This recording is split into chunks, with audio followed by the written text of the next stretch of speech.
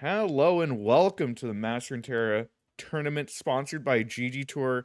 I am Aikado. With me today is SantaTCG, running it back from the last tournament. How you been, bud? I'm great. It's been a good week. Yeah? Yeah, new You patch. enjoying all the new changes? Well, most of them. Most of them. Most of them. There's like a certain deck that's maybe still a little too good, you know? I Uh-huh. won't name names. Thralls, right? It's Thralls. Oh, it kind of is Thralls. I I actually haven't seen Thralls since patch, but Cameron Hanzo keeps telling me that nothing's changed. Well, that's not true. Cameron Yeah. Hanzo tells me that the deck is dead. And when but he puts like a little wink next to it, so I don't think anything has changed. I think it's still really good. Nah, I've played like a good number of like games, and it's just sometimes it's a little slow, and Hmm. sometimes you don't win because Blighted Burn. Which, like, Yeah. hey, that's good. That's something at least. The issue is like Sands of Time still exists. Sorry, I didn't mean for us to get into a No, ravine no, no. Let's complaint jump already. right into just bashing on Freljord. They can't have anything good. Lissandra's True. overtuned. Honestly, Riot just killed the card. I'm down for it. I'm open to it. You know what? Revert Watcher, get rid of Tough Nexus. There you go. Hmm. Solved. Um, but if we want to talk about decks that we're a little bit more likely to see today, if you haven't seen it, Kaiser, has eaten a few nerfs and nothing has changed. So in our Swiss tournament today, I would say it's very likely we'll probably run into this deck at least a little bit, whether it's the mono variant Yeah. or some people are playing Auction, some people are playing Sivir. How do you feel about the different variants here? I think they're all pretty functionally the same. I think the Mono Kaisa and Sivir variants outshine the Auction one. I also think that honestly, having the freedom to not be on Turbo Kaisa and just slap 3 Void Abomination in your deck it's just been terrifying to play against. Yeah, I think that the big thing for most of the lists that you're going to see today is unlike the one we have on screen, you'll probably see 3 Void Abomination. Void Abomination, of course, is kind of just an absolutely broken card. And sort of gives inevitability to a mid-range archetype that otherwise doesn't have it. It's funny that you say that Akshan feels like the one that shines the least, because that's not been my experience. I tried like the Sivir version, and Sivir and Kaisa kind of have a little bit of anti-synergy, just because like Kaisa's shooting a lot of the blockers that Sivir wants to hit to get her level progress, and it's a little bit awkward sometimes. But at the end of the day, the Evolve package and this mid-range Demacia are just so strong. Being able to run Deny in this deck, as well as some Void A-bombs, it's just disgusting. It's really an incredibly strong, incredibly difficult to deal with deck for anyone. Yeah, I think Kaisa's still sitting pretty comfortably at like top of the ladder, top of the meta. I saw a picture on Twitter earlier of somebody posted they looked at they sorted by win rate and the top 4 decks are all Kai'Sa I decks. saw, yeah. Literally every single one. Admittedly, the play rate's a little bit further down than like last patch. Last patch it was like an 18% play rate. Now it's like a 5%.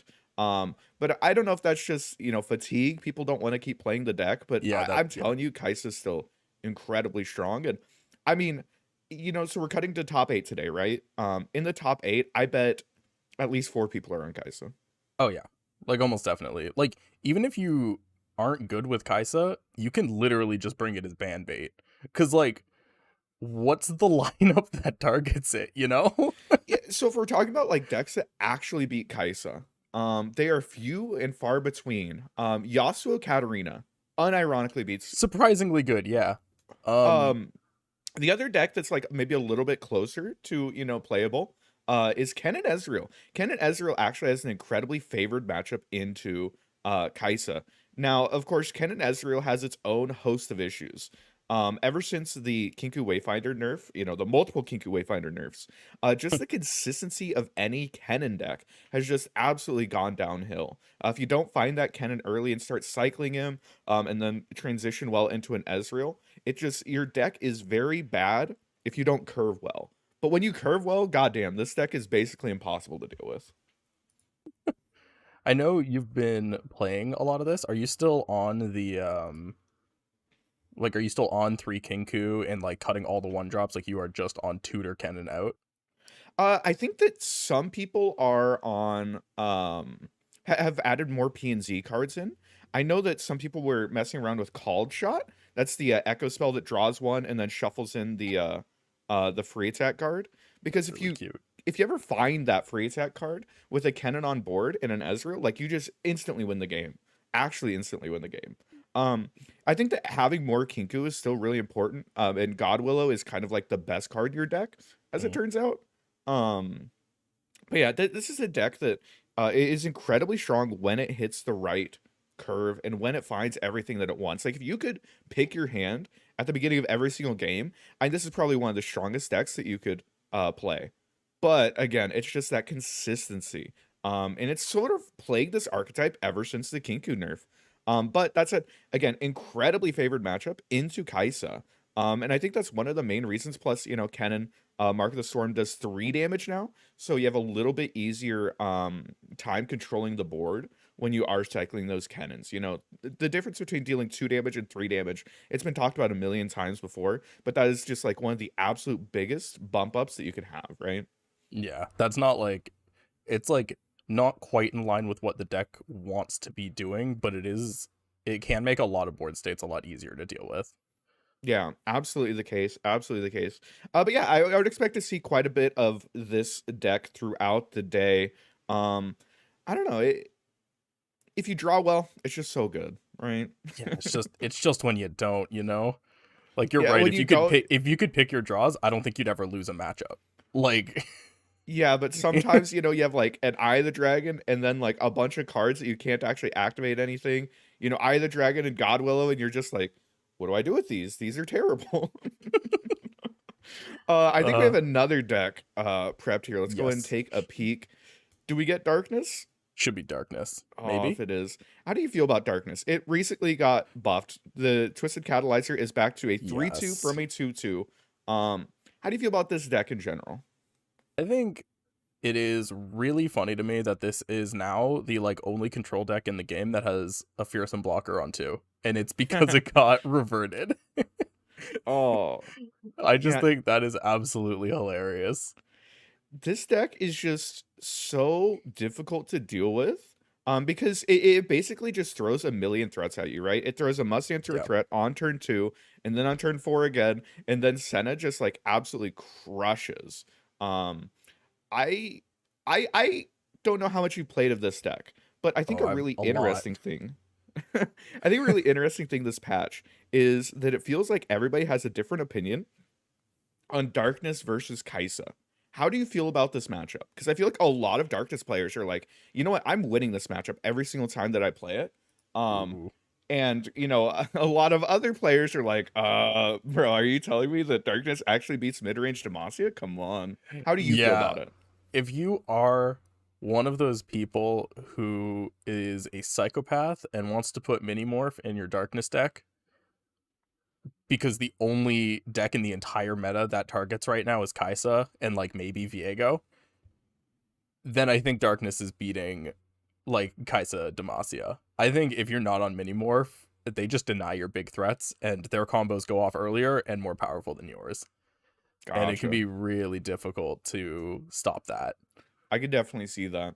I Yeah. think that one of the strengths of this Kai'Sa deck is just like how well statted everything is in the deck. You're playing like 4 mana 6/6s, and if you're trying to be like a fair, honest, and I hate using those words to describe Darkness, if you're trying to be a fair, honest removal deck like Darkness, trying to deal with 4 mana 6/6s is really hard. Yeah. And like if you have to minimorph a Kai'Sa, a lot of times you're just dying because it's like, oh, well, you spent more mana and they still have a 3/3, and they're still beating you down, and the next Kai'Sa is going to have Scout and Challenger, so Yeah, it is not, I would not call it a good matchup. I it's think, it's funny yeah. because like I from the Kai'Sa side, I don't think I've lost that matchup, but I have looked at like the stats, and I think that stats wise, it's an incredibly close matchup, which surprises me. But Darkness is just I don't know, it's such a consistent deck. Well, I don't know, it's just a good deck. It plays well statted things. It's solid. It's really solid. Yeah, Darkness has always been It's gonna be an evergreen, honestly. It'll come back if the meta lets it. Yeah, but we might be getting into game pretty soon here. Salty Simon, I think. Oh, we're gonna go take a peek at his lineup. Let's go and take a peek. Salty Simon, of course, a very good player. Has he like made finals in his seasonals? I don't know. He's good, right? I'm not sure his exact. I know he's been in, like, he's top 32 for sure. Did he won a seasonals? Wait, did right? Simon win a seasonals? What the fuck? wait. Who let Simon win a seasonals? No. It's okay. It's okay. So, as we all know and are familiar with, seasonal champ Salty Simon. Here's his lineup. Interesting tech here. Triple bird. Bird onto any of your champions. Catalyzer. Stilted Roadmaker. There's a lot of really good targets for the Chime. Which I think it's really cute. I've seen a lot of people running Bird, and I love it in this deck. Like, a lot of your cards are already fairly statted, with like the exception of Conch and Aloof. Anything you're hitting is great. Like, buffing a Viego to 5 can make it unkillable for some decks, which is crazy.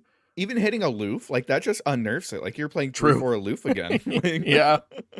I think the interesting thing here, only one missed call. Missed call oftentimes is one of the really annoying things to play against in this deck, because, you know, if you do want to remove any of their champions, they just keep coming back.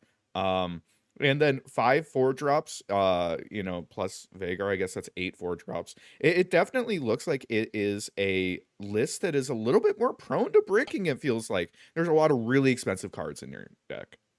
Yeah, this is definitely a this is a deck list that is not expecting a lot of aggro in the meta. Yeah, imagine aggro current year. I do see though Jace Heimerdinger as the second deck, another control deck, but I mean, it feels like there is a common theme here. Salty Simon, big fan of Aloof Travelers, sticking that in every deck he can. He wants to hit those 8 drops. He's trying to take out the Void Abominations. This might be a like attempt at actually targeting Kaiser. Potentially. I mean, Aloof Travelers is a very strong card, especially if you aren't getting punished for playing out a 4-mana 2/3. Just its ability to snipe win conditions out of the hand is just so incredibly valuable. And of course, the Timer Jace deck has low-key been like, you know, tier 2, maybe tier 1, and very tournament viable for the past like 6 months, right? And if you were playing it before, you're going to keep playing it because this deck isn't going to eat any nerfs, right? Like, who's nerfing Jace Heimerdinger? Yeah, like it won the last seasonals, right? In NA or in Americas. It did, because it was the mirror, right? Yeah, it was Trevo on it. Yeah. And then let's go ahead and take a peek at that third deck before we get in game here. TF Nami. Dope. Classic. TF Nami tells me you probably aren't trying to play against Kaiser. Triple go hard, no tentacle smashes. You know, it's a little bit different of a list than we've seen previously, but I'm still a big fan of this deck. I love this deck, and I think that it's still going to be pretty strong. Triple go hard is exciting. I like the go hard versions of this deck. I've never been a huge fan of it, but I don't know. I'm open to it. I think that Drizzoth has changed his list up a little bit. There's a 1 box in here. Sure. What are you boxing? All right, and it looks like we're going to be getting into Simon versus Sorry. The EU, the EU clash here. That should be coming here in just a second. Really, what are you boxing in this meta? I'm like trying to think. I honestly I really don't. Maybe it's like Pirates. Maybe you're just like really wanting to crush Pirates. You're like, hey, there's that new Pirates list, the 4LW list with Riptide Sermon. I have Nakaboros, and you just want to try and beat it. But as we get in here, it is going to be Simon versus Sorry in the round 1. And this looks like Darkness versus FTR. No, it's definitely Gludier, right? Oh, it could be Gludier. Wait. It's gotta be. Oh my god, this hand. Yeah, it's FTR. This hand from Simon. This is incredible.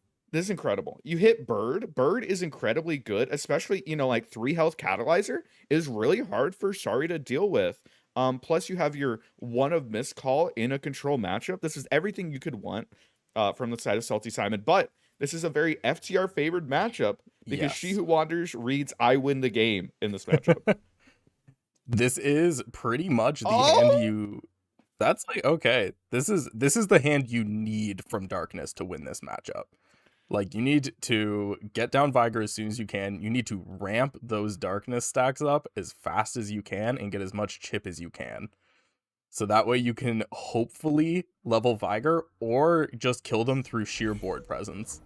Yeah, unfortunately, the Acolyte eating, or the Dark Bulb eating that Chime does mean we don't get a 4-3 Catalyzer on turn 2, but still pretty solid beatdown plan so far. There's a little bit of a race, funnily enough, between the two control decks. Sorry really wants to ramp into that She Who Wanders, and Simon just wants to try and force awkward answers. I mean, that looks like a pretty easy Darkness target to me. Yeah, we gotta shoot the faces. Yeah. Oh, I mean, so like next turn he would be, if you didn't shoot it, he'd be at 7 mana plus 1 bank. There's nothing crazy that you're doing with that. You know, there's not like a big break point there. But from the side of Simon, you still want to deny that ramp. You don't want them to get anything extra. Plus, you have some Darkness Generation in your hand. Did we just open pass? We did. I wonder if we are wanting to hold up this missed call for like a Vengeance or a Despair. You know, depending on with the meta the way it is right now, I wouldn't be surprised if Sari was on a Despair or two. I think we might be playing to a Sari doesn't have She-Who. Yeah, She Who Wanders isn't real. Because like if it is, I mean, you know, we were winning this game anyway. Yeah, I'm not sure why we didn't take an attack with Catalyzer. Like, you just want that to connect. So, like, now Catalyzer's just kind of dying if there is a ravine or an avalanche. I feel like it 100% has to be wanting to hold up this missed call for Veigar. Like, you're basically saying, I don't want to have the chance of missing if you end up vengeancing or despairing him. I feel like that has to be the play here. Either way, though, Simon is going to be able to generate another Darkness. That Darkness is dealing, what, like 6? And we'll see it here in a second. I mean, it won't actually show us, right? Yeah, we'll check on the progression. Okay. So he's played 2. The first one dealt 3. So that this has got to be an open. Oh, yeah. No, our open attack's incredible here. Oh, wait, Aloof. Okay. Aloof is actually goated in this matchup, either hitting FTR or Ruination or She Who Wanders. I mean, that is an incredible draw, but it's also kind of a bad draw because now you're sitting there and you're like, do I need to try and snipe that FTR? Do I play the Ruination? I don't know actually what you do there. That's rough. Yeah, I think the open makes a lot of sense, but there is the FTR. All right, we've got a lethal setup here. So we play Senna this turn. I believe Darknessing anything is flipping our Viego. We're Extolling this turn. Extolling? I think what the big thing to keep in mind is that they can still She Who Wanders. Oh, 7 damage? God damn. Yeah, so the first one was flipping. I think we needed to Senna so that way we could have the fast speed. Well, I guess we still have it as long as we play it. Yeah. Yeah, if they do end up developing at all, and it's anything other than She Who Wanders or killing Veigar. God. She Who's okay, because She Who will kill the Viego on board, and then we can play another She Who. Oh, we have another Veigar in hand. True. Yeah, sorry, another. Since he's hiding as that champion spell, he's not going anywhere. There's the Vengeance coming down. Yeah, and this means that our missed call is bricked, but we have another Veigar. I mean, it has to be Despair. If you don't have Despair, you look pretty dead here, and I'm looking at the list right now. Simon! I'm looking at the list right now. Only one She Who Wanders, and no Despairs mean that this one is likely going to go the way of Salty Simon, just getting the absolute nut draw. Yeah, that was some Darkness gaming. That's the, like, that's the hand you want to see every single game against almost every deck. That was an incredible draw, especially the bird. The bird giving the extra stats early is just so good in that matchup. You had the Veigar on 4, no answer for it instantly. And I really do like that open pass on turn 5, holding up that missed call, making sure that your Veigar is stacking the entire time. Really well played there by Simon in what's an unfavored matchup, but looking at Sari's list, there's only the one She Who Wanders, so probably the correct call there by Simon. Just to not ban that, take it, and end up picking the win there in the control versus control. I like my She Who Wanders. You gotta put more than one in that deck. Come Yeah, on. and especially if you're on the ramp version, right? Like you are Yeah. still playing the face of the old ones. So it feels like, you got to be ramping towards something, right? And I don't know if FTR, the card, is enough of a win con on its own versus like Shoe Wanders. Shoe Wanders is just such an insane card, especially you're playing on turn 7 or turn 8. Yeah. No, that was crazy well played though from Simon. Like that was actually like perfect. No, Simon crushed there. Ooh, TF Nami All right. into sorry here. I mean, as the Nami aficionado, I will tell you, I don't think I've ever lost Nami into SI Freljord. So do we know how many is he on Ruination? Is he on Buried in Ice? So he is on one Ruination. One Ruination, Triple Vengeance, a couple Whales, some Avalanches, and that's kind of your removal suite. There's not a whole lot else going on here.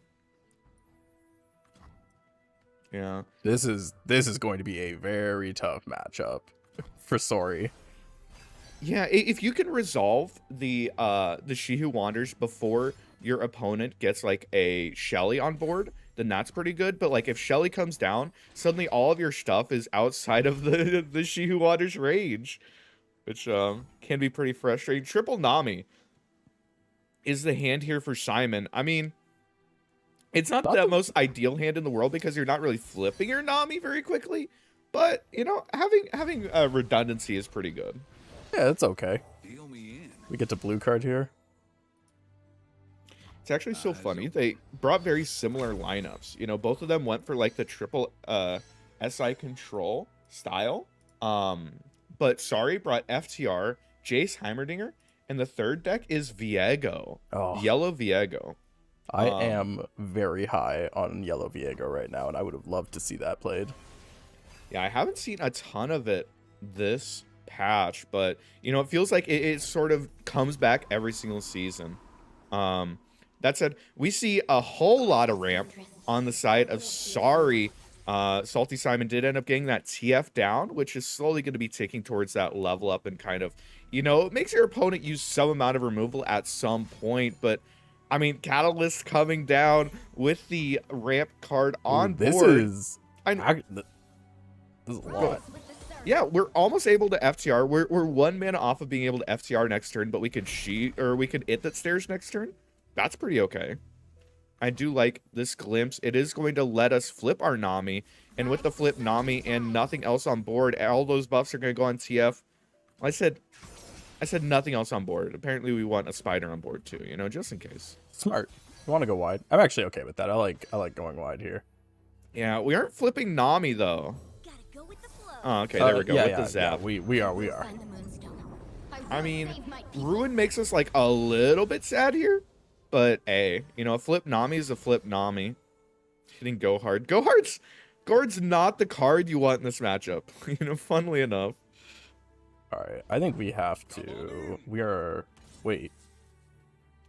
I would have expected It That Stares there. I think the It That Stares kind of just crushes this board state. No, I see what we're doing. We're not trying to get, so we don't want to lose to a like 4 wide buff setup with the It That Stares because we're killing off our own O3, and this way we can hold up freeze to like stop the elusive, and the next turn we can FTR. It's a little scary, and I think we're going for a Vengeance lethal. Or Atrocity. Atrocity lethal.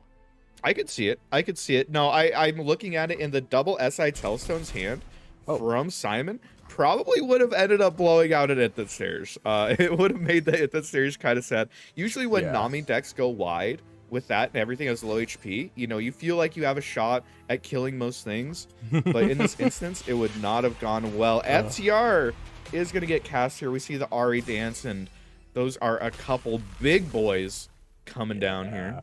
Yeah, Sorry's played this matchup enough. He knows, just like the Nami TF player always has at least 4 copies of SI Tellstones. So you can't, you gotta respect it. Yeah, and we are gonna see the swing in here. Probably just gonna get at least 10 damage in. Big things to now note. We have to hold up. Yeah, this TF looks like he's about to flip. That should be happening pretty soon here. We do have Vengeance, 7 there. Yeah. So, Zap would get us the flip next turn, if we want to play that. But keep in mind, we did just go down to 10. We end up healing up 1, so 11 means that Atrocity on its own is not showing lethal. But, Atrocity with Fury of the North, that's lethal. No, we are 1 mana off of that, right? Yeah. Oh, true. True. All right, we are incredibly wide. We have quite a few elusives. I mean, this is an incredibly scary board state for Shari to deal with.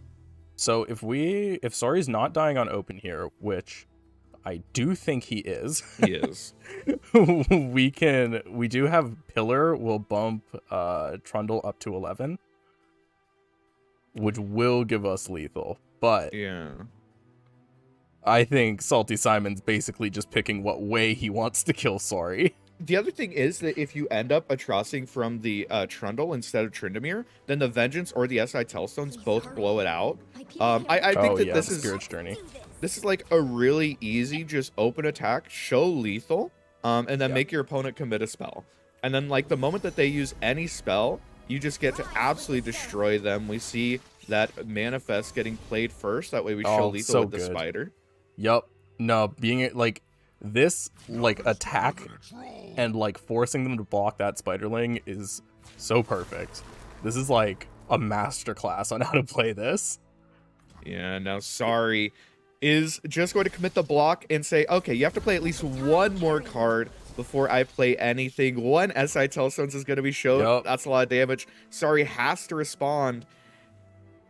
I mean, okay, so your response here has to be Entomb, I think. I think it has to be Entomb onto the Burblefish, because the Burblefish is going to be the first elusive to eat a Nami buff. Other than Shelly, it's also going to be eating the Shelly buffs. Realistically, you're dead here. But the Entomb is better than a Flash Freeze, because Flash Freeze is just going to immediately get buffed up by the Nami, right? We do have the option of putting, we are doing it, putting Atro on the stack. And we still have Flash Freeze available. Atro from what to what would be my question. I don't know probably if there's anything... Tryndamere to Burble? Okay. Okay, so it's like a similar line. We want to kill the Burblefish, and this way we get to hold up the Flash Freeze. That could make sense. That could be a pretty solid line into basically everything other than... Zap, sure. I don't like throwing it at Zap just because Burble's a 5/3 instead of the 5/4, so it's going to end up eating a Nami buff at some point. But maybe we're saying it's fine.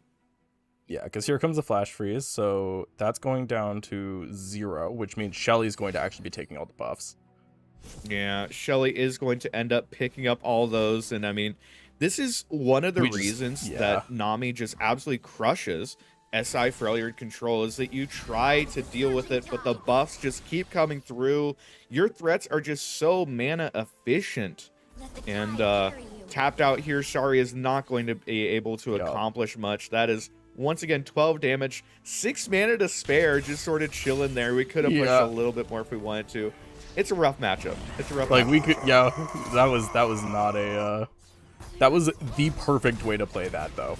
You swing with lethal, committing as little as you can, and then all you do is commit the bare minimum over and over again for lethal, forcing them to play cards, forcing them to respond, and like then you end up Atroing a Tryndamere into a Zap and still losing the game. Yeah, it's rough out there. It's really rough out there. Really well played by Simon in a favorite matchup. I think that best of 3 really comes down to Sari not being able to find the win in FTR versus Darkness. You know, with the one She Who Wanders, not quite able to find it, not quite able to ramp into it, and just the really strong start there from Simon.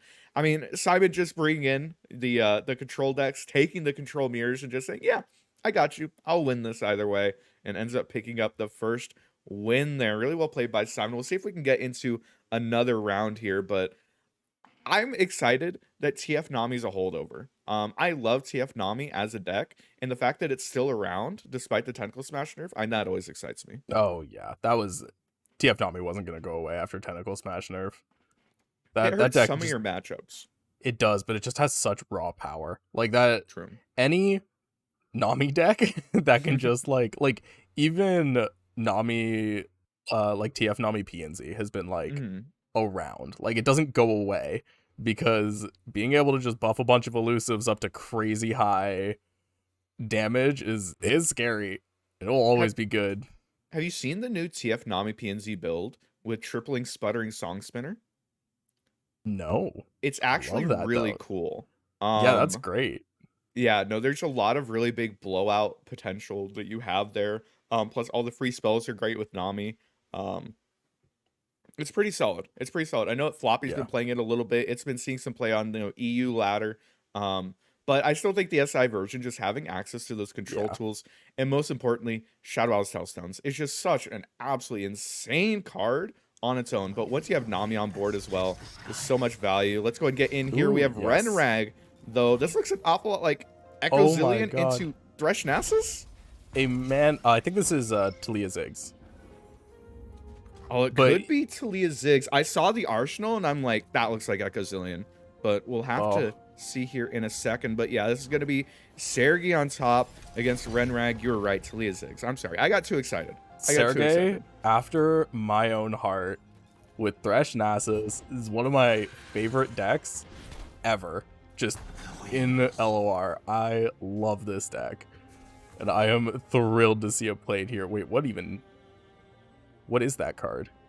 What's being played right now? That is Bomb? Drop the Bomb. So Drop the Bomb is a 2 mana slow speed, deal 2 to something, and summon out the Scrappy Bomb landmark. Oh yeah, that's a new one, right? Yeah, it's like slow mana Mystic Shot, basically. Yeah. But the really nice thing is that generating these Scrappy Bombs for your Naturalists and for your Ride of the Arcanes, just the value on that ends up being really nice. I mean, look at this. Our Naturalists were absolutely bricked, and now they're only slightly bricked. We could turn those landmarks into 5/4s. We do have a Thresh with Spell Shield coming down. And that is scary.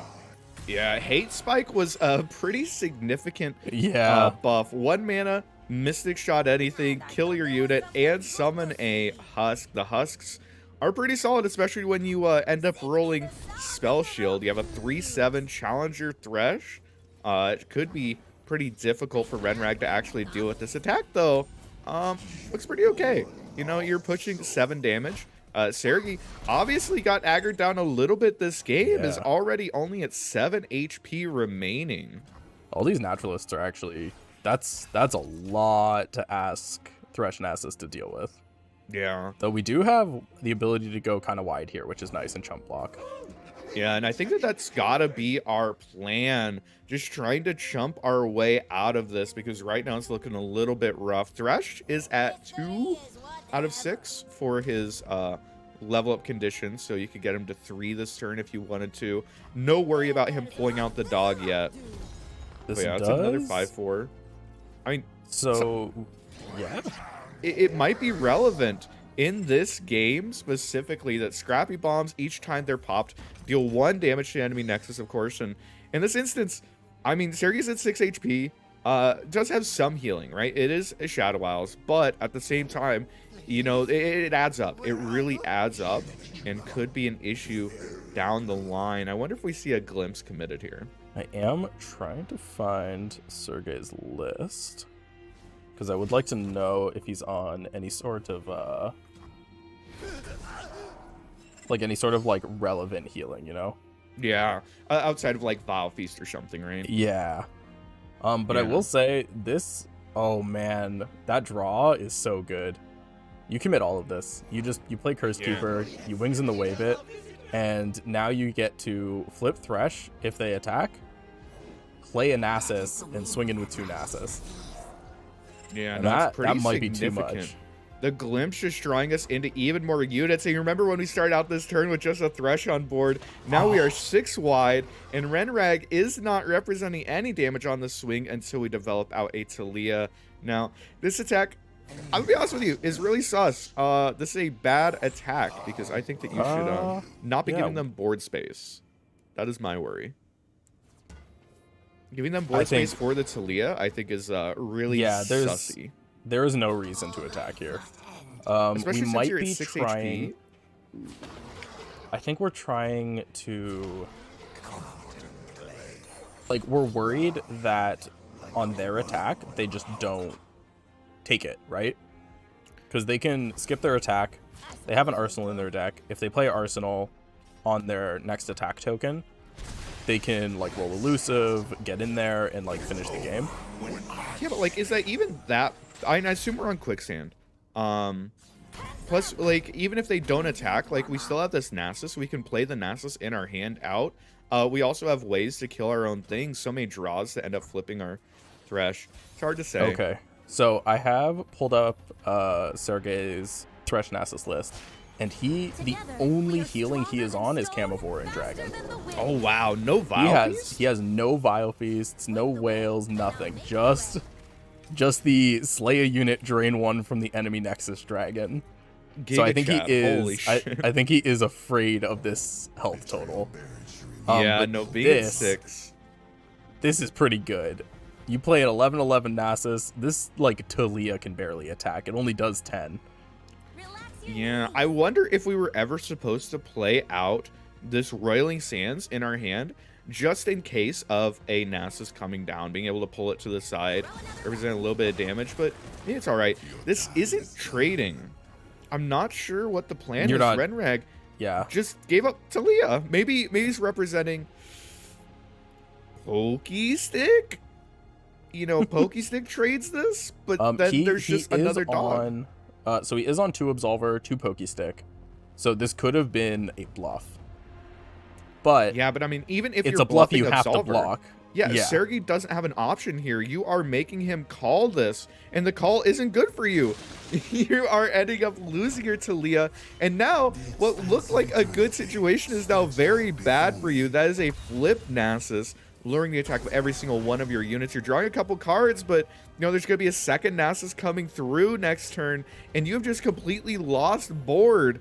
This just feels like a massive oversight by Renrag. We just didn't accomplish anything that turn.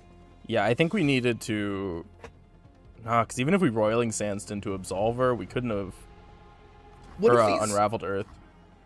One of these Nasuses has to hit face here, by the way, because we get to pull one of the Rock Bears to the side. The second Nasus coming through, it's just going to continue to lower the attack. I mean, we also drew third Nasus? I mean, okay. Okay. Maybe Sergey attacks with a full board and burns the last Nasus. No way. Come on, Sergey. Come on. He baited me for a second. But yeah, this is going to be that third Nasus getting pulled out. The double doggo board. The classic. Both of them have spell shield, so this quicksand even isn't accomplishing anything. Plus atrocities in hand, a pair of them, make it pretty difficult for Renrag to end up surviving this turn. You have to commit Absolver here. Yeah, you kind of have to. You don't have a choice. Your out here is Absolver into Arsenal, into Elusive. The issue is, funnily enough, you are not allowed to play Absolver or play you need to wait until next turn to play Arsenal. Arsenal, though, if it does hit Elusive, then it does represent lethal. It also has to hit Spell Shield, so it doesn't die to this third Nasus in hand. But if it hits Elusive Spell Shield, it could be fine. Also, notably, since we're shaving that Rock Bear on the side there, one of these Nasuses is going to end up dying and getting traded down by the Rock Bear. But, I mean, Sergey has another Nasus. Does he really care? I think he is... Like, I'm pretty sure Sergey is supposed to just rip one of these Atros. Potentially, just on that first one. I could see it. You force him to have it. Because if he doesn't have Deny here... You could also just be like, hey, you know what? Opponent might make a mistake and tap out of Deny. And, like, if they tap out of Deny, I just win the game instantly. You know, maybe playing towards that out instead. Because there is an issue of Renrag can play the Arsenal next turn without dropping below Rite of Negation. And Rite of Negation, very good card for some reason. There's the atrocity. That's why we're ripping it here. So now he can't represent the lethal next turn and hold up Deny. Exactly. So that second atrocity should be coming through. I mean, Renrag might only have an option of playing down Ziggs and trying to get there on the bird plan, or just not respecting the second atrocity, which also a fair play. It's just pretty rough for you as Ziggs Renrag. play. So our Ziggs has to be leveled. Yeah, right? Ziggs There's is no way it's absolutely not. leveled. Okay, so we're playing Ziggs. Ziggs is getting 2 to the face. We can... Oh, we don't want a Naturalist here. And we don't want to, but we might have to. I don't think we have a choice. You're saying he just used Atro. Maybe he doesn't have the second one. He only has 2 in the deck. Yeah, I think that this is... I think if you're Sergey, you're probably just passing this down and waiting for your opponent to do something. Because right now, your open attack is lethal. And if your open attack is lethal, then you don't have to do anything. We'll have to see, though. It looks like hovering the Nasus Siphoning Strike. Interesting. This is a terrible fucking play. I'm going to be honest with you. I don't understand this. You're losing so fucking hard to Hourglass here, right? Like, you actually almost lose the game on the spot to Hourglass. Hourglass second Ziggs is literally... yeah. That's crazy. Well, he wouldn't have been able to play second Ziggs. 3-mana Hourglass now. Oh, true, the nerf. The nerf. It still feels like... I don't know. Maybe it's fine. Maybe it's fine. You know Either what? way, though, Maybe Sergey... Maybe he just wants to summon a second Nasus. He wants 3 Nasus. Understandable. You shuffle that one away. You pull out the next Thresh as a 6/9 Thresh. And we should have a pretty nice attack here. Also, pretty sure it's actually incorrect to pull another Nasus. I'm gonna be honest with you, I don't think I'm No. The Ziggs is dead. Yeah, no, the Ziggs is very very dead. dead. You just swing. You're good.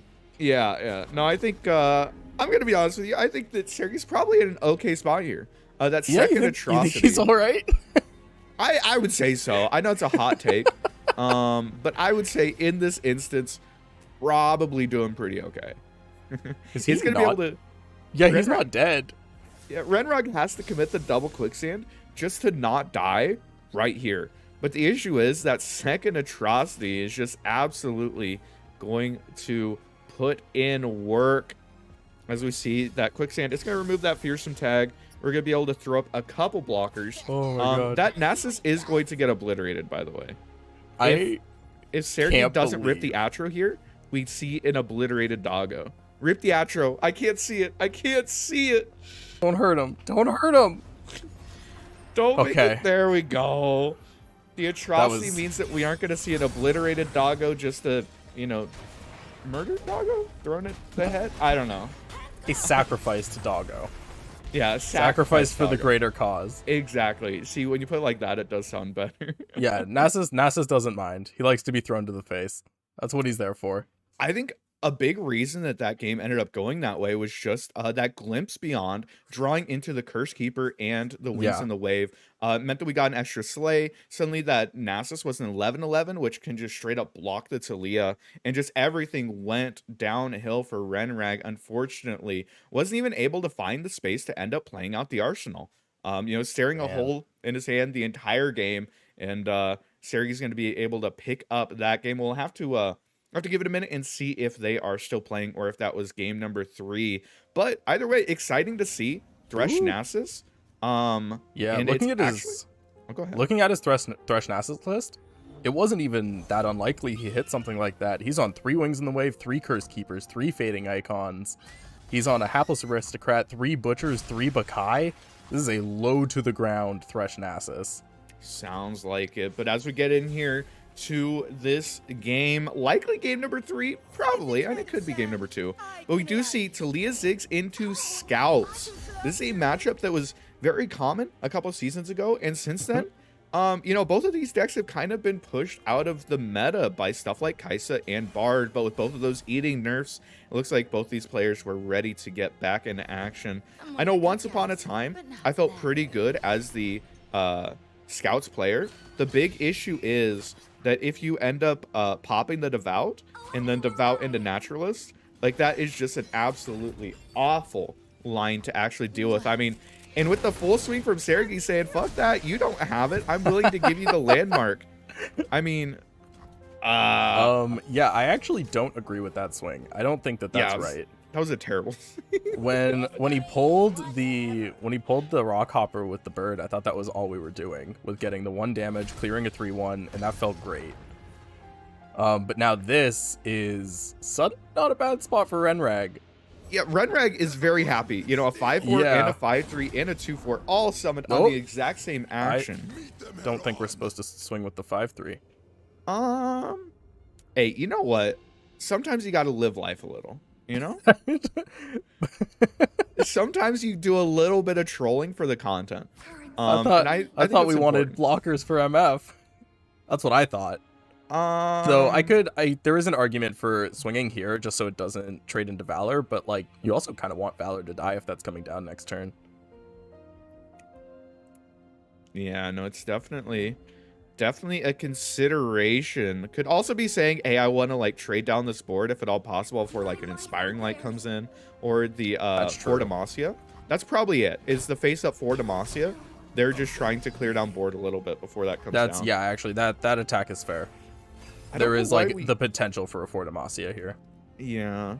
But we can end up actually using the Tattered Banner into Quinn. With the change of Tattered Banner, it will now not have the challenger get thrown onto Valor. Instead, Quinn will end up holding on to that herself, which is pretty nice. The Quicksand actually being committed here just to... Not on Quinn? But why? Why don't not you on want Quinn? to deny the scout? Isn't that the point of this line? Is I thought that's what we were doing. She still has challenger. She still has challenger. Man. And you can't block any of the X1s. Like, the 1/1s can still attack into you. I think we're playing a little too fast. We're playing just a little too fast is what's happening. Like, I don't know that it registered to Renrag that the Quinn had challenger. That might be it. So I think it was you can attack with Quinn, but if you scout attack with Quinn, I can block with the 5/2. But I don't think he noticed. Yeah, no, it's rough. We still have the Taliah. This Taliah's is not okay. Oh, we got what? Taliah there. Hey, you know, so if we did Taliah, we were gonna lose straight up to Rally. So yeah, this way we at at least get to deny and then lose the game, which is I don't know about that. That's you're drawing to a top deck deny out that isn't even really an out. No, instead of developing dead. There's this weird thing that's happening where Misfortune is flipping on the next action. Plus Quinn gets to flip next turn as well. This is a rough position to be in if you're Renrag. It felt like they had the nuts on the opening, but Sergey has absolutely just been able to control the board. I mean, why are we giving up Quinn? We're not giving up Quinn. Oh, true. Misfortune. I mean, they can they can deny this. I think both players just played this way too fast. They're gaming, man. It's round number 1. And sometimes in round number 1, you're still getting the jitters out, still figuring out what you want to do for the day. You haven't had your lunch yet. I mean, it's very easy to use. So like, you know, maybe it's like midnight. It's midnight. It's like 6, right? It's probably like 6 for Sergey. I don't know where he lives exactly, but yeah, ish. Either way, though, we are going to see the Rite of Negation end up getting committed there to deny the Misfortune proc. And I mean, this is about as much value as you're getting out of it at this point. Admittedly, you're still dying to rally, but you know, he's not even dying to rally. He's just dead. 7. Well, no, we're technically alive with a block. Plus, I mean, true. if they have no units, then we're dead. Or if they have any units, rather, we're dead. 4, 7, 8, 9, 10. Oh yeah, we're also okay. Dead to the Make It Rain. Yeah. No, we passed so that way we could go to 1 with Pokestick. Yeah, no, I mean, I think the pass there's probably right. That's really funny, but yeah. The issue is when you're looking at this board, you have to understand that you are dead. This is not your game to win. Yeah, there's no punish to developing. Giving them the scout attack from Quinn just made you have to burn deny on that first attack. Oh, I feel that was definitely, that was a good line if Quinn didn't have challenger. And that is definitely a Renrag didn't notice that Tanner banner went on Quinn when before he committed that quicksand. Yeah. And that is going to be a quick back-to-back. Sergey picking up the 2 wins against Taliah Ziggs. Taliah Ziggs had a little bit of trouble. It felt like Renrag had the nut opening, right? That turn 4 of Yeah. Naturalist plus 5/4 plus 5/3, but it wasn't enough. It wasn't enough, and Sergey's able to flip that misfortune. No Rite of the Arcane ever drawn. And the lack of protection in the hand of Sergey just didn't end up mattering. He's going to be able to pick up that first round victory. I mean, so far, EU kind of doing good. Kind of doing good. They're representing. I mean, we had a mirror match, so I wouldn't say. I mean, one of them had to win, right? That Yeah, also means EU lost. So, True. kind of cringe. Kind of cringe. They're they're positive win rate right now, so we can't flame yet. We'll have to take a peek and see if we can get any other games running right now. What was that? Sorry, I think Reduction said something in my ear and I didn't hear what it is. Break? Oh, okay. Well, it looks like we are going to go ahead and take a break. Get ready for round number 2. Appreciate you all hanging out. We'll be back in just a bit with that one. Thanks for hanging out.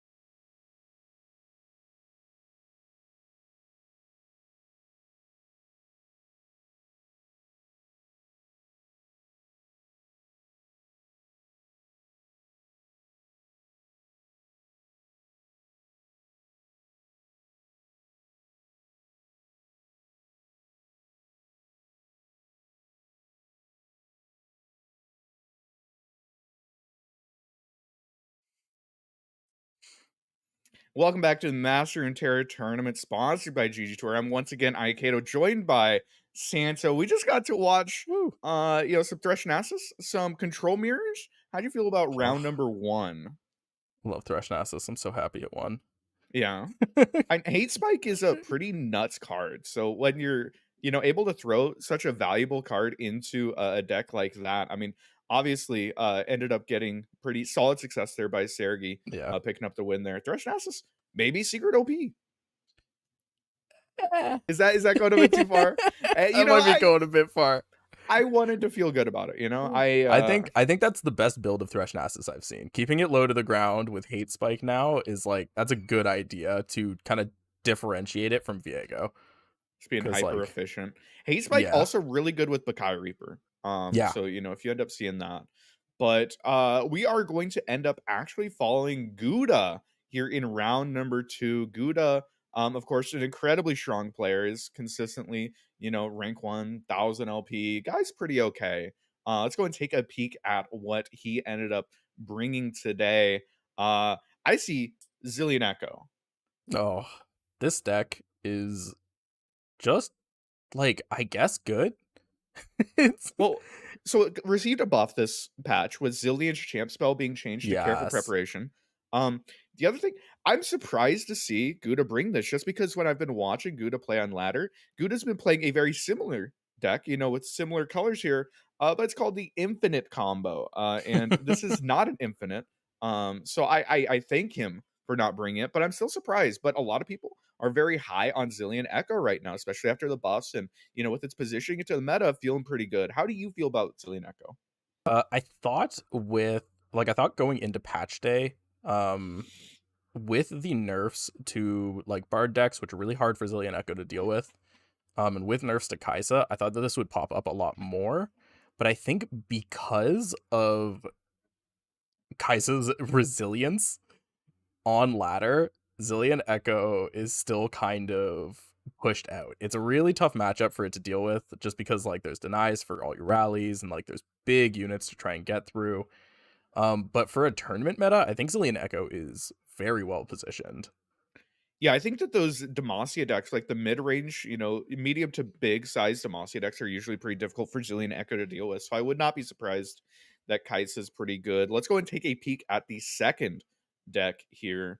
That Baya brought, and we are at, or not Baya, Gouda. We're actually looking at Scion, 2 Draven, 2 Vi, 2 Scion. Ooh, And this is a pretty aggressively slanted version of the yeah. deck. We see some Decimates, Get Excited, Mystic Shot, even a Farron in there. How are you feeling about Scion right now? This is interesting to me. So like running Zilean Echo usually says to me that you want to be banning Kai'Sa. But slanting your Draven Scion deck into burn usually tells me you want to be beating Kai'Sa. I I think find the more value heavy Scion game plan is what you want when you're playing into a like control meta. So I'm curious to see how this works out for him. it is really interesting because Echo Zillion usually has a pretty good control matchup into like the big Hmm. Freljord decks or Freljord SI. Um, and Scion can as well, weirdly enough, for PNZ Nox, Scion usually does pretty well, but the lists of Scion that do well usually are teching in like Aloof Travelers and other value oriented cards. That said, I do really like stuff like the Vi and the survival skills. Vi is, of course, incredibly good into Demacia, and Oh survival yeah. skills blows out Kai'Sa, absolutely blows out Kai'Sa. So maybe with the double quicksand and Echo Zillion, with the survival skills and the burn here, maybe Gouda's just trying to beat Kai'Sa. That's an interesting set of decks to bring to try and do that. But I do think teched in a way that we might be surprised. Yeah, we also see the Sentry. I like the one of Sentry. I've always liked Yeah, the Sentry in these decks. Let's go and take a Sentry's so peek. good. Yeah, it's such a good. I love Sentry as a card. Let's go and take a peek at the third deck, and it is actually going to be the PNZ Aphelios with a slightly different flavor than we're used to. No Winding Light. Winding Light, of course, ended up eating a nerf where it no longer has Overwhelm itself. And instead of Winding Light, I spy with my little eyes some freshly buffed Star Shapings.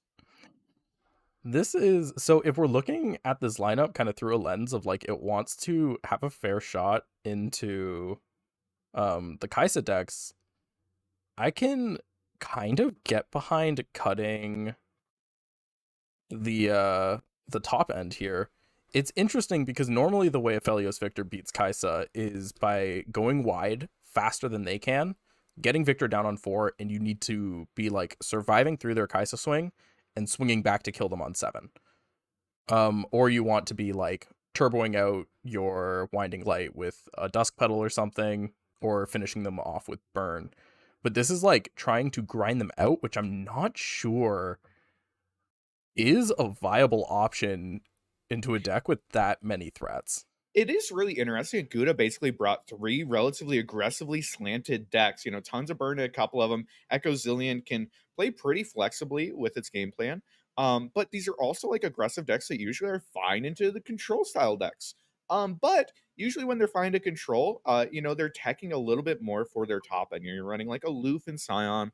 You're running that Farron. And then even in this deck, Gouda has been known in the past to throw like Glorious Evolution in this deck, just to help out some of its matchups and give you a little bit better late game.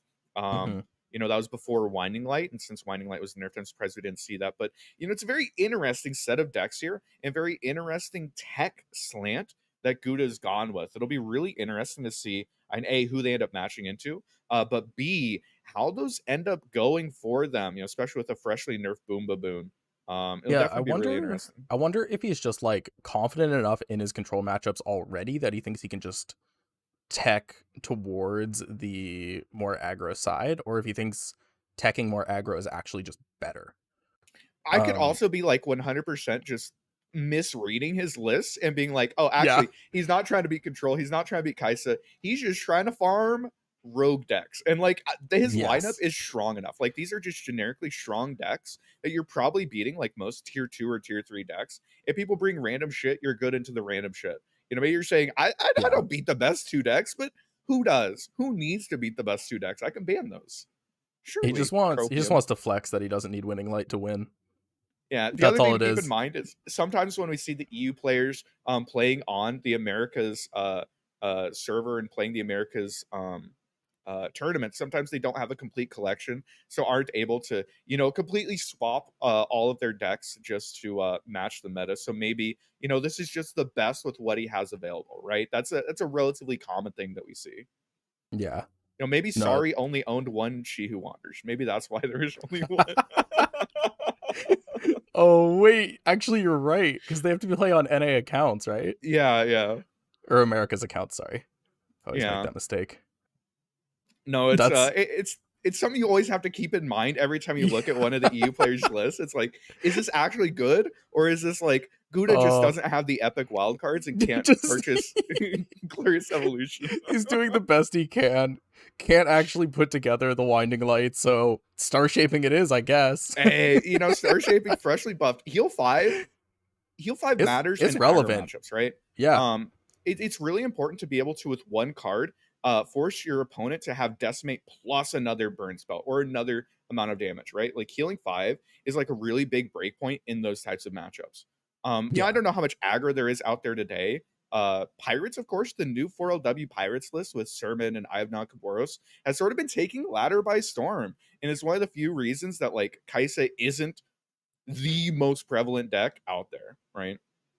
Yeah, I would be surprised if we didn't have anyone bringing aggro today. There's a fair amount, like, you can put together some decent aggro lineups right now. What's Like, your aggro lineup look like if they're you were not like building the it today? best. So you're bringing Janani and you're bringing Pirates.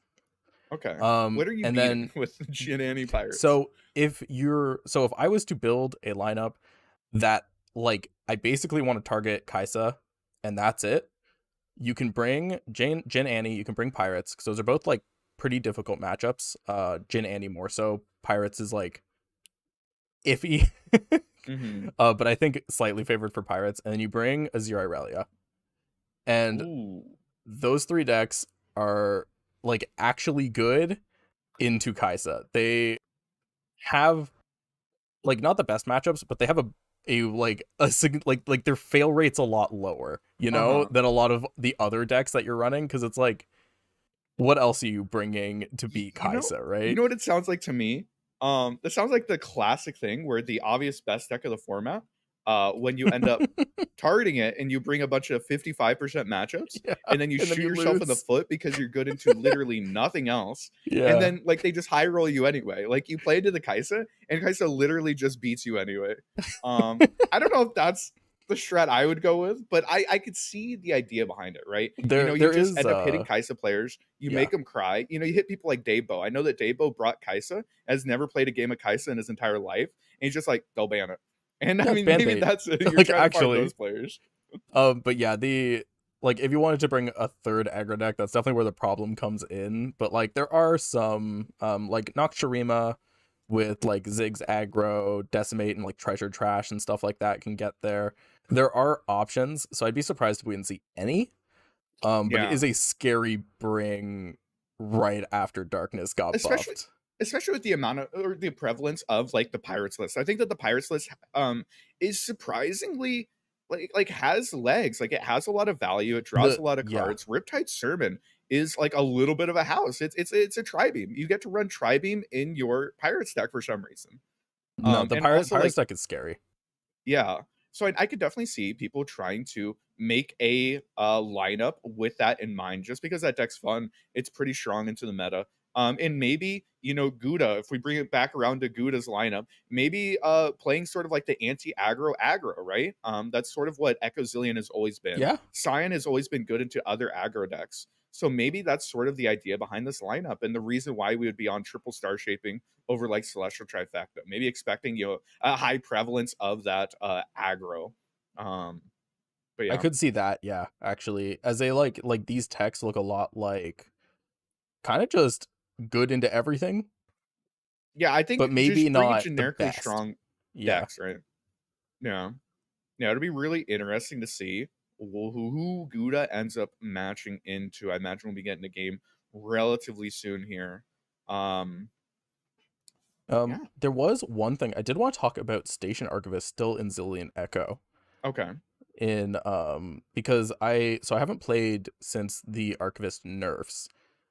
And I've been seeing a lot of people replacing her with the 4 mana Yeah. like Im shuffle copies. I Evil forget what it's called. Imperfectionist Evil or Imperfectionist. something? Yeah. No, that's it. Something like that. Yeah. So I've been seeing people kind of like shuffling her out because it does a similar thing that you want Archivist to do, but it's a better body. And like you have like the flexibility to, if you want to, shuffle a bunch of Hex Core, the Fallen Feline card. Yeah, Hexite Crystal. Hexite Crystal. I think it's an interesting direction to go with it. You could copy like time bombs as well. And it leans a little bit more towards like the time bomb printer. Yeah. I think that's a different version of the deck. I think it like plays a little bit differently. Archivist is sort of like drawing you value, or trying to like look at your top 5 cards and get a little bit of extra, whereas Imperfectionist is like playing for long term. It is worth noting Practical or Evil Imperfectionist is an epic card. So it is a purple, which means if you're an EU player, maybe you're just playing normal Echo Zilean. Oh, that's so funny. He wants the Evil Imperfectionist. He wants the Winding Light. He can't afford them. Come on. Funnily enough, I think Winding Light is a common card. I think it's literally a common? I thought it was a rare. I know it's not an epic. Yeah, no, it's Riot's out there, helping the homies out, letting everybody get access to the Winning Light, for the it is a common low card. price of 30 cents, you get your 3 copies. It is something I appreciate. I actually like, especially when I started out, I love the way they subscribe to the like card design process of never make a like meta defining card an epic, because it's a lot harder to get access to. You want to make those comments. Burble Fish was, no one thought that was happening. We're actually, Gouda's opponent is going to be looks like the Mr. Cats. Let's go and take a peek at their lineup. I think that we have that ready. Sorry, I didn't mean to run over your epics conversation. I do agree though. It's incredibly free to play friendly. I have thoughts on Deep.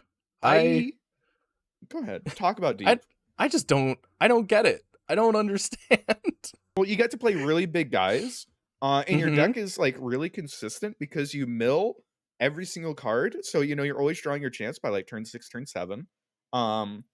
It's nut draw, like double Scarab with a lure, is very difficult for most decks to deal with.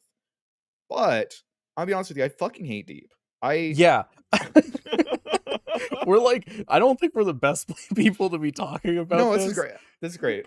Because everybody loves Deep, and we could come in and say, hey, playing Deep is annoying as hell because you have like 2 cards in hand on like turn 8, and you have like 1 board, and you just sit there, with your second copy of Nautilus in hand, like, I'm not playing any cards this turn. Hopefully my opponent dies. But from the other side, they just play a shitload of just like overstated guys. You can't deal with their board at all. Maokai just sits there and mills your entire deck. I hate Deep. It's just like I don't understand why it came back in the meta now. Because so it's supposed to be okay into Kaiser is what I've heard. Yeah, so I last patch, like pre-nerf Kaiser. So I haven't played the matchup post nerfs, but I imagine it only got better for Kaiser with Void Abomination. Like I played a buttload of Kaiser. I was just abusing that deck to reach the top of ladder and get my world's points. And like the Deep matchup was like bad pretty much exclusively when I was playing into Snipecross, who was extremely teched for that matchup. Okay. And other than that, it just felt so winnable all the time.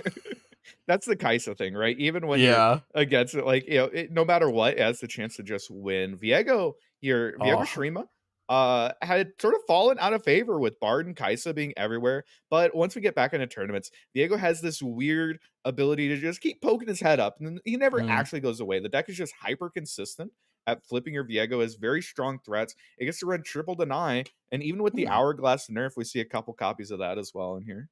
I am curious to see. This is what my the Viego list that I run also just like Ancient Hourglass got nerfed, so I went down 1 Hourglass, up 1 Rite of Negation.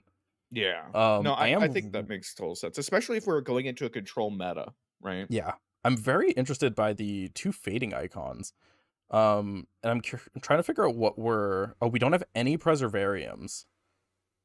Yeah, And we playing also a little don't bit have more for board, it looks Atrocity. like. Yeah. Well, Atrocity's for insecure players. We also didn't have Atrocity in Deep, by the way. So maybe a No, little bit of a trend here. who puts 1-ofs in Deep, you know? You just toss them anyways. It just feels bad. True. That is the nice thing playing against Deep. You see the 1 Atrocity milled, you're like, I'm good. Let's go take a peek at that third deck here and see what they decide to round out their lineup with. Oh my god, Classic. I'm cringing. A Dude. classic. I'm cringing. The A triple classic. SI. Oh my god. No, this is a seasonal consideration, you know? Oh my god. Maybe cut that Deep for an FTR. Ooh, you got a lineup going. This is basically Sari's lineup, isn't it? This is what Sari was running, except he was on FTR. Yeah, he wasn't on Deep. You know, I don't know. There's so many SI full lineups. It's hard to keep track of them. This one's interesting, though. 2 Aloof, 2 Stilted Roadmakers, triple miscall. God damn. This is like anti-control, right? This is 100% a call that you are trying to beat control decks. Only 2 Roadmaker is interesting. I think that's one of the strongest cards in the deck. Yeah, Roadmaker is just so good at accelerating your game plan, but it looks like really wanting to make sure you fit in those Aloof Travelers. Aloof Travelers, very good in the meta right now. It hits FTR, it hits She Who Wanders, it hits Void Abomination, it hits Kaiser. There's so many incredibly good hits. Basically, every deck in the game is sad when your opponent plays Aloof Travelers. So being able to fit that in, you know, maybe at a little bit of the cost of your own win condition, but I mean, Darkness lives a lot more to just deny your opponent than actually get yourself going. I'm right? curious to see that played and see if it bricks, because I think that 3 Mists Call and a Rekindler is a lot. That's 3 Missed Call is a lot. Yeah, no, yeah, like that's a lot of protection. Like that tells maybe me like you want to close your eyes. You know, you just want to turn your brain off and just slam Veigar on 4 and be like, do something about it. Do it. But like you could like maybe mix it up a bit, you know, put a transposition in there. A stress defense, you know, a stress defense. There's options that are more flexible than Mist's Call. Yeah, we should be getting into game here in just a moment. Appreciate you all hanging out for this again. Thank you to GGtoor for sponsoring this tournament. But we should be getting into round 2 pretty shortly here. Aw, what's your cat's name? It's Momo. Momo. Named her after the lemur monkey in Avatar. That's a good choice. That's a very good choice. It's great. She's just up there purring. She likes to hang out. Yeah. I was watching Gouda. It's funny, we're watching Gouda, but watching Gouda's stream last night, and his cat was just like running across his keyboard the entire time. Shut off the monitor a couple times. So maybe, you know, that's another thing that Gouda has to keep in mind is cat aggro. You have to manage that. It's like actually, yeah. Trying to like play an FPS when your cat likes to sleep on your mouse pad is a hard time. Yeah. Well, it is a mouse pad, you know, so I think it makes total sense that a cat would be interested in it and would spend time. Wants to protect you, really, at the end of the day. That's why she bites my fingers. That's why. That's probably it. It's because you're protecting the mouse with your hand. You know? It's I get it. I get it. She's beautiful. So an interesting thing, Gouda, of course, brought like, you know, the baboon lineup. I think 6 baboons and then Echo Zilean. Baboon usually has issues into control decks. So, you know, with the triple control, or, you know, I don't know what you would call the SI from the Mr. Cats, it's definitely something to keep in mind. But we're getting into game here. Gouda on the sign. Mr. Cats is on that Viego. And yeah.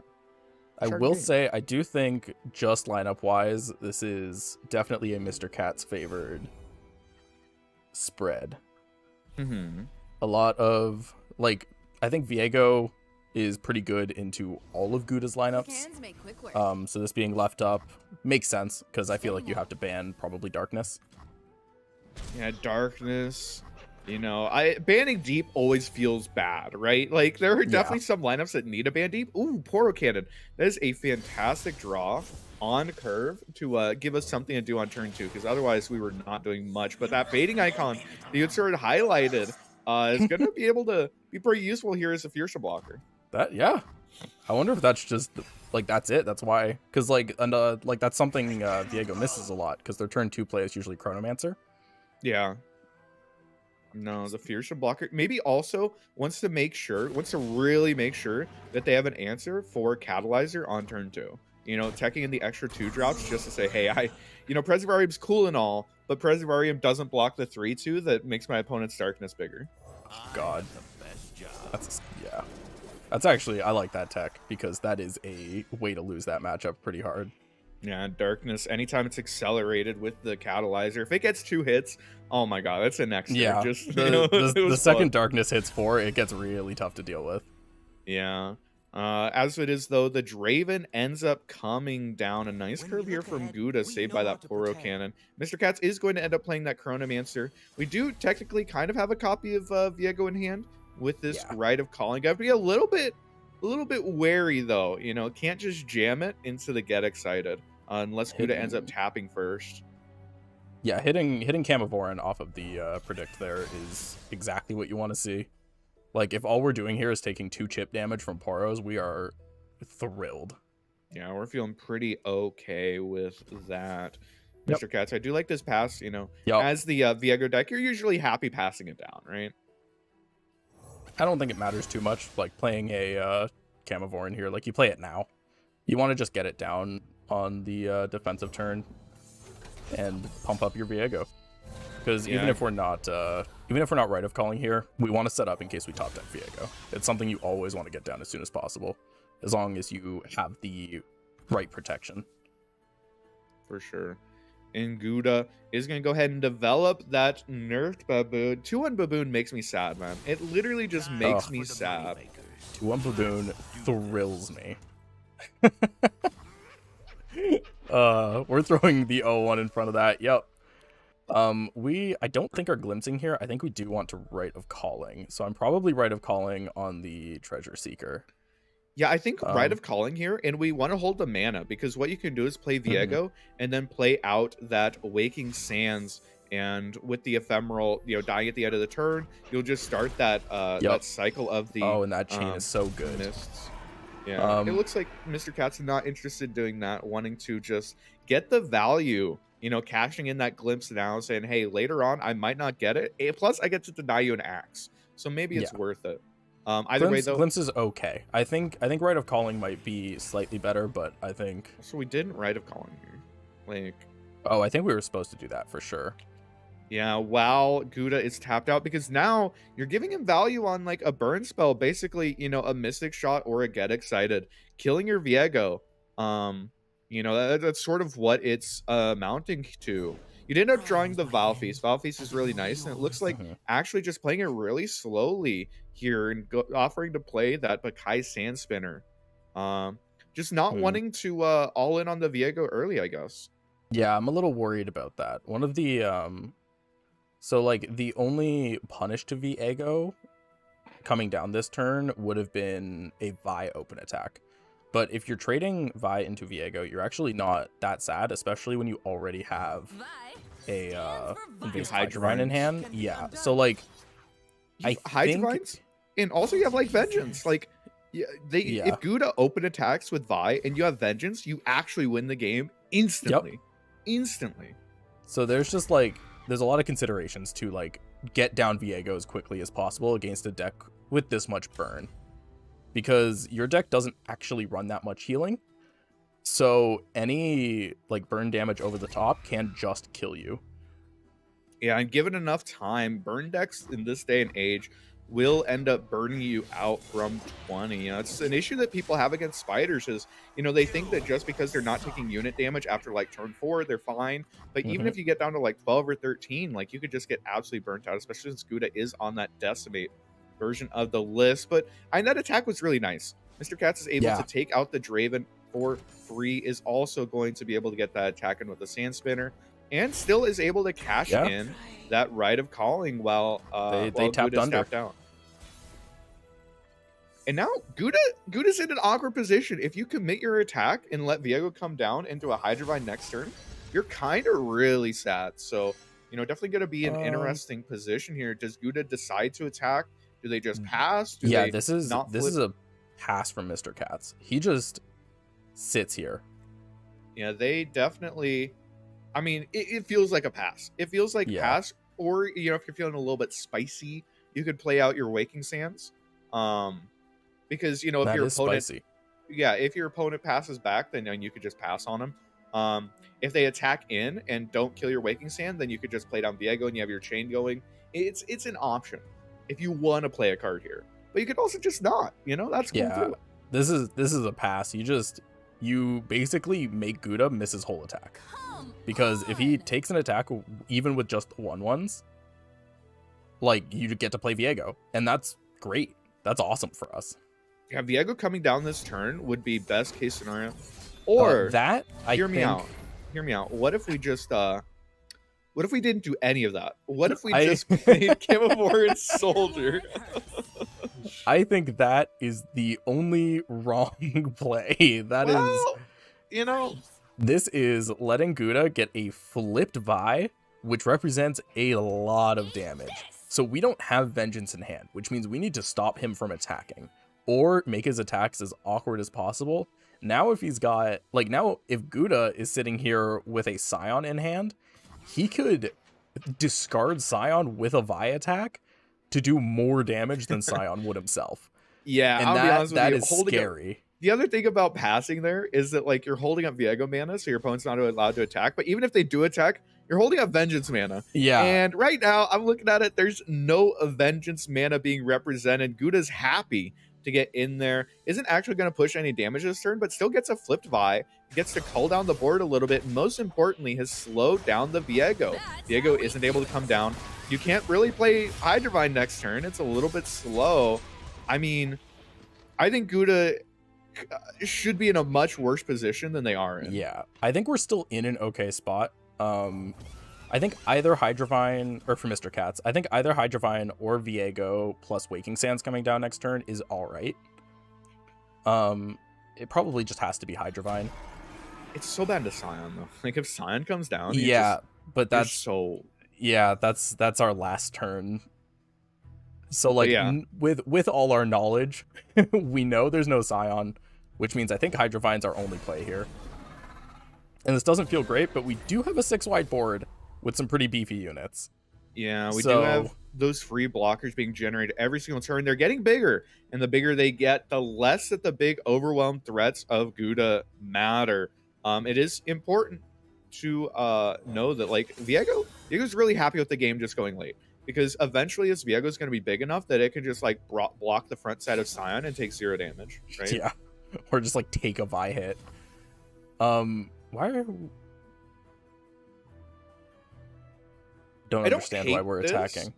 Okay, so if they end up training these down, I mean, if we were going to make this attack, I probably would have attacked with the 3/3 as well. My thought is that we could make it so that Vi, if she wants to attack in, has to die. Like, that would be like a consideration here. But we kept back the 3/3, so that's not actually happening. Yeah, I was also thinking we were, like, getting rid of 1 health units for overwhelm, but we didn't attack with the 5/1. So, you know, I guess we're just making board space, but you know, I don't make these decisions. I watch the games, you know? No, so we're setting up board space for Hydrovine. I don't think we're supposed to do that here, though. We are definitely supposed to do that, like, because we're trading down our board next turn anyways. Yeah, and we could just pass, right? Because, like, yeah. So, like, what's the consideration? If we just, like, pass down next turn, are they, oh god, not going to attack and then I can't get my Hydrovine down? You mean they miss out on their 5 Vi damage? Golly, that's so bad for me. No, I don't necessarily agree with it. Either way, though, I think that, you know, it's a very interesting position where Guda has the flip Vi, is developing out the Baron, so those extra decimates are scary. And now the Mystics, the past year's rough, because you obviously can't play Hydrovine. You don't have the board space for it. You can't play Viego straight into this Vi, otherwise you lose the game.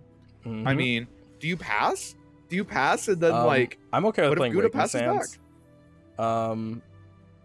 But yeah, I think I think just pass is still probably the right play. Like, you have a full wide board to block, but I also think we are just dead. Giving this Vi a free flip was so sketchy. I hear you, and frankly, I agree with you. But have you considered that we can naked deny I on our know, Hydrovine I to heal actually 5? have and didn't bring it up. I don't think we do though. I think we still need to get Viego down. I think that like if we aren't playing Viego this turn, we're never playing Viego and we're never winning this game. Yeah, we need. Which Oh god. the objective usually is to win the game, right? So we resolve here. We play Viego. Viego starts pumping mists out. That's a good thing. Agreed. The bad thing Bring is it we're down at for me. 7. True. Which means we can deny one of these decimates. And then Well, the second decimate plus GE. Surely opponent doesn't have more than one decimate in hand, right? Like there's no way. You sure? You I sure? mean, okay, there's maybe a way, but hopefully they wouldn't have it. You know, I think that's cheating. Yeah, I think 2 that's like face-up in the decimates are rules. not real. Yeah, no, I think it's literally in the rule book that it's cheating to have multiple decimates. So we might need to get Gouda. Oh, another Vi. It doesn't matter. Yeah. Okay, it's rough out here, but We love it when they run.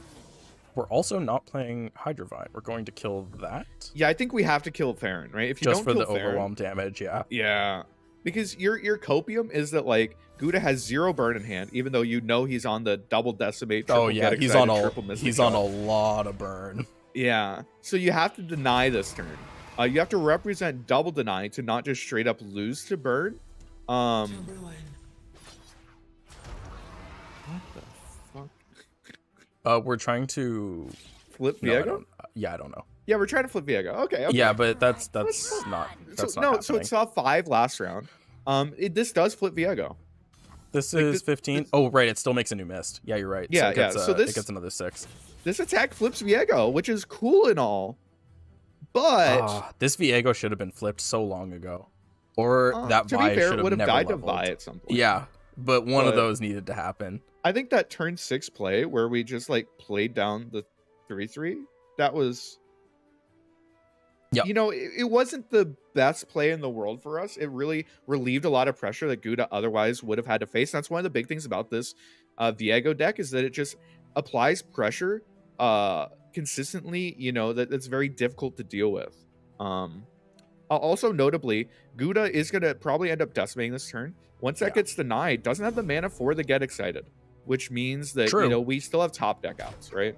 I will say, you were like when we were looking at the deck lists, like a little meme about only cowards put I don't know. Oh, Only only cowards. atrocity. Oh no! Only I was- cowards put Oh. atrocity in their deck. And let I'm me s- tell you, this is the reason you put atrocity in your deck. I was being literally just able- thinking, if we sweep with Viego, we push 4 extra damage. And if we push 4 extra damage, Nope. maybe we can atrocity. But imagine. The reason we put 1 Atro in the deck is so He he just you have takes to it. He has You have 3 to denies. top decked another deny. I know, but come on. What? Hello? He just took it. What was that? What was that? But yeah, the reason we like to run Atro in Viego decks is so you can threaten them. It makes, like, if you have Atro and you keep Atrocity mana up that turn and you swing with Viego, suddenly that means your opponent can't just throw GE out there Because you lose Right? the game instantly. because you right? lose to Atro. But without that pressure, the burn deck can just keep throwing things at your face. And they don't even have to space them out aside from like Rite of Negation. So like, man, Yeah, I don't know. I don't know what that Yeah. was. I think- we still have a couple more games to go in that set, though. And it's gonna be that All right. Viego run back, and we get to see everyone's favorite Echo Zilean. all right, let's see if Mr. Katz can be. I get it, man. Sometimes you're playing Viego and like you get really afraid of that Viego dying, especially if you don't have the hourglass and stuff.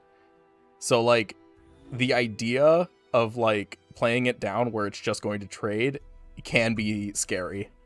Yeah, for sure. It's a hard thing to get through. You know, you know what I think it is? Hand. I think that we all kind of have accepted that Shurima Rite of Negation's a broken card and shouldn't exist in this game. So Mr. Katz was just looking to play a fair version, you know? That's why he put 3 of in his deck. Well, but it's about sending a message. It's about sending a message. We do get to see though the double cat opener into a couple of predicts. That's the big thing about this Echo Zilean too. Yeah, you just want to chain predicts for your first like 3 turns and then play a flipped Echo on turn 4. And this is a fantastic hand from Gouda. Is going to play out Feral Prescience on turn number 1. Get some damage in. And Mr. Cat's hand is a lot more awkward this time around, right? Like you have every single one of your Mist Generators in hand. The issue is your curve kind of ugly. So Mr. Katz is feeling okay right now. This doesn't look like the best hand, but Echo Zilean's actually pretty slow. So you will be able to set up a Viego before like they're threatening lethal. Especially with a hand that Gouda Daddy has. Like there aren't really like there's not a lot here that's pushing a ton of damage, assuming we don't see a bunch of Hexite crystals and drop borders come down. But yeah, Hexite crystal not insane in this matchup. Usually everything that Mr. Katz is going to play down has quite a bit of HP. Also notably no Echo. We kick Echo in our mulligan, which is pretty normal. You know, you want cat and you want to just chain predicts, but having played 4 predicts now, 3 predicts, we have not found a single Echo, which is not ideal. Usually you want flipped Echo on curve. Especially because you don't want to have to develop into turn 5. Because if you develop into turn 5, then you don't have the you don't have like the open attack that you know gets you your Echo free time trick, right? But we skipped there instead of that's no, Giga we Chad, just dude. Skips into Voice of the Risen and then predicts again to hit Echo is actually so scary. What a Giga Chad. I know one of the first rules that you learn of Echo Zilean is that a skipped predict is always a drop border, unless you're Gouda, in which case it is a Voice of the Risen. We get our flipped Echo down, notably no Rite of Negation, so we might end up eating a Vengeance, but this was a good chain of draws, I would say. Yeah, so Vengeance is huge in this matchup, especially if they're playing down without Rite of Negation. I think Gouda is only on 1 of as well. Yeah, he's on 1 Rite of Negation. So which this he has in hand. This has to be a Vengeance. I think because he had that Rite of Negation, I don't know that he was supposed to play Echo here. But I will or say at least pass, right? If you open pass, then your opponent has to choose between Viego or pass back. Right. And they do pass back. Well, they should, but yeah, but then like, you know, on turn 6, do they open pass again? Okay, or do they let you get we have to see which Viego gets played? All right, he played the correct Viego. Ooh, 5 head. Playing the one you get off Rite of Calling is actually important because now I think we despair this. Oh, we don't have just Sorry, the voices. I thought we were at 4. Yeah, I would have despaired the voices. Yeah, voices is a very so valuable. It's a nuts card, right? It's nuts card. It's like scarier than Echo in this deck. Like Echo Zilean would not be a deck without voices, I don't think. You know, not in its current form. Very strong card. Interestingly though, the Mr. Katz has Viego down. And has double deny, and deny just puts in so much work against Echo Zilean. Echo Zilean has this issue where it oftentimes gets down to like 2 cards in hand and very much relies on like the rally going off. If the rally doesn't go off, you lose the game. And it's definitely a boon here for the Mr. Katz that have drawn that many denies. Ooh, we are, I think, just skipping there. You could also glimpse is like an okay one. I think we are supposed to despair this turn though. Yeah, Glimpse is actually really valuable against Echo Zilean because you get to just deny an Echo hit. And I think the Echo hits are so incredibly important for the Echo Zilean deck. We're just passing down now. We have that Viego. Unfortunately, no chain going off here, but we could still play down our Hydrovine and hold up deny. And I think we're pretty happy as our Viego sells. I liked trying to kill voices last turn just because like if you can kill like the way one of the biggest ways you can beat Echo Zilean is killing their key units on turns where they can't rally. So if you throw Despair out and they try to deny it, you have deny in hand, or you can hold up deny for their chrono break. Yeah. Chrono break. Chrono shift break is Zilean's. Is Zilean's spell. Yes. So you can hold up deny for the chrono break. So if they try to revive it, they can't. And that's huge. The drop border doesn't get played. So we just played careful prep. So what we're picking right now is going to be on top. It's not only on top, it's also going to our hand. So we have to pick Feral Prescience because otherwise we brick ourselves. And that's then we're actually going to not play the Feral worst. Prescience. I mean, it's bad because we paid 2 cards in hand to create a Feral Prescience, which we paid 2 cards in hand and 2 mana just to predict. That's all that happened right there. This is every single time I play Echo Zilean. Also, the Despair just gonna get rid of. I mean, I actually don't like that. I don't think. I guess that is like pretty much the only way Gouda gets out is immense value. Yeah. So I can respect that. We are throwing away a Viego, but the Viego on board is never dying. So that's not much of an issue. Gouda's looking at this like, okay, how on earth do I pull out a win here? And like what you're looking at is, some amount of like Zilean shenanigans. He flips and maybe we hit Time Trick and we draw 30 cards and actually it's good for us. But, as it is, it's rough for the Echo Zilean player. We get to see the awesome flip animation. I love this animation. It's really good. Yeah, this is a classically good matchup for Shurima Viego. And especially it is since going. You get to run stuff like Quicksand that just like makes Echo cry. Well, you get to run Shurima, Okay. Chrono Break is good. This might be game. Yeah, that's gonna get denied, and then Gouda dies next turn. It's rough out here, man. It's rough out here. I wonder if you ever just you just spare the voices right now. No, I don't think you have to anymore with deny in hand. You just you have so many chump blockers here, it doesn't even matter. Yeah. Is there anything that feels better than being ahead on board? Your opponent has 1 card in hand and you have a deny. You know that no matter what, you're just like, I'm chilling. Yeah, we just played a fading icon into the face-up Hexite. Well, it's fine because this just gives us another thing, right? Another mist, yeah. As long as we don't tap below deny, we're fine. No, this is actually great. It's actually. I mean, no. This we could never be a skill check. This could straight up be a lose the game on the spot situation. Okay. No. We never deny that. It's fine.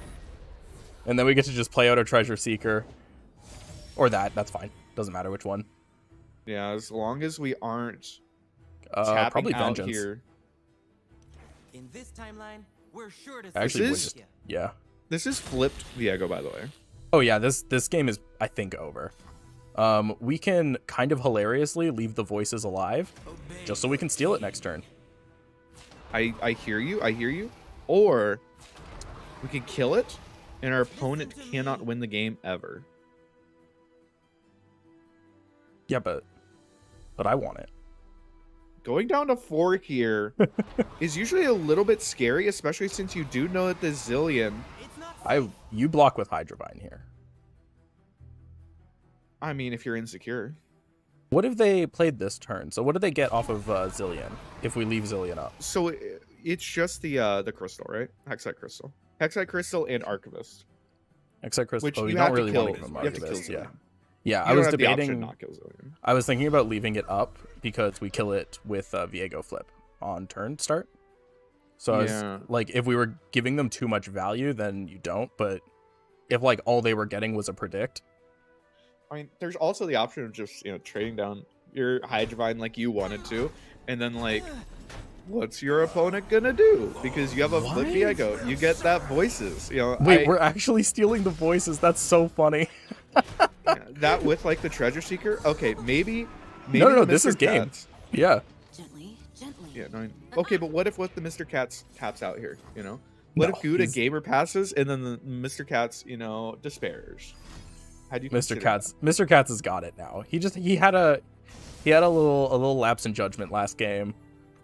Came into this next one and he was like, okay, I know how to play Viego. This will be fine.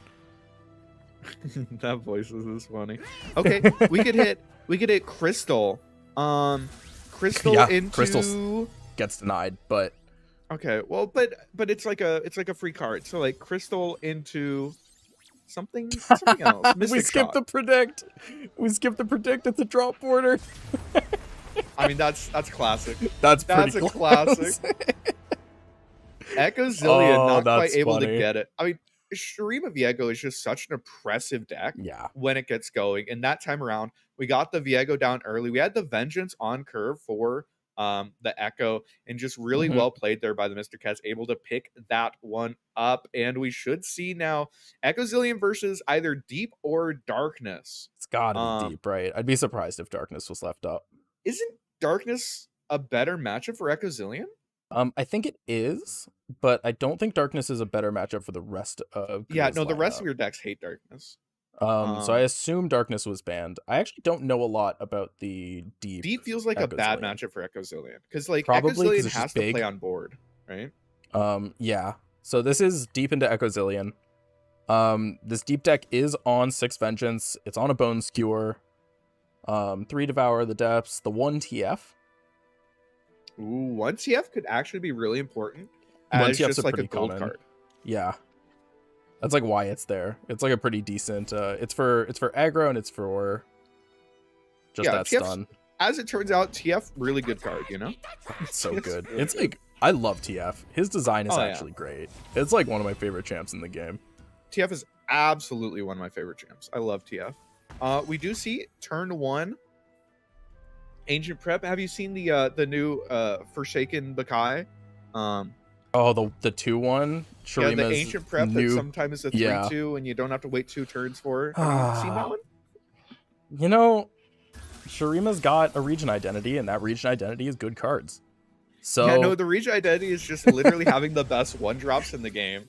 They got Treasure Seeker. Do you remember 2/1 Dune Keeper? I mean, it's actually Yup. crazy. It's Yup. actually crazy. All right, we are going to Um, see that Time Trick get played out as well as the Feral Prescience here. Gouda deciding on that top deck. we're And probably hitting Zilean here, right? I think. so Zilean is predict number 3. Yeah. I don't hate So that it. just it gives us the Oh. like the echo level. I'm sorry, Zillian's predict number 4. So yeah, no, I think it makes a lot of sense to grab Zilean there. I will note we are main decking a careful prep, which I didn't notice. Yeah, 1 copy. I think that's interesting given the I think after the Zilean change, I think main decking 1 is a little just kind of unnecessary, but I'm okay with it. It's a fun card. You know, it's Yeah. useful sometimes. I do wish we had some I think it's Rite of Passage is the summon a landmark that was destroyed. I love running Rite of Passage in Is in the Echo deck. Oh, I was thinking. Yeah, okay. Yeah, no, I think it's. Is it Rite of Passage? It might be. I don't know. But I'm I not know sure. what card you're talking about. Yeah, it's 2 mana burst, summon a.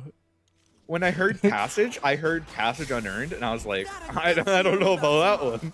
Hey, I love that card too.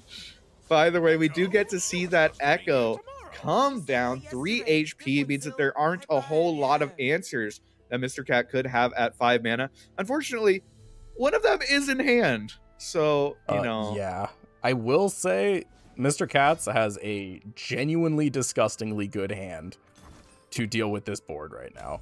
I have no idea why we're playing Bone Skewer before the attack. So I think that Watch out. the reason would be that like our only other option is the pass, because if we No, we If can we play don't the. play- so the issue is that loses to the 1 mana Scrying Sands, right? If we Oh, true, don't you're if we right. tap below Undergrowth, then No, there's you're a right. chance that Echo survives. And I think we want to deny that. But like we also could have thrown the unit underneath Echo and then played it, so no matter what, it was getting shuffled in and he wasn't getting a strike. There were options. No, I think that there I like what wasn't Mr. a wrong Katz way to went play for. it. Yeah, I think that was correct, actually. Yeah. Ooh. Ooh, Voices is great here. Mr. Katz has been very, very conservative with their board. Not interested in trading it down. Not interested in doing anything too crazy. Figures that they have the inevitability. They're at the careful prep, shuffling back in. I mean, we could pick a couple Echoes if we want. Yeah, we definitely do. That's another draw off the top, anyways. Yeah, we're just jamming Echoes here. It is interesting. Careful prep is, or not careful prep. Is that what it's called? The new Zilean spell that we're made. Yeah. Careful preparation. Yeah. Yeah. There's so many. All the Shrima cards have similar names, like Ancient Prep. Careful I know Prep. it's hard. Ugh. There's like 6 white cards now. Yeah. The interesting thing with that card is you can't skip on it. Well, you can skip on Well, it. yeah. But if you do, then you just discarded 2 cards in your hand, and that's it. You know, it's not even. It feels bad. Yeah. Hitting Nautilus here. Can we get a check on deep counter? We didn't even play Echo. Oh no. Oh, So we're just deep next turn. We're playing really hard around Vengeance, right? That's obviously what that not playing Echo here is. No, this was a we need, because I think Gouda needed to hit Rally. Also an option. Rally Gouda would have needed been to hit hot Rally. here. Yeah, he needed to hit Rally so he could full swing here, clear the board down, Rally and then go literally again. wouldn't have even been good. Not hitting Because, like, Rally means the game's probably over if Nautilus like, comes down here. Mr. Katz could have just taken like a really good block and set up a whale and not actually killed Voices. Yeah. And then like if they rally, then they whale afterwards. I don't think that Rally was even good enough there. But either way, we go deep. Nautilus come down as a big boy, 13-13. Unfortunately, no cards to be played with it. And we just tap out of Vengeance. And we can't attack here because if we attack into Rally, it's really bad. But But we hey, don't we have have to. a big boy. you Yeah, know? we don't have to do anything. We have a 13-13 tough unit. Like, we've got 6 points of healing on the board. We have another, 3, 4, 5, 8 points of healing in hand. Ooh, are you able to draw Parallel Convergence off of that card? I am pretty sure you can, yes. 'Cause I've it gets, never it seen gets it shuffled in happen. right away. But how crazy would that be if we hit that right here? Oh Actually, my I wonder god! what the...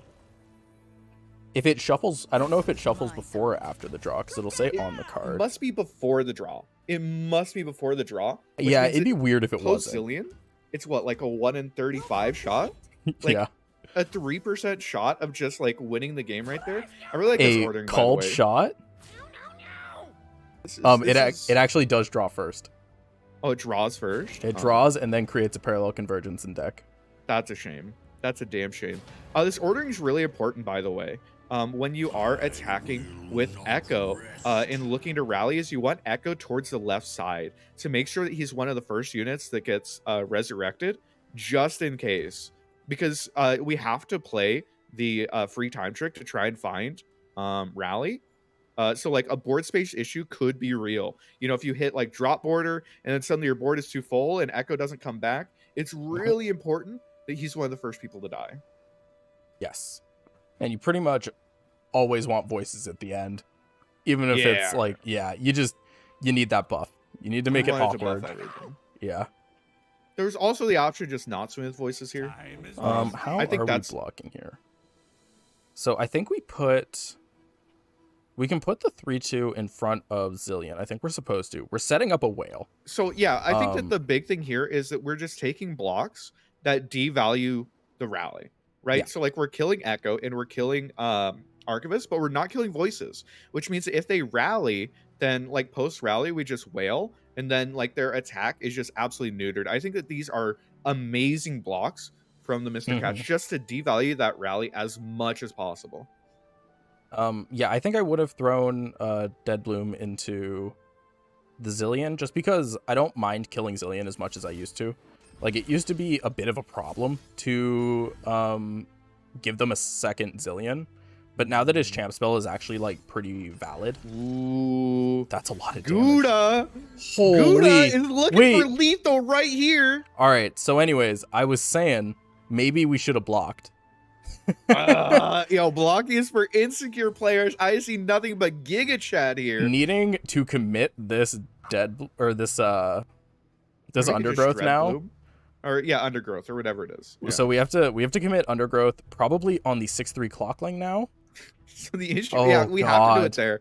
The issue is that like Whale no longer kills his voices. So if we hit Yeah. Rally, suddenly our entire plan goes out the window. I mean, Is what Whale a better huge here? play. The issue is if you Whale right now, then Yeah, then Rally two just things blows come you out back too. Oh It's man, so bad. Also, we have an issue of we're 18 HP and we're taking 19 damage. So like Yeah. even though we have 5 we're just healing going to in hand, one. it doesn't Holy. matter. It doesn't matter how much healing we have in hand if they're able to push just a little bit more. Oh, my man, God. we needed to block that Zilean. That's 5 extra damage coming our way. Yeah. There's the undergrowth committed just to Yep. be a 1 HP.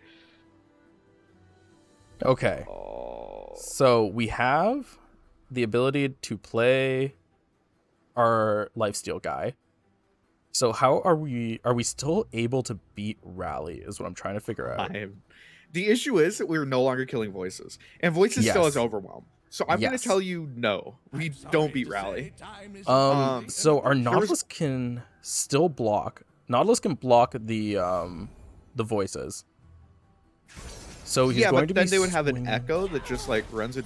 I mean, I know, it's I'm trying hard to to do a say. whole bunch of math. it's really hard to say. And the nice thing is that we aren't blocking, so we don't have to do the math. Math is only for blockers. We did have the option to like throw a couple spells at Echo, but the issue is, like if we Whale plus Undergrowth Echo to deny the draw, Yeah, we I go down know, to like it's not 1 HP. Yeah, it's not good. It's like 1 HP. We're dead to any burn. We're dead to a crystal. We're dead to a rally in hand. So we All are right. not Time trick. dead to Rally. So not only are we not dead to Rally, we actually are not dead. There's no Rally. We have to skip here. Ooh, no rally. We have to Whale. Time bomb. Throw the Whale Shows out. lethal. Throw the Whale out, please. Nah, what if it could be like the Giga Chat, just like we refused to deny earlier? What if we just didn't win? Oh my god, you that know? terrified me for a second. You see the animation going down, you're Holy. like, oh no, we're tapping. All There was right. a split second there. Thankfully, that time bomb not gonna end up representing lethal here. Means that Dude. we are still alive for at least one more turn. Every single game of Echo Zilean I play, every single game. Where's the Rally? Where is it?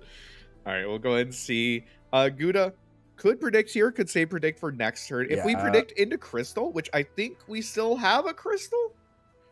You can just predict next turn. That lets you put something on top that you maybe want to archivist as well. So we have the opportunity. If we steal or if we find rally, that could be Yeah. so good. So we have a way to maybe get there because our opponent is at 3, but he does have a lot of healing on board. The double scrying sands. Undergrowth was a great gonna be draw honest. here. Mr. Cat's unable to find a sea monster. Like, Hey, this is what you sign up for when you play deep. Honestly. I do like that we have the double predict. So like you had said, we have Mhm. 2 looks to try and find like a rally. We also are able to yeah, throw so away we're our board if we want to. yeah, we're throwing voices into the 5/5. We're throwing Zilean into the Nautilus, and then we're scrying sands on one of the Dread Blooms.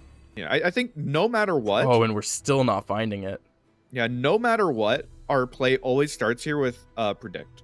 We need think to we- predict. We need to try and find. It's rally. It's literally No, rally. That's what we we're have to looking for. predict again. Yeah, I agree.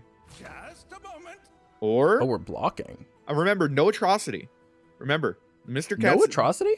Oh, you're right. Yeah, the Giga Chad no atrocity plays. Oh, it's Still so don't hard. know. Also, Oh, worth mentioning, look at that timer in the upper left. 8 minutes until we get into overtime. The Mr. Cats is currently almost 2 minutes ahead on the personal clock. That only matters when we go into overtime. Overtime is 5 minutes. And then at the end of those 5 minutes, whoever has more time on their personal clock automatically wins the game. So might be something that we end up having to deal with here. We did end up losing our voices and no rally. Do we scrying Yeah. again? I think we had to scrying before to try and hit the rally off of Archivist. I think that was the play. I want you to know that I agree with you, but what if, hear me out, what if we didn't do that, you know? So now we're in this awkward spot where we don't have our buff. We can't attack with Echo well. Like, we attack with Echo into Nautilus. Echo just dies. We rally, get one Echo back. Counterpoint. What if you just have rally? Oh, the Chrono know, Break was on top. Had you considered that? What if we just hit rally anyway, you know? Oh, and we're choosing the top deck. Voice of the Risen. Okay, That's well, not...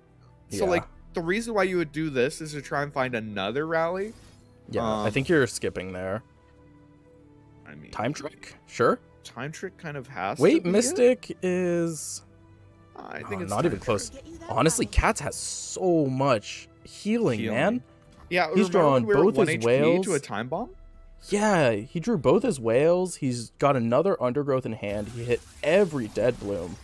Oh, we just keep drawing and none of our options look good. This is what it looks like You when can I play take an Echo Zilean. Archivist. Yeah. Every option just looks terrible, and we're running out of time. If it ends up passing here, we just lose the game. Yeah. Okay. We got the attack. God, The that's attack terrifying. Went off. We have to see. Keep in mind, if they do block with the Nautilus and we rally on it, then Nautilus can't block Echo again. Okay. Keep in mind, the Mr. Cats also basically has to commit at some point this whale plus Undergrowth to kill Echo, and if they Yeah, do that, they get blown up by Deny. And maybe Deny was actually just the best draw. Oh god, this is really, really close. What a crazy game! We aren't even showing lethal, by the way. Even this rally literally doesn't show lethal. Yeah, because he just blocks the yeah, this doesn't He matter just- at all. Just gives up Echo, or gives up Nautilus, right? Oh, we cannot hit. Oh, the question is, do we tap low Deny? Oh, tap low Yeah, Deny means we're maybe going for rally here with double Echo. we and it's not rally, get- but well, I mean, okay, so rally means that we tap low Deny. The whale's gonna come out post rally to clear out half the Mhm. board. Undergrowth will kill the other one. We still Mhm. save one Echo. True. One Echo makes it through this round, and the Mr. Cats has to get rid of Nautilus. Has to lose Nautilus. Don't I'm sorry, that pause scared me. I'm like, wait, you're not gonna whale, right? Come on. All right, here's the rally. Getting committed here. We have a double Echo swing. We're 4 wide. We are representing lethal. This game has been a beautiful example of why I don't play Echo Zilean or Deep. It's not good for my blood pressure, man. There's Also, the whale coming through. can I just say, like, why have we not jettisoned? Don't we just like want our We're saving it champs? for late game, bro. We're saving it for late game. Also have the option to not. You don't block, yeah. Yeah, You just fuck do it. this. Let's just keep Nautilus. Are we gonna deck out? Well, that's the thing. If we're just drawing, no, I guess we don't want to jettison, but like, We would like to draw. Do we yeah, run salvage? So salvage is best. we draw. do. We run 2 salvage as well. Yeah, salvage is 100% best draw. TF is second best draw. Mount Kai is like third best draw. You know what? Looking at this deck, we actually just don't have that many sea monsters. It's like Yeah, 3 we don't- Devourer, 1 Abyssal Eye. Oh no. Okay, that's not the best draw on the planet. I'll say it. That's I'll a say fine it. draw. Getting the it's not a fine draw. I know it gets denied. Uh-huh. Oh god. So break it down for me. How is this a good draw? No, that's a pretty bad draw. All right, skip into drop order. Oh, skips into time bomb. No, please. Oh, Oh, the rally, I cannot believe he didn't play Zilean first there. Holy, that terrified me. bro. You just gotta fucking giga Oh chat my it sometimes. God. There's gonna be Yo, the kill an deny ally. coming through. No, kill an ally. A Chad kill. Oh wait, you don't have mana to rally. Yeah, you don't. Yeah, you're at max mana anyway. Like you actually just don't. No, care. I Keep was in mind, just by I the was way, gonna this say kill card- the Echo and res it. this card has been sitting in hand from Mr. Cat since like turn 2. So Yeah, that's a Gouda good reason does not to play know. the jettison. Actually. Oh, the double rally! All Come right. on, you only had 2 in deck. How do you hit both of them? You still have like Dude. 28 cards in deck. Where is the Devourer of the Depths? This man. And we go down to 1. Maokai's going to be able to come down. Maokai has to be flipped, but the issue is it doesn't matter. Guda's already gotten the rallies out of his deck. So Maokai comes down. That's 2 rallies. Yeah, this is it. This is done, man. Oh, even voice. Stop it, Guda. Stop it. They have a family. You know, Oh, you let Echo Zilean go this long. You know, I'm just saying. So I'm pretty partial to putting a vengeance or an atrocity. An You know, just like a one of in your decks to maybe like make them sweat. You know. I hear you, but what if Atrocity's kind of like a cheating card? And we aren't insecure. No. We don't run stuff like Atrocity. We're gonna see the rally come through here. It's gonna end up putting us 3 wide, and with any amount of damage representing lethal against That's the 1 it. HP Yep. total. Play That's the game. jettison. You got to reveal it. Gouda fighting back. Just the God. back and forth nature there. Oh god, all of the draws in the mid game looked so bad from Gouda until suddenly they were It was all bad from bangers. both of them, man. Oh Holy. my god. Yeah, My man no, plays deep- a flipped Nautilus on 7 on curve with like an almost empty board from the Echo Zilean player, and the only sea monster he can find is a sea scarab. I think that literally the entire game, the only sea monster played was that one sea scarab. Yeah, was sea scarab. That's it. It was just triple dread broom, a couple of the trash guys, and that was it. And then healing. And like there was a ton of healing. The healing lasted so long, but it just wasn't enough against just the absolute relentless onslaught of that Echo Zilean. He was missing 3 Vile and 1 Undergrowth. He hit all my other healing God. in his deck. He hit like But yeah, everything else. he had like 3 Jaw Hunters too to produce something. Even there at the end, if we Yeah. had drawn TF instead of Maokai, Mhm. were we alive? Oh my god. what a Being able to crazy- stun, we So wouldn't it have lived stunned through double Echo. rally. Yeah, We probably. wouldn't have lived Yeah, through double double rally. rally just always gets there. God, Either so way, good. though, what an incredible set there. Gouda Yeah, ends that up was taking fun. it down, continuing his undefeated streak. We're gonna go ahead and head to a break. Appreciate you all hanging out. We'll be back with some more action here in just a few minutes. Stick around.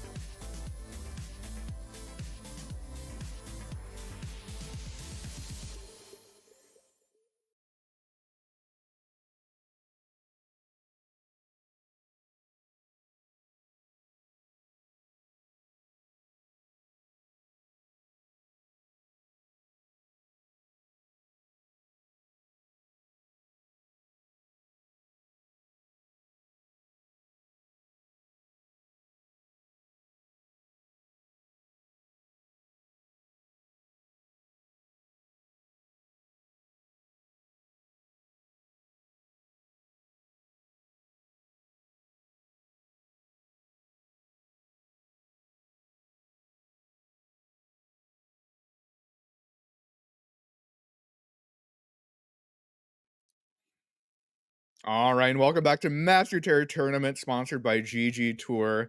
I'm Aikado, here with Santa, and we just completed a pretty fun round, I would say. Yeah, that was a set. Echo Zilean versus Deep. I mean, that's the decks representing the people right there. Those are the people's champs, and Echo Zilean is such a like roller coaster of a deck to like True. play and watch. When you're just like throwing predicts out left and right, and you're like, no, I need it, but I can just skip. Maybe it'll be on top. everything looks so bad until suddenly it doesn't. That is the Right? Echo Zilean way. But it looks like this round we're actually going to end up watching another fan favorite, Dave Bow. Yes. If you don't know Dave Bow is known for being the big Jace Lux player. He sort of brought it into the limelight a few seasons back and has actually been confirmed as having the highest Jace Lux mastery on the planet. Which Also, just it's a bang up guy. He's just a bang up guy. He's a great guy, and he yeah. somehow got a rioter to literally look and confirm that he has the highest Jace Lux mastery, Wait, which is wild. Did he get does he have the fist bump card back? Because if they looked that up for him and didn't give him the fist bump, Oh, it's I'm like, if they did. I'm like kind of mad for him. We'll have to ask him. But Dave Bow has brought a little bit of an interesting lineup here. Of course, the classic, you know it, you love it. It's that Jace Lux. It's what he's known for. I do like the one of Aloof Travelers. It feels like that's been a very common theme today, is people just trying to fit that into whatever decks they can. It being multi-region helps out with that. But interesting here, Duran Sculptor, no Broadwing. Instead, just opting for a little bit more on the board. But it's an interesting list. Triple assembly line, I don't think has always been the case in this deck, but it's a very strong card. It's something that you can float and play on turn 3, which is nice. And then back to back. I feel like back to back is sort of the really big blowout card that nobody plays around. And then Jace like doubles it, and suddenly you're like, oh shit. Oops, I'm taking 12, and it's just. But yeah, I'm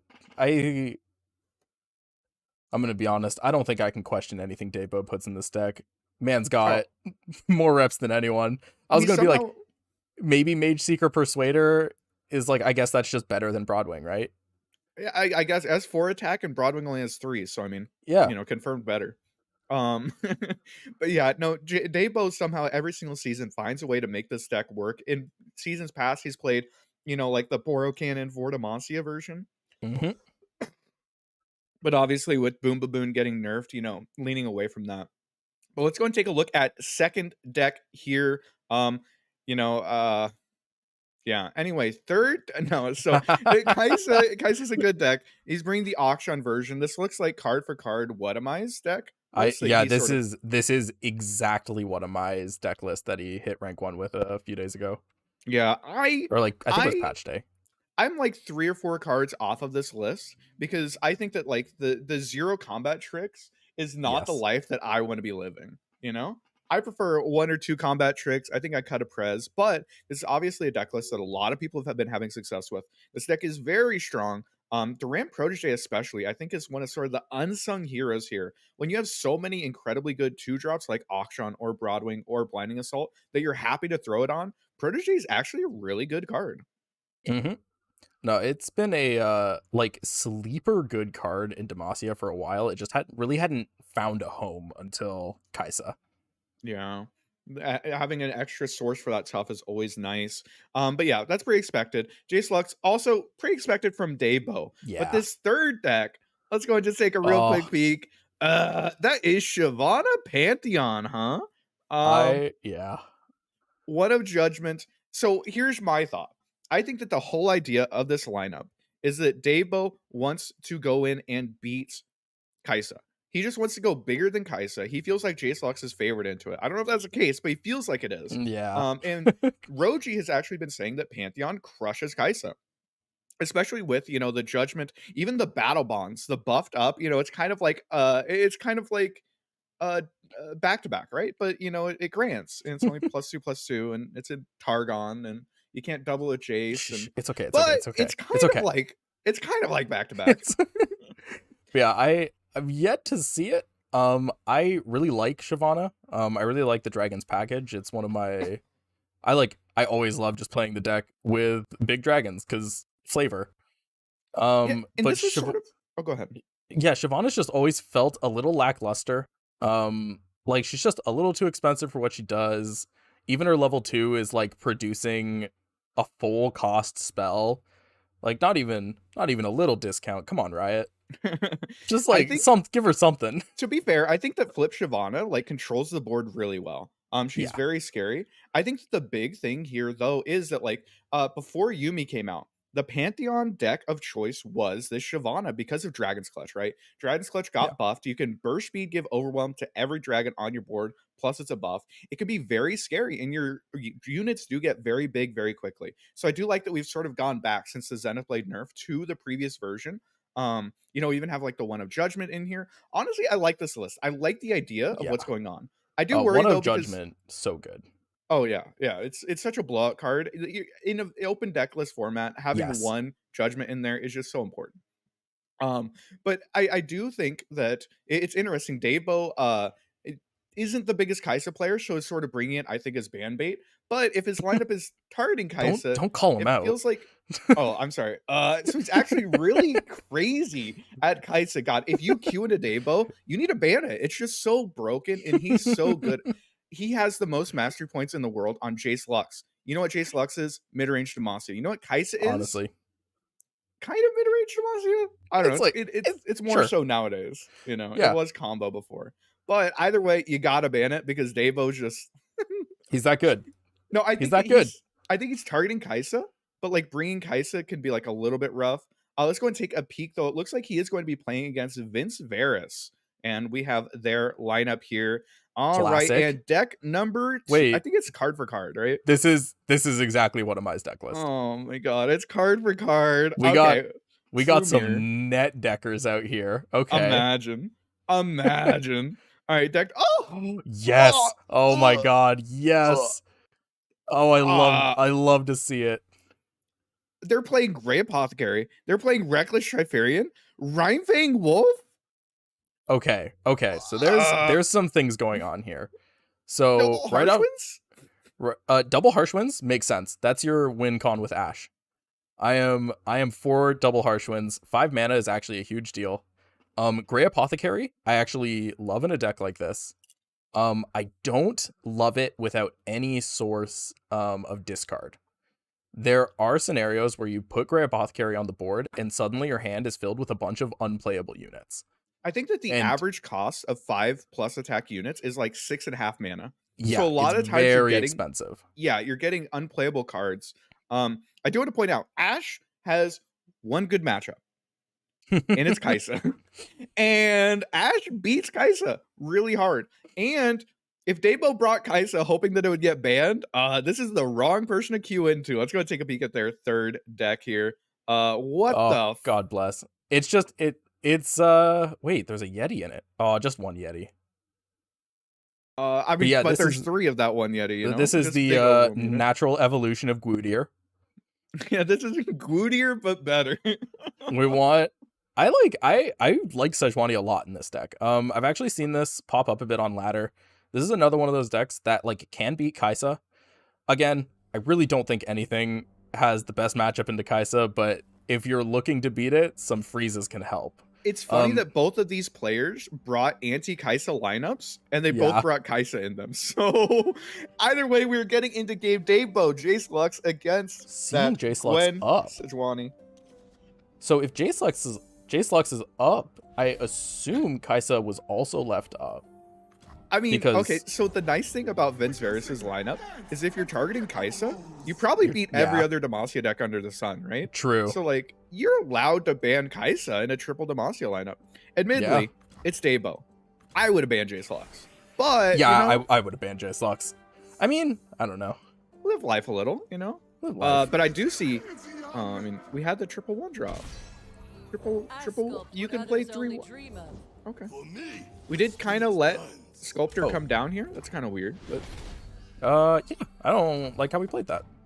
I Dabo think doesn't play Broadwing either, so like, I think we were supposed to triple 1 drop and save our Tusk Speaker for this defensive turn. So that way we can accelerate our Sejuani. So right now we're missing 1 Plunder proc, which can be relevant.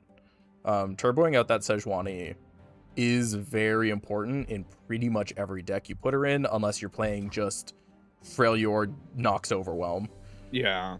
And like especially against Demacia, right? Like that's sort of Sejuani's claim to fame is that she's very good at just absolutely shutting down any sort of mid-range Demacia deck once she flips. It looks like we are going to end up using the Unspeakable Horror just to make sure that we don't miss out on that turn proc, which sets us a little bit behind in terms of tempo. It feels like we could have been applying like a lot more pressure, but it's not the end of the world. We are going to see the Mystic Shot come out from Daybo. I think I like this. We could have banked into the assembly line next turn, but we're sort of playing around like the Troll Chance and the Inner Beast and all the other cards that Vince Varus runs. So I think this was a good line.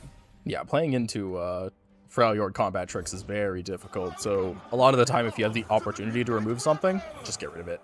Exactly. We do see the Jace come down. Jace with a little bit of extra health is actually really good. 4/5 Challenger Jace. Maybe Sculptor Jace is the future. I'm surprised by the Challenger pick here. I would have expected Quick Attack. I think especially but I guess Quick Attack gets blown out by the freezes, right? Yeah, I think that in general, Jace, I would say 9 times out of 10 wants to go Challenger. Challenger's just like a lot more effective being able to control the board, but especially against Freljord. You know, stuff like Troll Chant just makes Quick Attack absolutely miserable. So I think this is probably the right call. Ooh. Pharaoh's Finance here. Reggie, love me some Reggie. Gonna be able to come down and Shock Blast is great. Yeah, I think it's Shock Blast, right? Yeah. Nothing but good options there. Oh wait, Reggie wasn't even nerfed. Look at that. Yeah, wait. 2/2 Reggie? Monka? All right. Are Sedges at 3 of 5? 4 of 5? Is turn 5. I think we were at 4. I think that was number 4. Because we missed the turn 1, right? Yeah, just turn 1. We hit everything else. Nice. Okay. So that not having it in hand hurts. We'll draw it eventually, surely.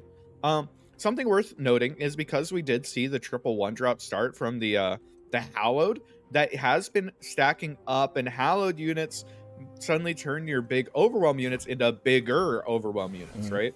So it's definitely worth mentioning. Daybo, I love this pass. Just trying to maintain board for your 4 Demacia that you have now. And Vince Varus doesn't really want to swing. Like, your swing isn't great here. Yeah, Vince Varus is running into a problem this deck runs into a lot, I think, which is it's very centered around its champions, but it doesn't have a lot of draw. So he's kind of in this spot right now where he drew triple 1-drop. He had a good like opening board state, but he doesn't have a way to follow it up. So like even if we get Flip Sejuani on the board here, we don't have like any way to activate it. We don't have, because we had to use Unspeakable Horror, right, on the turn 3. Break this one down for me.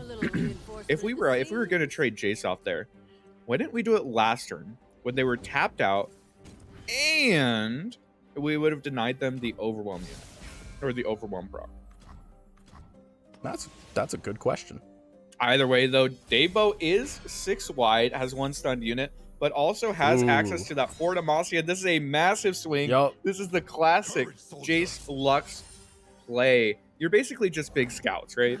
Yeah, Daybo's done this exact play a million times, and it's it's scary. This is just some like Yordles and Arms. This is some every single scout deck ever. You play 4 Demacia, you swing in, and they take a bunch of bad trades, and suddenly their hand's empty and their board's gone. Yeah, not a whole lot of good trades to be had here. The other thing is that Jace Lux has a surprising amount of reach between, you know, Flip Jace doubling up Shock Blast or Lux coming down and lasering your whole board. It's very scary to go low against this deck, so I do like that we're blocking there. The +2/+2, though, this is a big Tusk Raider. This feels bad. We're going all in on a Tusk Raider because we can't find... on your Tusk Raiders spawn, bro. Oh, man. I protect my own. Now, as far as Tusk Raiders go, that's a pretty big Tusk Raider. That's a big Tusk Raider, but not big enough. Well, I feel like we saw Metal do the exact same thing with Gludier. You know, and he won. We got Udyr's got some better pumps. You put a little thing on Udyr, and Udyr will buff himself up. and that's nice. Yeah. I mean, I hear you, but That is a lot of Overwhelm we're hitting.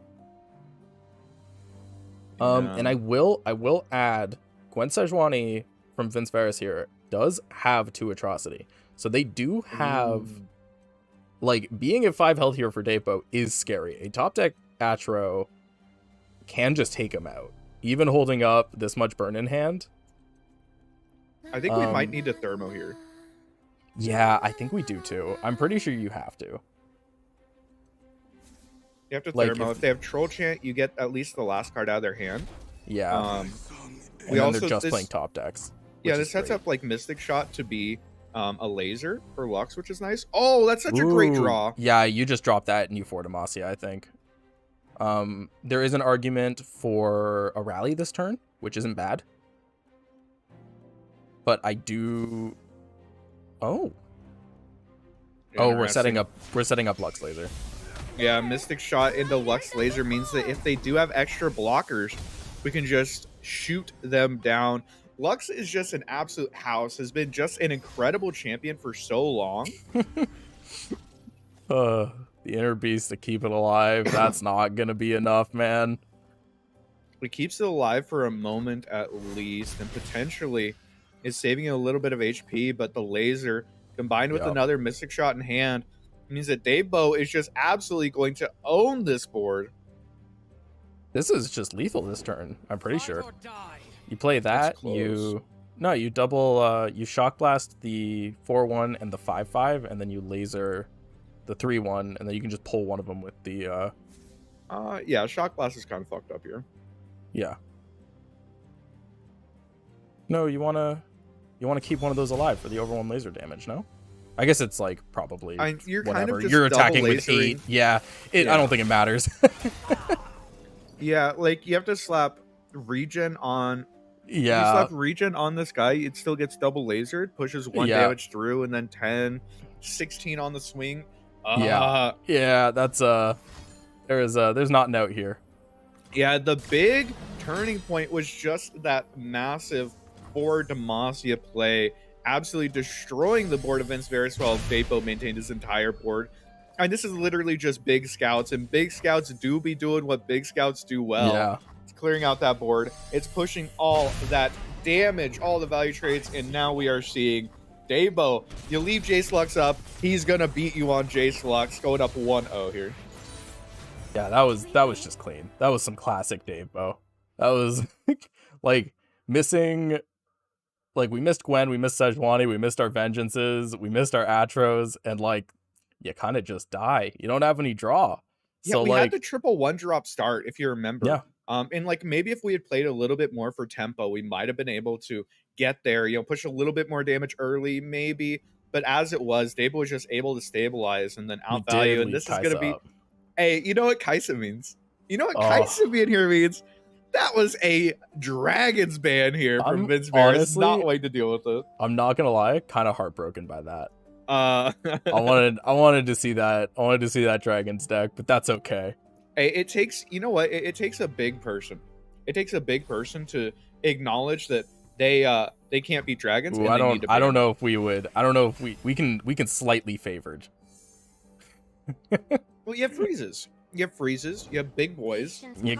Everyone's got to stop forgetting that Kaisa's still Kaisa.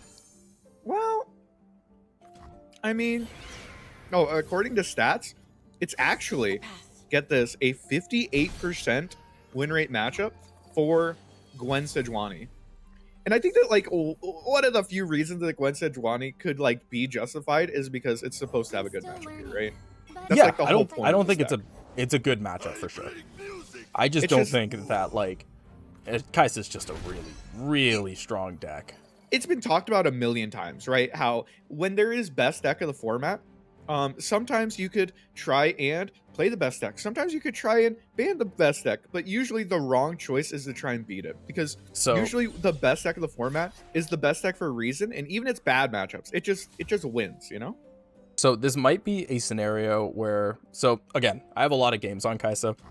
So I know how to navigate these matchups, which is kind of why I'm saying it's not that favored. But Dabo, I believe, is actually pretty inexperienced on Kaisa. So that might come into factor here, because the way you beat these like Sejuani decks and these Ashe decks that are trying to just freeze you out is you give your stuff formidable. Are you blaming him, bro? I'm not flaming him. I'm just You trying saying, to. Bro, Debo's so dog shit at this deck That that is he might not lose what anyway. I said. That's what I heard. Debo, That's you're what a I beautiful heard. person. When you watch this back, just know that I love you and I appreciate what you do for this community. Give your Void Abomination formidable and Scout, and you just win. Yeah, no, formidable as it turns out is very good against these freeze decks. Okay, so how many keywords? 1, 2, 3, 4, 5 is barrier. We Quick already attack have quick is attack, not 6. So yeah, Kaiser is not going to be flipped next turn. So that is worth mentioning. She's not auto winning us the game on turn 5 yet. It still probably is a play on turn 5 here. You usually want to just get the Kaiser down and start putting keywords on her. So you could skip here because you don't have another like passing here is okay because you don't want her to get vengeanced, but it's also not the end of the world. So like if you play Kaiser here and it gets vengeanced, that's Vinsveros' entire turn. And then you get to like now they don't have mana to stop your second skin. So your next Kaiser is coming down with Scout, Challenger, and Tough. And that can be a lot to deal with. The other thing worth noting is that this is only going to be like the second Sejuani proc, maybe third. We are going into turn 6 and Sejuani's nowhere near flipped. Yeah, so passing it down scary. is like pretty solid for Debo. And now I think you just have to jam Sivir. Or not Sivir, but Kaiser. Yeah. You can't fall I'd behind play on it. board. And like if they vengeance, you know, you again, like you had said, you can still copy this Valor. They've tapped out, so Valor gets to at least value trade on this board. You can swing in with your Auction. It's nothing but good down the line if your Kaiser gets vengeance here. So I think you just jam it. I know you have the deny in hand, and you want to you know, save it for the Kaiser, but sometimes you just gotta jam. If he plays this Yeti here, you gotta play Kaiser. Oh, man. he's griefing. Oh no, don't play your card. Take the We're pass. representing Kaiser so hard. Vinsveros, no. Oh, wait. Oh, that's even worse. That means there's carte blanche for Debo to just absolutely slam this Kaiser. Copy the keywords. I mean, you thought Kaiser was nerfed. In this instance, absolutely not. We are just jamming, bro. I cannot believe Debo got rewarded for that. It's rough sometimes. It's really hard to play against It's Kaiser, scary, right? yeah. Because if you give them too much credit and you pass down Void Abomination, now that people are on triple Void Abomination, like you have this you know, this long-term value game plan that's very hard to beat for any deck. So every deck is sort of on a clock, and because you get all that pressure, you're looking at like, I can't let them just pass it down because then I lose the game. But unfortunately, in this instance, you end up using your cards there to try and make it work, and you get punished. You get punished. I respect calling the bluff, like by Vinsveros, but I think that the punish for losing that call is way too much to risk. I think like developing a 2/2 is not worth a potential Kaiser getting down with Scout, Challenger, and Tough. I think I agree with you. That is a lot of value. Like that is so good. Yeah. That's it. The Inner Beast there is really nice to be able to trade that down. Kill the Valor so Valor doesn't get any free trades. And now with no Troll Chant in hand, that's Auction gets in as well. Attacking with Auction there is a like hard read that there is no Troll Chant. Like there is no way that Vinsveros doesn't use it there. Oh, and we hit the Void Bomb. To be fair, there's only 2 cards face down in hand, or there were only 2, right? You know, one of them has been there the entire game, and one of them was drawn in like turn 3 or turn 4. So, no, I like attacking with Auction there. It like guarantees that, you know, like you have the read that they don't have Troll Chant. You swing in, and now you're like, yes, there's no way they have Troll Chant. Plus, even if they did have it, who cares? Yeah, that's why. Because like if your Auction dies, that's fine. Yeah, Auction, like he's drawing you a card here in a couple turns anyway. You have this big ass Kaiser on board. You don't care. Now, admittedly, it is worth noting that Debo has had a rough time with getting Evolve off. It is turn 6 and there is no Evolve. We are missing Spell Shield. We're missing, like, there's a lot in this deck we're missing. We're missing Spell Shield, Formidable, Fearsome, Overwhelm, Lifesteal, and, like, just Voidlings. Yeah. No, there's a lot of options. This Concerted Strike is such a blowout, though. Once again, it looked like Vince Varus was trying to all-in on a Tusk Raider. And unfortunately, with that, Akshan getting the strike, we are going to get Akshan's Palace topped next turn. Akshan's Palace, of course, going to be able to get us a little bit of value, draw a card. And this is just everything going Dave Bo's way. Yeah. I don't think we've drawn a single champion yet for Vince Varus, huh? No, this is such a, like, but yeah, this is the problem with these, like, targeted frail SI decks is, like, you really just don't have draw. Like, I can't emphasize that enough. Like, the reason decks like Plunder and stuff would work in these types of metas is because you could run Entreat to draw. And honestly, these decks might need to. Like, Entreat might be a good inclusion here. But you also had, like, all those Plunder, so, like, you weren't necessarily completely running out of cards.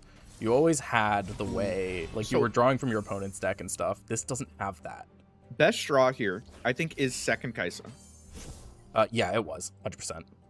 We didn't end up hitting it, but we do end up proccing the Evolve. Notably, though, Sejuani is in hand, meaning that we are able to freeze up this Kai'Sa, slow them down a little bit. The issue is Kai'Sa's ability still procs, still clears the entire board, and we have a couple A-bombs coming down for the next couple turns. We didn't...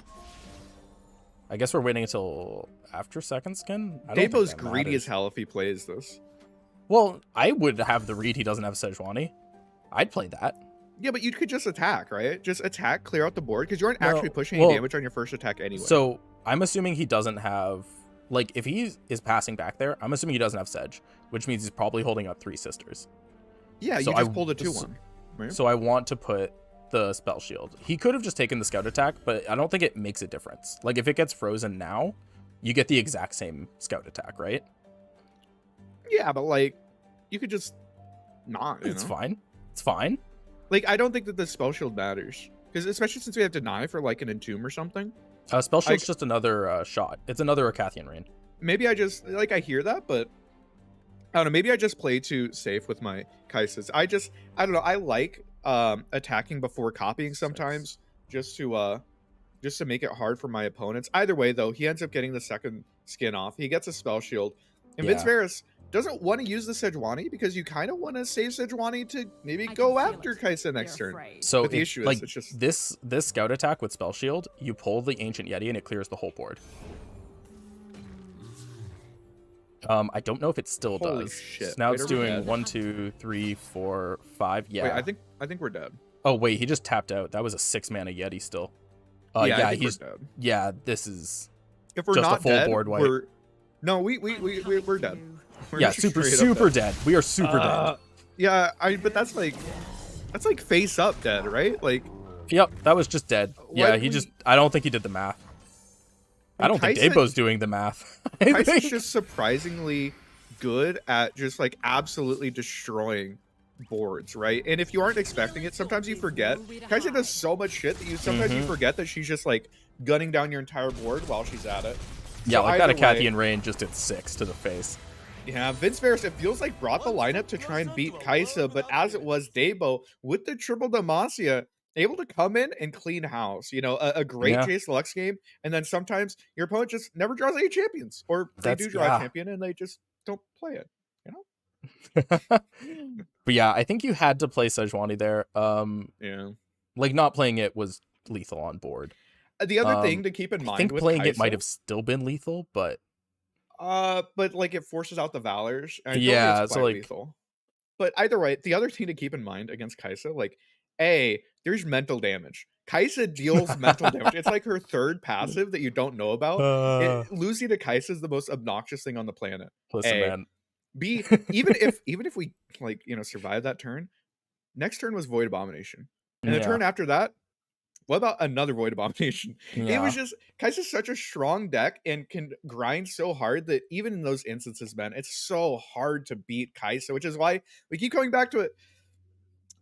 Maybe you shouldn't even try to beat Kai'Sa. Yeah, I don't think there's a lineup that does. I think the closest you can get is that like weird double aggro Azir Irelia lineup, but then like you're running weird double aggro in a Zero Irelia, and like, And what you're else are playing you like beating? some 55 matchups into the strongest Yeah. deck in the game. Like, I Right. mean, Like, I don't Yeah. know, man.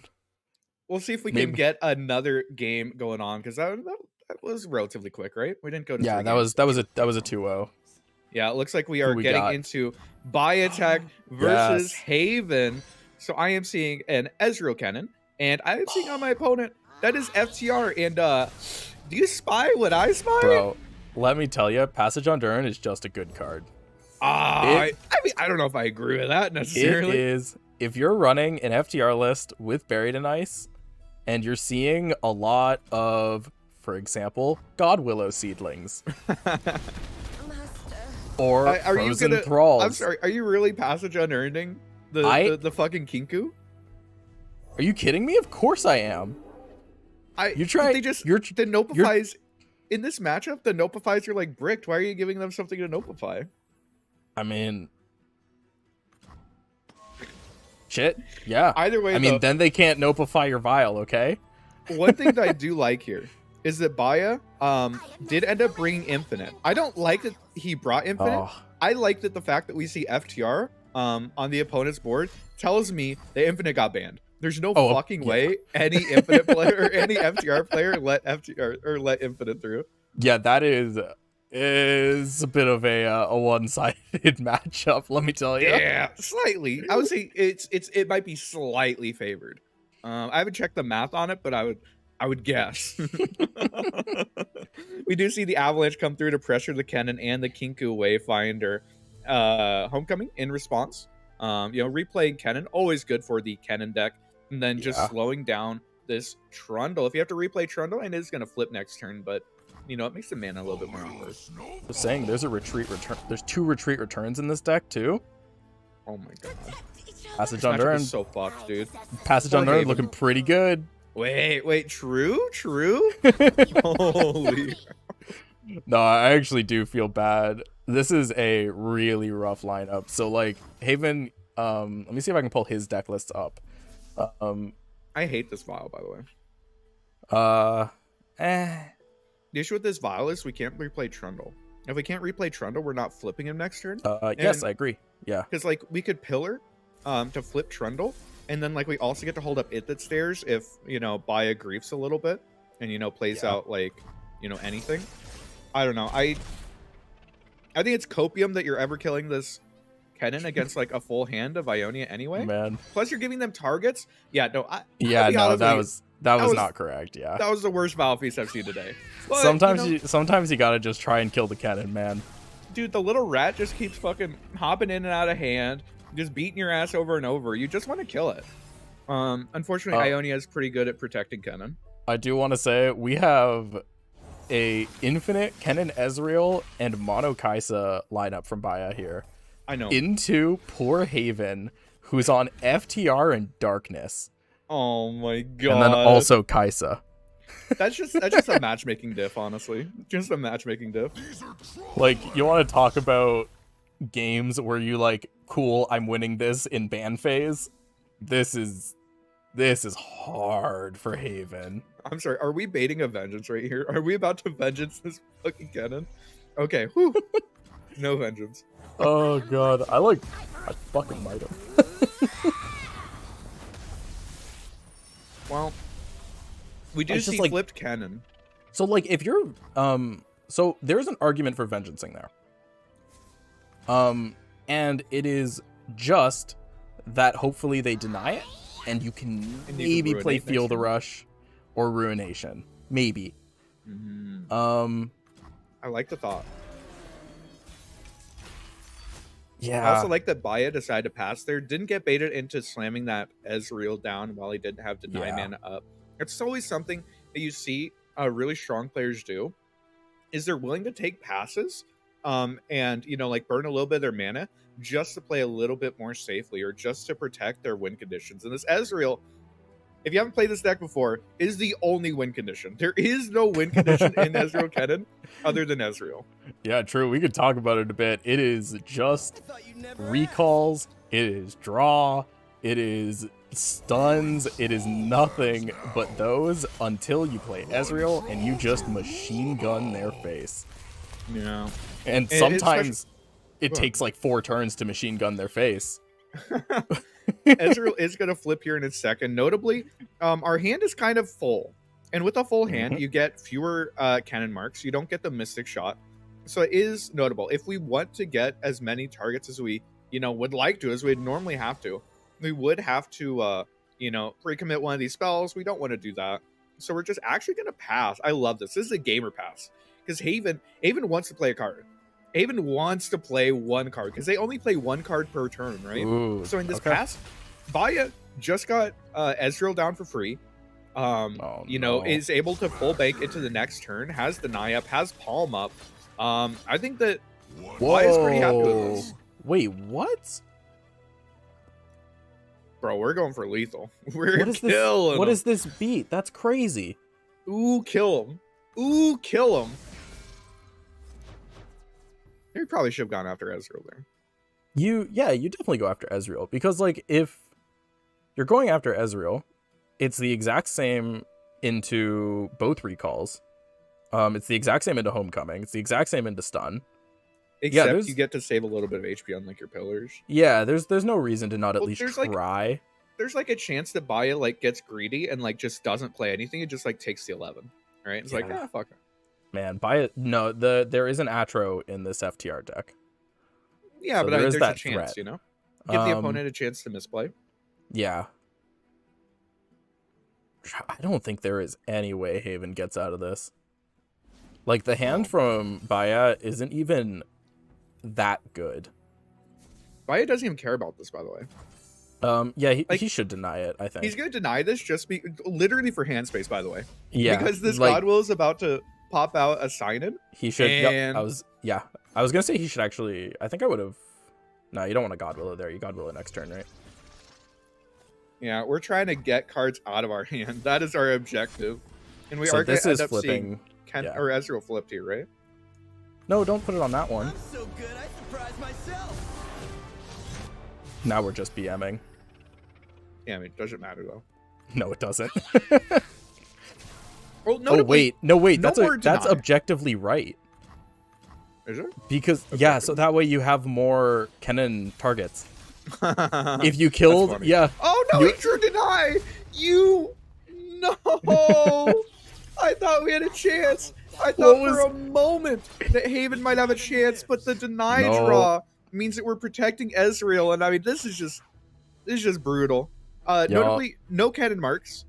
Our hand is full, so we're gonna play a twin out preemptively, just to get some hand space. Smart. Oh This my is set God. up perfectly. The pulls so that way Trundle can't do anything here except block into. Oh, that's not it. You respect it because it's pretty much the only line. Yeah, you just deny that. He can Yeah. put whatever he wants on the stack here. So he harsh wins and then Baya's free to probably get lethal some way that I don't want to count right now. Well, so the answer here is that we push 0 damage, except we twin, we get a mystic shot, we have Yeah, yeah. Kennen spell. I mean, I think that we literally just have like Kennen spell on Kennen going face, and then like replaying Kennen. There's a million lethals here. I just go for it. Yeah, because Kennen spell represents 3 damage, and then we replay Kennen and mark it. We also just have the mystic shot that's 3 damage on its own. yeah, but wait, then you tap no, out. Yeah, so we it's actually not can't play lethal. that. We have to Kennen So spell. yeah, it's just Kennen spell. Yep, And Baya's that's a good it. enough player. Baya will. Okay, Baya? I take it back. Baya's Baya. a dog shit player. Oh Baya's man, BMing Baya? I mean, he has burst lethal, so it Bro. doesn't matter. these But, EU players, Yeah, Am I EU right? players, bro. unbelievable. Unbelievable. He's giving him like heal outs, right? Like, what if he has double? Okay, so admittedly, again, he's No. not losing This doesn't ever. matter at all. Yeah. He's never losing here, but also he's straight BMing. Yup. Like actually, like not even a joke. Like, this is like actually. You had burst lethal, Baya. He probably Okay, just Baya- didn't see it, man. I Baya's don't know. No. He's just BMing. Can we ban Baya? This is definitely. Poor Haven, man. What a doomed matchup, though. Yeah. No, Haven is not going to be able to take that one down. Baya, Nah. in a very favored matchup, able to pick that one up. We'll have to Yeah. give it a minute and see if that was game number 2, 3, one of those games. They're Probably. playing a lot of control, so I Yeah, I wouldn't was be about to say, surprised if those that was could only go game long. number 2. Yeah, we'll have to. I'd be surprised if Baya dropped a game. Yeah, if Haven like ended up picking up a win, I mean, I'd feel bad it wasn't on stream, because that would be like like a miracle. True. I'm just looking from like a lineup perspective, right? Like it's so Yeah. hard for Haven to be able to actually come out on top of any of those matchups. Yeah. Let alone twice. You know, it's very much an uphill battle. But there's a reason we play these out, right? Like, you know, it's For sure. 60-40 matchups. You still lose them 40% of the time. But yeah, we'll go Don't and run a give target that Kaiser a lineup. minute. What's that? Don't run a target Kaiser lineup. It's not worth it. Well, That's what I we're mean, saying. Okay, I hear you. I hear you. But what if you just beat Kaiser? You know, just win. Like, what if you're just a better player, right? Like Kaiser Twice.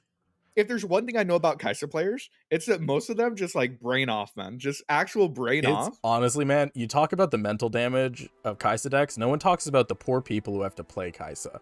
Yeah, Okay? you're just Think about actually them. dealing damage to yourself. Yeah, it's hard.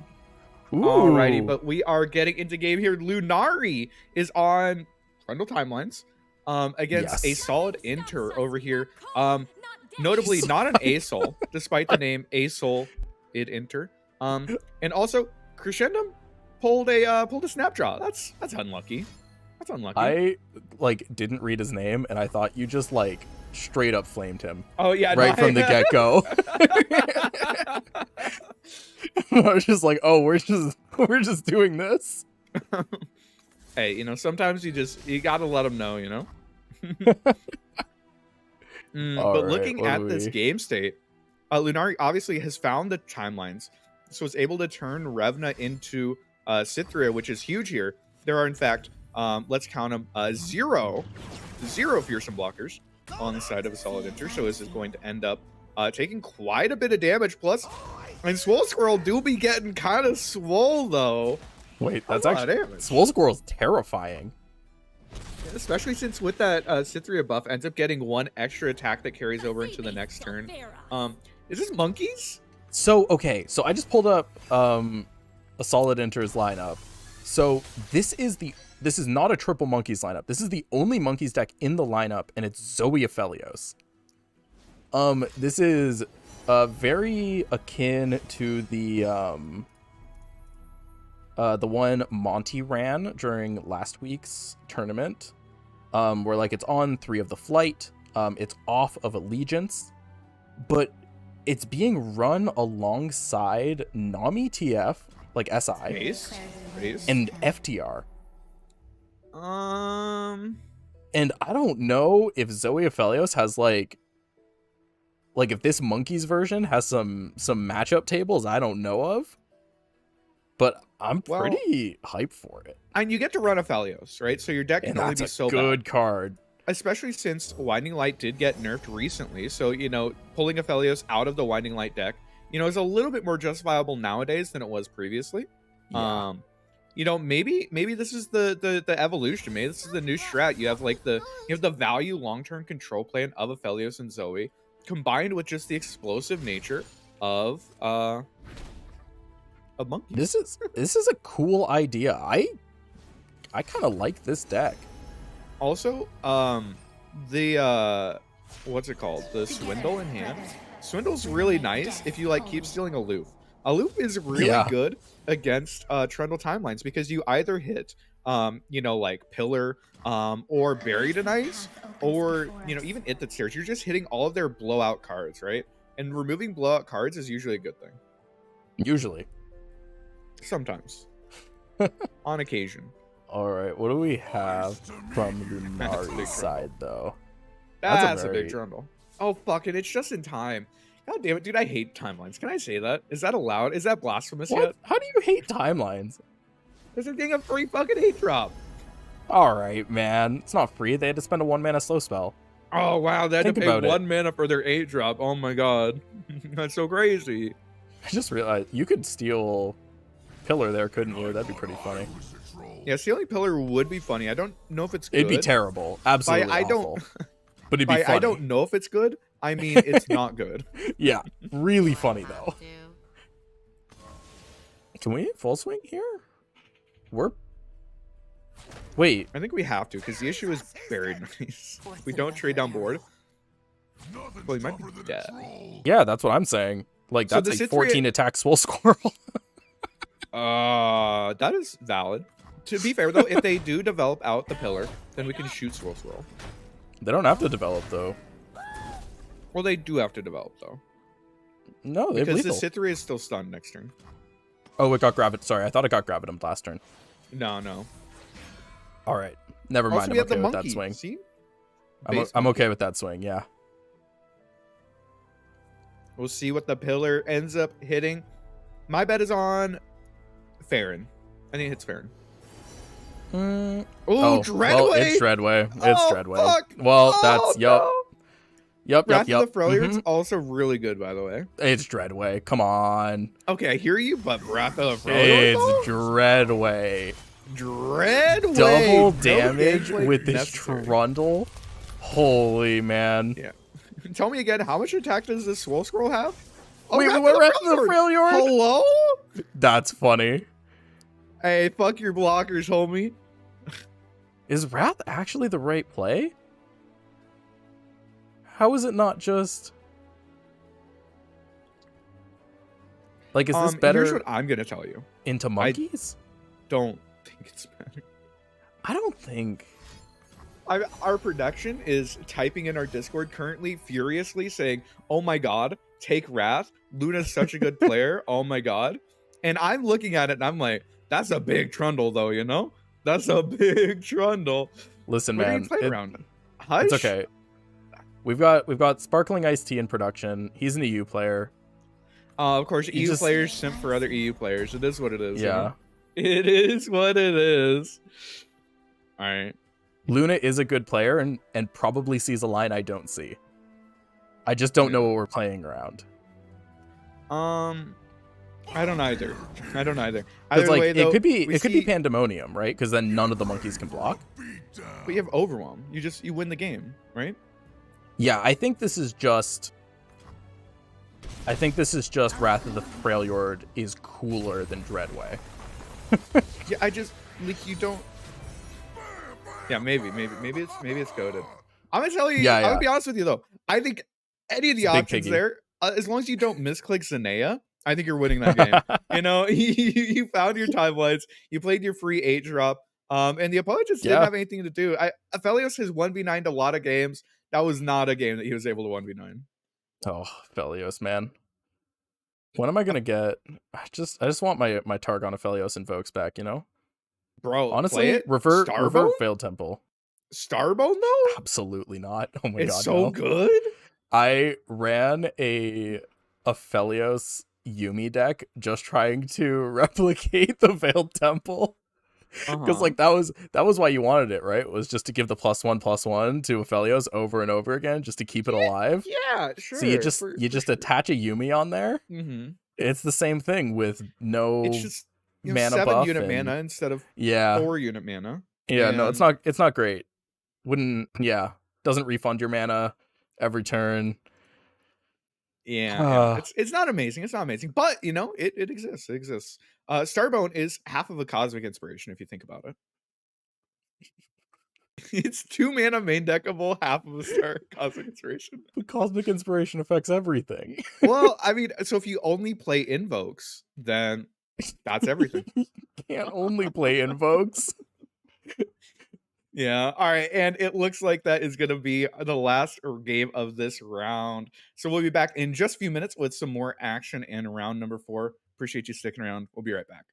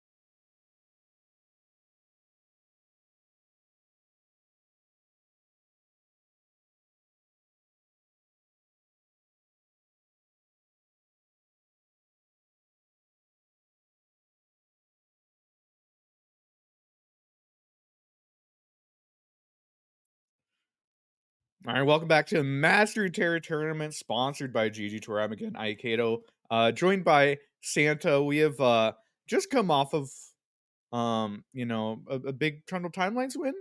We saw Kennen and Ezreal win. And Yep. then yeah, Kaisa's good. That you're all caught up. That's everything.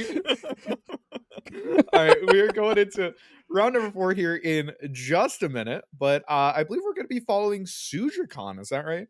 Yes.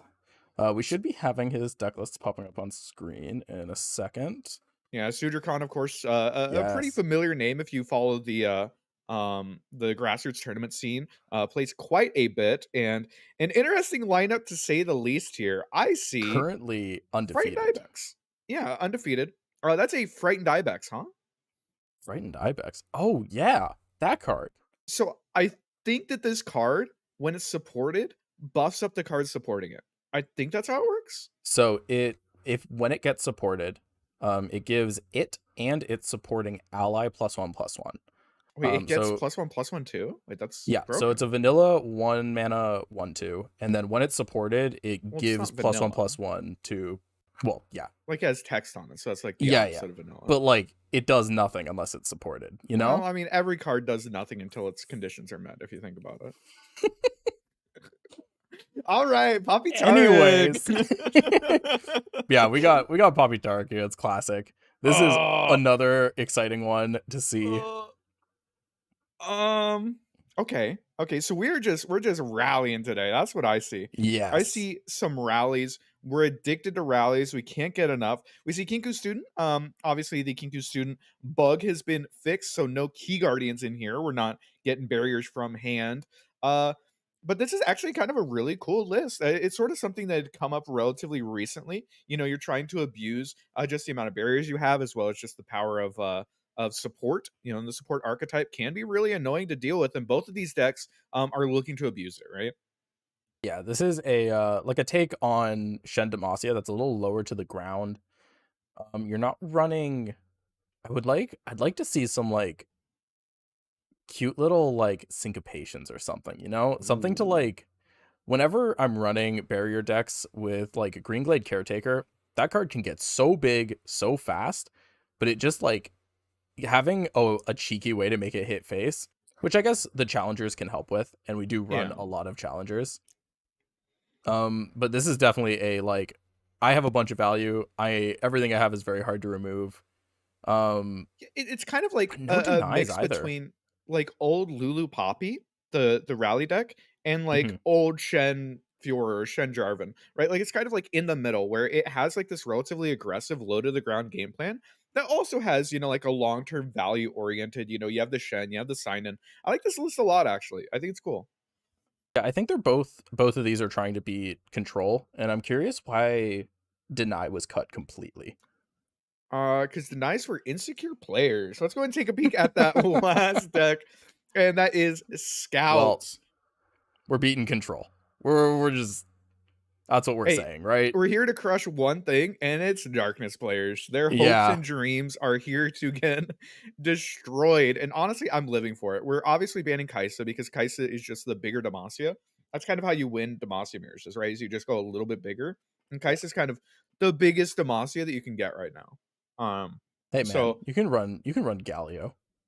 Yeah, or you could run Pantheon Shyvana, right? Maybe gets bigger. Maybe. Yeah. Takes a lot more work.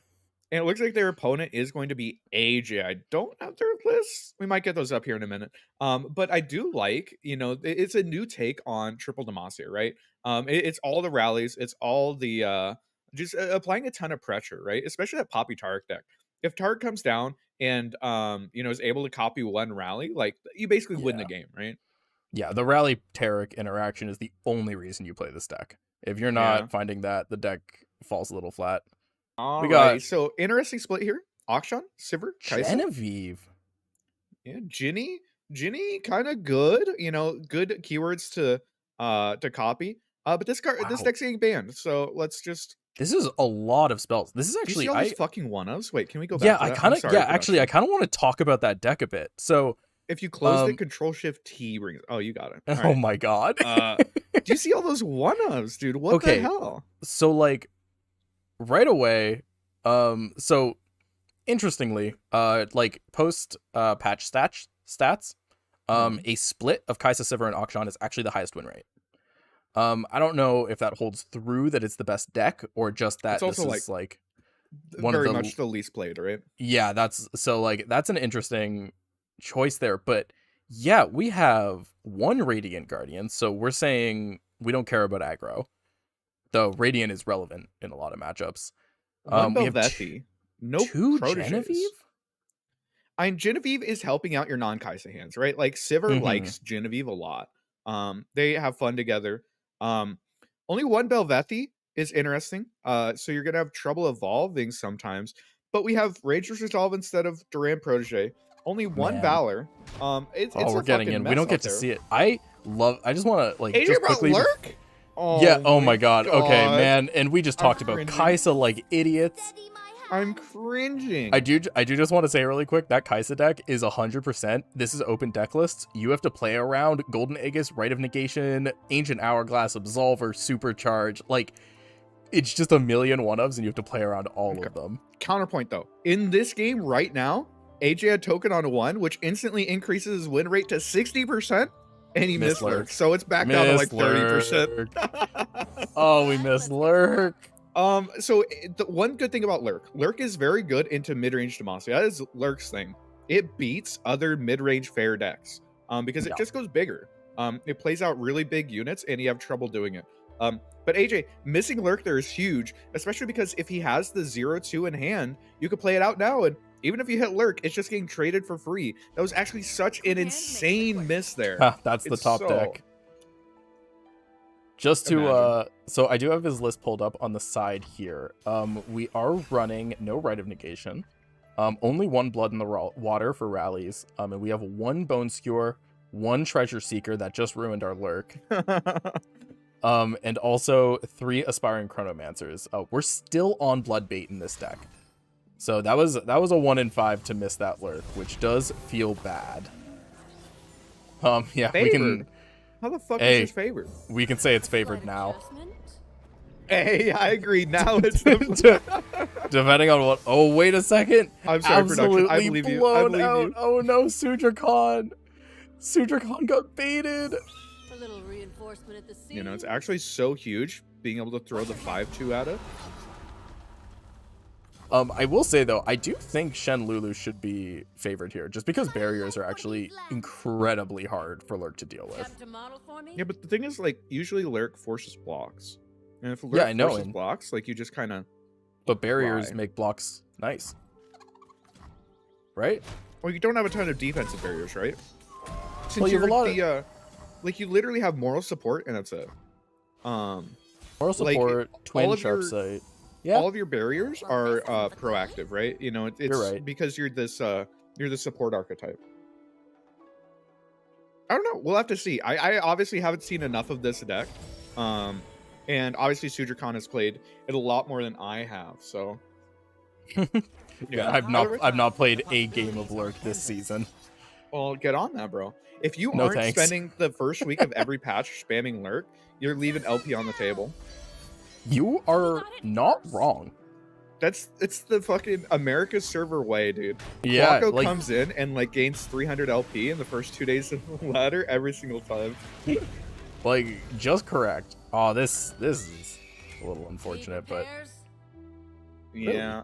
I don't think we throw that in there. Chronomancer into Snapshot, pretty nice here for AJ. Are we not we just have- taking 2 here? We have a lot of challenger units. I think we're down to trade this off. Because the thing is, we're not getting like a better trade at any point. I think we That's true. maybe Yeah, can. we just play 2. Yeah, that's fine. Yeah, I think this is fine. We just slam a couple proteges and hope that we get there. Well, you know, whatever you want to do. It's your Sure. life. Live how you I want. don't know how to play Lurk. I don't know how to play Shen Lulu, you know? Yeah. We're clearly not cool enough to put Fiora there instead of Lulu, so That's because Fiora's cringe, bro. alright, man. I don't know what you're saying. Everyone thinks super interactable alt win cons are cringe all of a sudden. sure. Super interactable. You mean the literal go fish, bro? Do you have the response? Do you have the response? 4 times in a row, and like if they have the protection spell, okay, well, I literally played go fish and you won the game. Yeah. GG's, but Super interactable. interact with these, bro. Either way though, AJ is going to get the fearsome unit out here, which is nice because the only blocker is that Lulu. Moral support will let us favorably block that if we would like to, and like for the tempo, it might literally just be worth it. It can be undone. Yeah, I mean, I'm down to. So like we know Rek'Sai's coming down now. We do. And Rek'Sai is at +4. So when he, yeah, this is fine. Fine. Either way though, interesting. 2 Jawfish. It's worth mentioning. Sudrakon doesn't have a lot of value in hand. We have a couple units. Oh, that's such a good draw. That's what we needed. That was an incredible draw because we needed something to continue value trading this, and right now we were in trouble. Especially because AJ, one of the reasons that Lurk is so good into mid-range Mossy is just because like your 1 and 2 drops trade into everything, but more importantly, Jawfish is like a blowout, I win the game type of card, right? I do want to double check. Yeah, we are not on Spirit's Refuge, so we are trying to be the aggressor in this. So we should just develop one more, right? Like what's the punish for developing here? There isn't one, and we should definitely just play we're that. just missing out on 2 damage because we are just missing out on 2 damage. It's kind of stylish though, you know, missing out on 2 damage. Man, if we lose, nah, okay, there we go. Let's go. Yo, this guy knows what's up. We're good. We're good. You love to see it. There we go. We're not missing out on any damage here. Ooh, look at that clean -9. I think Our it was, Lulu's flipped, right? Yeah. I think it was a oh god, was it like a Quaco seasonals? I think where on the cast they're like, okay, well, Demacia has never missed out on lethal by like 1 damage, right? Either they have board or they don't. And then later that game, they literally missed lethal by 1 or 2 damage. So okay. it's. I will say, we said no source is a barrier outside of moral support. Okay, well, we got cheating, picks, bro. We got picks. That's good. That's really good for us. Yeah. So. Immediately. Oh, you just again! no. Take it. Just take it. Take it. Take it. God. You just take 7. You don't care at all. You don't care. It's not possible to care. You just click skip block right now. You play that. No. Why? Yeah, I think you skip, drop the challenger, and then just open attack for kill. Because we don't die to like blood in the water, right? Why are we trading this? I guess it's fine, but like I really like. Because like it's the same as like pulling it to the end, right, with a challenger. But like. Well, it's not the same. It pushes less damage, and we lose the barrier. And like we could have flipped Shen, especially with the Lulu spells. Yeah, but I don't think we're gaming. We're gaming. Man, okay, so we. No, that wasn't lethal. That wasn't lethal. He had bone skewer. Bone skewer. He had bone skewer. That wasn't lethal. I don't think, right? I'm not crazy, am I? I don't think it was showing lethal. I think that Sharpsight was gonna blow him out. Yeah, and probably. like maybe like bricking yourself. They're like, oh, I can't win anyway.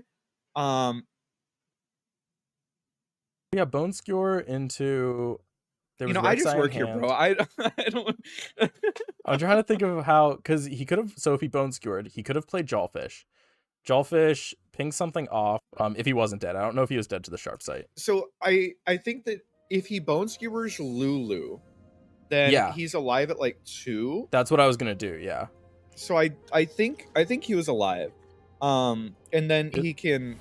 Then he can play the Xerxite and another Jawfish the next turn and potentially clear the board. I mean, or hear me out. Save mental. Go next. Ah, man, I don't like it. I think that it's always very important to keep in mind that when you're playing Lurk, there's a mental aspect. Missing Lurk on 1 and then missing Lurk again on turn 7. I mean, it's just. You have to save mental. You get a buff going into your next round if you alt F4 your Lurk game. Like your This is next why- game is it's like a hidden passive. This is why everybody should always be on 3 blood bait, right? It puts Is a that lurk why? unit on This top, timeline, we're sure to save so you Kaiser. don't miss. Think about it. Isn't Call of the Pack just like better though? It's not right. Honestly, you should probably be on 0 blood bait. You should probably be on like 1. No, I don't think you should be on any. You should just be In on some like matchups, getting like extra copies of like proccing Rek'Sai twice. Like in that last matchup, proccing Rek'Sai twice would have been huge, right? sure, Well, then it might be worth. but like I don't know, man. You know what I think? Maybe blood bait just gives me like PTSD from playing Verbal. You know? Yeah. That's all it is. Okay. Okay. Either way, though, Sujikon has had a pretty good curve. Lots of units coming out. The issue is a lot of times in this Poppy Taric deck, you don't want this low of a curve. You want to be finding your top end. You want to be finding your big units because those are the ones that actually matter down the line. If you're just trading out some 1-drops, you're going to get outvalued every single time. So this is kind of a scary proposition here for Ooh, that's not what we Sujikon. need. Yeah, Yeah, drawing one of another the- 1-drop is not ideal. One of the scariest parts about Poppy Taric is it's a very, very powerful deck when it goes off. But to like have any consistency with it going off, you need to run a lot of rallies. And then you end up with hands like this. I mean, I'm the guy that brought 6 rally Lulu Poppy to Worlds, bro. I I live for that shit. So sometimes you get a hand like this. And sometimes you only top 8 at Worlds because you have too many rallies. Bro, Who knows? that's price of doing business, man. Imagine Price of doing business. only top 8s. God. Well, so embarrassing. when I lost, it's because they banned Lulu Poppy, That's funny. So- Actually. It's okay. I Well, didn't they even were get out of playing the top Darkness, bro. 64. If they play Darkness into Lulu Poppy, they're psychopaths. I got knocked out by double Bandletree. Like, what am I supposed to do? Or Bro, triple I mean- Bandletree. It sounds like a skill issue, honestly. Did we didn't predict into that, right? That was a naked Rek'Sai? We put it on top of our deck with Call Pack. We banked in Okay. this turn to Call Pack. I was just daydreaming about the good old days. Yeah, was triple Bandletree the good old days? Or? It was pretty funny because I was on Lee Sin and that was just doomed from the start. Well, I mean, that was your problem. You brought Lee Sin, bro. Come Hey on. man. A mini Morpheus came out, man. How are you gonna bring Lee Sin? Oh and then wait, get upset? okay. We actually have. Oh man, I brought Zed Lee Sin so I could bring Zoe Nami if you want to really get Oh. into it. Oh yeah, that was wasn't that what Loser Beam did too? I don't know. Did someone else do that? Because that's hilarious. I think Loser Beam brought like the flight in Zed Lee Sin. To, Love like that. top like the seasonals right before that or something, or I don't. Maybe it's the seasonals after that. I don't know. Either way, it doesn't matter. This game right here, right now, Taric has been found. Taric being found Yes. is great. He gets to copy this rally. But He gives you something to do. The issue is, the opponent is going to have a unit that is strong enough to just kill Taric. So This- it's not quite working out. so if AJ misses lurk here. I think we still Um, lose the game. This is classic. This is the classic quintessential reason why Lurk beats Demacia. Like if anyone's Yeah. ever wondering, you just show them this game and you're like, oh yeah, okay, well, shit, there was Yeah, literally it's just nothing I like- could have done at any point. Right, like I feel bad going on a tangent in the middle of the match, but it's just like lurk, guys. He play unit on curve, Lost in reflection. he attack with unit, they get big. And poor Are we banking Sudrakon on- here has just got rallies. Are we banking on the whiff? I think we are, yeah. Oh, And top that's right, it. bottom left. You hate Like it. that- Well, he gets tough. He gets tough. Okay. Look sharp. But Do like, we what does lose this our rally? bird for free? Yeah, because what does this rally even do? Well, you see, it trades down the board. Because then we could play the bird. We could play the other bird. Okay, so we double rally here, sure. Oh no, that's bro. I need to buy that emote. That's such a top tier emote. Oh, that emote's great, man. I love that emote. I need to get in there. Okay, what if we rally again? Okay, we put second rally on Taric right now, so he's a 5/7. Never submit. Wait, is that our plan? I think I'm not sure we have a plan. Okay, so we're doing this, and then we're playing Petrosite Broadway, right? If we and then flip what are we trying to Taric, top we deck? can win. What are we trying to top deck? Sojourner? The question: can we check production? Can How we much- check what Taric's flip is at? Nah. Oh no. 3. So We what? can't This is attack there. 4. Rally would be 5. I'm gonna be honest. Oh my okay, god. that's Wait, better. that's so. That's that's- better though, because it What does that even copies it. do? So you Like, play it so- on Taric, you attack, it copies the barrier over. But AJ can they just don't take block. the damage. Yeah, but then you could keep attacking. You know, this One is more actually good for us. How many 'Cause attacks flips, is this? This flips Taric. Okay, but Taric only copies the first. No, Like he attacking- copies every time, right? Give me my supported ally. Tough this round. Copy the last spell you played only on me this round onto that ally. It can't be. Oh, it's the same spell that can't be copied again. So we can attack 4 So times this turn. We have 3 attacks. Well, Three times because we're Well, skipping actually, our no, first we have- attack. so attack here. Yeah, and then it we get to rallies. attack again.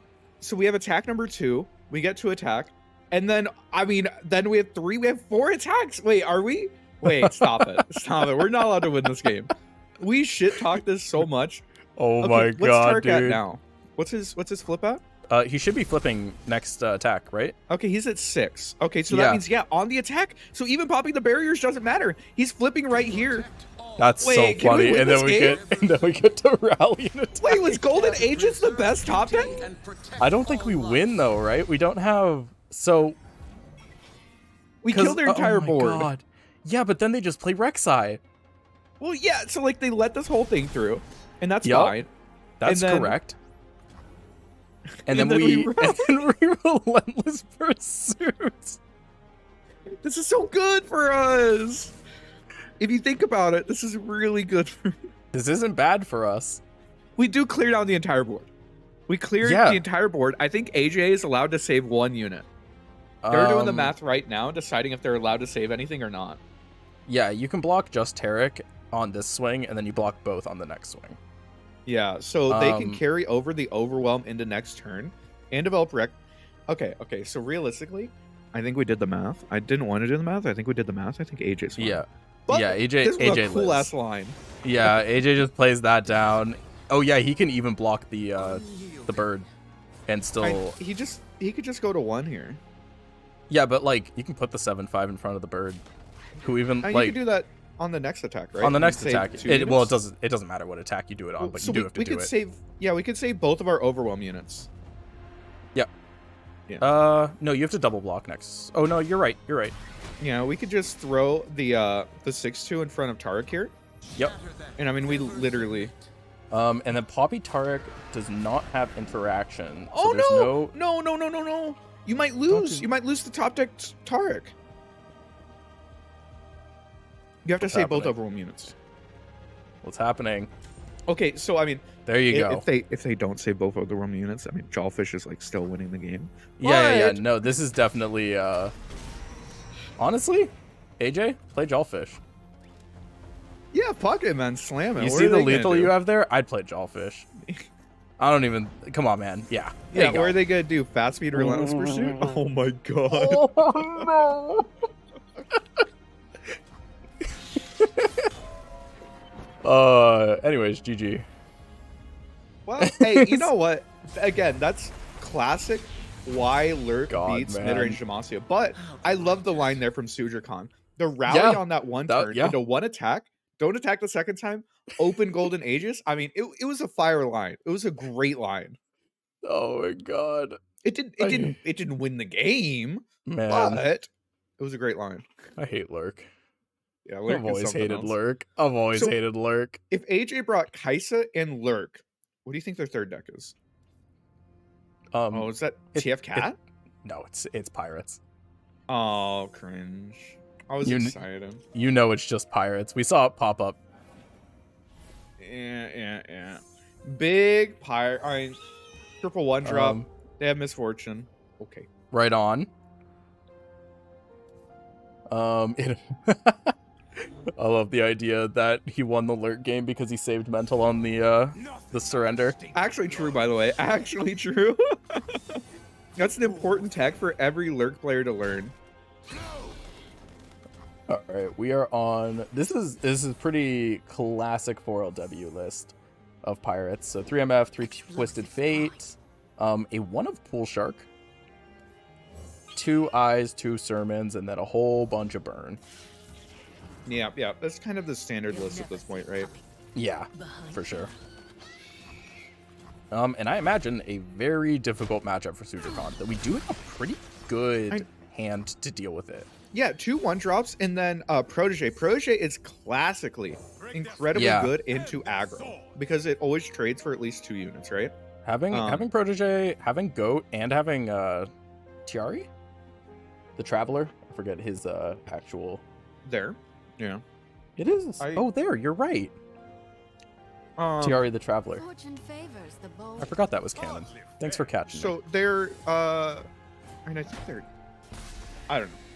I don't know at which point in the lore that card is. So I don't know. But we see Tiara come down. We have the Protege. We could gold card? Aggro, for as much shit as aggro gets, especially, you know, from specific content creators maybe on Twitter who for as much shit as aggro gets, there's a lot of points like this where, you know, it's very awkward, you know. Do you want a gold card, red card, develop a 1-drop, open attack, zap? There are a lot of options available here, and there isn't necessarily a correct choice, and it can be really difficult.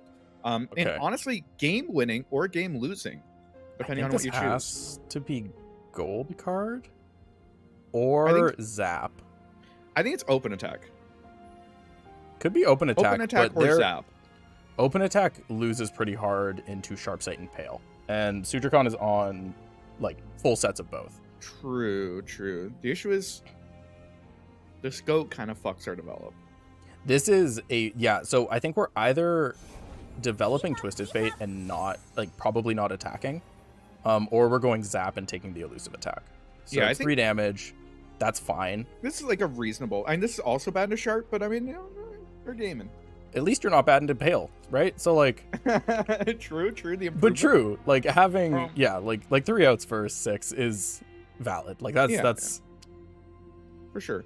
And I think we'd probably just develop out a Goat here. Goat kind of stops any sort of MF attack, or, you know, you could just jam it instead. But yeah, I think that this was pretty reasonable. Yeah, AJ probably pushed about as much damage as they could expect to this turn. I think this was probably the way to go. But Tiari really nice here into the Sojourner. Like suddenly we're kind of game. I think I like Broadwing over Tiari just to get the double challenger. I hear you. And, like, it might be correct, but Sojourner's buff just, like, running down the whole line, just, you know, that gets me excited.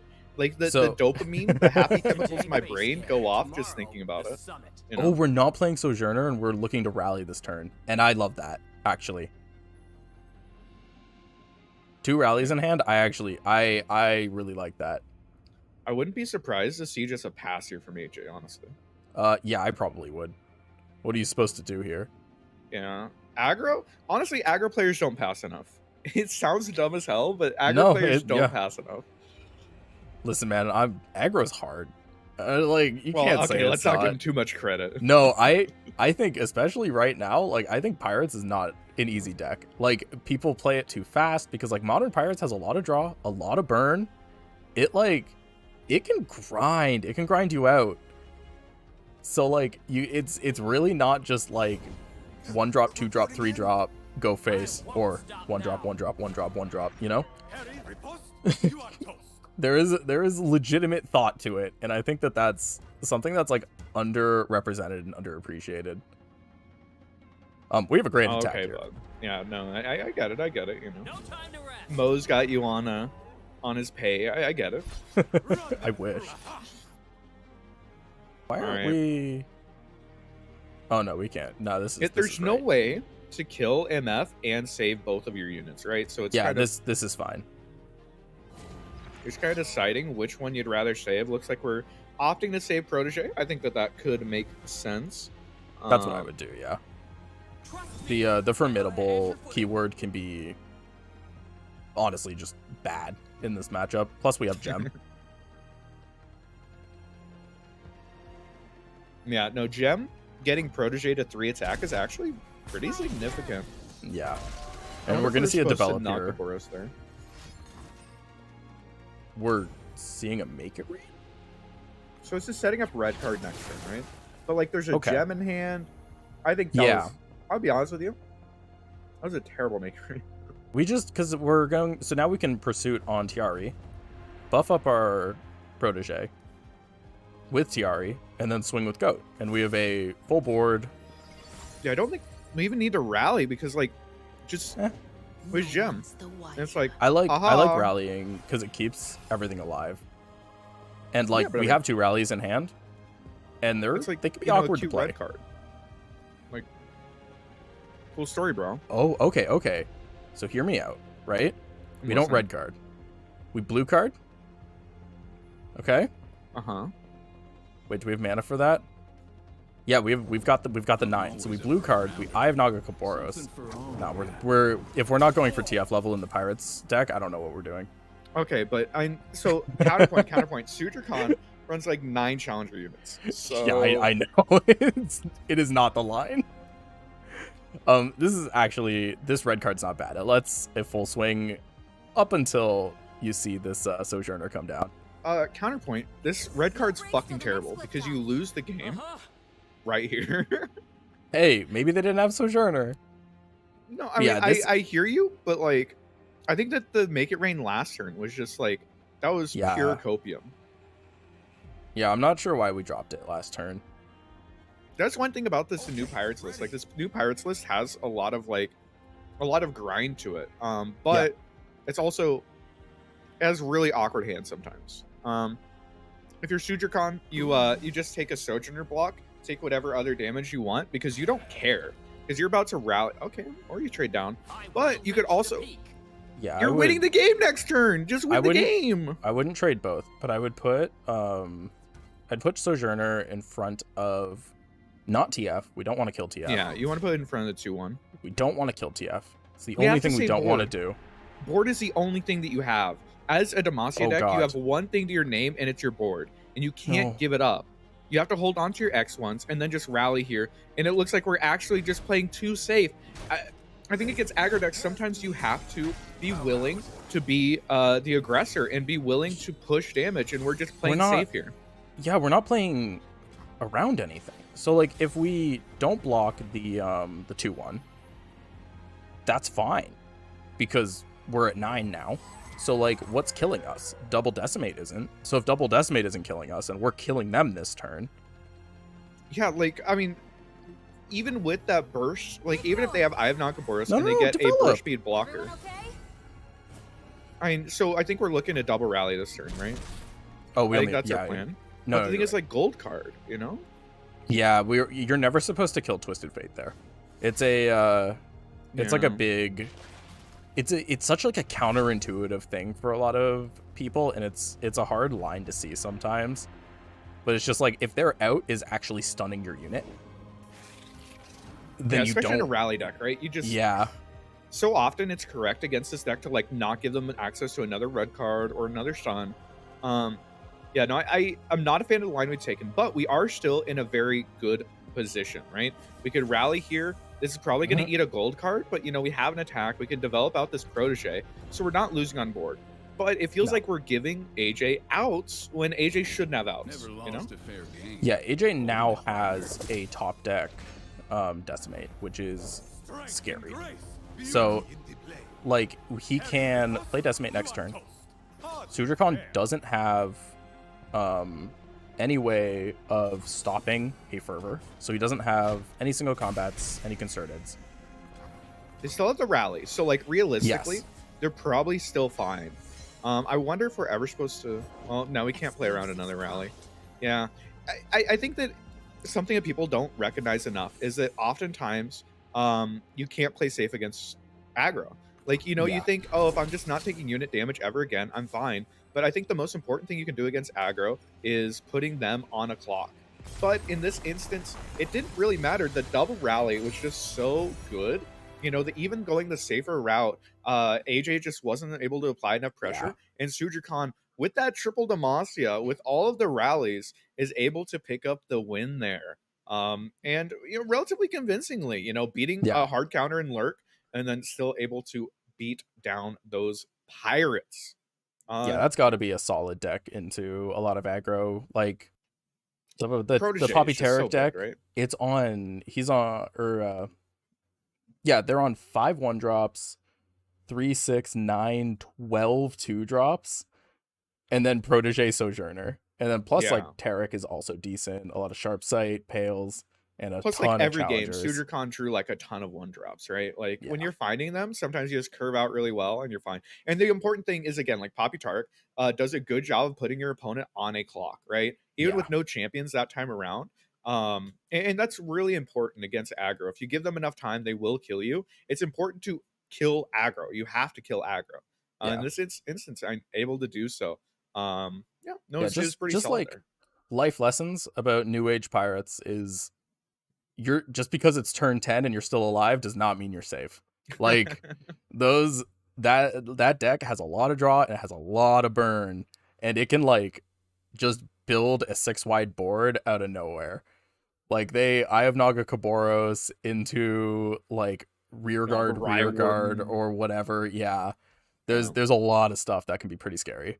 I think the first burn deck that like it really registered to me that like, oh, I have to race them was Poppy Ziggs, because Poppy Ziggs like had a ton of value, but was also just like ridiculous on the burn plan and would just push a shitload of damage. And like it finally clicked for me. It's like, oh, I need to be killing them on like turn 6 or turn 7. If I do that, I'm fine. But I can't, you can't let them do it because they'll just get so much residual damage. Either way, Sujikhan able to pick up that one. We'll see if we can get into another round here in just a minute. But Sujikhan continuing to be undefeated on that triple rally. Oh, we get look at this. We get to jump right into a movie. Roji versus Rodeo's Law. All right, so I got a hot take here. Okay. I think we may have come in at the end of the game. Well, you know, you say that. If by end of the game you mean that Roji's about to die because scouts. Because scouts. Yeah. For sure. Right of the arcane. Not real. Not real at all. We're fine if you think about it. You just throw that little block in there. Oh, look at the Quinn skin we got going on though. Yeah, Quinn skin is pretty pogged. Give us some full screen Star Guardian art. Come on. Isn't this the one that people are complaining about because it's like, yeah, on the level 2 art, isn't it kind of pixelated? I think when it's on the board, they somebody compressed that a few too many times, and then I do like Valor. Valor's styling in that skin. Oh, though. It looks sick. God it's great. Damn. Yeah. God damn. Hey, all right. Roji is able to bring back Sundisk. Sundisk, I've heard murmurings. Sundisk is good. Yeah, still. I've heard that it's coming back, and you know, potentially into a meta of small Demacia like that could be pretty good. I like the play there from Roji, by the way, getting the extra copy of also the Xerath before popping the very good into darkness, very good into a lot of the control stuff that I think we're going to be seeing. Sure. I would not be surprised to see a fair amount of Sundisk like next weekend. I've heard people say that Sundisk is kind of okay into Kaiser too.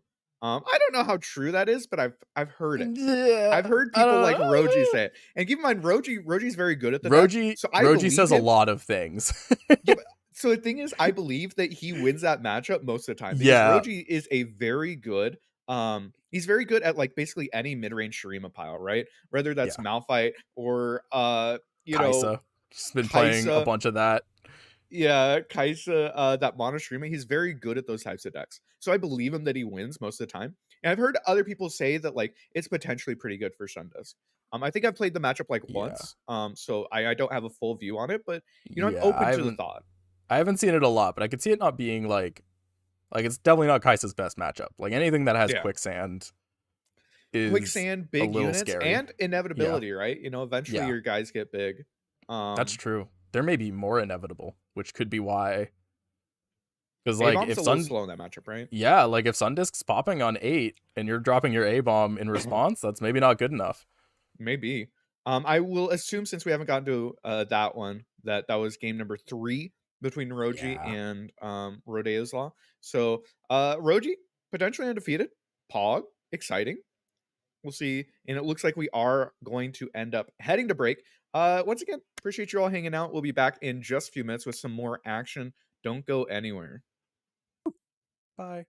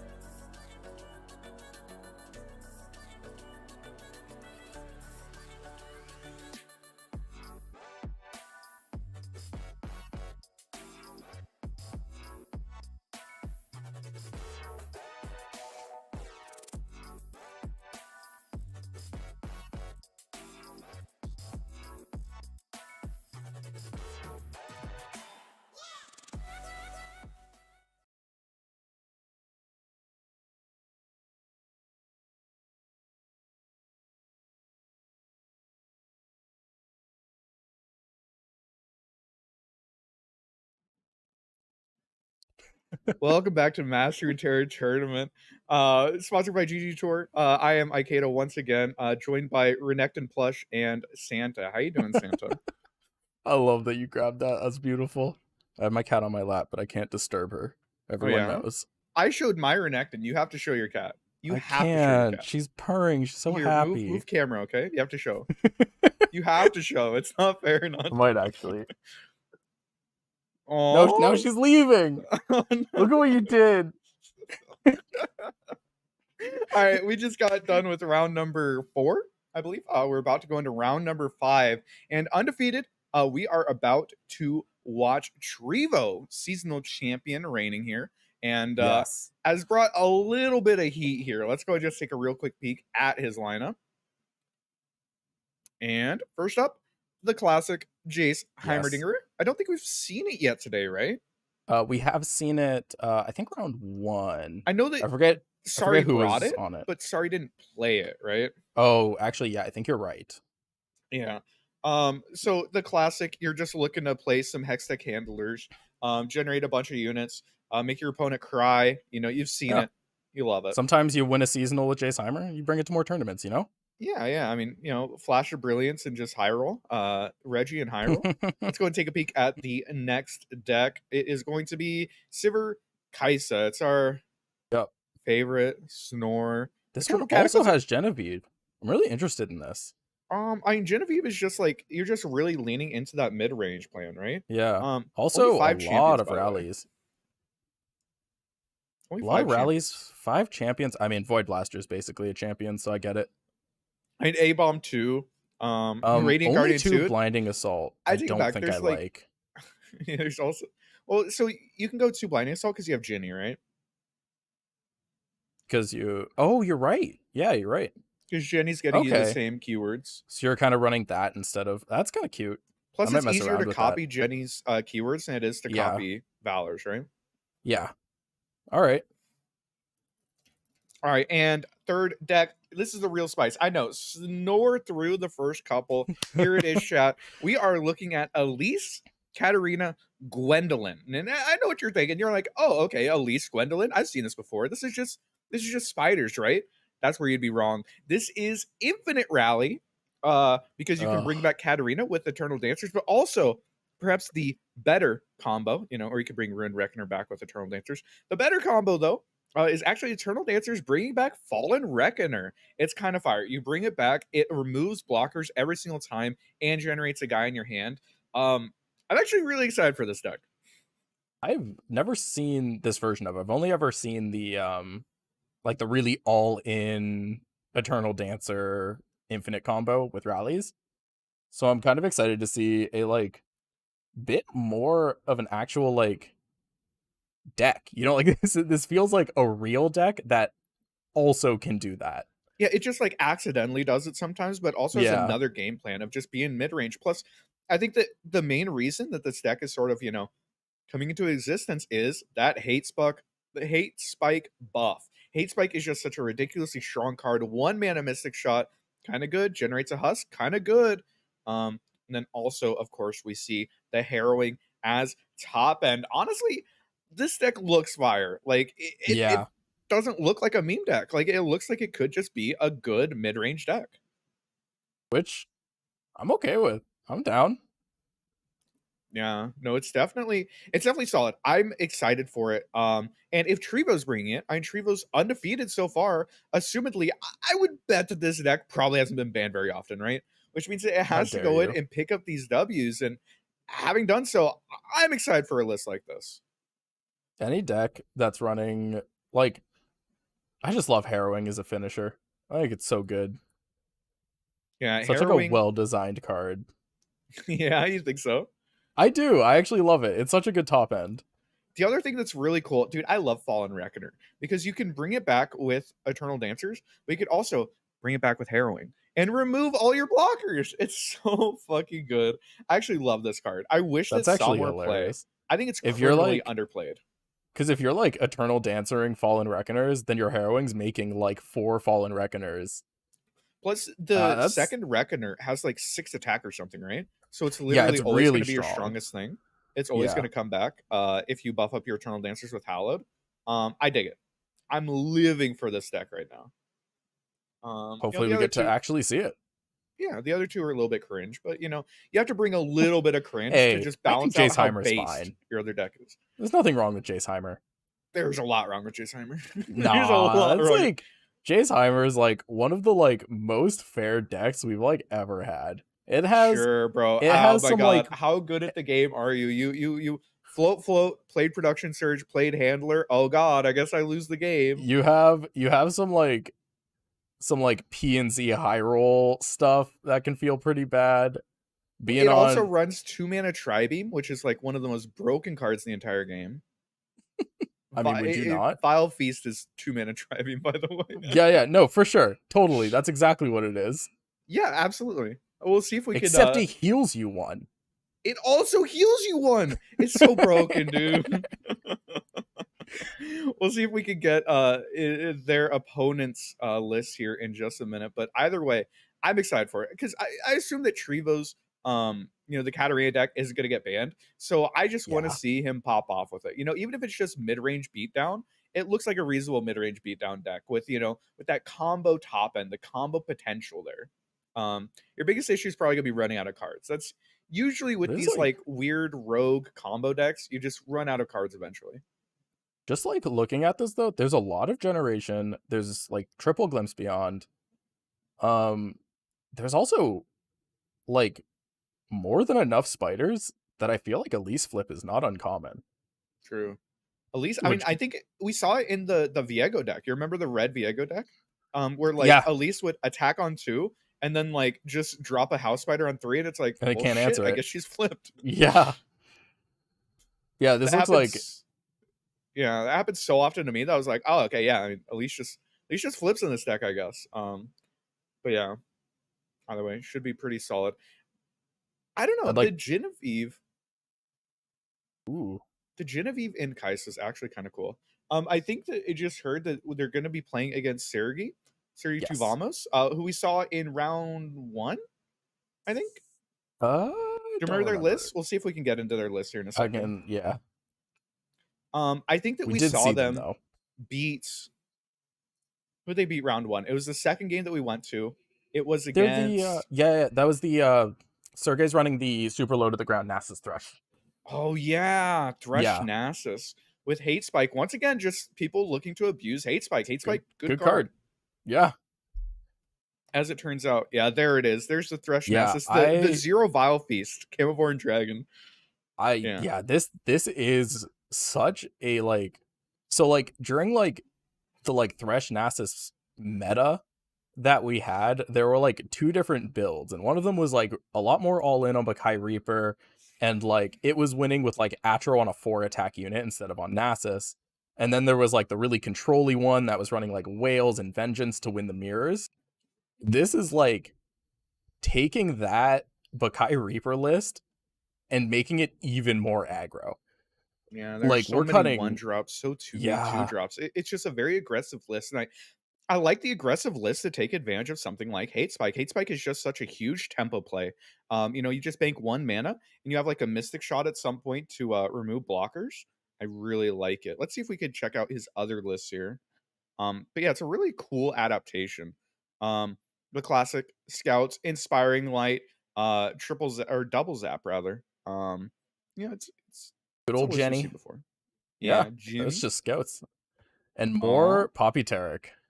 Concerted Strike in this one, notably, very Yes. different from the last that we had seen.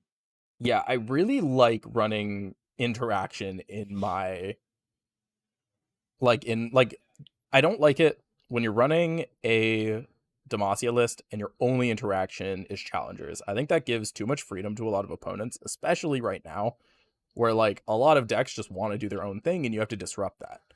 So when you're not, go ahead. it's just like when you're not running these strike spells, your only interaction would be like rally into challenger, and like that's so slow and so manageable compared. Definitely the case. And I do like the one of Bastion as well, just because assumedly you're going to be playing into a lot of control today. Copying Bastion with Taric can be really nice. But one thing that is notable with these lower to the ground, you run a lot of 1 and 2 drops. Demacian decks is sometimes Concerted Strike isn't the most threatening thing in the world because you have a lot of 2 attack guys, right? You know, True. if you haven't gotten like a big Poppy attack or a big Sojourner attack, sometimes your Concerted is only representing like 4 damage, which sometimes just isn't enough. I do like that's included here though, especially in an open tournament or an open deckless format, that your opponent has to respect it, because otherwise they just drop everything down willy-nilly. They don't care about what you're doing as long as you're not literally rallying on them and killing them, right? I do really like, so there's not a lot of elusive beatdown right now. Ionia's like mostly out of the meta, aside from like some fringe like Kennen decks and stuff. So cutting down to 1 sharp sight and running triple guiding, triple pale gives you a lot more consistency in your like longer matchups and some survivability in aggro. And I actually think I really like that. Yeah, and the other thing, of course, is Taric. Taric loves triple guiding, triple pale, because Yeah. if you're ever able to just get like a double draw off, sometimes Taric literally outvalues it. Taric's such a good card. Like Taric's kind of slow and kind of bad, but also he's really good. You know? Yeah. He's extremely powerful when he gets going as an engine, but it's hard to make him consistent. And this is like trying to make that a little more consistent. It's interesting how much we've seen this deck pop up today.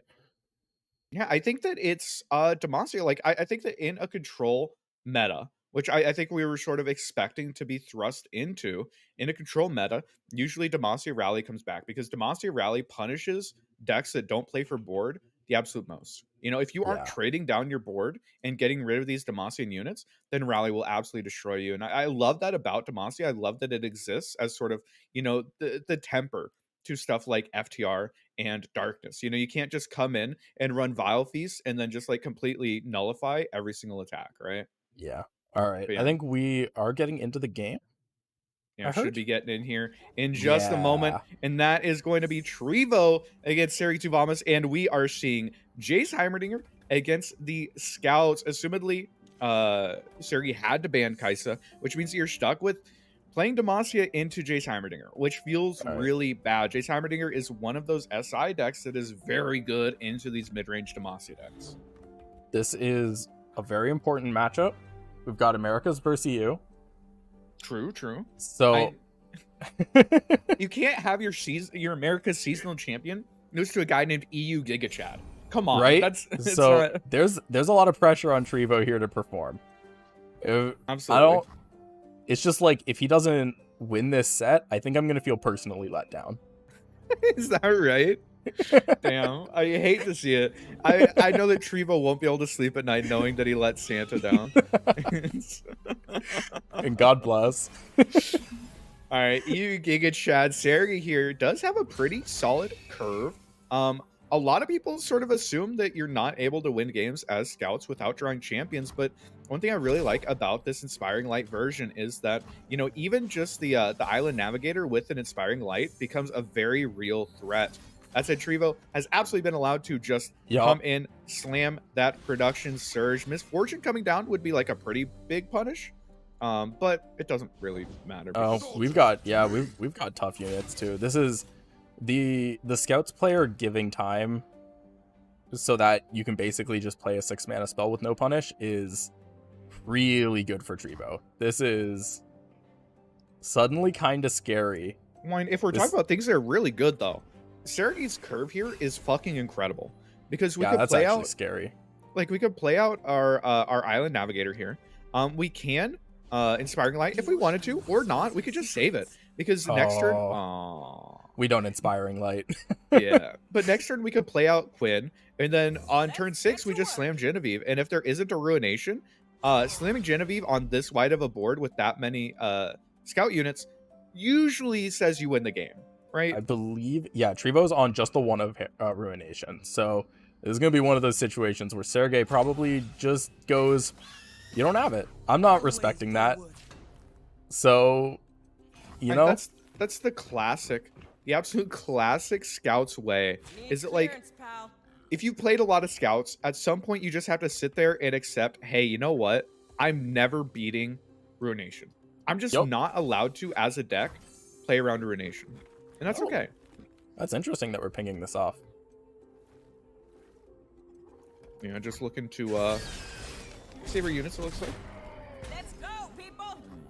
The trade down there isn't ideal because a lot of times when you are playing scouts, the one thing that you care about the most is just holding board.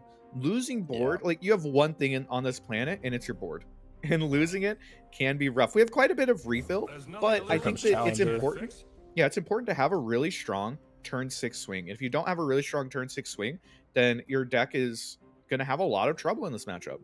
So it's definitely an interesting thing here. Do you slam Quinn? This makes playing Quinn a bit of a hard sell now. I think. Oh, this is tough. Yeah, I think you still have to play it. I was thinking about maybe a line where you Navigator into Inspiring Light into Genevieve next turn. Remember, we're the ones who make progress. But I'm not sure that's better. The problem is we can just kill off Quinn here. We could kill Quinn. We could also just eat up Valor. A lot of options available. The world is Trevo's oyster, and here he is taking advantage of it. And again, you don't really want to trade down the board if you're Trevo or if you're Sergi. Right? Sergi wants to hold on to his units, wants to survive here.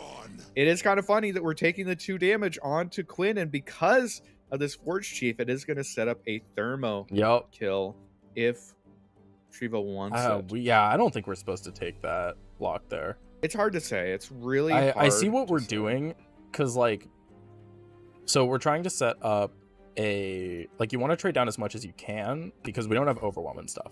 So trying to be a scout deck that gets through means they need to have a clear board. Otherwise, you're kind of just never dealing damage. Yeah, it's a rough position to be in, and there's the Thermo coming through. Do you commit? We do? Oh, yeah, we do. We do have Rangers, so we had an answer to that, so I think I'm okay.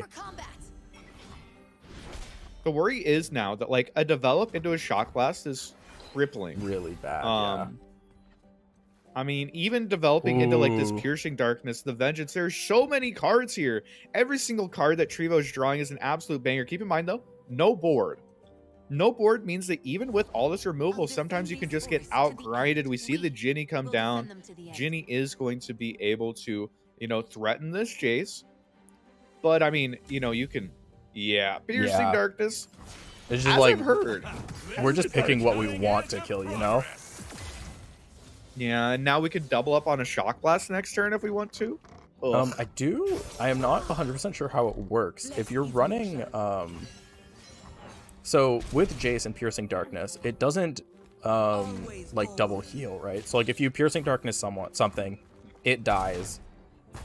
You get just the 5 drain, right? It only double heals if your opponent has more than 5 health. If the second one, if it's dead, by the so if time it that lives, the second one comes around, then it just fizzles. Okay. Yeah. I imagine we'll probably just see, maybe like a Sergeant come down here. Maybe just this bird, Fleet Feather Tracker, pretty happy. Either way, that's a really good. Ideally, we want to save mana to redevelop out Quinn if they end up killing this Quinn. That's like our dream scenario. Well, not today. Hear me out. What if we just didn't? That'd be cool too. Replicating the power spike. Yeah. I think that's maybe a line where it's like, please don't have Shock Blast. Because if they don't, we get to go 6 wide with scouts and play a Fort Demacia next turn. Yeah. And I think the important thing, that's a winning line. When we're looking at the plays here, it's important to recognize that this is an incredibly unfavored matchup for Scouts. Scouts has a lot of trouble in this matchup, and with that Jace, with Challenger just absolutely holding down the board, he has been just a monster. At some point you just have to, like, close your eyes and be like, hey, I'm not beating a whole lot here, so I need to just jam units. Powering up. Yeah, I don't dislike the play from Sergey. I think that was, like, probably the highest percentage play, because there's only 2 Shock Blasts in Trevo's deck.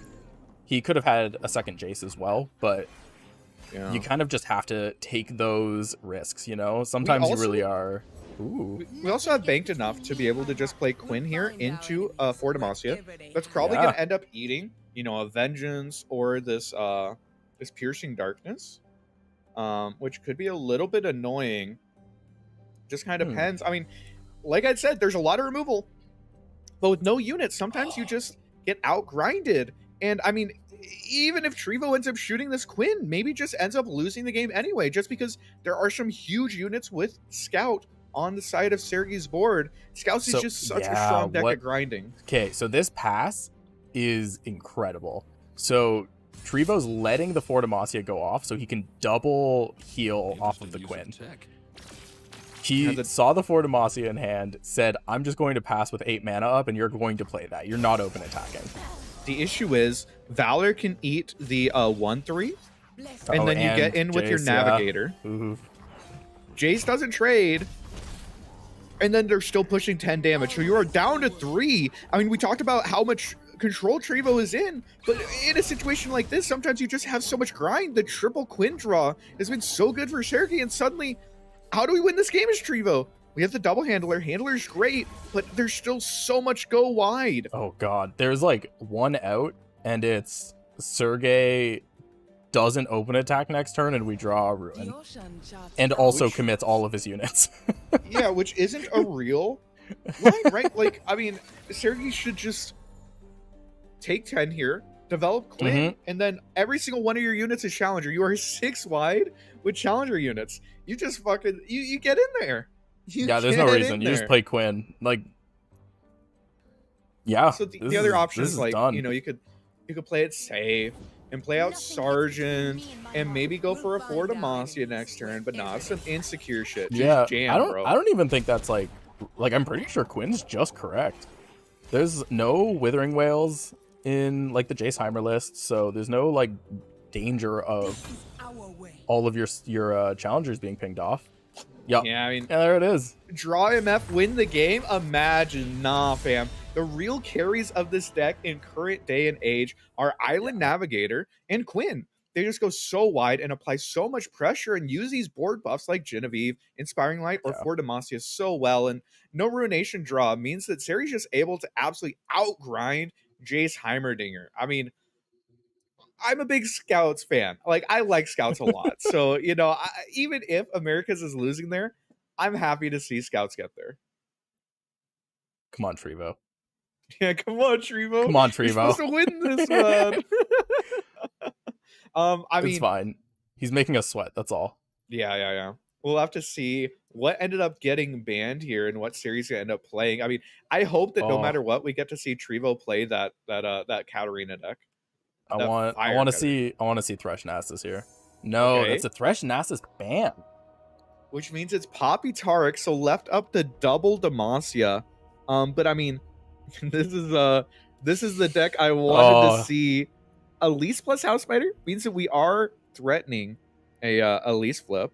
You had mentioned that earlier, but yeah, that's sometimes relevant. I don't think it goes through into this many challengers, but you know, true, but if you believe hard enough, you know, you just got to believe hard enough. Either way, though, we'll go ahead and get into game number 2 here. Sergey just looking to close this one out. Trevo looking to tie it up. What's up? If Sergey hits pretty much either champion with this hand, they're in a very good spot.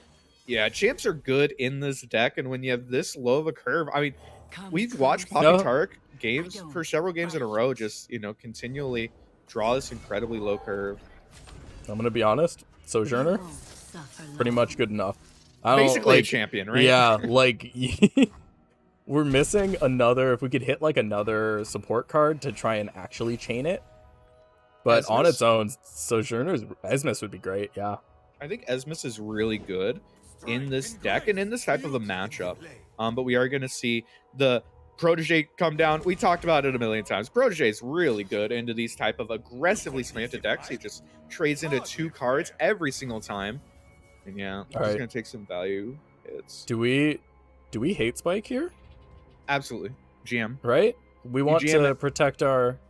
Oh, we're hate spiking on the hollowed. Okay, but we could have done it from the 1-1, right? I mean, I guess we're going to flock, maybe? Or we just... Actually, no. I think that is what we're doing.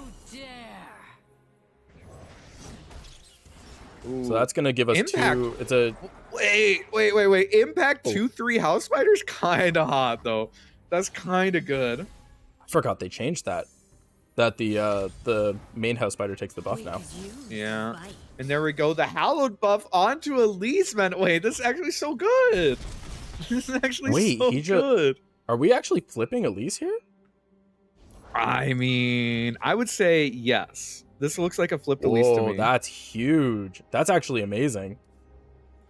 Yeah, especially since, again, most of these Demacia decks have like 2 attack units. Like, they're all like 2 attack units, and there aren't a whole lot of Fearsome blockers, especially since Bright Steel got nerfed, and that is a flipped Elise swapping over to Spider Queen Elise. Yeah, we are still just 2 health because Elise is a unique champion in that way. True, but I'm with Flock available and another Hate Spike. Do we even care? If we see the 2-3, like if we see the Protege pull into Elise, we're very happy. We could just Flock the Protege right now, and then whatever unit goes after Elise, we could just end up Hate Spiking potentially. I don't know. We'll have to It will see. get buffed, so yeah, I but think would they throw, Sergey. would they throw the Ooh. buffed unit into Elise? Like, that seems kind of weird, right? Hey, if we're trying to play around Flock. True. This is a triple Flock list from Trevo. Yeah. We see the attacks coming through here. It looks like we're trying to hold on to the Laurent Protege. The block sets up a Flock.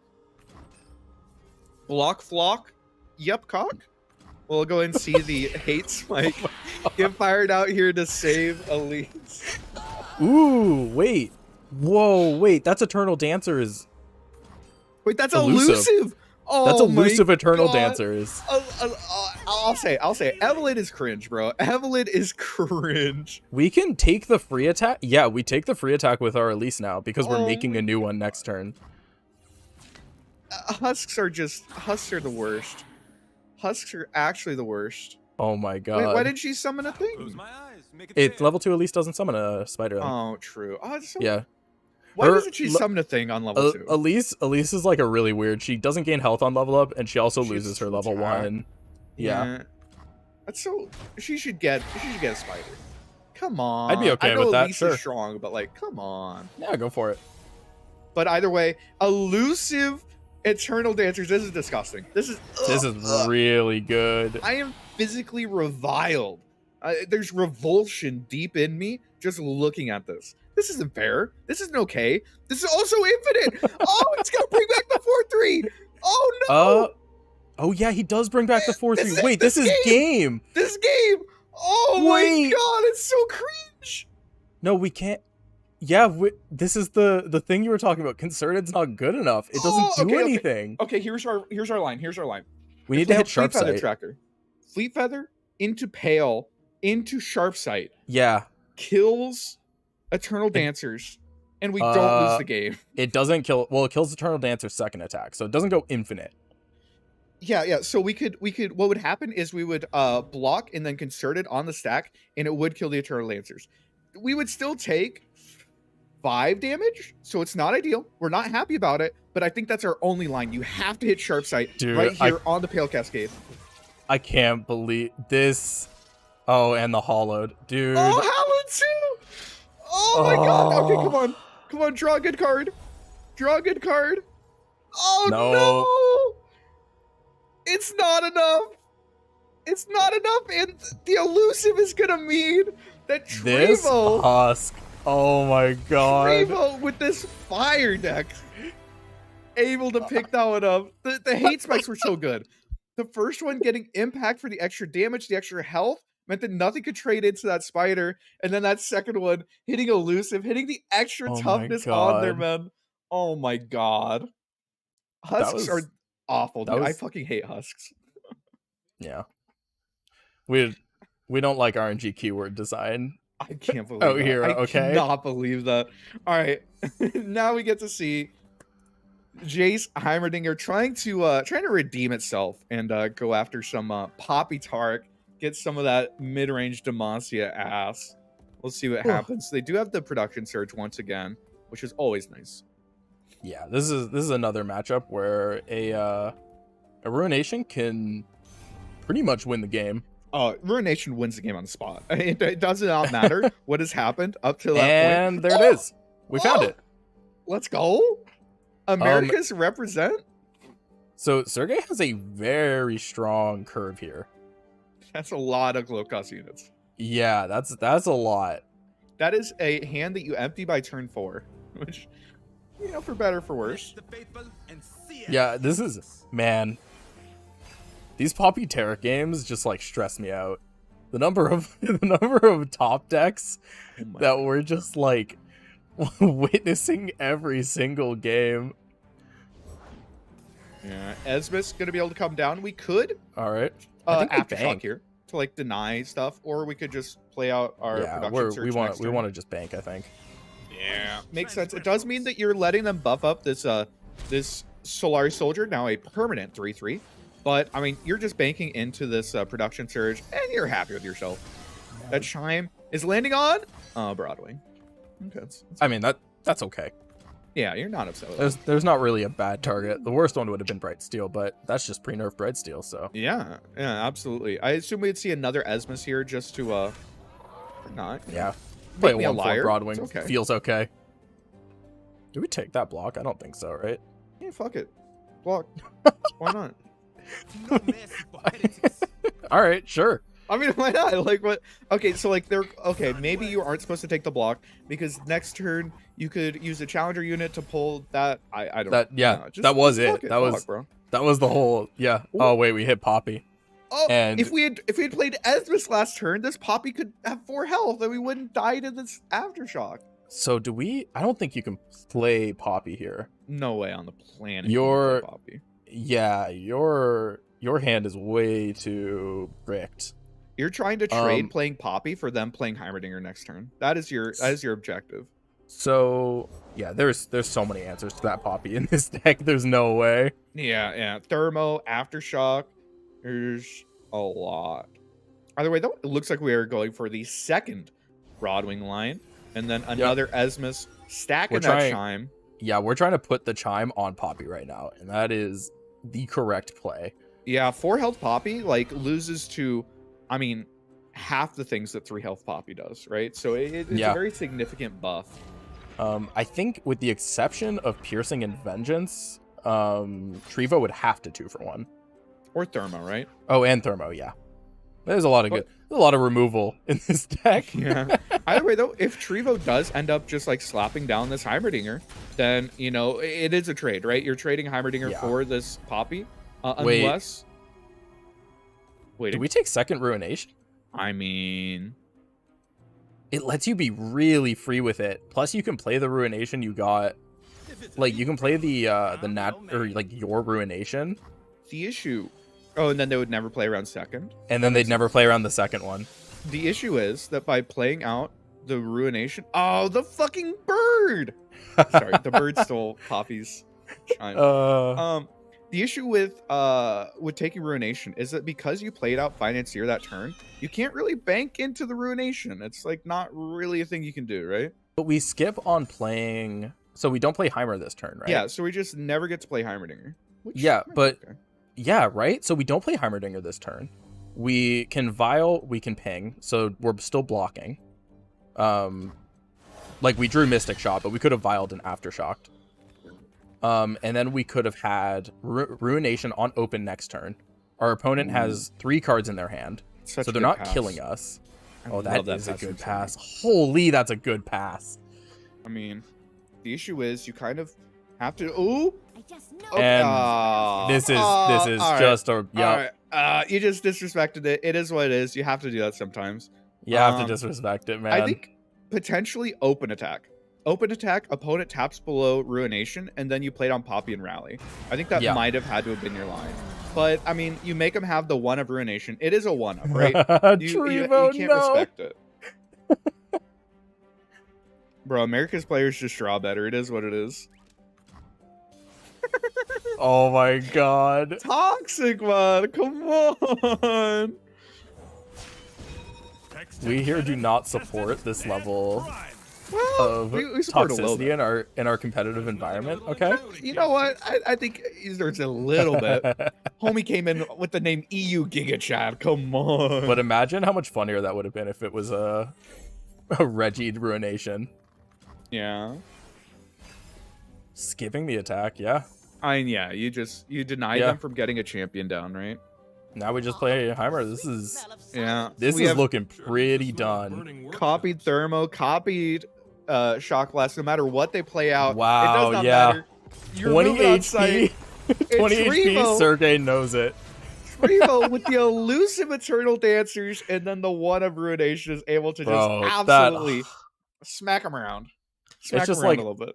I think Trevo was still in a really good spot in the last game with No, with they the were- they were Husk, still but fine. man, But I mean, there were a lot of hits that were actually like blowouts, right? Like they could have Yeah. hit Tough. Tough would have been a huge for blowout. sure, yeah. Yeah, Quick Attack would have been a huge blowout. There were several hits there that were just winning them the game. It's just Elusive is the most It's flashy, just like- right? Yeah, and it's just like Pantheon, you know? It's like you play Pantheon, leveled on 5, and it's like, yeah, of course he rolled Scout. It's like really likely he rolls Scout. But it still Yeah, feels bad. It still feels bad. You know? Even if you know, like intellectually, you're like, okay, well, Yeah. it's probably gonna You're hit like, it. But it's it's still just like, like, yeah. he could have not hit it. Why didn't he not right? hit It's like, it? why do they always hit it? Right. Yeah. No, either way though, Trevo able to continue that win streak undefeated so far Yeah. through 5 rounds. We'll see if we can get into another game here, but I'm excited to see that Katarina deck. Dude, that Katarina deck seems solid. It seems really didn't- solid. And he didn't let us down. Yeah. He That's- played it. That's a definitive NA greater than EU matchup right there. That's what that was. Absolutely. Confirmed. Yeah. Literally confirmed. I mathematically. Mhm. I do like though that, you know, after losing game number 1, game number 2 brought the Eternal Dancer deck. That way, no matter what, we got to see it on broadcast at least. I And respect actually, that. you're right. Yeah, that was Trevo's that was playing for the definitely that was Trevo doing that for us. He knew. content. Trevo's a homie, you know, doing us God a solid. bless. Ooh, Gouda versus Simon in a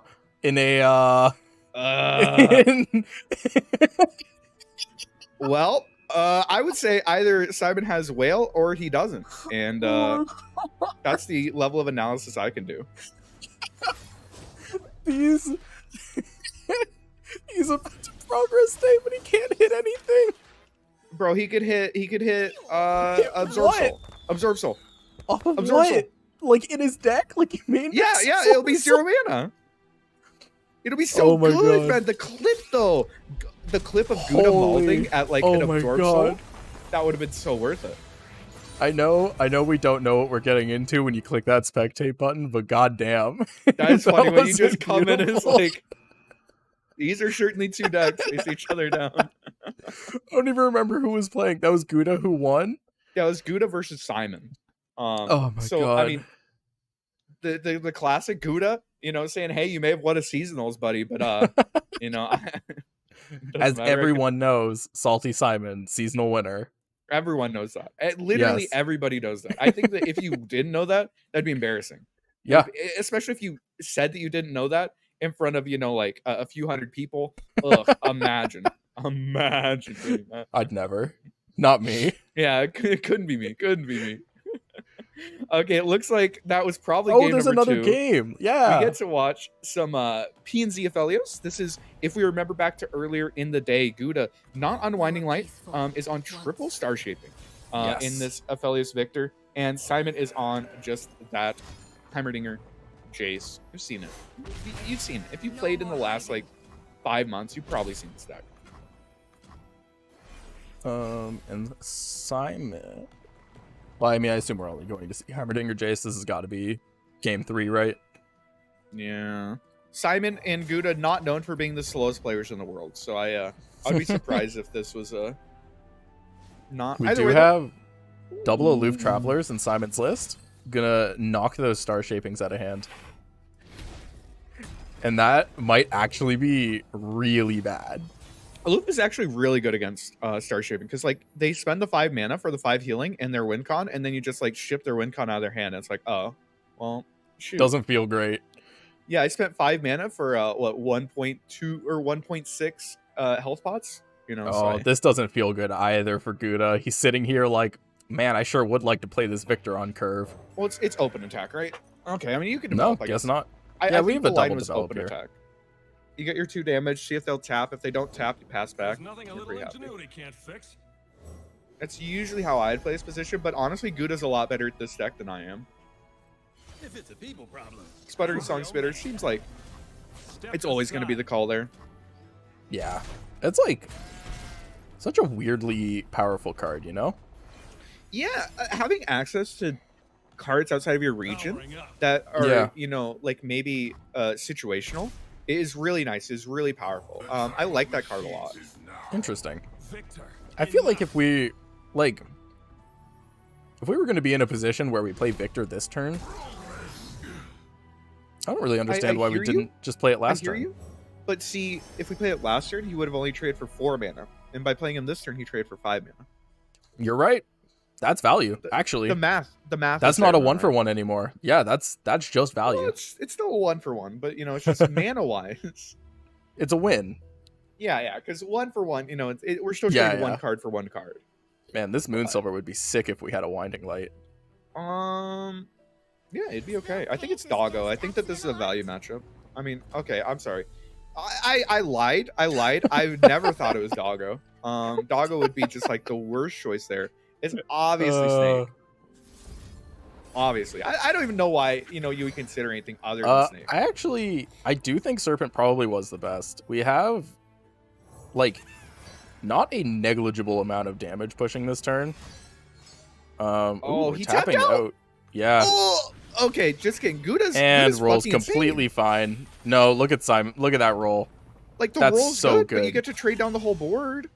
Yeah, get you're to right. kill Jace. You swing with everything here for sure, except maybe the Sketcher. You can keep Sketcher back because it just gets eaten. But yeah, I mean, Gouda just is better than me.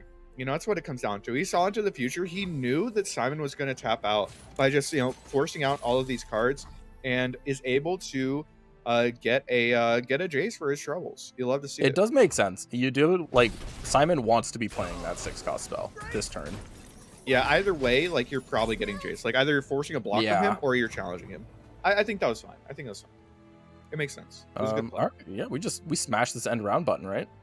Yeah. Unless you want a Good Mystic Mystic. shot at 2-1. Makes it. Nah, I don't think I don't we're think you just care that much. we want face. Oh. You said we wanted a face. I mean, that's face, bro. That is face. Okay. That is definitely telling Simon that we have a Mystic or a Get Excited. He knows now. Yeah, I wonder if we just say okay and then shaping here. Yeah, we shaping. Destroyer is mean- probably the pick, right? We have 7 mana. Yeah, we have 8 mana next turn. Bro, where's our Moonsilver? Oh, I don't love. I think Destroyer is better. Like, we're attacking on evens, so like we don't get to actually use that until turn 10, which I guess is okay, but Yo, I mean, we're just gonna shaping again. Okay. oh no, we're going song. Man, Gouda's just going for it. There is like no Roll. thought in these turns, and I kind of love it. I mean, there's probably thought. It's just, you know, I don't, you know, we don't see the thought. But that He's doesn't mean thinking it's so not there. fast. I don't think that fast. Gouda's just built different, man. Wait, Maybe his Onslaught of cat. Shadows? Maybe Gouda's cat jumped on the keyboard and selected that one. You know, that's That is, I have legitimately lost games because my cat stepped on my spacebar, and I just Yeah. passed the turn. yeah. Okay, entrapment could potentially show quite a bit of damage. The important thing though is that you get information, right? Yeah. By playing entrapment, you get information on what is in your opponent's hand, because this open deck list, you know exactly how many copies of every single card they should have. So when you see how many mushrooms are shuffled in, it can give you important information. Other thing to note, Gouda is 3 minutes behind. Ooh, well, you pick Heimer. That's Yeah. great. Oh, Gouda and that is plus 3 9. minutes behind. You, Haha, that feels good. yeah.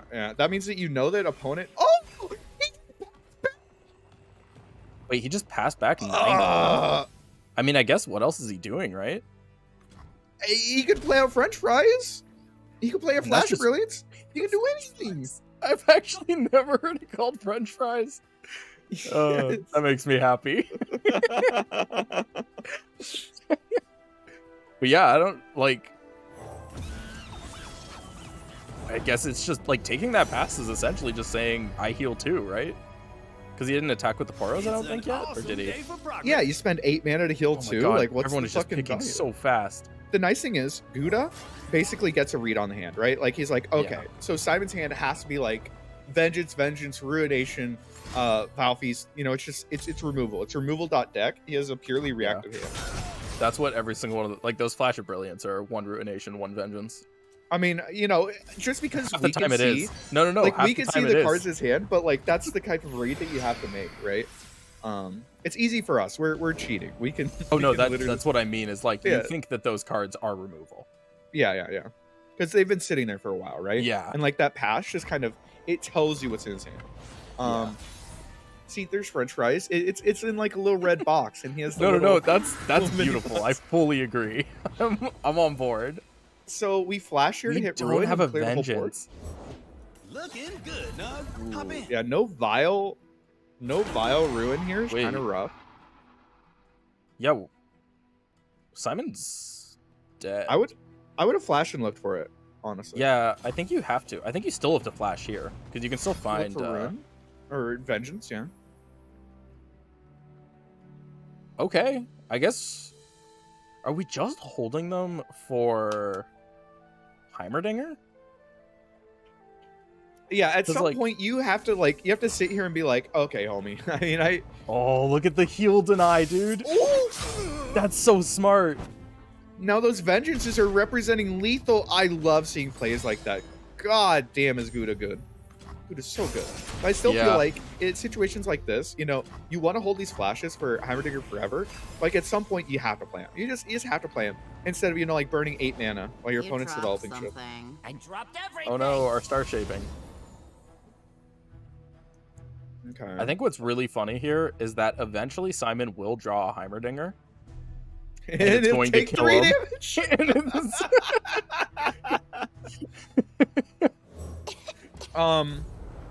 Yeah, worth noting, upper left, 13 minutes left until Look, overtime. up Overtime there. is 5 minutes. That's not At the end of ours. those 5 minutes, whoever has more time on their personal timer automatically wins the game. So if we end up going that late, Gouda is literally 4 minutes behind Simon.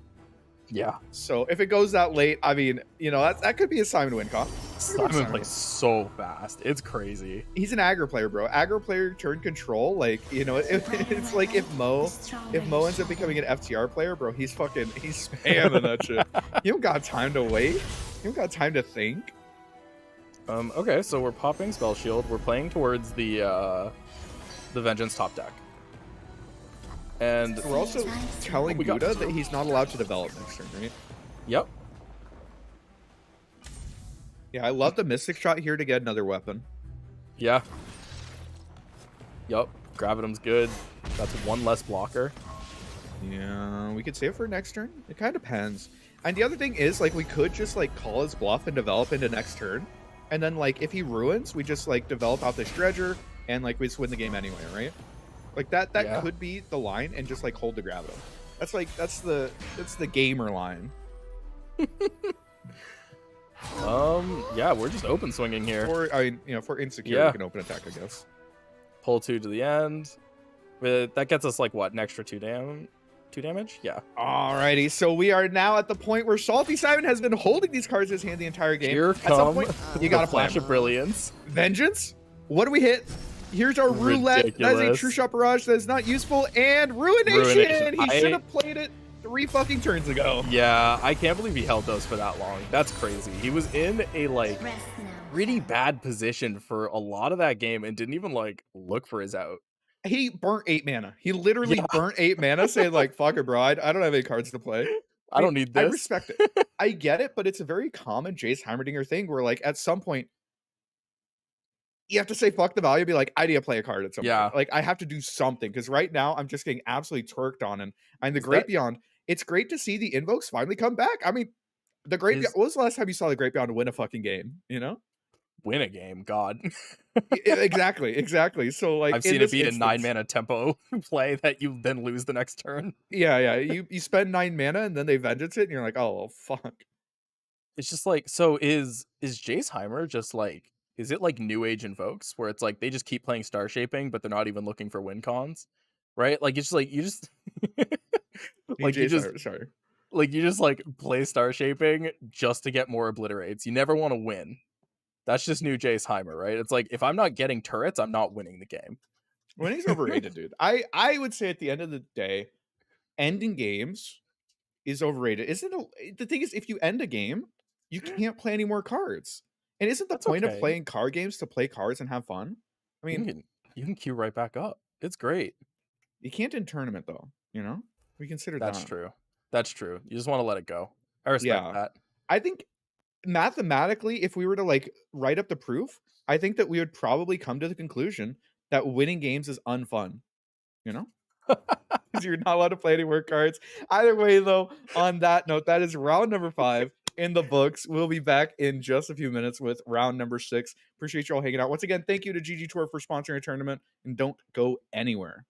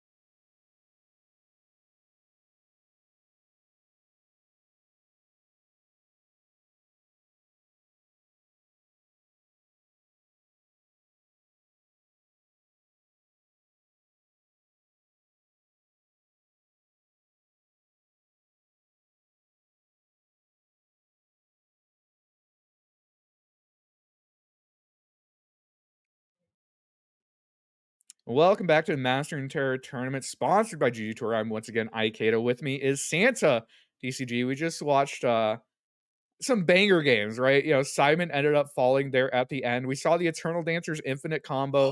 We saw some fun stuff last round. That was great, actually. Like that was some RNG high roll stuff, but that was looks pretty great. Yeah, You and like to see sometimes it. it'd be like that. Elusive Yeah. Eternal Dancers, as it turns out, kind of hard to deal with. But we are going to go ahead and watch some X1 gamers this round. I believe we're going to be watching Mr. Jason Florent himself, so we can go ahead and critique his play going into the seasonals next week. Of course, seasonals is next weekend, and Oh, Jason Florent topped the last one, is looking to repeat that success and top again.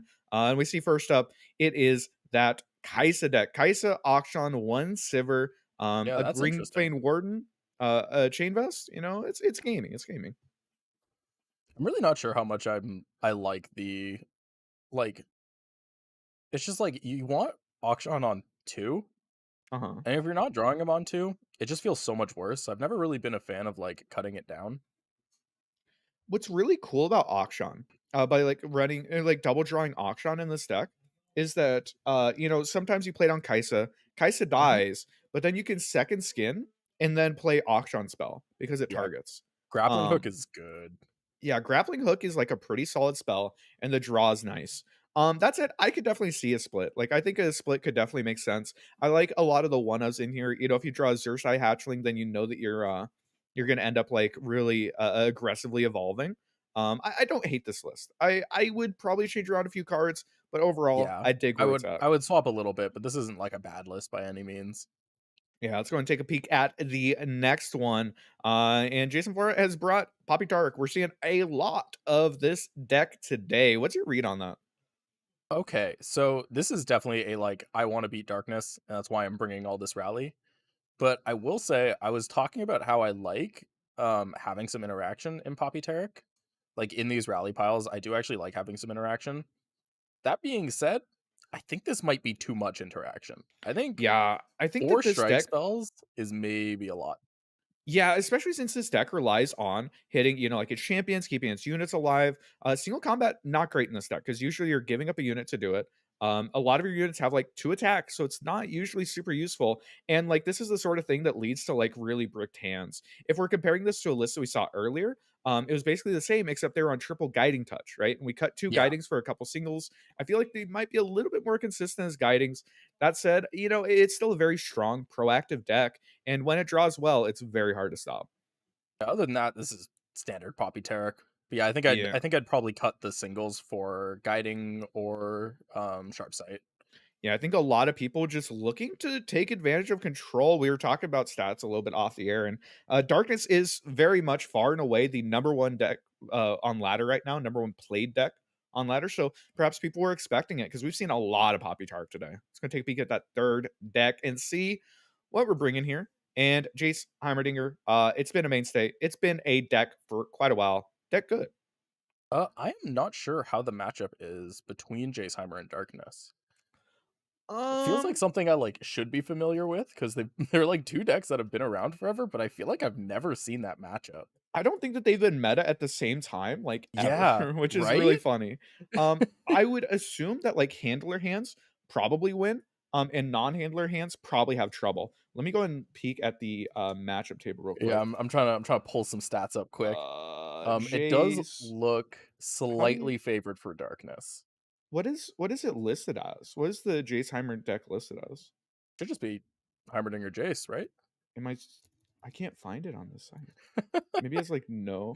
Sorry, I'm looking at Legna site and I don't see it.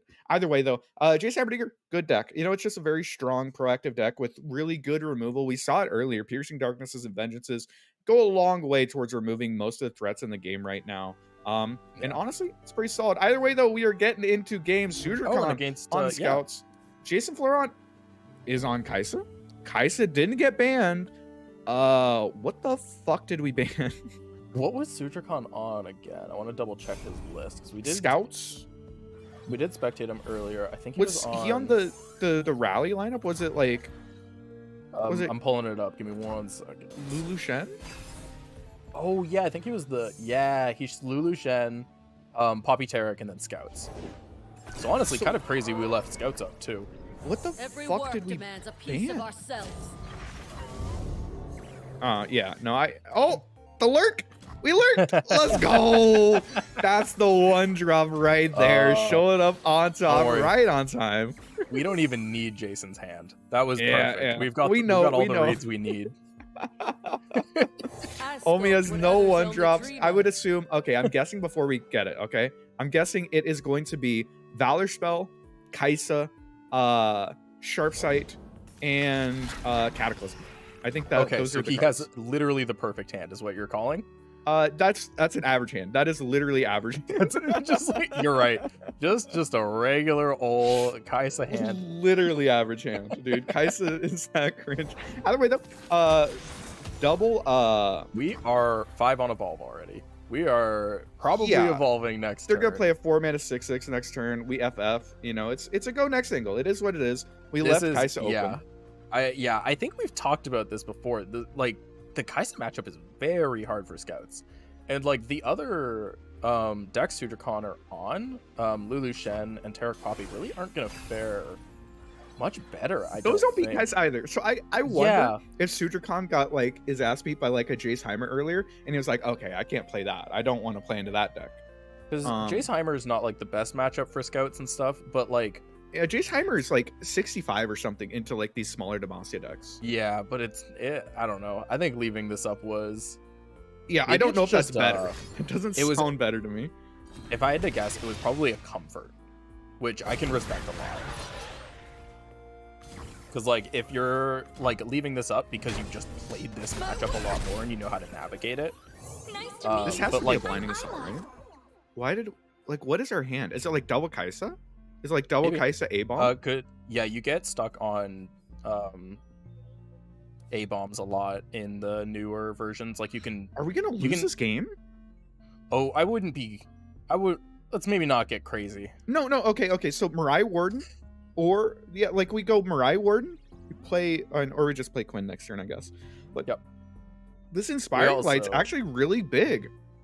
I want If we don't have a 4-mana 6/6 here to like completely shut them down, This is kind of fun playing without the other hand. Just like basically playing this from SudraCon's hand. But yeah, we're trying to figure out basically how much can we develop here? Can an open attack be okay? Or do we develop because if they play Radiant Guardian, SudraCon loses.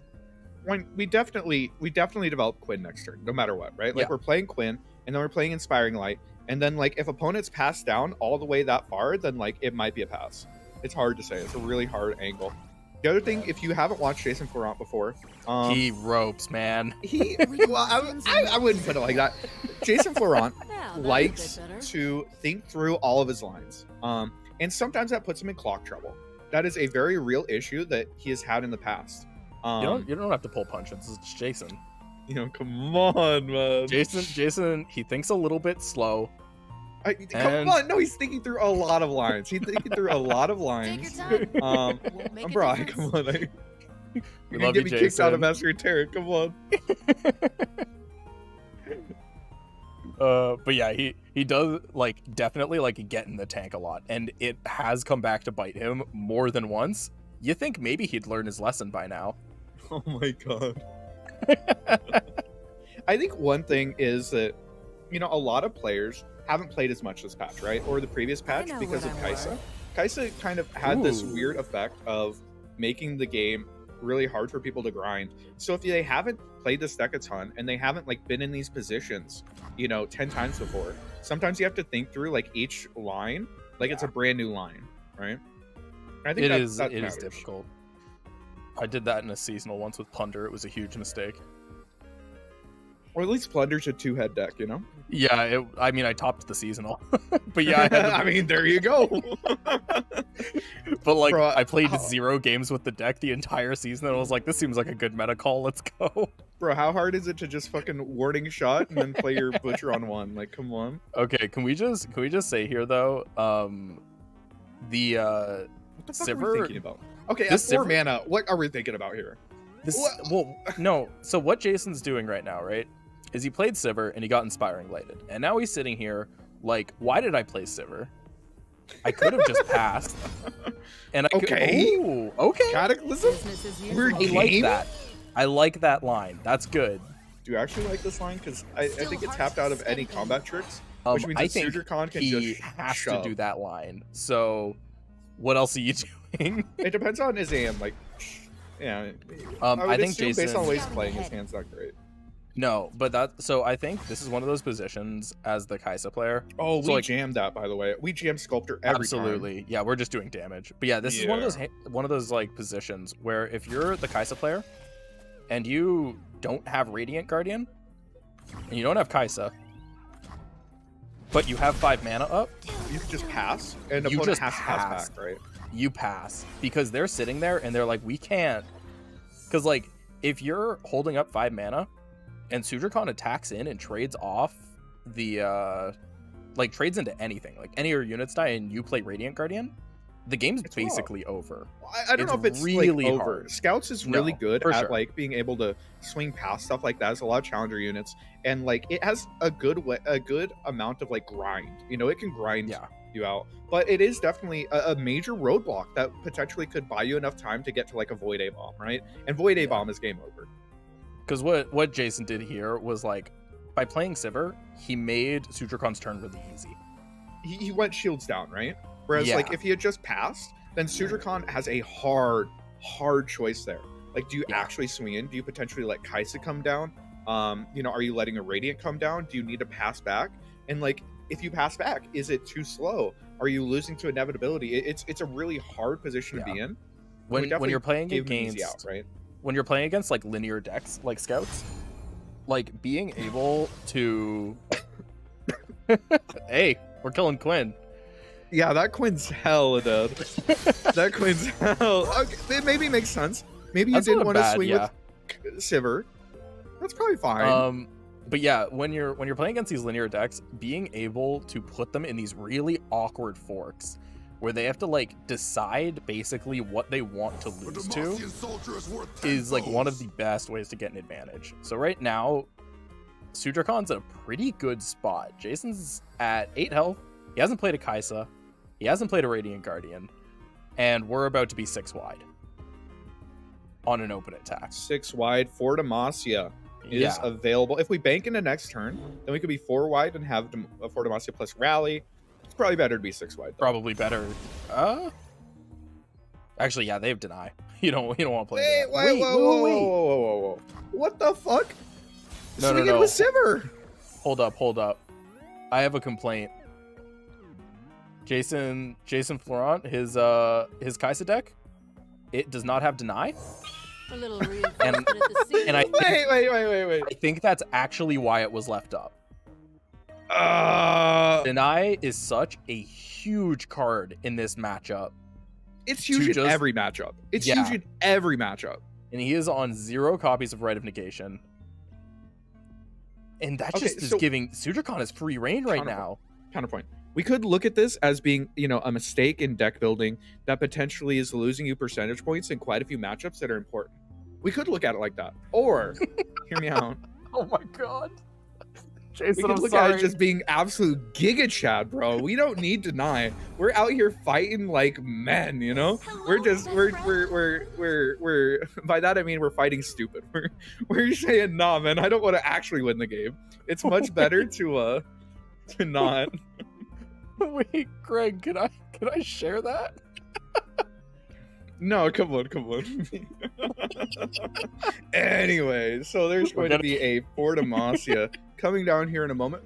The other option, we could play Inspiring Light. We could Inspiring Light plus Rally, you know? This is a good No, there's nothing. Anyway. Honestly, I don't even know how Jason calls himself. Like, how does someone playing like this run a channel called Oh Mastering my Runeterra? God, dude, come on, man, chill, Jesus. Oh, Anyway, we see a big Fort Demacia coming down here. Jason Florent is in fact 6 minutes behind. Worth noting. oh my god, he actually is. I will say this is like genuinely this was a well played game from Sudrakhan. We're giving Jason a lot of shit, but Wait. To be clear, there's a there you're is saying we. 100% a we. What do you mean? I go where the trouble is. It's never Yeah, too we are far. going to go ahead and see the second concerted strike come out. It seems like Jason Florent's Hand has been like pretty bricked this game. Yeah. Right? We aren't dead this turn. That's good. In order to not be dead though, we are in fact giving up our Sivir, which usually not a fan of that. What Not a brings you here? fan of that. Do we? Oh. Yeah, we Make yeah it we worth just my have to. while. Does Yup. Void A Bomb still win us the game, by the way? We It have has Scout, Quick Scouts. Attack. We It don't doesn't have Overwhelm. We don't have Overwhelm. We have Fearsome, do though. have I don't think they have a Fearsome Fearsome, blocker. They do, Oh. the Vanguard. Yeah, because we... Okay. So no. Okay. What about Kaiser plus Valor as our last two cards, loses to Rally? boy. You know what? Maybe they block here and give us Radiant Guardian. I'm giving us Radiant Guardian. Oh no! You just gave us just Rally. Just say okay and then Rally. Why are you giving outs? It actually like doesn't matter though, because they can play. Yeah, they play Broadwing, they play Sculptor, they rally, and the Like, game's plus still over. Strike spell. Alright, Plus let's strike get to work. spell. First Like Radiant plus strike spell, right? He only has Concerted. Oh, okay. Well, So- yeah, never mind. It's fine. Yeah, Just we're jam it, good. bro. Hey, at this point, fuck it. Fuck it, jam. Banish the unworthy. Jason swings in. Good thinking. God Gaming? Look at him go. Look at the cleanse. Look at the moves. Jason, what was that? We have fun here. We have fun here. You shouldn't have cast Jason. This was a mistake. We like are we dead haven't this seen time? him all Wait, we might- game. We might not be. Okay, yeah, we're. What? We're like super dead.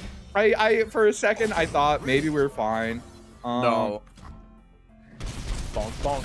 Judgment though. 2-mana judgment. Yo. I'll put Judgment in my Kaiser list. Why not? Why not? I mean, if you aren't gonna run deny, you might as well run something, right? Right? That's the mirror breaker. Is it? They- Absolutely.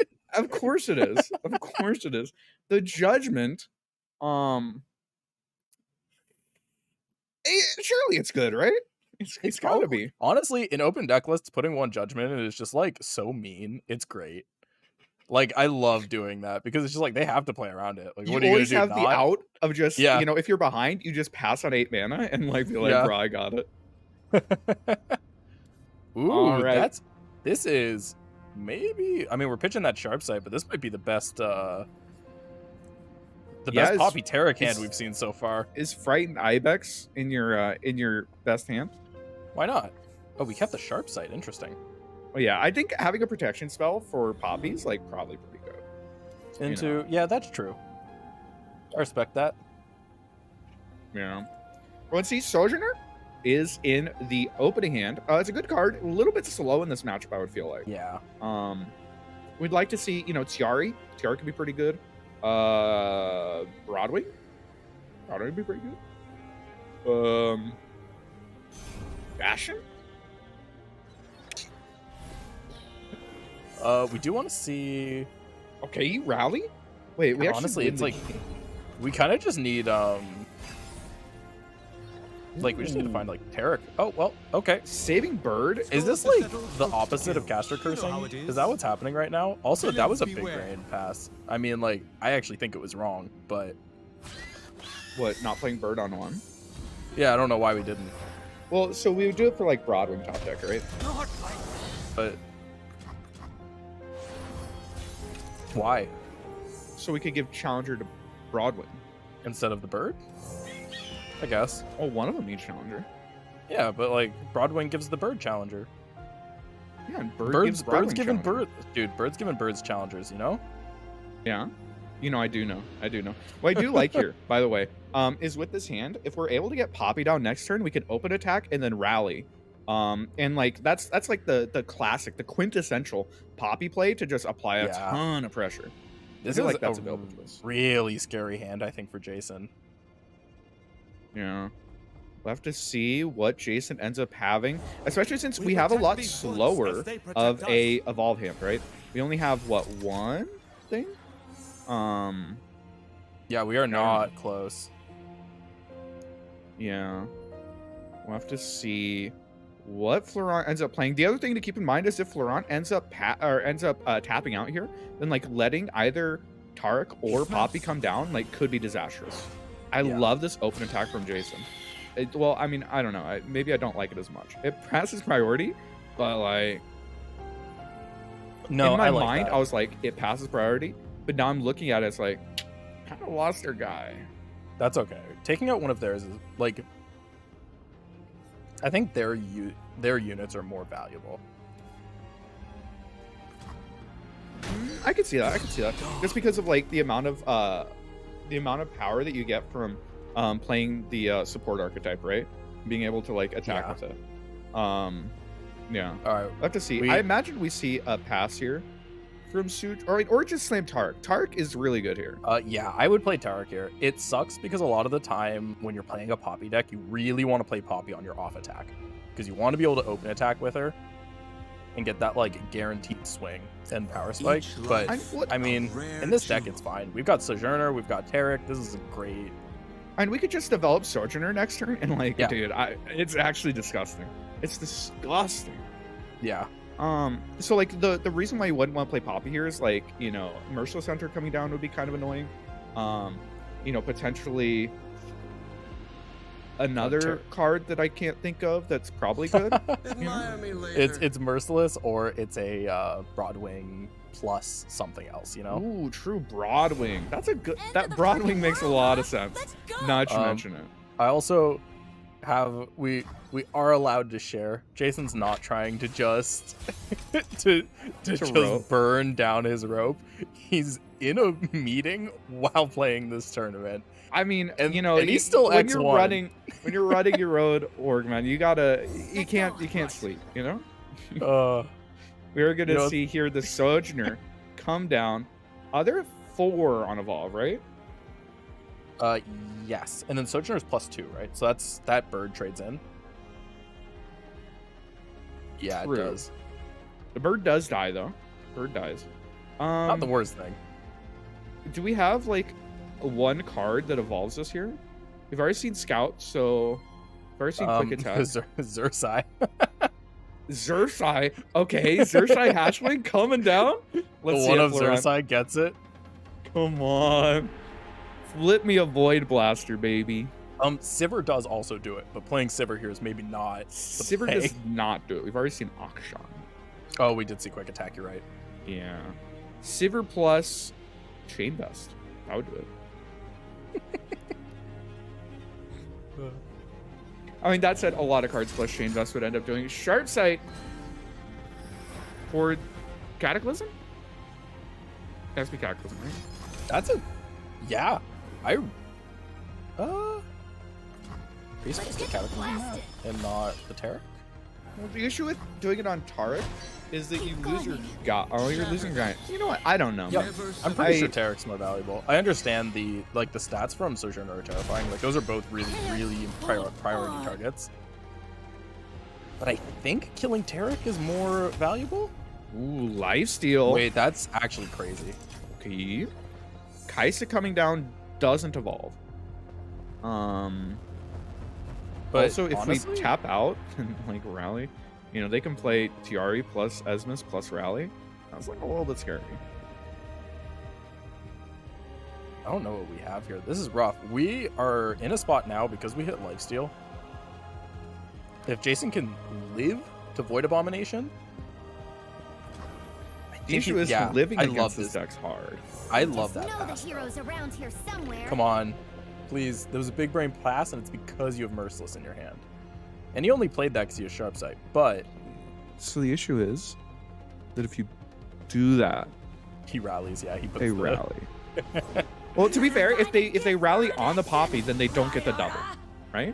That's kind of True, cool. yeah, that's actually really important. Yeah, I think you. I think the issue, I don't know if you would thought, the issue is Sharp Sight, you know, kind of, especially since a lot of these Kaiser decks are off of buff spells. How many buff spells does Florent have? He has like a Sharp? 2 Sharp? Let me double check. He is on 2 Sharp Sight, 1 Quicksand, and 1 Chain Vest. Okay. So it has to be Sharp. That's literally Yeah. Sharp. Sharp Sight does like help him a lot. Sharp Sight's very good here if he has it. Nope, Yeah. never mind. Well, The you know, Fade and be gone. Sharp kills Taric. Um, Poggies. that's I like don't know why actually we're pretty good. Taric. I don't know why. Well, okay, so the only punish is literally Sharp. If they don't have Sharp, No. you win the game on the spot. Literally on the spot. But shouldn't you still, like, I think, should Taric not be blocking there? Is that, like, bad? So, I guess you don't care. You just want your so like healthy Sharp units. killing Yeah. your Taric Yeah. is depressing. But like we can play out Esmus here. Or we can play out Tiari. Probably I'm ready to take Tiari. the first step. Tiari gives Yeah, I the don't- extra health. I don't think we were supposed to double swing there was my problem. Like, we got the 6 damage. Or, like, I think we were supposed to just swing Merciless into Poppy. And say, Probably. if you have Sharp Sight, you have Unyielding. Take my hand. Yeah, it's hard to say what to do. And in this instance, we see the support synergies start coming through and start applying a ton of pressure. Merciless Hunter can end up trading here. And if we have the Sharp Sight, and we did have the Sharp Sight the whole time, by the way. So that wasn't we a top pulled deck? slightly differently. No, it came from the right side. No. Okay, well, we No. killed Poppy. Poggies. Do we have... If we had gone +1 attack there Ooh. and represented Concerted Strike, that would have been Giga Chad. I That would've been- Yeah. Like, or single. Like, we could be representing something, you know? Either way, though, drawing a card kind of says that our hand is a little weak. Probably a couple A-bombs, if I had to guess. Which is like, Also, no we're deny, not dude. dead. We're not dead this turn. I don't think.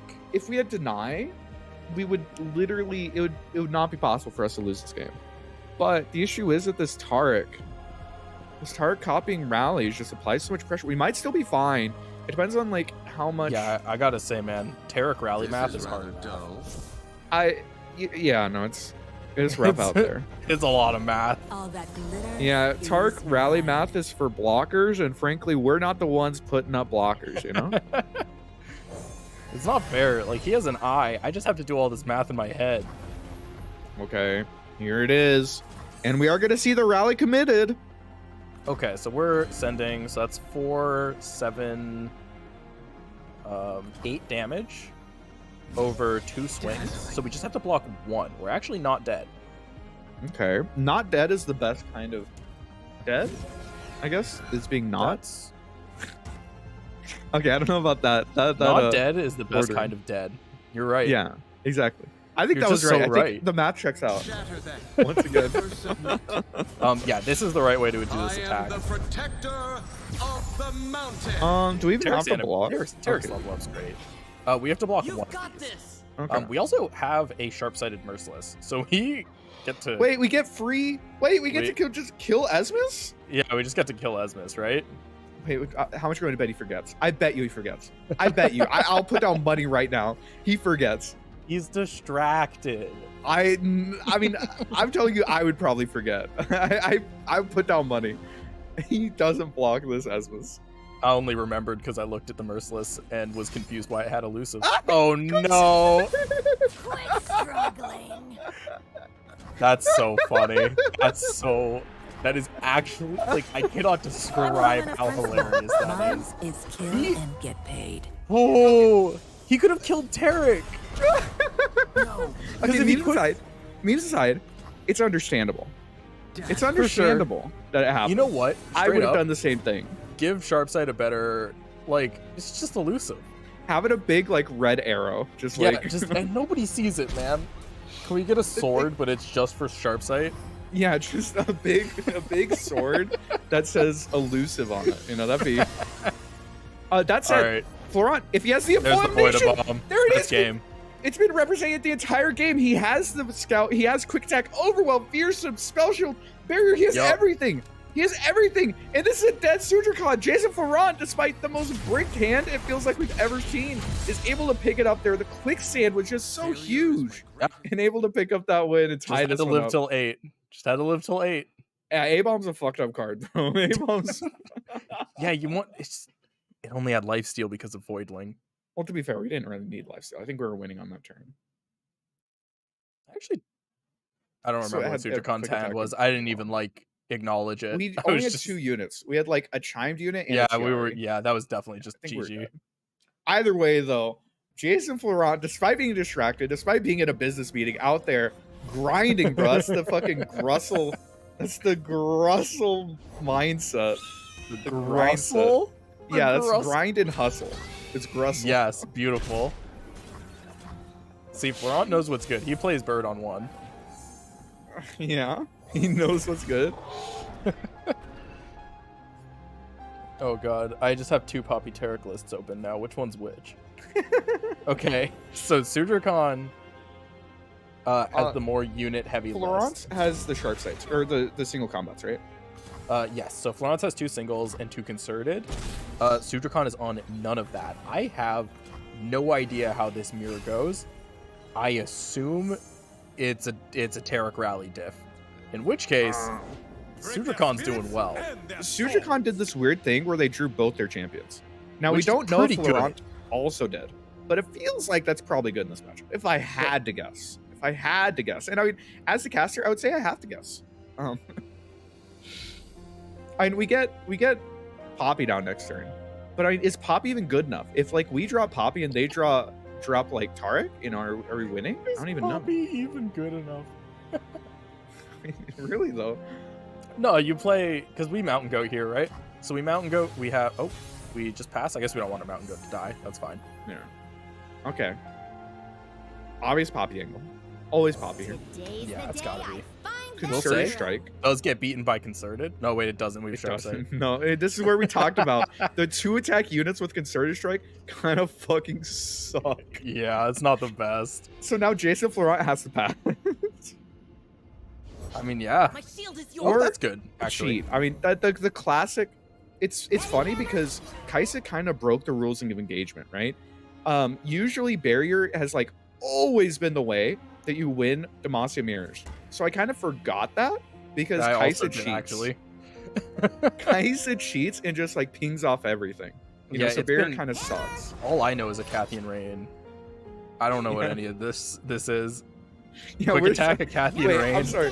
What's this little 2/3 Yordle we just played? Wait, she doesn't have quick attack? She's not a 6/6?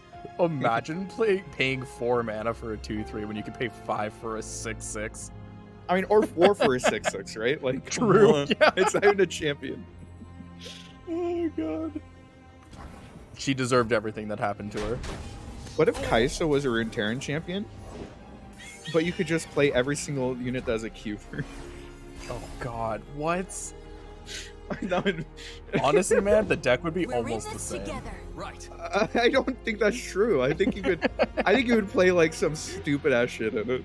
I bet you could play some like pretty fun, like I don't think you'd have to play the fucking lurk one drop. You would find a better yeah. one drop. Well, yeah, Surely. for sure. But like, Surely. you'd run hollowed for sure. We like that. Yeah, you would run the 2-drop, right? Because that's Fearsome Okay. and Hallowed. So this Sojourner is actually pretty impactful here. We can't have. We rally. Yeah, I There's- guess that it's- is just it- the it- line, no, right? we're fine. We're 'Cause, yeah, big this- chilling. And then we just flip. And then we just flip Poppy. Yeah, that is a flip Poppy on my screen. That's I don't know that's about a- your screen. That's a flipped Poppy. I don't know if flip Poppy's enough. Because again, like, the issue is we have to have a board. If you don't have a board, it doesn't really matter. Got some and like, got some good cards. yeah, we kind of have to like sharp this Broadwing. Or Poppy doesn't get level progress unless you have a friend attack with her. That's very important. I know, isn't that sad? If we're taking a break, can I No, it's really practice nice. a joke? She isn't able to progress as a person, as a human being. Progress her character You know, without yeah. having her friends around her. I This think is that's a life lesson. This is Yeah. beautiful. she needs the support of her friends, and I do think that's beautiful. Guys, I do don't be think- afraid to ask for help. Okay? It's okay. Brace yourselves. I thought Sharpsight was gonna save this Broadwing, but the Broadwing Nope. needs help right now. We still plop a sharp sight down, I think. So the issue is we have to save Sharpsight to save Poppy, because Poppy Yeah, loses barrier here. I just like don't know that this rally was right. Yeah, I think we say okay, and then we slam Goat, right? Goat attack, and then we Sharp to save Poppy, and then So like we we do- have flip Poppy next turn. Oh, we do have second rally. Can we, if we play Tracker here? Oh no, we can play Goat and still rally Taric, right? No, we don't have the mana. Because we have to We Sharp have- is the issue. Like we're assuming we're sharping here. If we don't ever have attack to. with Poppy, we have to We- sharpen.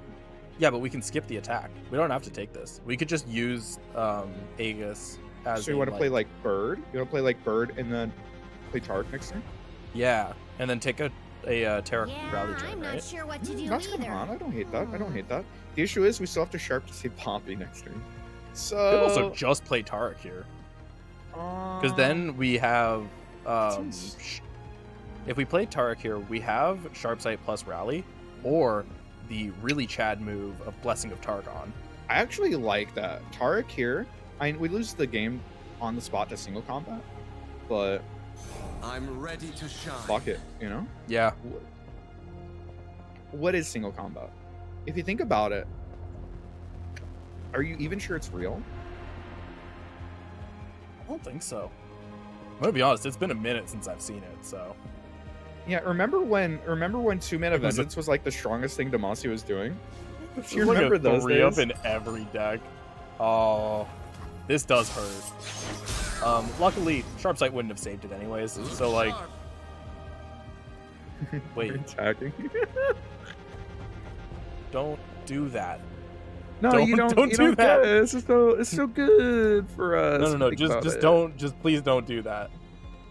Okay, but what if we did though? You know, have you considered Well, that? then we'd trade into something and be at 1 health. Like, Maybe opponent would be so impressed by just the pure gall required to do that that they just wouldn't. You know. okay, so we can bird an Ibex here and still hold Rally up, which is actually kind of sick. Depending on what Jason plays, if we can get an attack off with this Taric. What does Ibex go up to? It's a 1-2, so it goes up to a 2-3 with Tough. That And then Taric sounds goes up right. to Taric goes up to a 4-6 with Tough. This is like actually an interesting spot. Jason just passing is telling me he has Rally. Dude, these Poppy Tarkans, I fucking hate them. I'm gonna be honest with you. I'm looking at it and I'm like, I hate every card in our hand. We have nothing. I don't, you know? Yeah, if you want to get like really real, we haven't attacked the deck at all today, but I think it's terrible, and I don't know why so many people are on it. Well, This because is like when you nut draw, man, and your opponent has like nothing, they just die. Yeah, Like watching. but yeah. your There's the opponent die is rally, pretty so we fun. did have it. So this is forcing Sutracon into what is like an okay Sutracon attack. is- Wait. No. I'm sorry. I got a little. I'm sorry. Yeah. No. I think attacking here is necessary. You have to kill. Yeah, Sojourner, right? absolutely. But yeah. So we block. Like, Do we ever what? pre-commit Bird? Sharp here? Unyielding. No, I don't think so. You want him to run the because he's gonna put Tracker in front of Taric, and then Okay, You but just why sharp would sight. they do that?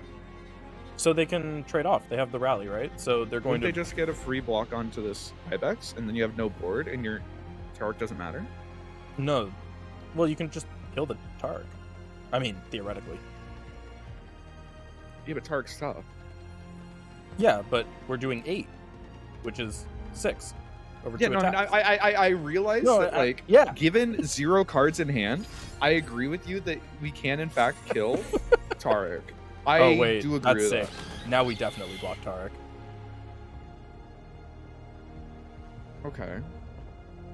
But why? But we can't. But now, if we had, I disagree. I disagree.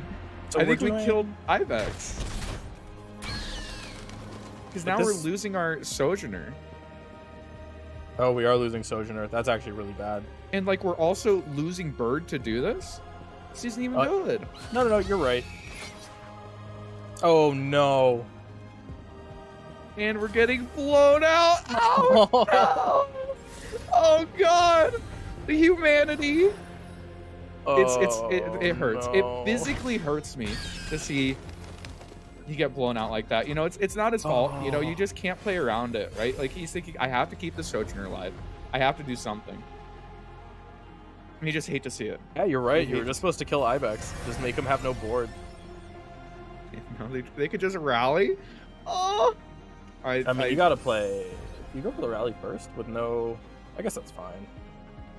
am I Concerted about to Strike's annoying, but other than that, we're Yeah, I don't love dropping this right away. All right, you ready for Ball, you know. Sudracon to Blessing of Targon before attack and lose the rally? That would be funny.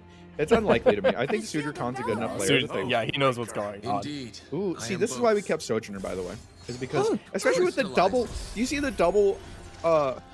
Protect What? all. Never Wait. submit. Did we have to do that? I don't remember. That's what I know. I'm trying to figure out if that was actually the right play. No, because of Ibex, we didn't have to do that. We would have had 4 health and tough. Maybe we're trying to force a Okay. block. Maybe we're trying to force a block.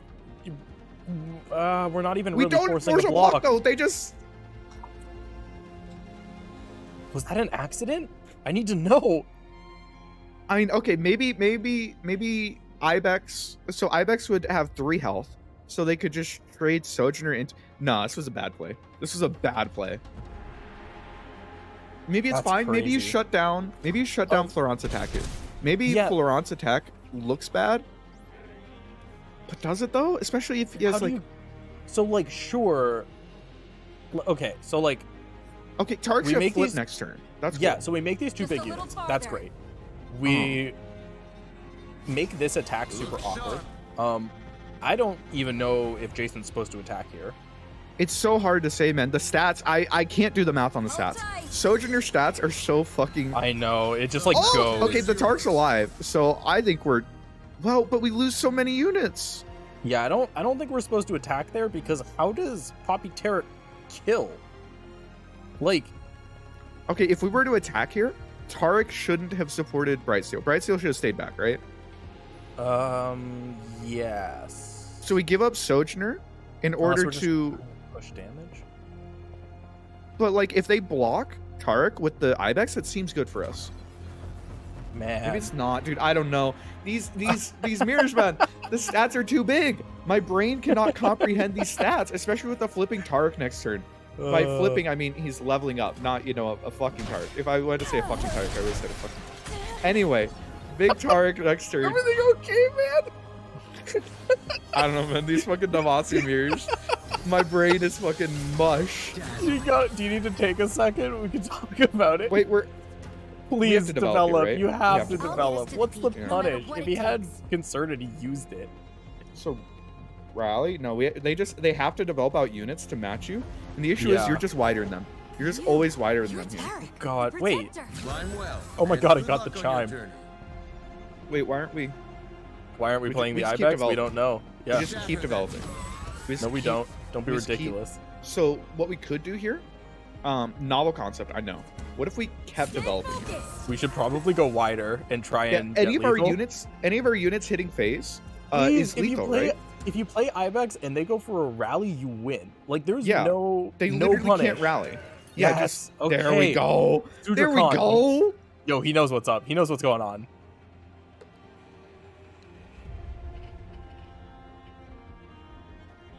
And Jason's sitting here like, all I have is 2 rallies in my hand. I guess it's GG, you know?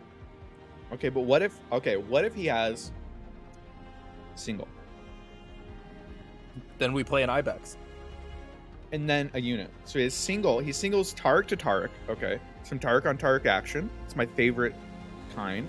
And then we have another unit. We block down. They have the Ibex, or they have the Sojourner, so we probably lose the game. But maybe we don't lose the game, you know? Can you consider that? We just keep developing, by the way. Yeah, you have to play Ibex here. Yeah. Yeah. And now we There win. we go. There's nothing he can have. Well, he could have 1 drop plus single, actually. Yeah, but the way they he pass doesn't. there, Just a little Yeah, farther. but he doesn't have that. he doesn't have literally that. And there we go. Sudercon in the grind, able to find it in that mirror. Beautiful. Whew.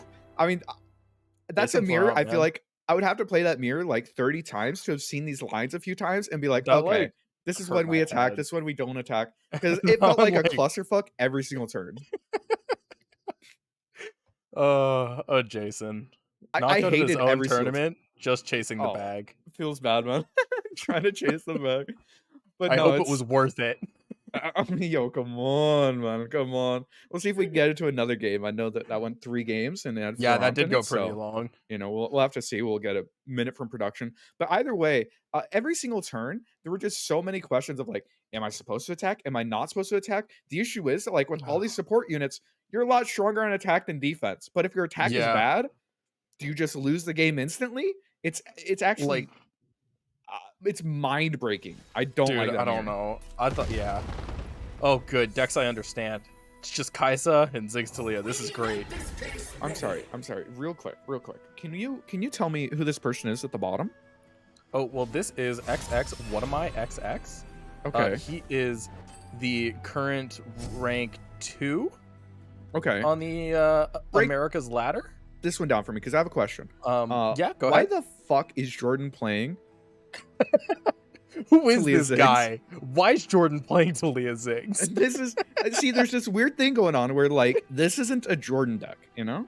Okay, so I don't think I've ever seen him play this deck. So oh, I've got- Cataclysm! Oh! well, Oh, Quicksand though. yeah, we actually have fixed it. Talk is worth So it. I gotta so go. We are what we two do. things about that. Jordan plays every deck. He truly doesn't care. Don't want to die? Don't do My terrible man things. brings like triple aggro one season and then a bunch of Targ on the other. So, oh wait, we just tapped out of quicksand. Distance means so little Okay, when well, family means so Anyway, much. this was a fun game. Kaisa good. I mean, Kaiser wait, does our have- Cataclysm? Kaiser doesn't Yeah, have, our Catac- Kaiser doesn't have scout. yeah, but we still get to kill Taliah, right? So I think we still win the game. Yeah, but like, is that even bad? But it's not rallying us, bro. If it's not rallying us, do I even want it? Ugh. Worth noting though, is that this Valor looks to be vulnerable, which means that you know, Ziggs may be able to prey upon it, you know, take it down, and there will be no sharing of keywords. Ziggs is gonna get a lot of damage in here.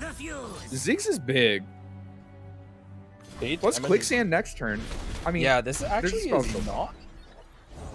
There, It's too late. You well, can't we stop can them. quicksand. No, but I can come on, help off the save top. my people. A-bomb. A-bomb. Bring it. Yo, what Come is this? on. Actively rooting for Scallywag. Oh. Well, I just wanted the big hype moment, you know? We can definitely just quicksand. Like, you just quicksand Kaisa and the 5/3 the second this comes down. Yeah. He goes for that. That's fine. You Ooh, quicksand that's that even instead. better. Yeah, It's you just, actually you so just, much better. You just do a -1 on both, and then Kaisa is suddenly a 3/4 with no key. Well, but we don't have to do it yet. We just wait, right? That's true. You can wait until attack, so you get the trade in. Because Yeah, you we can play make it Taliah a- here. Yeah, quicksand is one of the best answers to Kaisa because it removes her evolve. So- God damn, that's a big It's a big thing. Ziggs. That's a big That's a Ziggs. big boy right there. But yeah, so if you commit a -4 quicksand onto a Kaisa, it becomes a 0/4 with no keywords. It is Which is very good. incredible. Yeah. Like this pull on a Keep in Herald. mind, Consurge Strike actually saves Kaisa. Yeah, there is. Well, yeah, it just does. Yeah. Which is pretty important. That would mean that it's a Consurge Strike that's not being sent at Ziggs, right? And like a Right Consurge now, Strike yeah. not sent at Ziggs, could mean that you die next turn. And by could, I mean it's likely. Especially I since want to know. I think you go 1/1 here. I think you pop the spell shield. That way Ziggs just like cracks in next turn. I want to pull up Scallywag's list if I can, because I'm curious whether or not he's running Golden Magus. We're actually saving the Magus here, maybe playing around Rally. That would be my bet. We're playing around Rally here. Yeah, that's what I wanted to check, because if he's on no Aegis, we're not too worried. But he is on 2 Golden Aegis and 2 Cataclysm. This does mean that not Cataclysm, but this Consurge Strike could kill Ziggs instead, which means Yeah. that we're trading Kaisa, which is fine, to be honest, which is actually like totally fine. This is 100% correct. I think the 'Cause- only way What Am I's winning from this position is Ziggs burn. Or Taliah. Taliah represents a ton of damage. This has been a double activated Magus. Wait, That's been yeah, played. you're right. This Taliah's Taliah's 8 attack, huge. right? Oh, we can Taliah's drop the bomb big. first. Okay, Hourglass. Avoid a bomb. Okay, Oh, God. so we have to hold this drop the bomb to pop the spell shield. We have to.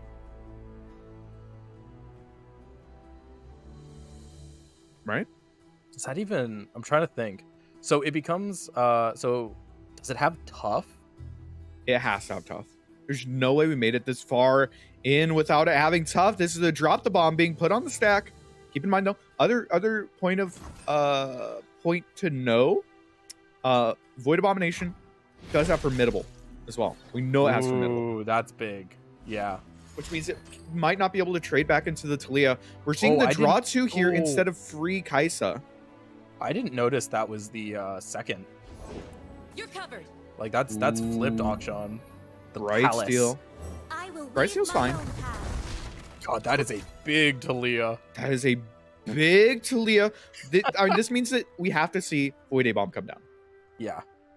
And I mean, pretty sure it's coming down anyways, but Yeah, but Void A Bomb doesn't even trade into Taliah. yeah, Even if it didn't have Formidable. Even if it didn't have Formidable, this is a massive Taliah. It's going to be pushing so much damage.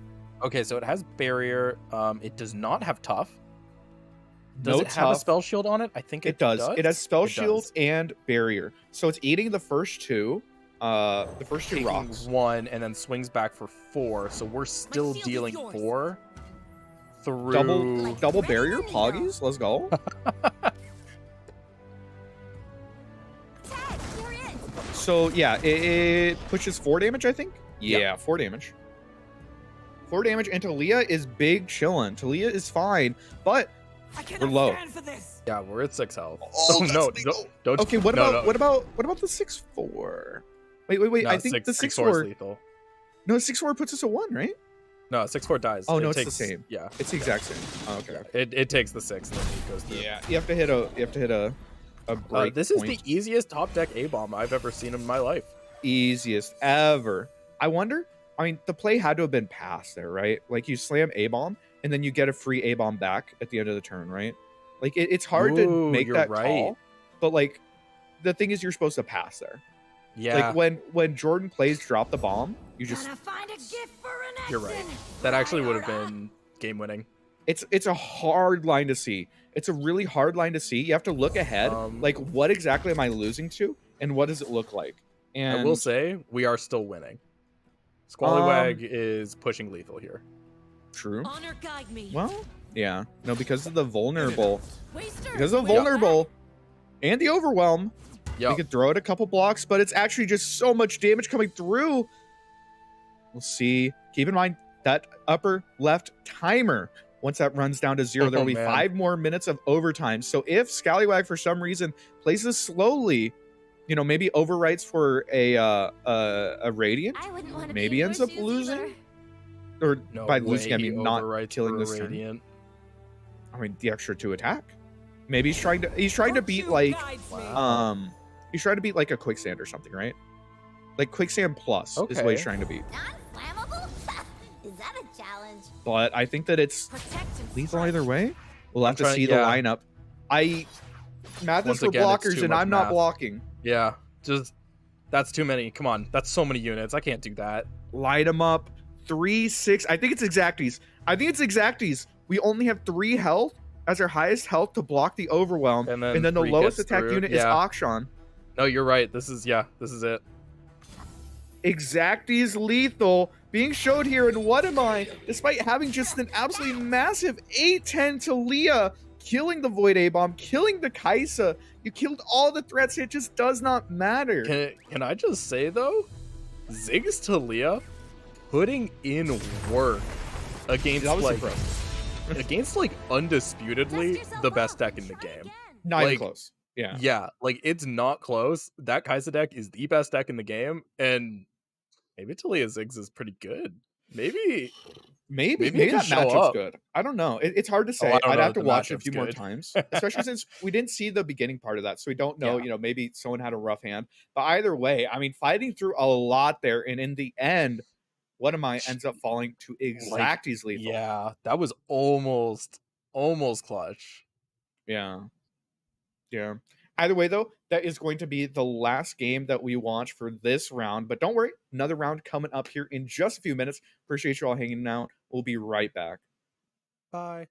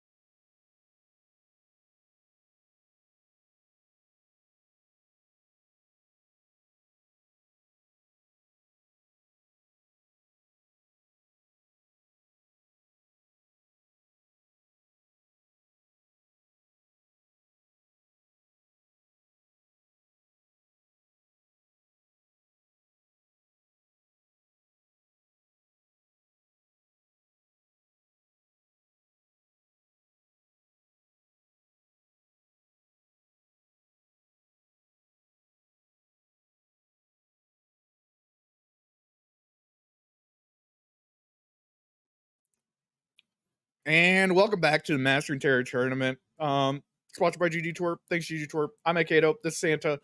We are going into the last round of Swiss. And this time around, well, first of all, how are you feeling? After 6 rounds, I think? I'm a little tired. I don't That's see how that's okay. possible. I got some coffee in the break. My girlfriend hooked me up, so we're feeling great now. That's awesome. Everything's on the up and up. So we saw them at the end of the last round. We saw Scallywag end up taking down What Am I? And I believe that this round we're gonna end up following Scallywag. Scallywag is X1, so playing for that spot in the top 8. I think every X1 makes it, and then maybe 1 or 2 X2s make it. So potentially still has a shot, but either way, we're just gonna pretend it's a win and in, and losing out. That raises the stakes, right?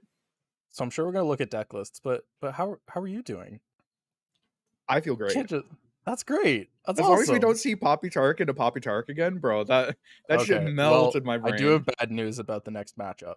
Fuck. Okay. All right. Auction Kaiser. We've seen it. It's as an Absolver. That's spicy. Yeah. All right. Sure. And next one. Kaiser is always leveled, so Absolver makes sense. True. Yes. Oh, I love me some Mono Viego, man. Okay. I just say I just don't like Spirit Leech in this deck. You don't that's like all. drawing cards? I think that's my only comment on this list.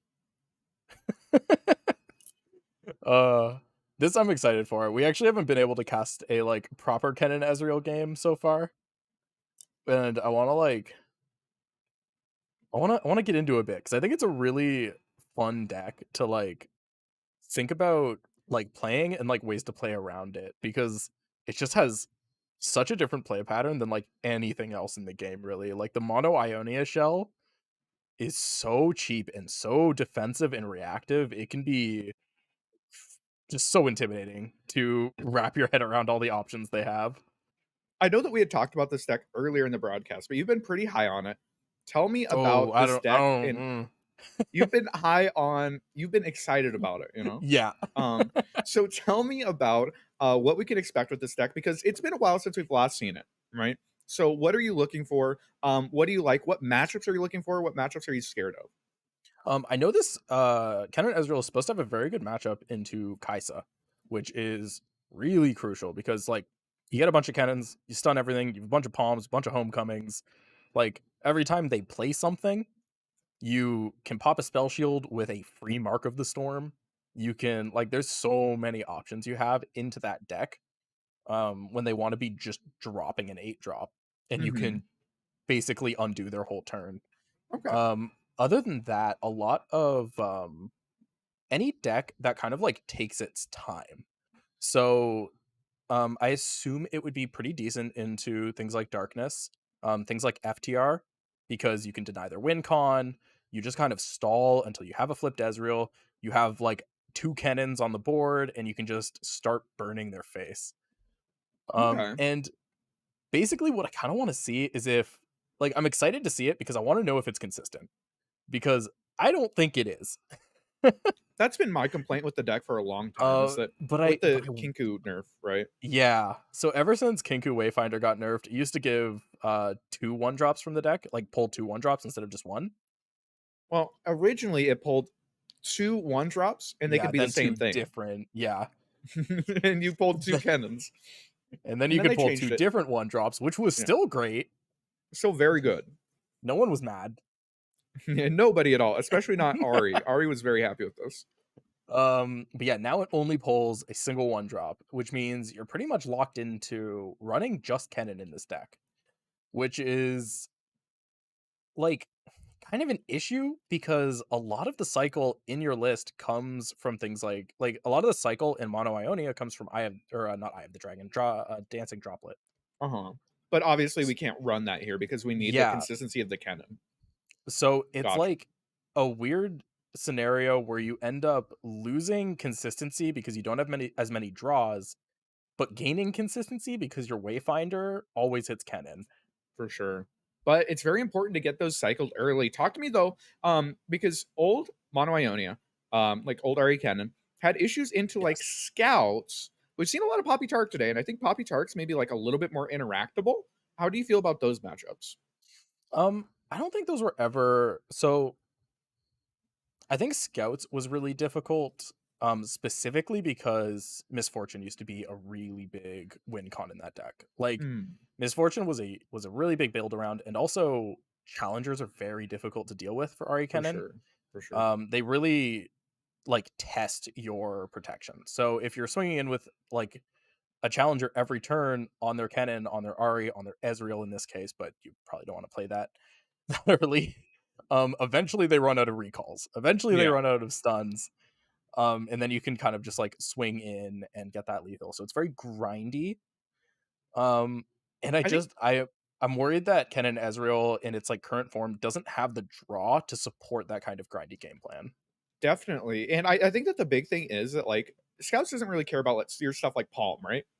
Yeah. I think that a lot of the ways you're dealing with these mid-range decks is that they need to commit mana to a big unit, whether it's 4 mana, 5 mana, something like that. And then you're trading evenly with, like a recall or a palm. And you're getting extra value off of it. And that's usually how you're winning these types of matchups. But Scouts is very low to the ground. They have a lot of different threats and they apply enough pressure that you don't really have time to like spend 4 mana on just a stun. It doesn't Yeah. really work out for you usually. I could see Poppy Taric being a bit of a better matchup. I think still probably bad for Kennen Ezreal. But at least if they're like you get them to like play a Taric, you bait them into committing a rally. You don't even have to deny it because you have a palm in hand, so you just stun it. And now Yeah, they I can't think the like existence of cycle like that. homecoming like makes Yeah. Taric, like just the prospect of trying to play Taric very difficult, right? I think that if you're winning that matchup as a Poppy Taric side, you're probably looking for several challengers. You're trying to force out their stuff early, and then you hope down like turn 5 or turn 6 they end up tapping out, and you can look for something because otherwise it's very difficult. It's similar to if you remember the original version of Pantheon was Taric Pantheon. Yes. And Taric Pantheon back in the days of Kennen Ezreal got absolutely fucking hosed. Absolutely hosed. So it'd be interesting to see if that's still the case, even with the lack of consistency. I'm excited for it either way. Kennen Ezreal was a very fun deck once upon a time. Nowadays, but I'm interested. I'm interested. Yeah, the mono Ionia piles are like I have like a real fondness for them, so I really like talking about them because I feel like a lot of people have this like not a misconception. It's pretty annoying to play against. Yeah. But they feel like they can't do anything because it can create this sense of like I don't have an answer because they have an answer to everything, and it's fun to talk about like how you beat that because the way you learn is by playing that deck. So being able to watch someone play it and talk through that, I think is like really helpful and also really fun. That being said, there is no Kennen Ezreal in sight here. We have Mono Viego versus Scouts, I would assume. Yeah, game number 1, Scallywag against Dougito. Mono, Viego, presumably Scouts. It could be like an Alawi deck, maybe. Alawi luck. Scouts. Yes. Yeah, this is Doug here is on Scouts, Poppy Taric, and Kaiser, sculpt which what others seems only like dream a of. very common lineup we've been seeing. But yeah, very anti-darkness timeline, lineup. we're But sure no It's darkness crazy in that sight Scouts here. was the deck that made it through. What do we ban? Did we ban Poppy Taric? We banned Kaiser, right? Isn't the point of our lineup that we're good into if you're bringing Ken Ezreal and you're banning Kai'Sa, what the fuck are you even doing, Well, he's bringing his Alright, let's get to work. like Squallywag has his own Kai'Sa list as well. So maybe he doesn't want to play the mirror. We love And it when Kai'Sa they're on. does If you beat don't want to Poppy play the Taric. mirror, Yeah, I don't know. why'd you man. bring Ken and It can be Ezreal? undone. Maybe because he likes Kennen Ezreal. Then that's it. Maybe that's it. True. Alrighty, we see the Merciless Hunter put pressure onto the Sculptor, but a Sharp Side is going to make sure that we end up trading that pretty well. And, Dougito, obviously, in an okay position here. No Right. champions in hand. Relatively slow hand. I do Is want an to issue like, in this matchup. I want to point this out right now because Slight we were adjustment. talking about it just when it popped up. My one and only comment, I don't like Spirit Leech in this deck. And it's because this deck has ephemerals, and that might seem like that means you have a lot of sacrifice targets. But as this Vile Feast comes out and proves me wrong, Spirit Leech can Oh sit my dead in the God. hand a lot of the time. So like Dude, even off this Vile Feast, you don't really want to sacrifice it because it's a chump blocker. I hear you. Real quick, Dougito's hand sucked. Fucking sucked. But Oh this no, top deck, I don't know what you're talking about, man. this top deck Quinn is so good. Top deck rally into Quinn? Yeah, that feels okay. Oh my god, the Quinn gets double buffed. It's a 3/7. The Valor's a 2/3, and then they just slam Jenny? Oh my god. It's too much, man. It's too much. Yeah, that's a lot. We Demacians Like That's normally What a normally Viego can do pretty okay, but into scouts, but this is not the hand There's and a not the distinct board lack of state we want. yeah. There's a distinct lack of Viego in this hand. And Yeah. weirdly enough, the Viego deck kind of needs Viego, especially since we can only play one unit this turn. Assumedly, it kind of has to be Bakai Sandspinner. You know, maybe send Sandspinner after Oh, Valor, or you know, you could send it after Quinn. Why the fuck are we? I think we're pinging Quinn there to try and push 4. I don't know why. No way on this planet, on planet Earth, no Wait, way Are we running? is it correct. Poliwag's a good player. This line Oh, confuses me so to no end. Blown out! Oh my god! What's the plan? Is it really to don't- push 4 damage? At least eat Valor so that Quinn has to attack in, right? Yeah, we could have set up 2. So with, I'm so confused. So what I think we should have done here was Sandspinner on Valor, and then we can send Valor, or we can send our Sandspinner into the Sculptor. Sandspinner lives on 1. We send our Merciless Hunter into the Valor, into the Valor. Yeah. And we Valor just has -1 attack, trade so Merciless lives positively. on 1. We're really happy. Yeah. World peace. You know, Now everything's what good. we have is not world peace. Well, counterpoint. Have you considered that we have the top right, bottom left? You know, no matter what, top right, bottom left is always there for you, even in your time of When we need. look ahead, we What know how on to earth prepare. was that? Yeah, this is rough out here because now there are just so many good trades. Like even playing out the 2/3 there is just so rough because like you're just giving us a free Valor trade. Like Valor pulls the 2/3, Yeah. Ginny pulls the 4/2, and like now what? Like this was a very difficult spot to win from, I think, for Squallywag. Oh, yeah, But I to be- also To be clear, Dugito top decking, yeah. Quinn was insane. But Having also, double Jenny in this matchup is actually scarier than having a like powerful early curve. Like Jenny is very, very hard because like the only answer Viego really has is, oh god, 1 second. yeah, no, I think people undervalue how good Quinn is. And Quinn is just so incredibly good at going wide and setting up these board-wide buffs, whether it's Inspiring Light or Florida Monster or even Jenny. There are just so many good options. Vengeance is nice here. Vengeance is really good to take down Jenny. Save our 4/2. And it makes like a swing in from Quinn slightly more awkward. The issue is that our hand isn't doing anything. Like once his board gets traded down, Dugito has more refill. Do we have more refill? Let's just take a real quick peek. No, we do not. No, that's it. Like that's your whole turn. That's not a great turn. It's not just your whole turn, it's your whole hand. It's your whole game plan. This is everything. You have nothing left. You have nothing. You have no mana. Yeah, it's rough out here. I don't know what to do. I assume that Oh, like we took the soldier off the top. So I guess we're looking to Spirit Leech that. God, that just doesn't feel good. You play Spirit Leech, they play. Okay, if we're not Spirit Leeching, what are we doing? what are we doing with our lives, bro? So the issue here, you know, let me know if you've if you see it too quickly here, but we're dead. We are dead. Okay, so they have the rally, but Squallywag obviously he has to play as if there's no rally, which means And to be fair, we do get to quicksand this and kill Quinn, and like that's all good. That's really good. Dugito also could just like we don't- not. He could just like full attack here, not take the scout attack, and then open Yeah. attack is flipped Quinn, which is probably better. that's would what say- do. Yeah, Significantly better. yeah, Scouting ahead. because there's a lot of Yeah. things that deal with that Quinn, like Damn. Dugito's quicksand, so good. vile feast. Yeah, This was actually, this isn't like a super intuitive play, but this is a really smart play. I like this out of GGtoor.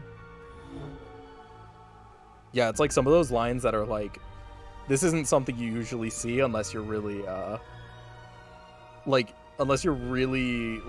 in on a deck. Like you've played a lot of games of Scout, you understand how you lose. To be fair, it plays around like Vile Feast as well as Quicksand, but it's just, you know, most people are like, oh, I have the Scout attack, she has Barrier, we flip her this turn. And, you know, sometimes it's just not the right line. Hourglass here is actually kind of nice. Yeah, I get another unit. But, like... I'm trying to look at the positive side here, man. Come on. Okay, so Scallywag Hourglass run goes Ruin? down. Sure. Scallywag does not run Ruin. Okay, well, you know. Okay, so this happens. We get a 3-1 and a 2-2 next turn. Quinn open attacks, pulls the 3-1. The 2-2 doesn't kill it. Or Doug plays Jenny. I think we slam No. Jenny. So there's maybe... No, Hydrovine's not an out either. Yeah, you don't care about Hydrovine. Because Well, I like was with just trying Jenny to... coming down, you're like... Yeah. I just wanted to get units on the board, but with the Hydrovine's a little bit annoying, but... No, leveled Quinn I think is too much. The other option is to just like attack with Quinn, get the Valor pull, Just like and hunting then for Ginny bees. post combat. I mean, this works too. Yeah. I mean, this isn't lethal though. I this isn't actually lethal through Quicksand. yeah. I wouldn't go for that. It's You have to go. The It's quality always- of or you could there's just nothing scout like attack. it. It's beautiful, isn't it? True, you could scout attack. But yeah, I like just drop Jenny. There's no ruination to worry about. How do you feel Hydrovine about doesn't protect you. Pre-commit Quicksand onto the scout units, and then so Vile. funny. That's so funny. I don't think it's enough though because we still get a Valor, right? Oh hey, the quicksand's still bugged. Is it bugged?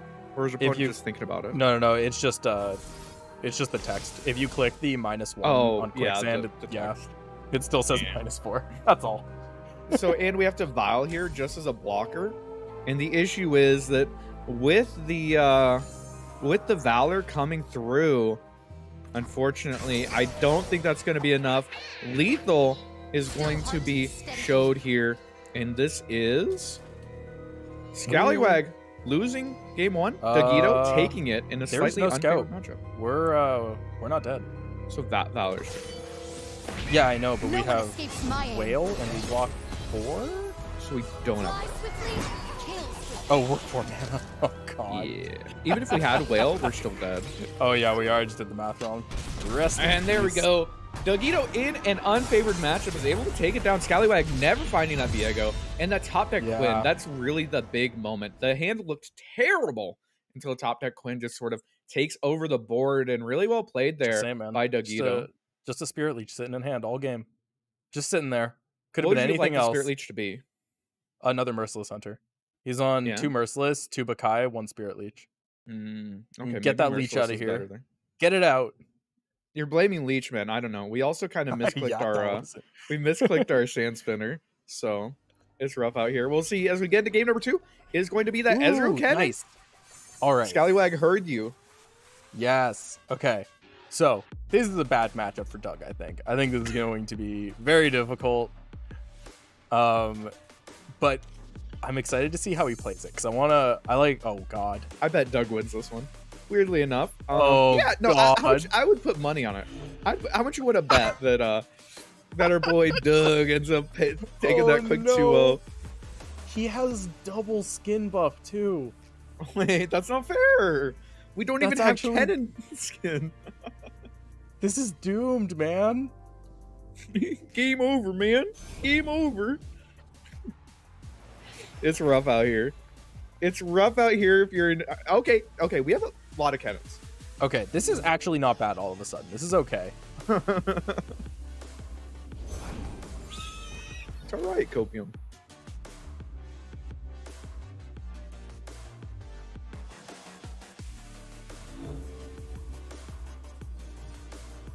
Yeah, this is. I am master. I mean, yeah, I guess you play Kennen here. Yeah, not sure what else you would be holding it for. jam that Kennen down. You have an okay attack. You know, you get your 2 damage in. That Yeah, could this add is- up. That could matter. The having lightning rush available is also not like that's not something to scoff at. Well, scoff by 1. Yo, come on.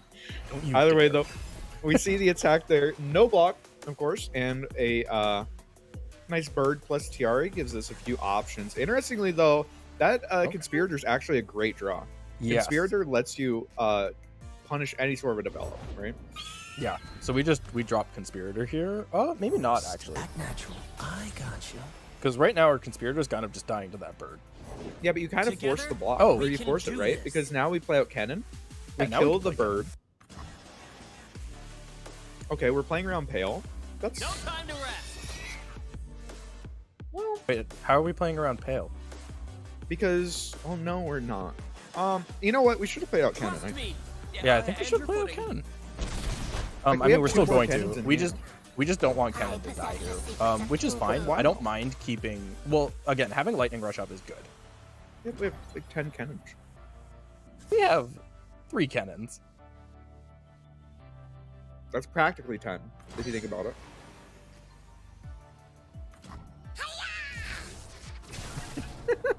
Either way, though, the Fleet Feather Tracker does end up going down. Kennen able to take care of that. And once again, has a nice open attack if they want Okay. it. Yeah, we've got stuns now. We're actually hitting some stuff. I think we're giving him a little too much credit. I don't think this is good. I think We've it's really gotten bad. See, decent- Taric comes down. Oh my god. Man's got like an 8-pack. I don't think I've ever seen that skin in play. Yes, can we get... that is legitimately like an 8. That is wild. You doing okay, bud? Just, I don't think I've ever seen that skin played, and it actually caught me off guard. Studied every fighting manual. Oh my god. Understandable, Anyways. bud. We all have that first time we see Taric. I mean, you see, the lightning rush that you were talking about being Yeah. played there to get rid of a challenger unit, and suddenly Dogito doesn't have a whole lot going for him. You know, no board. The rallies are getting stopped by the palm. Yep.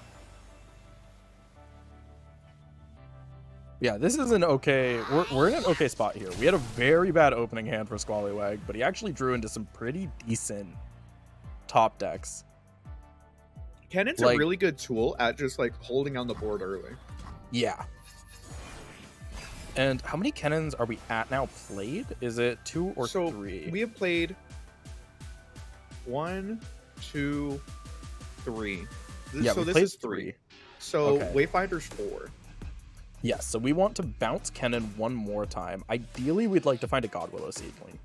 Yeah. If we can find one of those, we can play that into our Kinku, and then that leaves us with 2 leveled up Kennens on board, which can be too much to get through. I do really like, by the way, that we marked Tiari here instead of So do marking I, yeah. Taric, because like we can stun Taric anytime we want to, but Yep. like marking Tiari puts a pressure on them, and you know, is able to pressure killing it. I wonder if That's we a- just see yeah. like Bash in here. That pass is great. No, No, it's forced. We have to pass here because the issue is Yeah. if we play out anything, we tap low palm, right? Like either we give them the Eye of Mm-hmm. the Dragon potentially, or we tap low palm and we just lose the game. yeah, Doug here does commit The that. fight never I ends. don't like that at all. Yeah, looking to copy it over, I think Unyielding. that's the big thing. Because now Yeah. it's very difficult to actually deal with this Tiari. And that's So, ooh, the Tiari buff on a Formidable. Okay. So, oh man, not the fact that we don't have a bounce here is so upsetting. Yeah, if we had a bounce, we actually just like Whoa. flip Kennen. Whoa, next turn. whoa, whoa, The spirit whoa! gives to those who What did listen. we just do there? We're about to cast a deep med and draw some cards. Okay, I And don't. then we're like gonna that. recall Kennen and then replay Kennen. Pop a spell shield, and then we are going to play Oh. Kinku and have double flipped Kennen. Okay, so this is okay. This is a spot I want to complain about Yo, come on, this is the line, because bro. so okay, The line. so Squally right there did something deeply upsetting, where what he could have done was put Kennen in Deep front of med the first. 05 he could have put Kennen in front of the Formidable, and then he could have homecominged his Kennen into the Taric to pop Spell Shield and play another Kennen. Instead, he went down to 2 and gambled that he would hit exactly Recall to not get punished for that play. I mean, if you're insecure, you could have done that, but like, you know. And the fact that he Everyone hit here? Recall means he's suddenly in a really good Ultimate spot. Tempest Strike! And I don't think that was the right play at all. You know what it sounds like to me? It sounds like you're mad about a skill issue, buddy. I am mad about a skill issue. Rally here's great, by the way, because we don't have enough actions to actually stop Taric from attacking. Because what's gonna happen is we're gonna attack in with our cannons to get all the And he's not gonna lightning block things. at all, yeah. Yeah, and then GGtoor just needs to say okay. Because you don't want to give them an action to stop your Taric from attacking and copying over the rally. This is Yes. epic. The Which marks, actually really marks of the okay. storm We definitely need to pop hold out. back the This 2-1. way. Oh no. Watch him Why commit a are- block. Watch it. No, he's Watch not it. going to. I Doug, bet, Doug, bet. Doug there hasn't we been. go. Yeah, Doug hasn't There been we go. misplaying. We do still have, I think, enough, so we can mark. No, we don't have enough to stun Tiari. Yeah, we have to Never give up submit. something here. We do have Lightning Rush, which is pretty good. There So we is can actually nowhere stun left to Tiari. go if we, but up. Oh no, Take yeah, my we hand. yeah we can Lightning Rush into Tiari to stun it, Will be done. save our Kinku, and then we we just have dead? to chump block. Right now we're alive. I'm worried about the open attack. This is our turn. We have a Dragon Link. yeah, we have a Dragon Link popping out. This is why I wanted to hold on to the Dragon Link. Dude, But the number of times in Demacia matchups I'll literally just be like, oh wait, this is my turn. After their rally. true. We also have like a palm next turn. This is We have yeah, healing. we're in a pretty good Fast spot. enough? I think so. I think it's really precarious. I think if we survive next turn, we win the We game. win. If we don't Yeah, survive next turn, then obviously we did survive, so we didn't win the game. Oh, Yeah, we stun. They're Tail gonna commit Cascade. tail. Yeah, that's fine. We have an out to that. 5-head. 5-head gaming. Planning ahead here. Literally the only thing that punishes this is drawing 4th Kennen.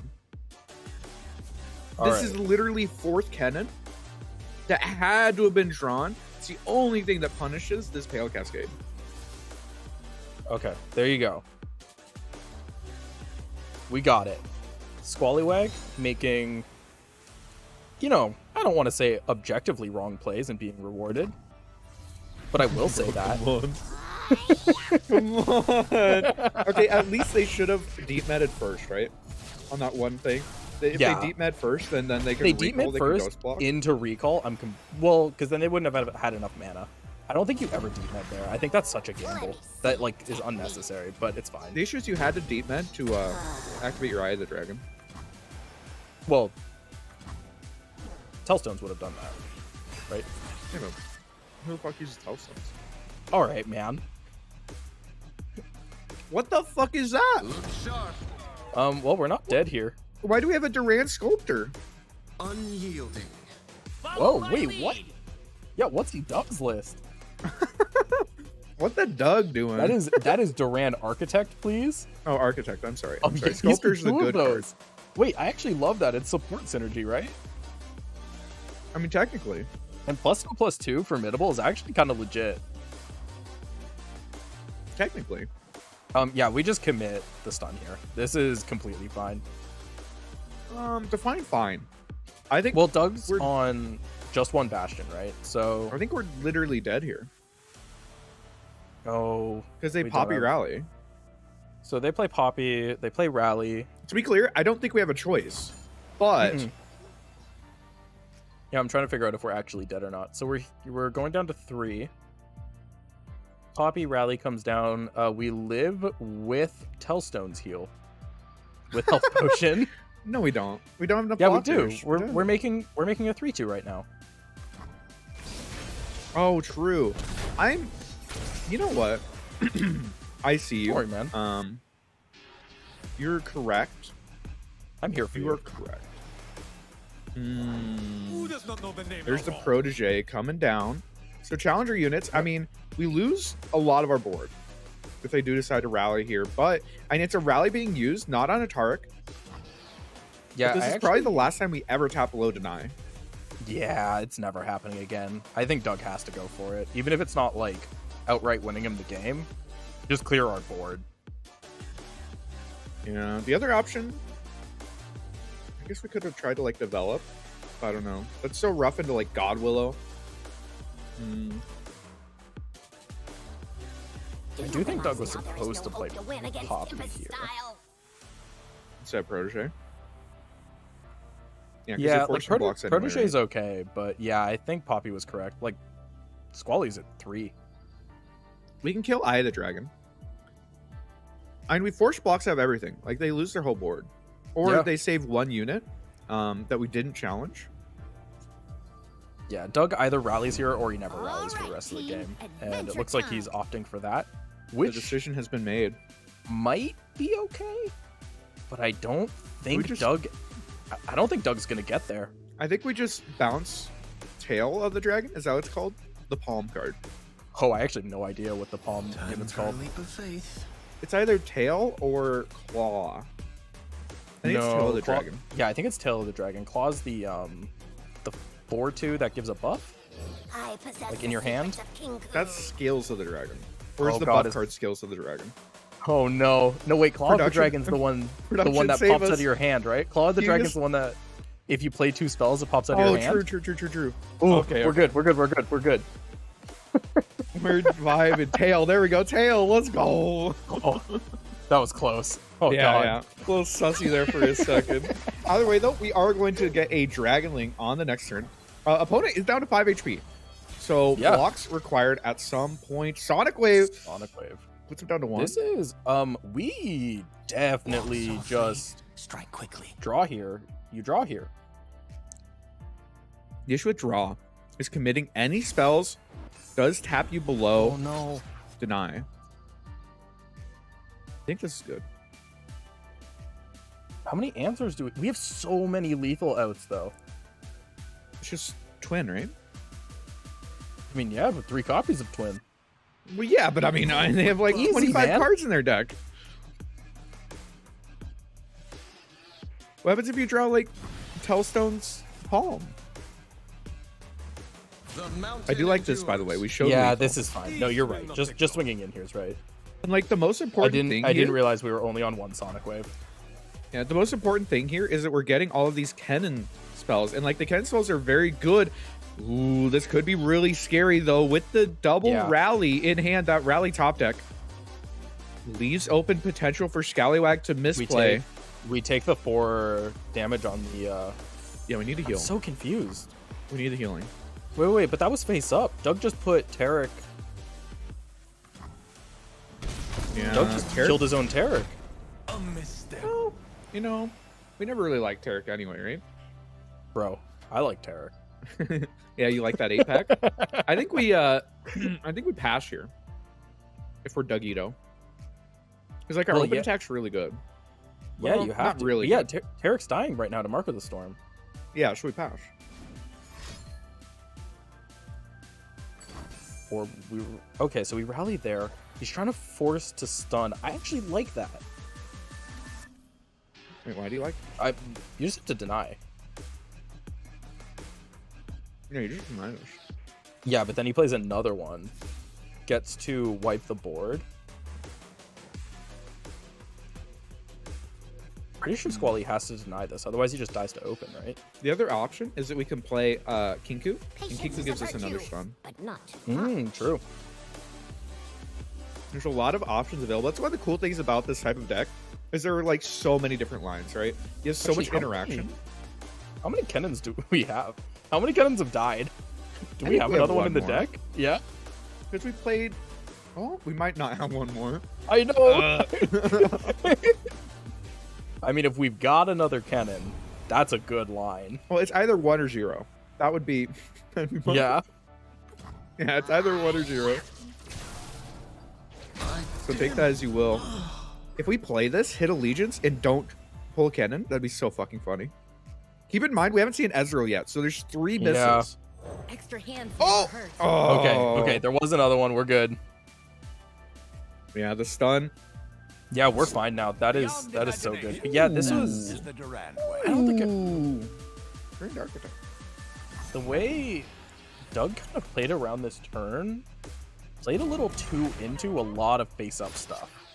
So like, he knew there was a Wayfinder. He knew there was the double Mark of the Storm. He knew there was the Resonating Strike. I guess you kind And of he have to basically- commit your stuff at some point. You have to commit blocks. I don't know. It's hard to say. And like But he's he getting could've- stunned anyway. If Taric's getting stunned anyway, like is he doing anything? I don't know. This is a really hard spot. But yeah, this Harry, man, this is like the funny thing about Ionia, you know? Sometimes you go down to 2 health and you're just like, I'm actually in a good spot. hardly fair. Yeah. I think we definitely eat I think we have to eat Kennen with our other one and force them to choose. It's always I. Written in stone. Yeah, do you save I or do you save Kennen? I'm going after the elusive is fine too. The issue is that like the elusive isn't impactful Nothing is for like 2 stronger more than turns. petricite. It's like who cares, you know? I'll take Ooh, I care do of like Putting- the formidable. Formidable and Tiari is actually really good. It is. Yeah, we hit the stun there. Keeping I alive is way more important. Just another body in a deck with no overwhelm, no elusive keywords is so good, especially if it's going to heal you too. Yeah. Kennen dealing 3 damage mattered this game, like multiple times, by the way. I know, it's actually kind of cool. We do still maintain our entire board as Scallywag. Our open attack isn't great, but we do still have that rally. And the deny, Scallywag just knowing that they Yeah. didn't need to deny it earlier, double rally? Oh my god, no, dude. Monka. I Who's don't even know winning? if that's. I don't even think that's good enough. I don't even know who's winning. But I where is literally this? don't even know who's winning. This is just an Ezreal waiting room for poor Squally. To be fair, any elusive waiting room, kind of. I know. Okay. I won't stop now. Also, keep in mind, each of these turns is really short because we spent so long thinking about each of our lines. We will protect this place. Oh. All right, so we're blocking. We're blocking. I think this ordering had to have been fucking terrible. I think this is Yeah, wrong. I'm like trying to think about it, but honestly, again, I yeah. think that they're so fast, each of our turns, that we don't have the option to think about it. yeah, when you're on the clock like that, it can be very difficult. Wait, do we die? We're either trading into something or we are protecting our Eye of the I think it's Dragon. And defensive I think twin. It's protect. Yeah, we're protecting Eye of the Dragon, which is good. So we're not dying to we rally. deny rally. Dude, at points like these, you have to think through every single moment as the So Ionia quick. deck, but sometimes you just can't. Okay, so rally comes down, we deny it. Now we're at 1 mana. They rally again, they clear our board. And then we draw an answer. Yeah, just draw an answer, Copium. We just draw an answer. That's pretty I wonder easy. if Dogito's ever supposed to slap down the Relentless instead to play around Deny, because it's more important that you get that barrier to make sure that your unit survives. Ooh, Yeah, both of Dogito! them- Or Scallywag What? deciding to... Ooh... lose the game? He's not dead. He's okay. He's still I- at 9 health. He has a health pocket. Okay, we still have the Kennen. We can still play that Kennen that we just recalled. That's good. Man, That's this is really an- good. Oh my I god, am- all the lines, dude. The lines! I have not once in my life seen someone sandbag a deny this long. Yeah, what are you denying at this point? Like, I feel like this just... Like, I don't, like... So, like, it's one of those situations where it's like, he doesn't need the deny, right? So, like, you don't have to use it. But also, he's really good. Fine, Like, Dogito. The issue is that the rally doesn't do anything, and now No, it Scallywag just does knows it's a 5. rally. Oh, man, when you put that on the board, that's so sad. Dude, Scallywag is so fucking good. Jesus I would have played Christ. this game so different in so many different lines, and they've just done such an incredible job. You should stun before. Yeah, Like that's just No. like, This is fine. This gets you 2 kills. Weren't you getting because- kills anyway? Oh wait, he's forced to block. He's only at 3. But yeah, you just toss all of this down. Waiting for the right moment. Yeah, You know don't what even the do last it one card at a is. time. Okay, He's come way- on. He's Come on, way you cooler. know what the last card is. Hey, he doesn't know for sure. Could be a single. No, he put it on the stack. You can't put Shingle on the stack. You're right, there was no other unit. Yeah. No, you know what it is. No need. And we could. Oh yeah, it's, you know he's gonna hit recall, drop another Kennen just to mess with him. Yeah, I think Doug, if Doug went for the rally on the turn where Deny was out, Maybe, may but have it's been a so hard, different man. It's so Oh, hard it's- against these Ionia decks. They very rarely actually go shields down, you know? Yep. Yeah, that's, I think a good lesson here is capitalizing on that though. Like, if you can rally, you're probably never going to get to rally again, unless you're against Squallywag and he just sandbags that Deny for the rest No of slowing his down. life. Easy for you Like, to say. this game was Everyone here? literally Let's go. just Kennen 1v9. Yeah, I don't even... that's literally... It could be Ezreal. They didn't miss Allegiance there. Like, they might not have missed Brace Allegiance. We don't know. It will No, be I don't done. think there's any Kennens left in the deck. But yeah, Doug could literally skip both of these blocks Wait, and but still win the why? game. Don't block. Do you realize Where are you now there's blocking? no Stay overlap wide. against- He's getting another Kennen Like, on the he's open. fine and anyway, he but like... yeah, no, well, he knows the last card's rally, right? Yeah, then why block? And he's getting a Kennen on spawn, man. Oh, okay. What are you losing to? Bro. Oh, come on. Okay, okay. Come on. Okay. Either way, though, Scallywag tying it up 1-1 with that absolute grind Right. fest. I mean, we're going back to Viego, right? Man. This all started out with yeah. the Viego play against Scouts. Yep. I mean, ignore that So it should 30-minute be- game in the meantime. Should be Viego versus Poppy Taric. You know? Which, with Deny, Oh. I mean, Scallywag played that really well, right? Like, played that incredibly well. I would have taken 30 million different lines and probably lost it. There was maybe one line I had complaints about, yeah. I mean, I don't have complaints with their line. I'm just saying I didn't see half their lines, you know? That's funny. He did play that really well, though. Bingo. All right. This time around, we do, That is in fact, that is a curve. Steady now. that is a curve in the hand of GGtoor, but we see for the first time this series a Viego in the hand of Scallywag. Always nice to have. A Viego with 2 Treasure Seekers and Rite of Negation in hand. This is a good hand for the Viego player. The issue is always going to be getting Viego down, right? Like, how do you get Viego down without dying? That's always the trouble against these types of decks. We'll go and see what GGtoor decides Together, to do. we Tiari can do this. does Oh. threaten a favorable trade, but second Treasure Seeker is probably shutting I that down. have loved how much Tiari we've seen today. Tiari's good. Tiari's really good, actually. Passes that. Step Yeah, right. the issue You is don't you wanna- lose Tiari. You If don't you want to wait, lose Tiari. yeah, if you wait, then like your protege and Taric like make it so that you trade everything positively, right? Like we're playing this game, You're we're right, playing this yeah. deck like it's a combo deck rather than an aggro deck, which is I think correct. It is, yeah, it is a combo deck. Break their spirits and their souls. Yeah, I think that these the people who play Rally Demacia decks a lot of times don't With the pass power of enough. time, I think the that's very possibilities important are endless. to be willing to pass if your attacks get better down the line. You know. Yeah. Ooh, that's a pretty okay draw. Yeah, that's very good. No Taric. Not Smart. willing to put down Taric and pressure the rally is really interesting, actually. Instead, just yeah, trying to go I wide. think well, he didn't want to play Taric into Sand Spinner, right? Okay, but why? Because, well, he plays Taric, takes the swing, and then Sand Spinner comes down after. And then Sand Spinner can kill it on attack, except it doesn't because Bastion's there, so maybe he should have taken that line.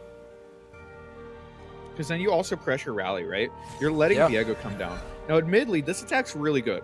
You're getting a Yeah. lot of favorable attacks. This is really nice. I don't for hate us. going wide here. I can Yeah, do I this. almost wonder if we should have just played out. Well, no, everything is challenger. So playing out the This is 5-2 a- doesn't actually do anything. Yeah, I actually like this line a lot. This is Harry, riposte. Yeah, You no, are just toast. every single Hardly favorable attack fair. here is just so incredible. We don't have to do this. This is... We could have saved that last... It doesn't matter. This is a great attack. We're playing around, like, Vile Feast killing our Broadwing, right?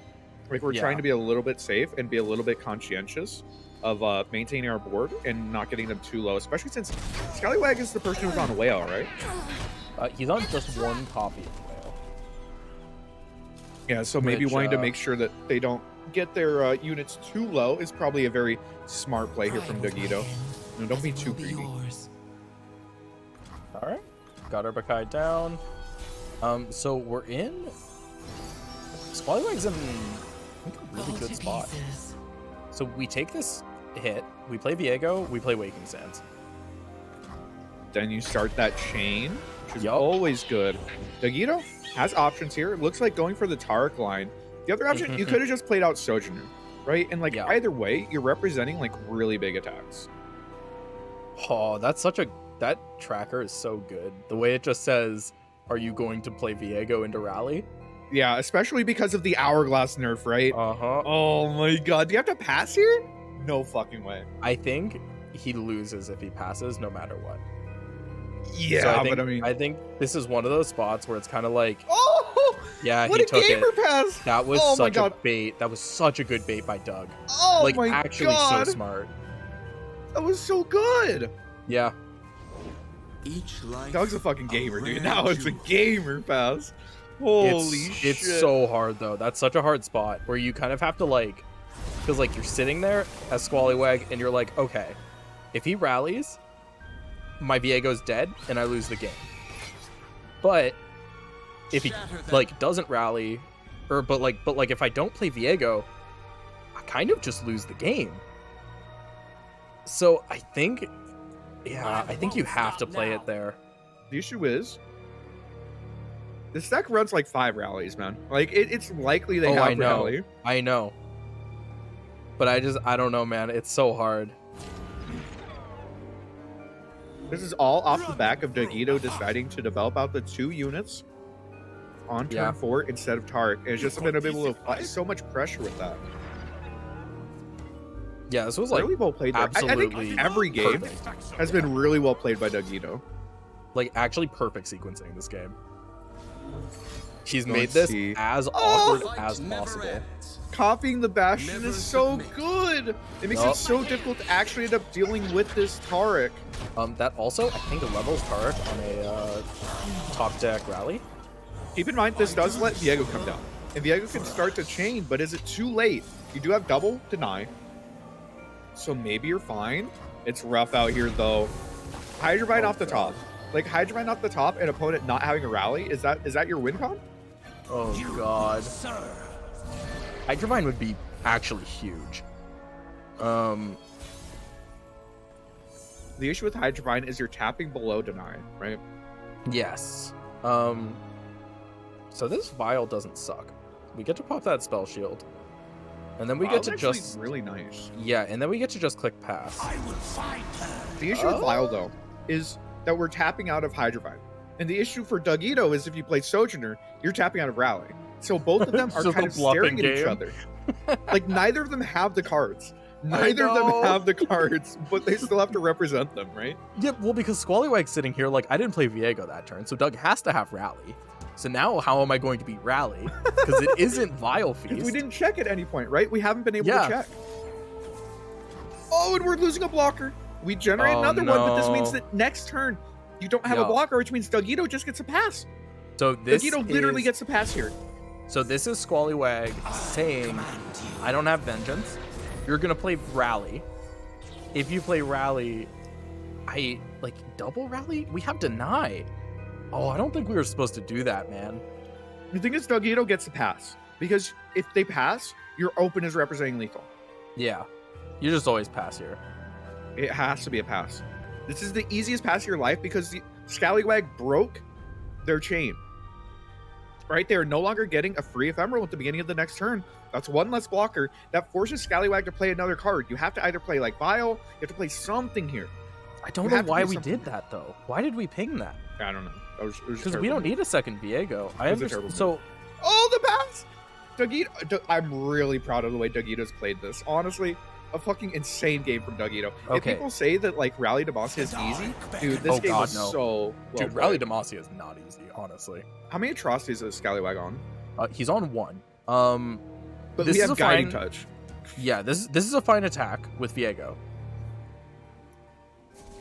Yep, Squally has to ping Spell Shield off. That gives him an out with Vengeance.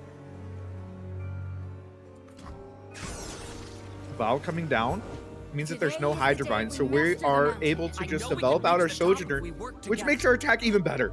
Our attack literally got better. Okay, so now, what does Squallywag do? All right, Bro, here's it's the top play. right angle, man. We Here's have the to play. glimpse. Oh god. We Despair Taric into Pale Cascade for lethal? Okay, are you ready for the line? If you despair your own Viego, then you go out on your own. What if we Hourglass? What if we Hourglass the fucking 2/2 for a blocker next No, turn? we just draw here. I don't think Hourglassing 2/2 does anything, right? It gives us a blocker next turn. So we aren't. Well, no, we are dead on open because the challenger. Yeah. Dude. Okay. That's doesn't do a it. blocker. That's a bigger Viego, but This yeah, means that this is- Atrocity off the top is lethal. wait, what? Atrocity off the top is lethal because we still haven't attacked. We get to attack with our Viego here. Oh, And if Dogito it's doesn't want to connected, give up any of their board, right? Yeah, you're right. So Atrocity off the top, potential lethal. It depends on how Dogito wants to play this. They could pale their challenger and give it up. You don't want to do that. You really don't want to do that. I think Taric there is fine. That's good. Yeah, Taric here is fine, but the issue is Do we put Tiari in front of Viego? Because this I is don't this think is you can. very much representing.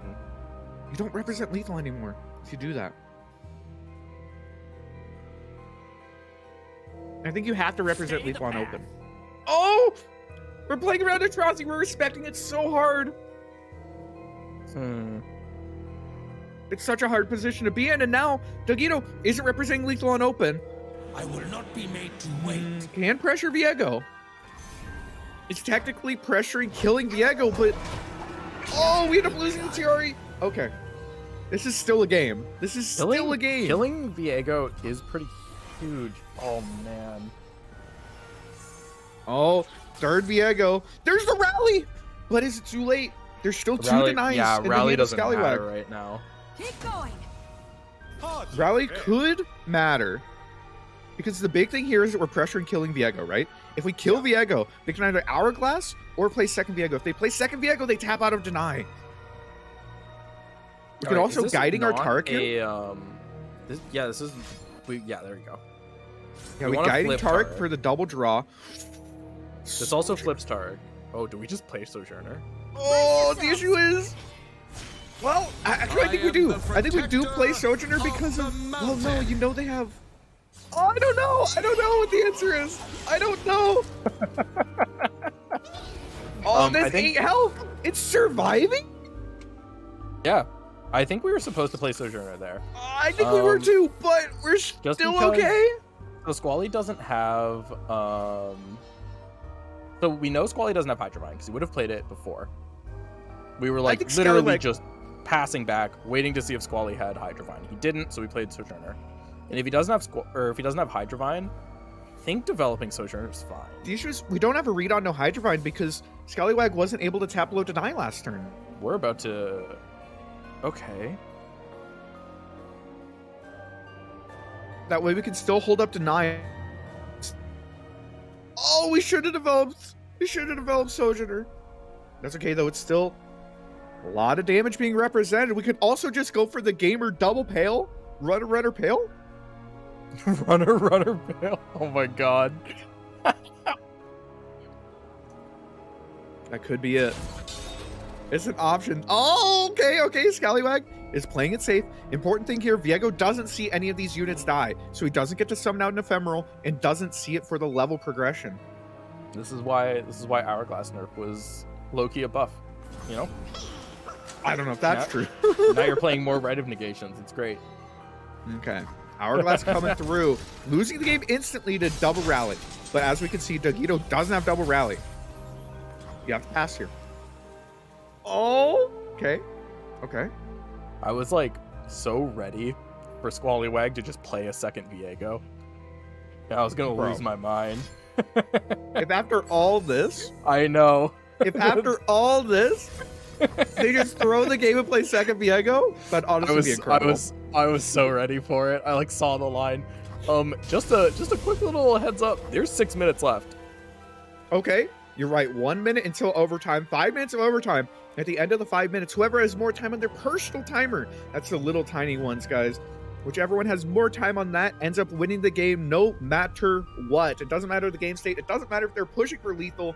They win. So it's very important here to keep an eye on that. I like that right there in the middle. Man. We'll go ahead and see.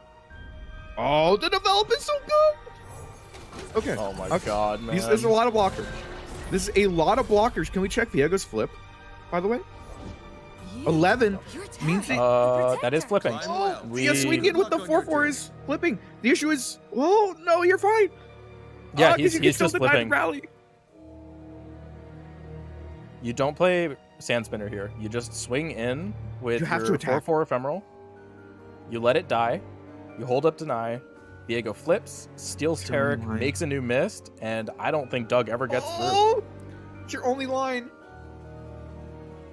We'll have to see how Scallywag decides to play this. Oh, this is a wild game. This is a wild game. If you were falling asleep before this, you were happy. He passed. Wait, what? He passed, which means he's not threatening the Viego flip. Oh, we failed. Yo, Squally, what are you... What are we doing? No, that one upset me. Bro. What are we doing? What do you mean? You have to deny for the rally. Just attack with the ephemeral, please. You have deny still. You have deny still. Maybe. Oh, this has been a long. Okay, maybe you can't. Honestly, no. This is 7 rounds. This is 7 rounds of Swiss high pressure situations. Every single one of them. We are now 55 minutes into this game. Holy man! We're showing the attack now. We can still develop out Poppy. Poppy is a develop option. I will not be made to Oh. We can be 4 wide to their 3 wide. We're still representing lethal. We are still representing lethal on open from GGtoor, even with this Taric dying. What? Oh, I guess No, you could not. play No, out we're the. not. Oh my you could God. play out the 5/3. Yeah, I was assuming you get to develop out Poppy, but then they could play out the 5/3 and you tap. Yeah. No, we're good. 3.5 minutes left. Keep in mind, I don't think Scallywag. Doug can win. Scallywag's also ahead on timer. Okay, there it is. Viego flip ends up taking Taric. The Taric is dead. We have several units to develop out here. Oh my god, this What's the leech, top deck? dude. Top deck Katarina Strike. Can Taric Strike do anything? So I don't know if it matters enough. Can you skip on Spirit Leech? Probably. I don't think you. I know you can play not? Spirit Leech without a unit on board, but can you skip on it? I don't actually know for sure. I think you can't skip Are on we it. playing Despair here? I love that. That's actually smart. Despairing the Esmus? Yeah, that's smart. That it is 4 damage, right? It is 4 damage. Okay, I think you can skip on Leech, so we still have units to play. We need to make sure we don't tap low deny though, because otherwise this Concerted Strike could be huge. Third Sojourner. Right. All right, we just play our Bakai. Oh my god. Look what good comes of mortal greed. These units are so big though. It And we doesn't tap matter. below playing out this Viego again. Yeah, that doesn't matter. He can't kill us next turn. This is it, man. Right? So How he's is this swinging- it? What do you mean? So our Viego dies. That's fine. We throw 6/6. Like we just block here. We can go down to 2 if we want. Hold tight. I don't think this is fine. Because Concerted Strike, like a top deck rally, you just lose the game to top deck rally. Right? Am I crazy? Wait, why? We have deny. Because Concerted Strike. Concerted Strike's gonna force the deny next turn. Right? Because these are grand. Oh, Do you see I these see. big ass fucking No, units right I there? get it. So they're playing Viego. Going in for Concerted Strike. I'm gonna be honest. I think Squally might win Rally? on timer. Rally off the top. Rally. Come on, give me a motherfucking rally. We haven't seen one all game. It's guiding touch. Okay, That could be a rally. guiding into rally. Come on. I've got. Okay, so I don't. I'm saying, Squally can pretty much Could just play for rope timer. and he wins. Okay, okay. We could. I guess you know the heroes around here Okay, the issue somewhere. is we tapped out a rally now, so opponent doesn't have to respect it at all. Yep. Does not have to respect it. Oh. The dark beckons. The old timer W. We'll see. There's a minute left, chat. A minute left, and Scallywag cannot lose on time at this point. Is now more than a minute ahead. Is ahead more than there is time on the clock. Okay, what's our draw? How are we winning this game?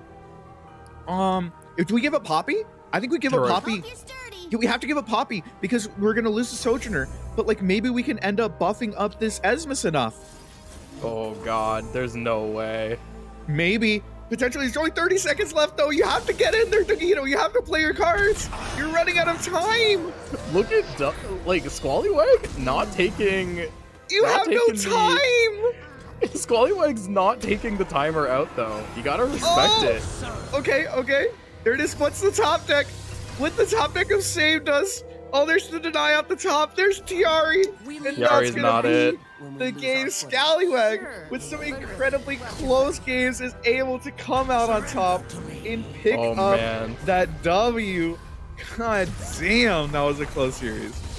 I don't know the last time I've seen a timeout win. Without That's her, actually crazy. There is only Like that Oh was my done God. regardless. Like timeout didn't matter there. Yeah, I Viego had think- already won from that point, right? Like Yeah. they're never able to push damage again. Yeah, Oh my like they could God. have had some attempt at like buffing up a Esmus over and over again to maybe get the damage through. But But as it was, they just don't have enough actions. They don't have enough Yeah. time. Viego is so huge. You force blocks. And there we go. Scallywag, I mean, those were two incredibly close games, just on the nice edge the entire time. Played an incredibly good Kennen Ezreal, and then a really good Viego there at the end. Rally the entire time. What were their scores? I They want to were know both if- X1, I believe. Okay, So, potentially, potentially both in top 8. yeah, so Scallywag, I think, secures top 8 by winning Yes. that. The question is Dogito. Does Dogito still make it off of tiebreakers? And honestly, I want them to. I think that they played that game incredibly well, and I would love to watch them again because that was a very fun series. God damn. Dude. That was crazy. Man.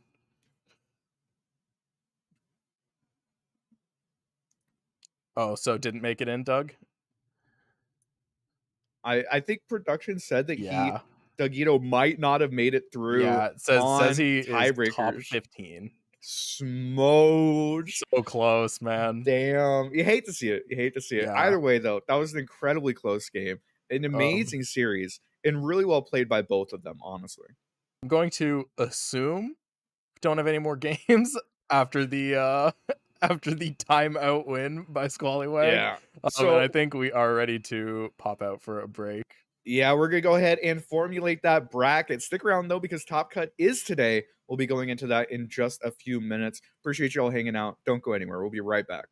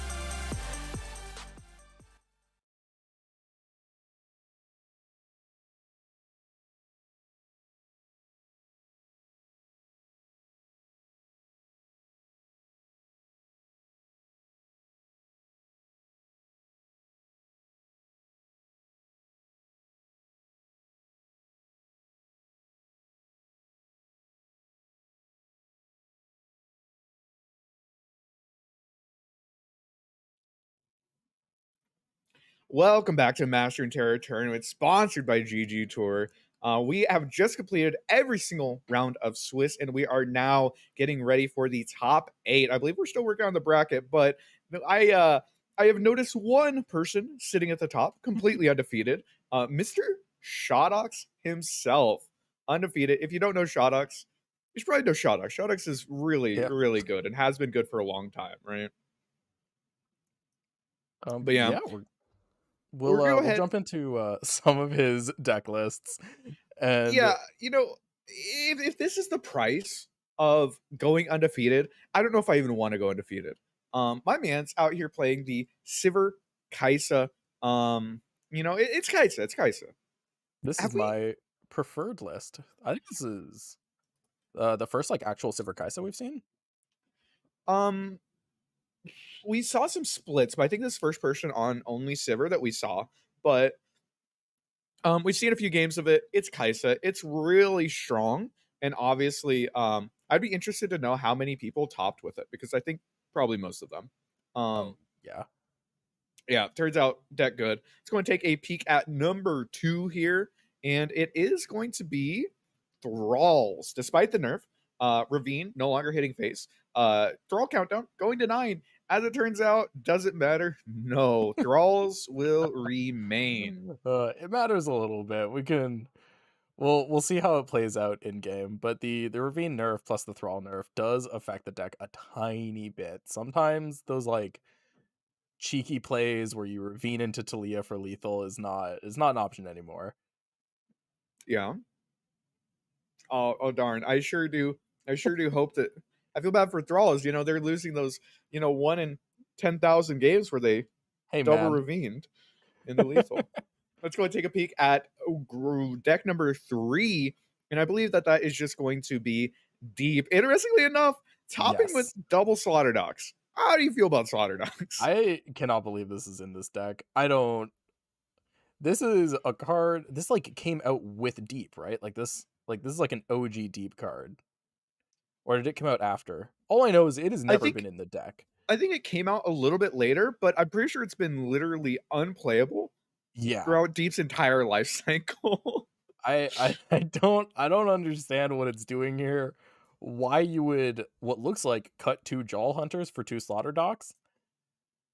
Okay, so what you're missing here is that the Slaughter Dogs gives you a free sea monster. Have you considered that? Well, yeah, but see, I like my sea monsters to have powerful play effects. I hear you, but if you get Terror of the Tides, you didn't need a play effect anyway, and you win the game. Have you considered that? Clearly, Shodox has. Yeah, Shodox, I remember, a couple tourneys back, Shodox was out here playing Hecker and Ionia. Shodox was the man of the people, really being out there and, blazing the way for these, off-meta decks. And now he's playing Thralls, Kaiser Deep. Bro, I'm cringing out of my skin right now. I cannot believe how far Shodox has fallen.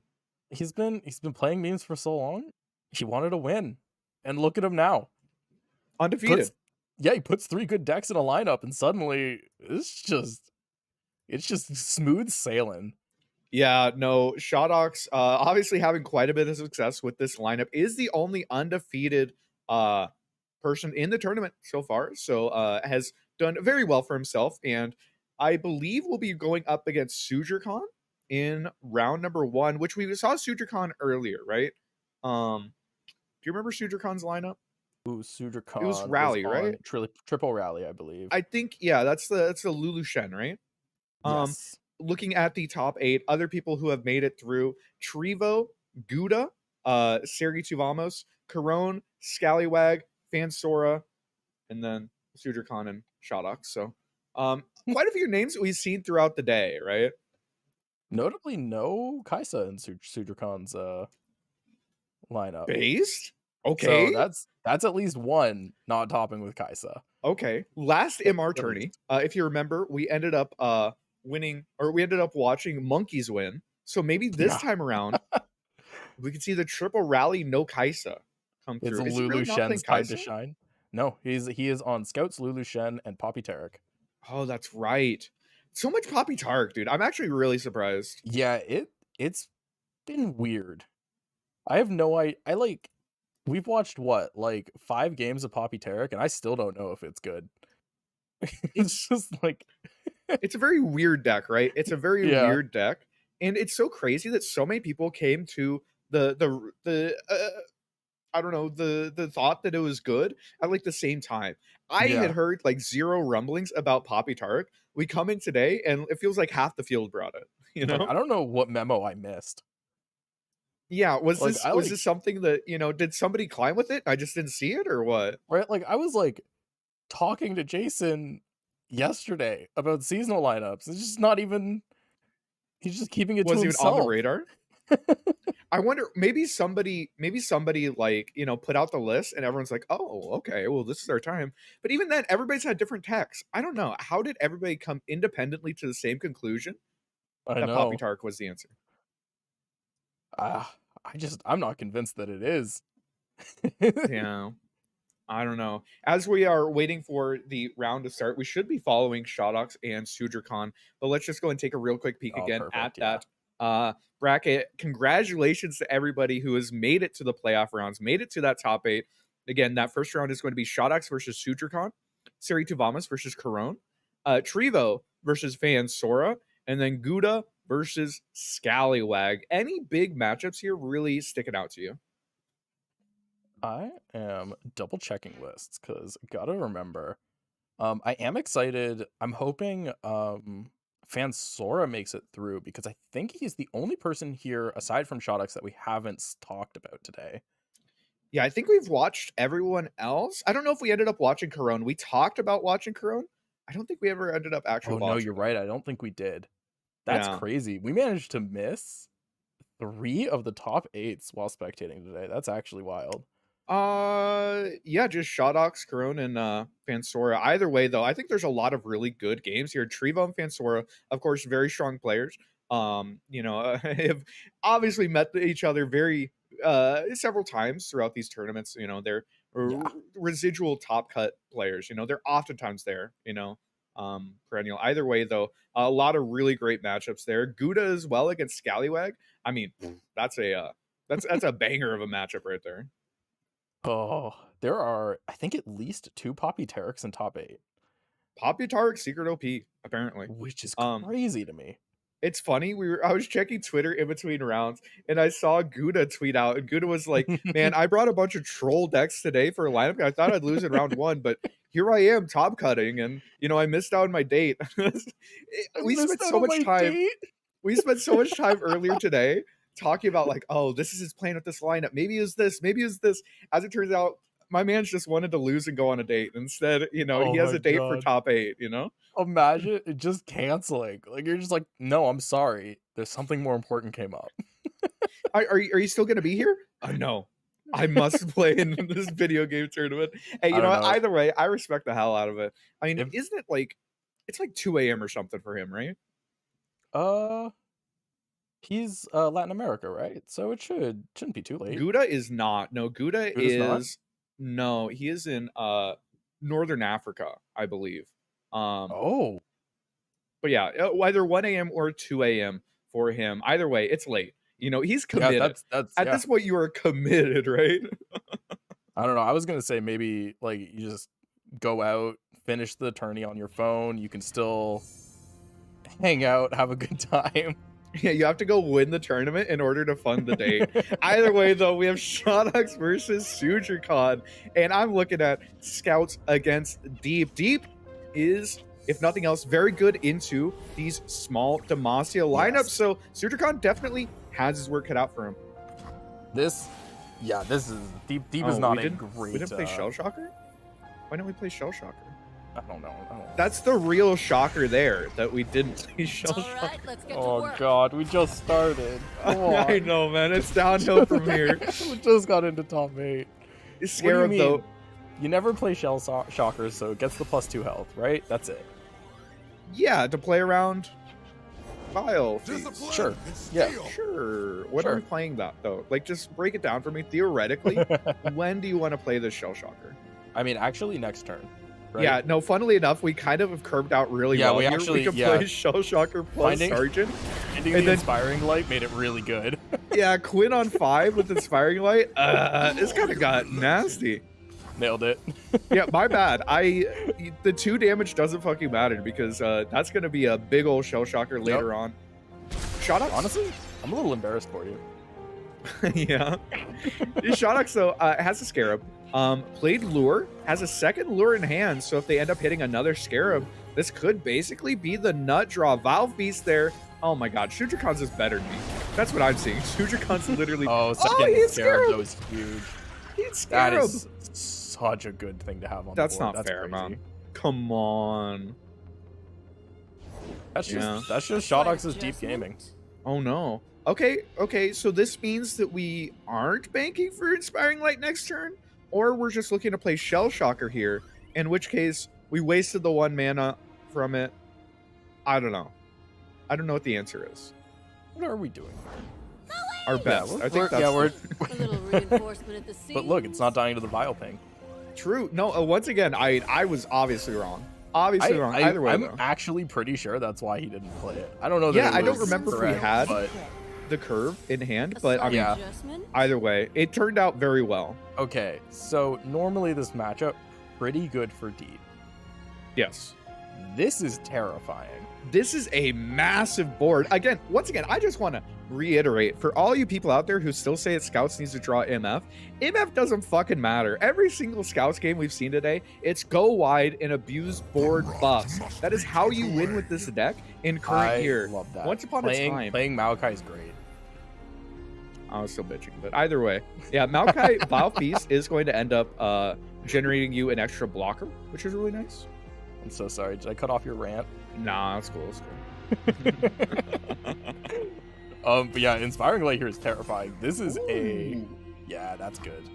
Actually, playing the Undergrowth does mean that this Maokai isn't being pressured here because we didn't have Scouting ahead. the Rangers resolve. Quinn, though, is a formidable presence here, just sort of running straight down the lane there and beating ass.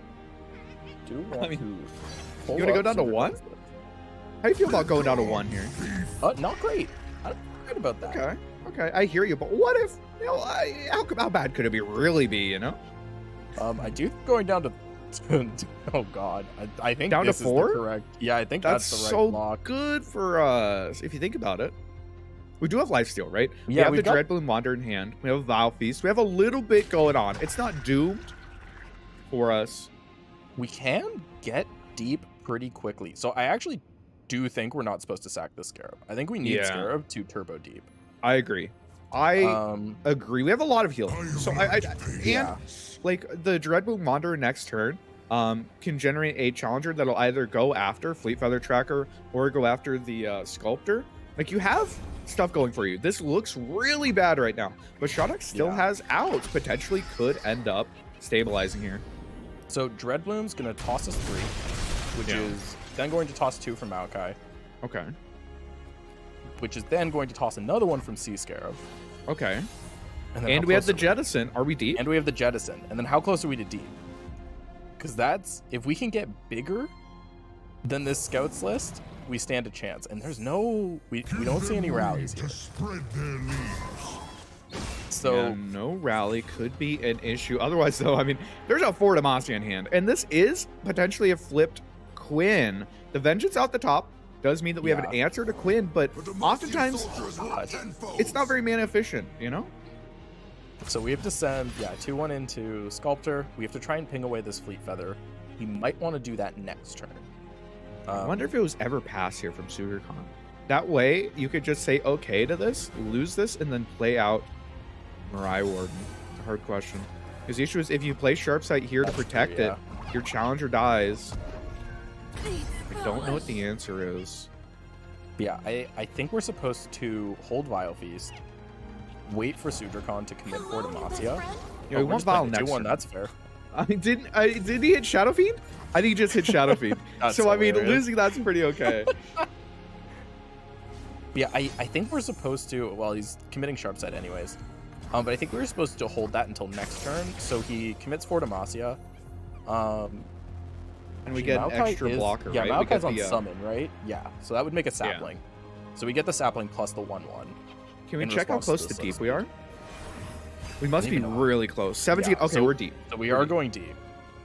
I don't know if that's enough. No rally is Oh! still huge. No rally, but we're still just open attacking here. Giga Chad making them have a response. Now, Vengeance is a response. And, you know, that is an issue. It's a little bit of an issue. Okay, so we can send our little spiderling. I think maybe Scout Attack here. I think we're supposed to scout attack, yeah. Yeah, Scout Attack seems okay.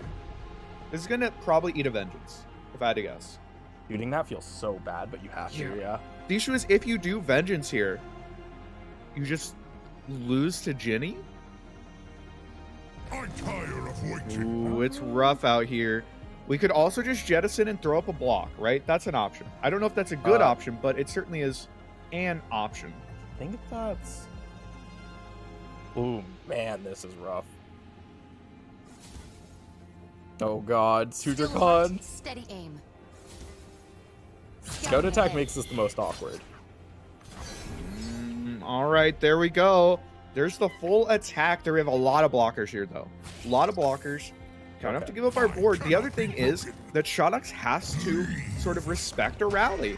Or not respect a rally and say, I'm losing the game if you have it. Yeah, Shodox can't respect a rally here. It's not an option. He None of loses this to is rally. trading, by the way. None of these are trading other than the Scarab. Why isn't he trade into the Mirai, right? I don't even know. It's a hard position. You're taking extra damage.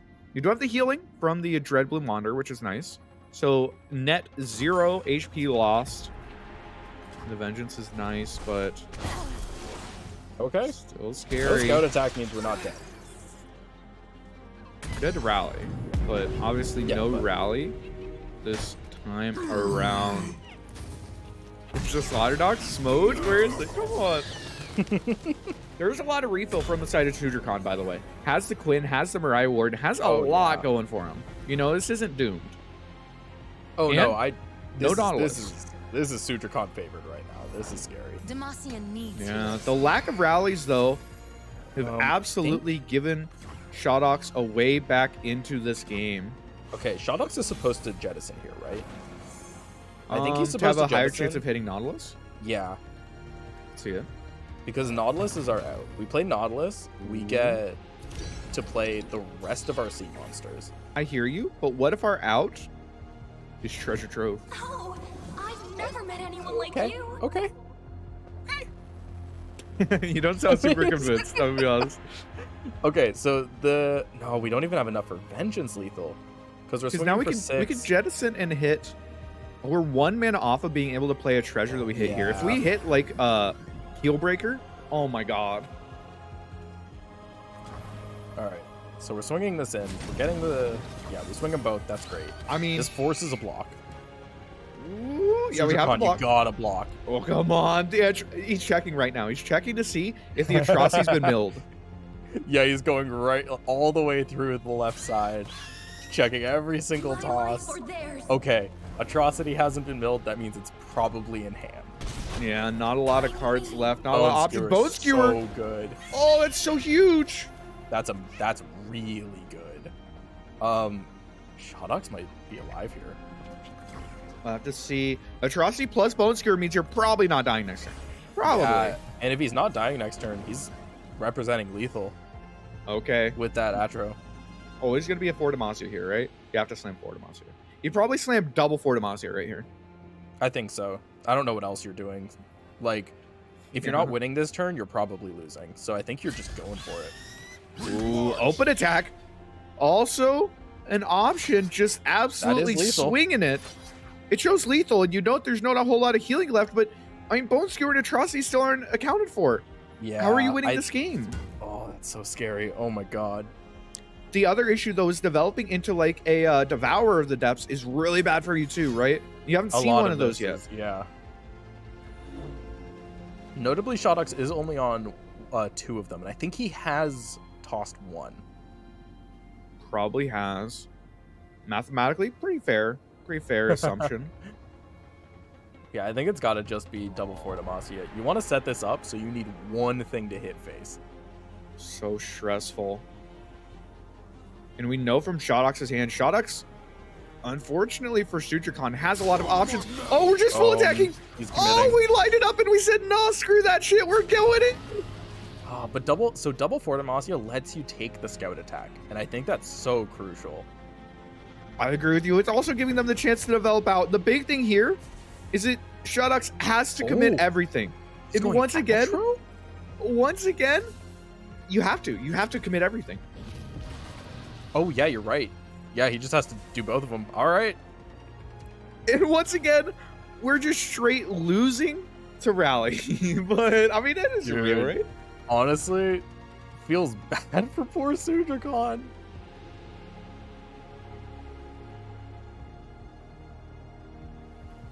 God, showing anything but face always feels bad.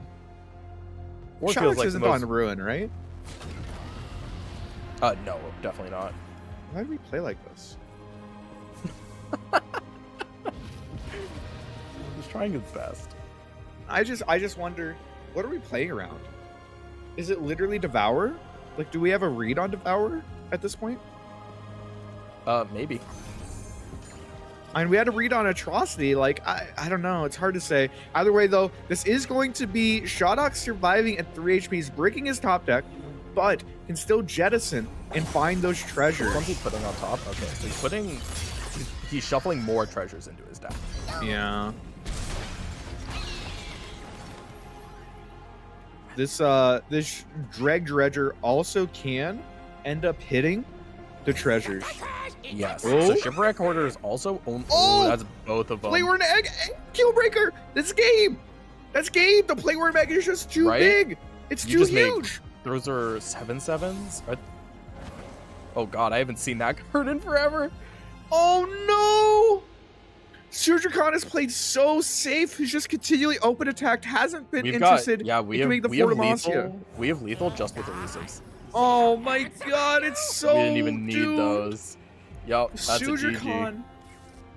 Perhaps playing Finding- around too much there. Ends up Finding playing 0 really rallies. Yeah, no rallies, and ends up playing really slowly there. Perhaps just hoping that Shodox doesn't have enough answers. Shodox is able to find it, though. Riding that line. Is Yeah. at low HP the entire time, but just barely finds enough to survive. And Ugh. despite an amazing opening from SutureCon, Shodox ends up going up 1-0. Yeah, we skipped a few too many scout attacks, I think. Yeah. Oh, and the 4 Demacias were just in our hand the entire game. Oh, it's so hard. Maybe you do We need are MF to right win. back in. Maybe you do need MF to win. Either way, though, we're going in. Shodox on Thralls now. SutureCon has the Poppy Taric. This used to be Poppy Taric favored. And since the Thralls nerfs, probably even more so. Oh, we kept we're Avalanche keeping- and Ravine? Yeah, keeping both's a little crazy. So I would have Ugh. kept just Avalanche here. Yeah. I think that's more valuable.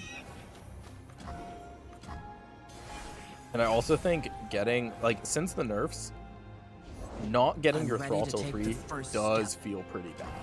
Yeah. Not having sure a I turn like 1 or 2 this. is rough. And your footing.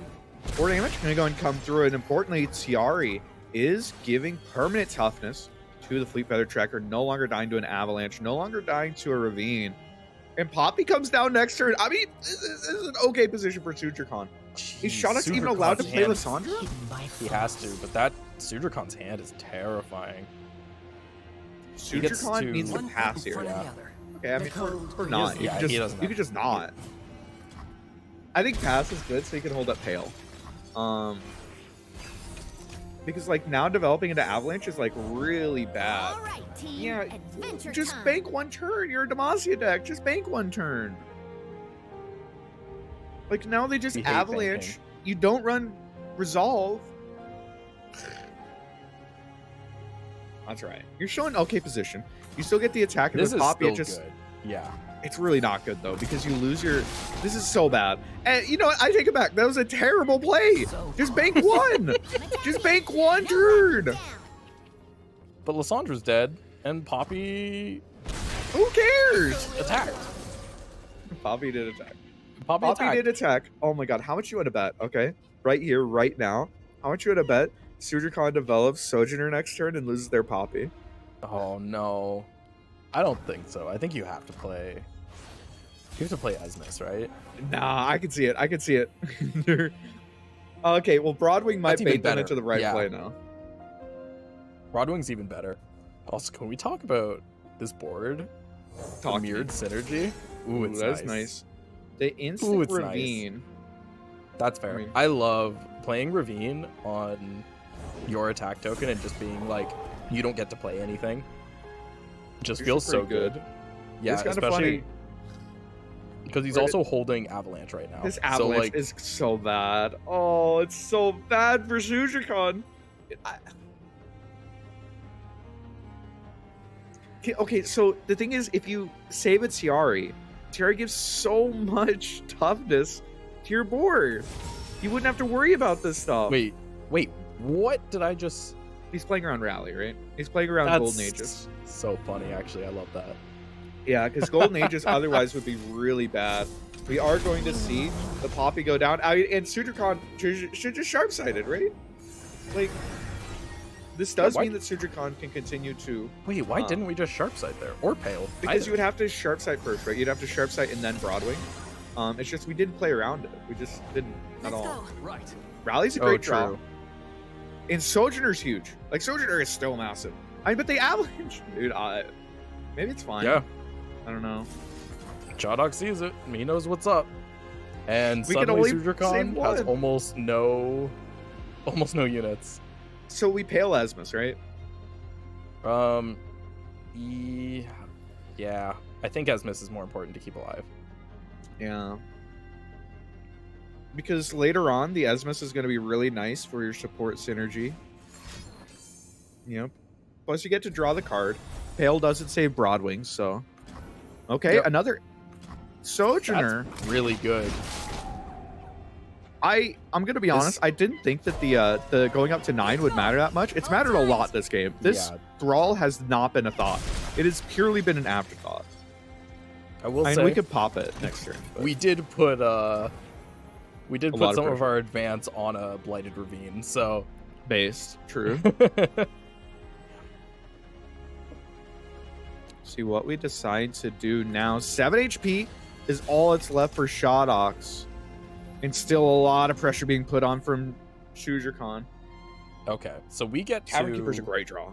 Yeah, I think we get to Tavern Keeper. Pass? Tavern The worry's Keeper, gonna be- Lysandra. You don't want to lose to Taric plus Rally, right? Yeah, which is what I'm a little scared of right now. I mean, I know he doesn't have it, but But Shodox doesn't know that. So yeah.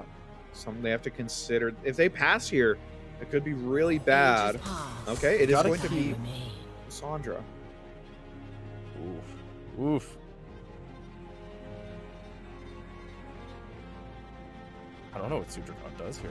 A rally is really strong. So We could Goat first. Goat's pretty Yeah. safe. So if we throw Goat down, we go into Rally, we can buff our Esmus to 4 attack, which represents lethal for next turn on open, which is really nice. We could either Rally, we could also play down Sojourner. The thing is, Sojourner lets Shodox just play out this... What will you have? Oh, he tapped out!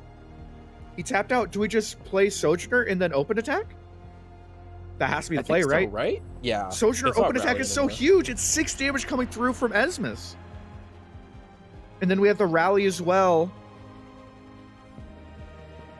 This was such a huge moment to tap out for Shodox. Yeah, this is lethal, right? Because we rally this turn. We can rally Do this we turn. rally we this turn? I think it's Sojourner. I think Sojourner's just better.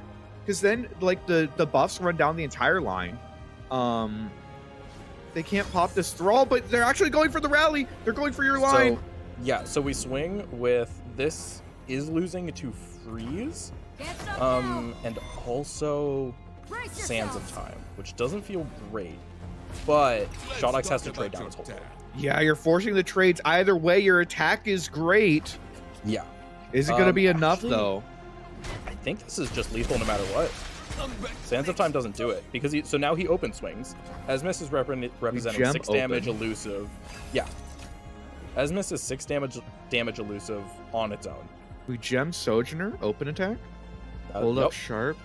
Is it enough though? It's losing to Sands of Time plus freeze, which is a lot. That's a lot to require here. That's a big ask, and I think you go for it on a 4-card hand. The issue is you can't develop, because if you develop, ooh, I mean maybe it's fine. I don't know. I can't do the math. So we can Sands of Time now. We still have. We still actually have lethal. We're still beating Sands of Time if we put gem on Esmus. No breaks till the Yeah, next there's the workout. Sojourner coming out. Oh, and we can't pop another Thrall. It's actually going to be lethal, found by Surgicon. Played this one. I mean, I probably would have ended up throwing this game. Rallied last turn, saw the way to get them low enough, and is able to set up just a massive swing, forced the trade down of the entire board, and even with a Thrall here, the Thrall's not going to be enough. Here comes the random landmark countdown.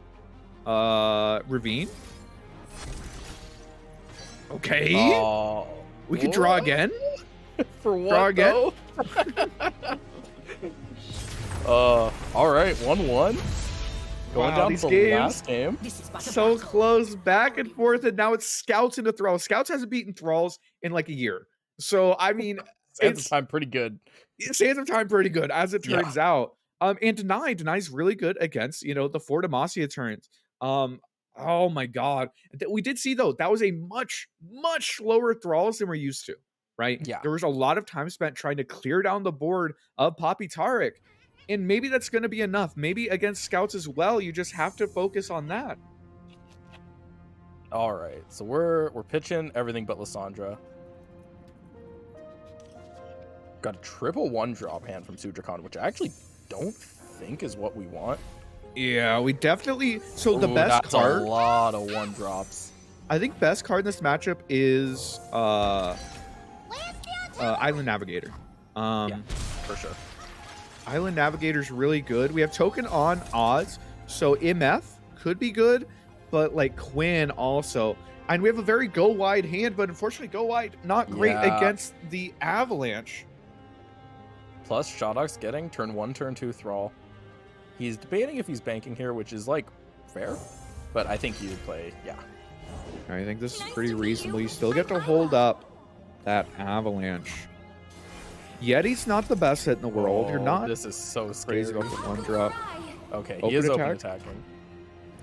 Probably has to be correct. It doesn't feel good though, because now opponent could just play down Lissandra. Yeah. Lissandra still hold up Vengeance forever. They could just, or not Vengeance, but Avalanche. Avalanche is just AoE Vengeance if you think about it. Secrets. Sure, why not? We can call it that. All right, now this is looking like a Thralls board that makes sense to me. It's a lot of Thralls there. The issue is Sudrakhan, if you end up developing at all here, you don't want to waste your mana, right? Of course not.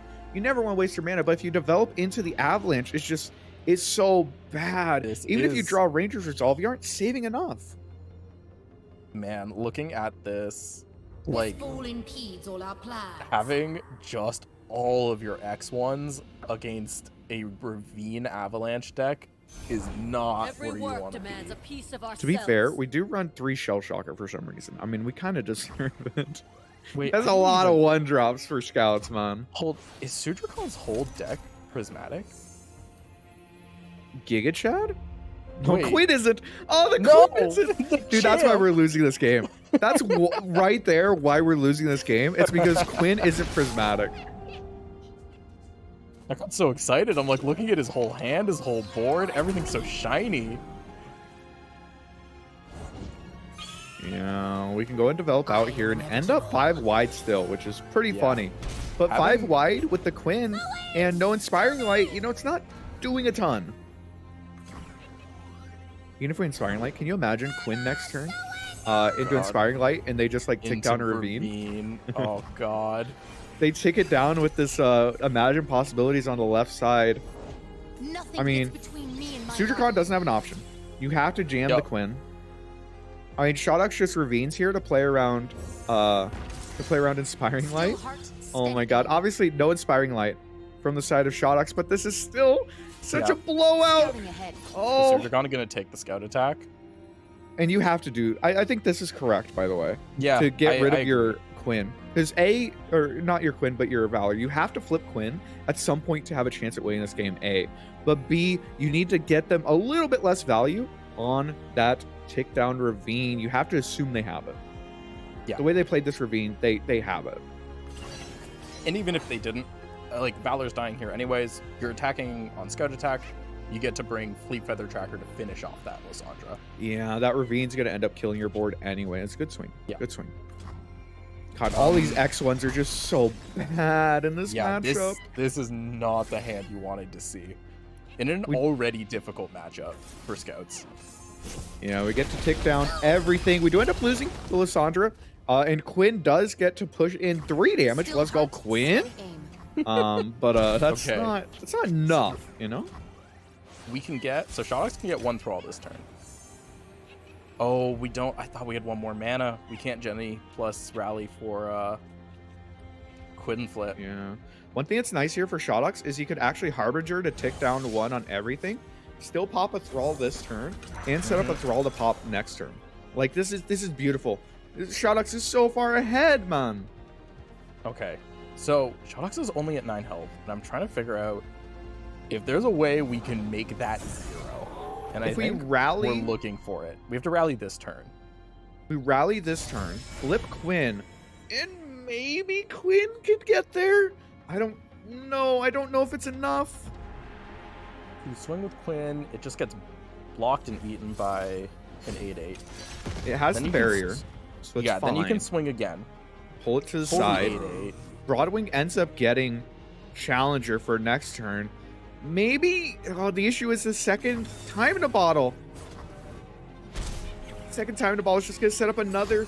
Yeah, Wall this for is the next line turn. though, I think. This definitely is the correct line. Sujircon has identified it, but is it gonna be enough? Shotox. Okay, What are so we we're doing pushing here? 3 damage here, right? Does So- push at least 3 damage, potentially 6. Depends on how Shotox wants to block. If we give up the Harbinger or not. Just like hunting thresher Jenny geese. lets us pull 1 Thrall. Jenny lets us kill a Thrall next turn, so Jenny can trade into a Thrall. The Valor will pull the other Thrall. Oh god, we might actually be able to. Never mind. The issue is the extra Thrall. Oh, Sands of Time. Yup, never mind. 3 sisters. There's so many options. It Sands of doesn't- Time is the right one because you get a Yup. 3rd Thrall. It is. Oh no.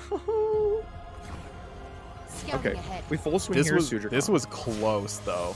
I do Justice think takes Shotox place. took either of those options. I'm pretty sure they're both right, Fly but Sands of swiftly, Time is probably slightly kill better. swiftly.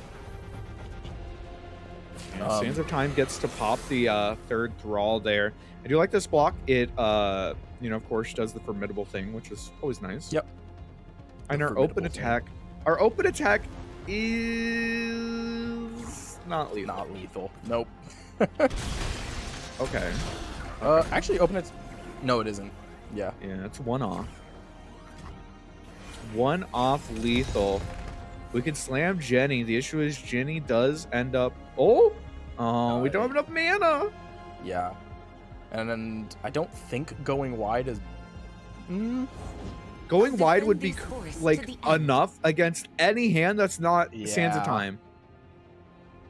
Yeah. So we have scout attack, kill 1 Thrall. Scout attack, kill 1 Thrall, pull the other one to the side. It pops another Thrall. Wait, do we have lethal? We don't have lethal. I think we might have lethal. Oh no, because the Thrall comes out right now. Yup. The Oh, Thrall I got pops so out now. excited. Even if we took the attack here. Oh no, actually, if Shit. if Shotox If that waited Thrall for the didn't come attack- out until next action, we would have been Oh, fine. Sujircon, no. Still heart, steady aim. Oh no. That I'm not gonna lie, man. That Bartamote, that hurts. Whoever Just made like that, Honey that Thresher breaks my little heart. All right, well, you know what? I'll say it. I'll be the brave one. Thralls, pretty cringe. Pretty cringe. The brave one. Okay, well, we should at least swap these, right? Like, let's at least kill a Thrall, maybe?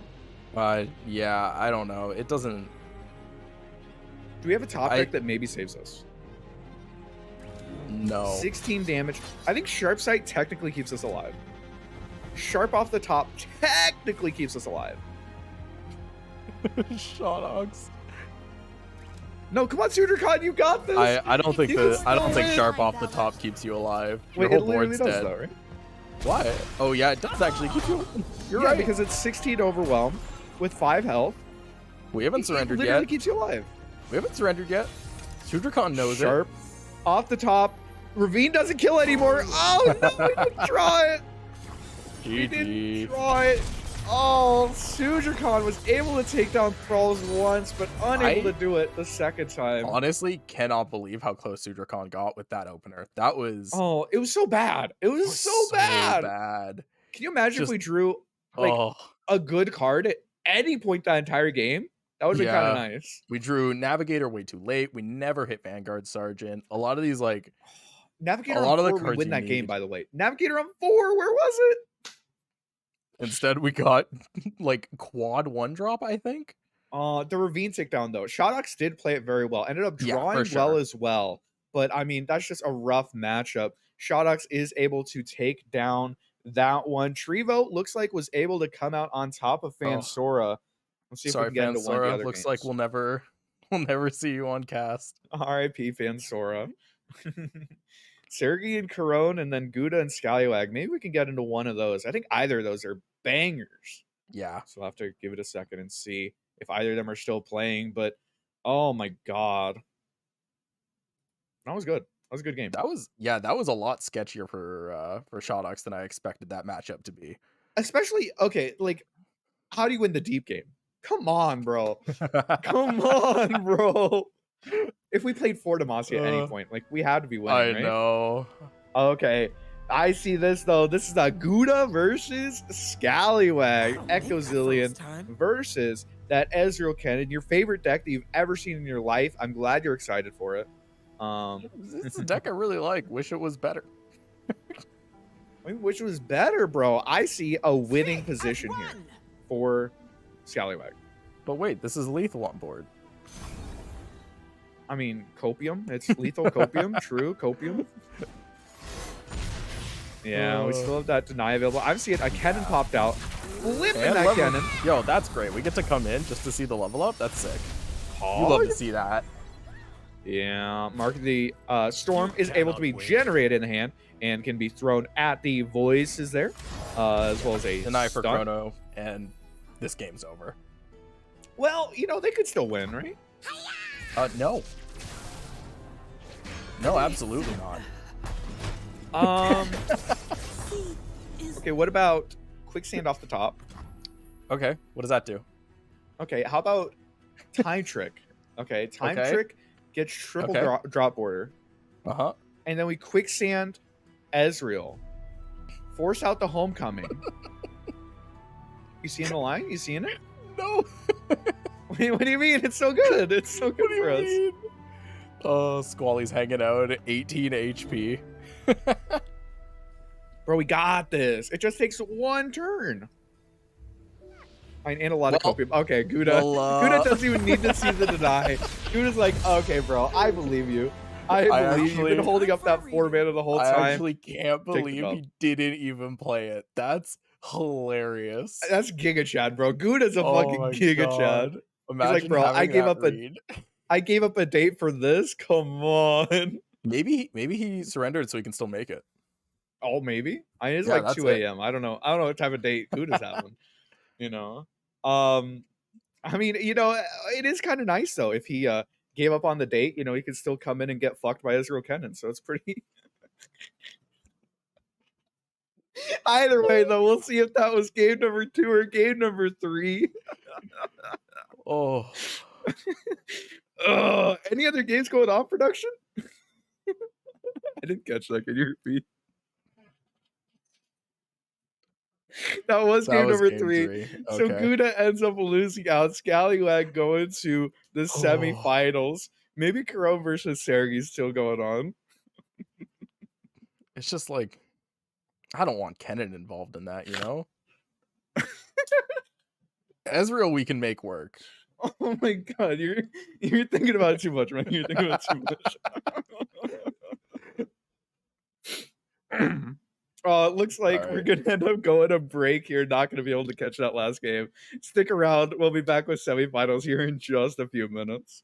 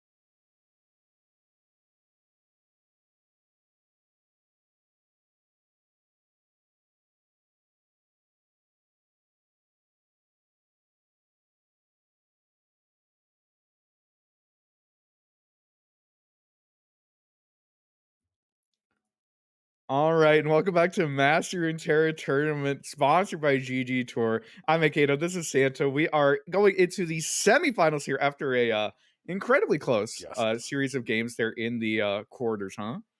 Yeah, that was a lot closer than I expected with those matchups.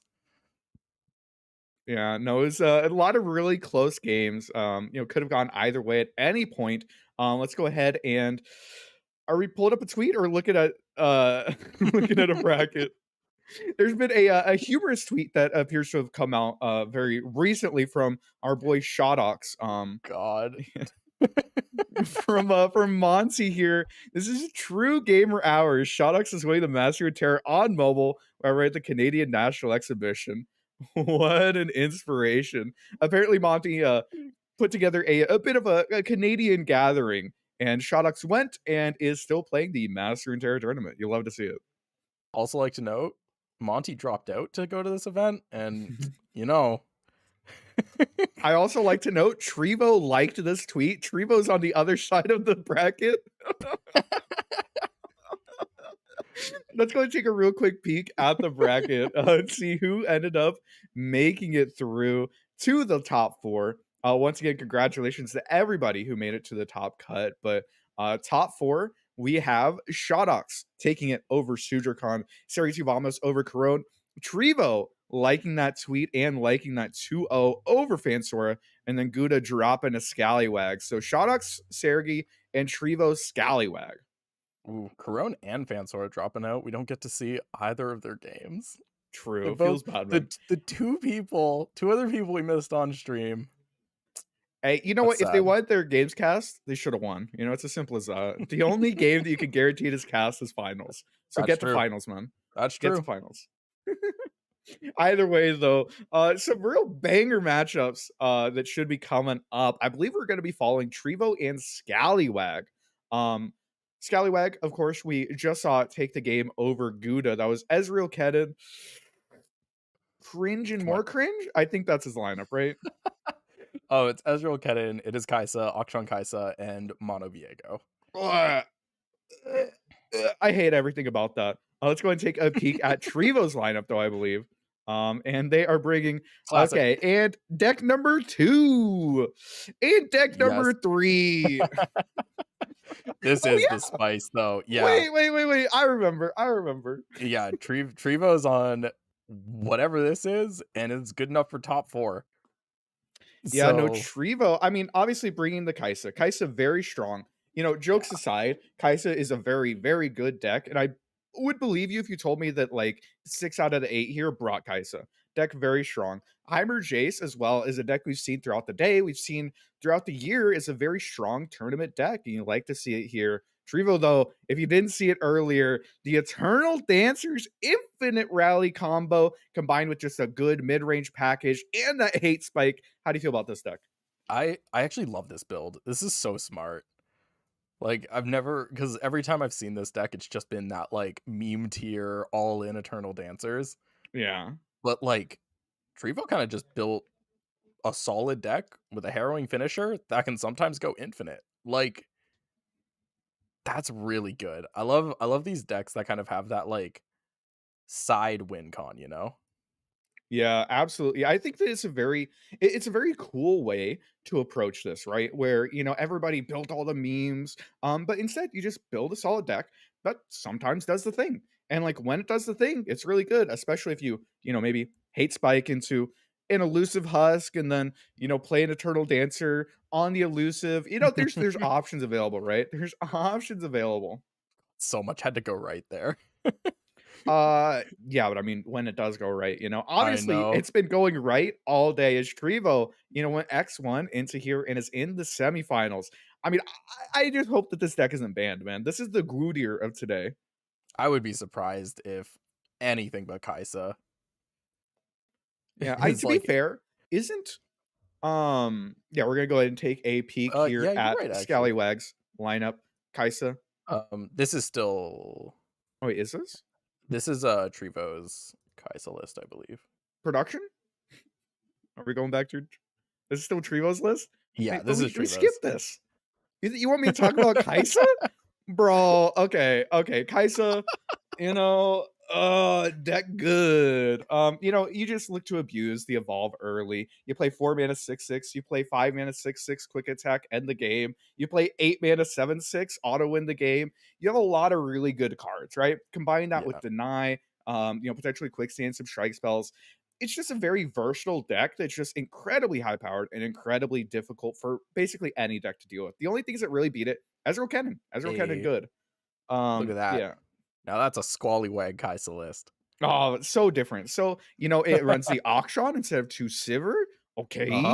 No lurk one drop. That feels like a missed opportunity. Only 2 A-bomb is actually interesting, but only 2 Void Blaster as well. What? You know when you see 2 Void Abomination that they had like 2 games in a row where they had 2 They drew voids too just many. where they were just sitting in their hand and they were like never again. Yeah, you hate to see it. Either way, though, that is the list there. Let's go and take a peek. Yellow Viego. Seems like it always comes back every season. People think it's It's dead. good. It comes back. Deck is just incredibly consistent and incredibly strong at what it does. It does the one thing, and it does the one thing real good. And then Kennen, Ezreal, Yeah. your favorite deck of all time. The only for deck sure. that you want to see today. Yep. If we only ever saw Kennen Ezreal mirrors, that would be your utopia. Oh, Is that right? I don't hate those. Oh no. I'm one of those like sick freaks where like Bard Ari, that mirror, super fun. Get the fuck out of here. I love Get Bard outta Ari here. mirrors. Just buffing up the Elise. Bard Ari was like fucking, Kitty's first Ari deck, man. Like, it took all the decision making out of it. It's just like, okay, well, that's why the let me give mirrors you a were ton so of fun. stats. It was We give you all the great. stats, and sometimes you have to homecoming.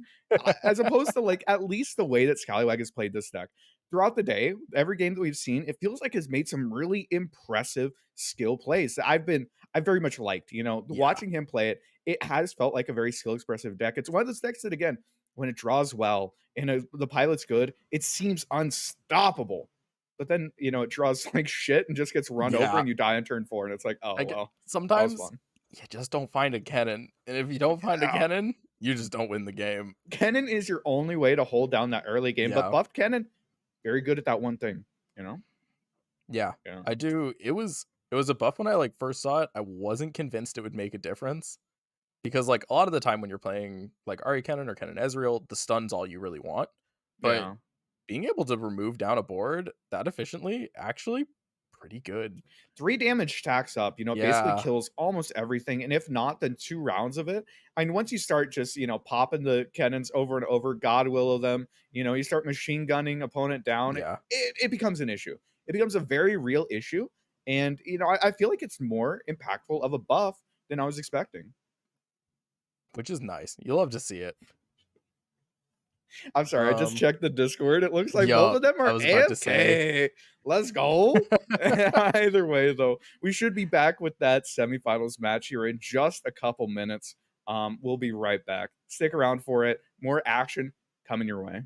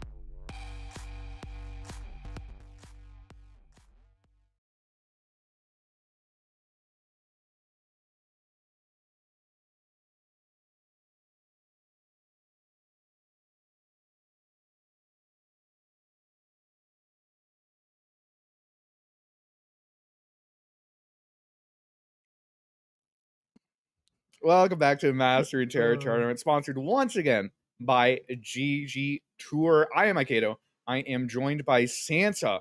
We are about to go into the semifinals match between Trevo and Scallywag. We just went over their decks. They are loading into game here any minute now. Santa, how have you felt today? How have you felt about today? Any big moments stand out to you? I think that I have cast too much Targon Rally. Oh, yeah. There's no such thing. There's no such thing as too much. I cannot believe how much I've seen, and it's in top 4, right? Taric, Poppy. If so, it's on the other side. Yeah, I think it's Sergey has it. If I'm not that mistaken. Sounds maybe correct. Sergey does have it. Oh no. Well, I mean, we'll see if he makes the finals. Maybe we get some Taric Poppy in finals, man. Which is like kind of sick to see. That's cool. It's not a deck I believed in, but like we had at least 2 in the top 8, maybe more. I don't know for sure. Yeah, we'll have to see. I usually wait for Boulevard or Greg to post just the breakdown of the top 8. Yeah, imagine actually looking that up. That's not for me. That's for production. Yeah, that's not our job. Yeah, we're just here to talk about what's on the screen, man. Whatever they put on the screen, that's what I'll talk about. Unless it's Kaiser. I mean, that's I have standards. You talked for a little bit. I think that Kaiser is a fair and fun deck, and no one should be shamed for using something that's powerful. Yeah, I don't know about that one. No, it's totally reasonable. In a tournament, in a competitive environment, you should probably play to win. And if you're not playing the best deck of the format, then you're probably not playing to win.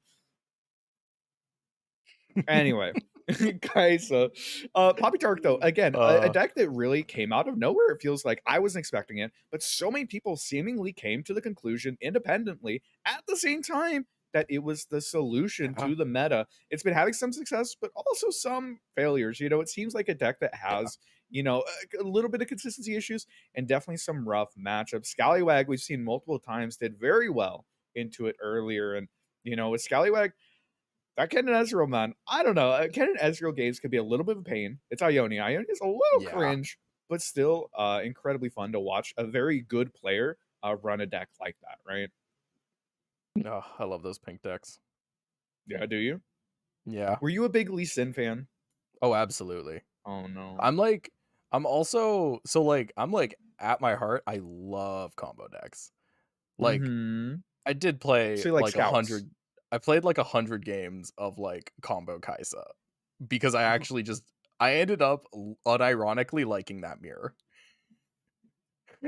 But yeah, I'm like one of those weirdos who doesn't hate combo, loves playing it, loves playing against it.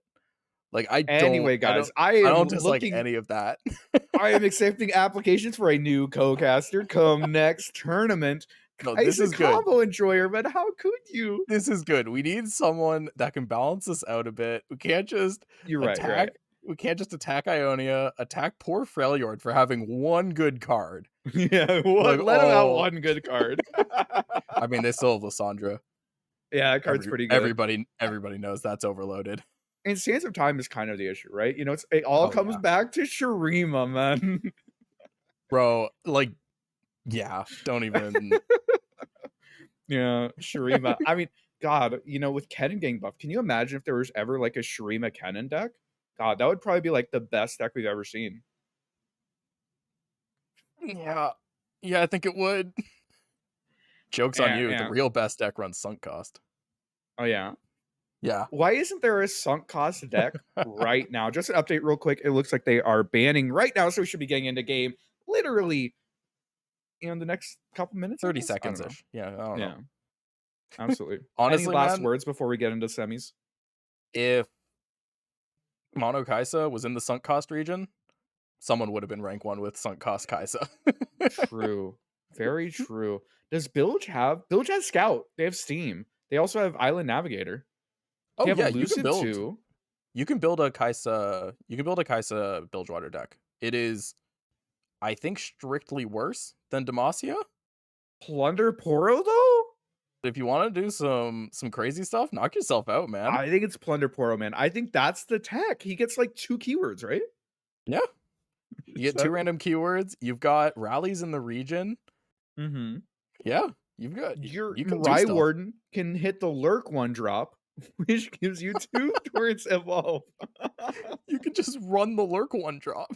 Well, I mean, I don't know about that. You're I still don't in know about- Shurima. Okay, you can hit Fleet Feather Tracker, which gives Challenger. Kind True. of pogged. Either way, though, we are getting into this semifinals match this between is Trevo and Scallywag. This is Ezreal, or I'm sorry, this is Heimerdinger Jace versus that mono yellow Viego. Let's go. this is a fun matchup to watch. This is, or at least a fun matchup to play. There's a lot of like mind games back and forth here. There's like 2 very distinct game plans that can happen from both players, and it like it runs into this like fun back and forth where it's like Trevo can try and go wide to just like beat Squallywag on board, take control, or like Squallywag can do the same thing, especially with a hand like this.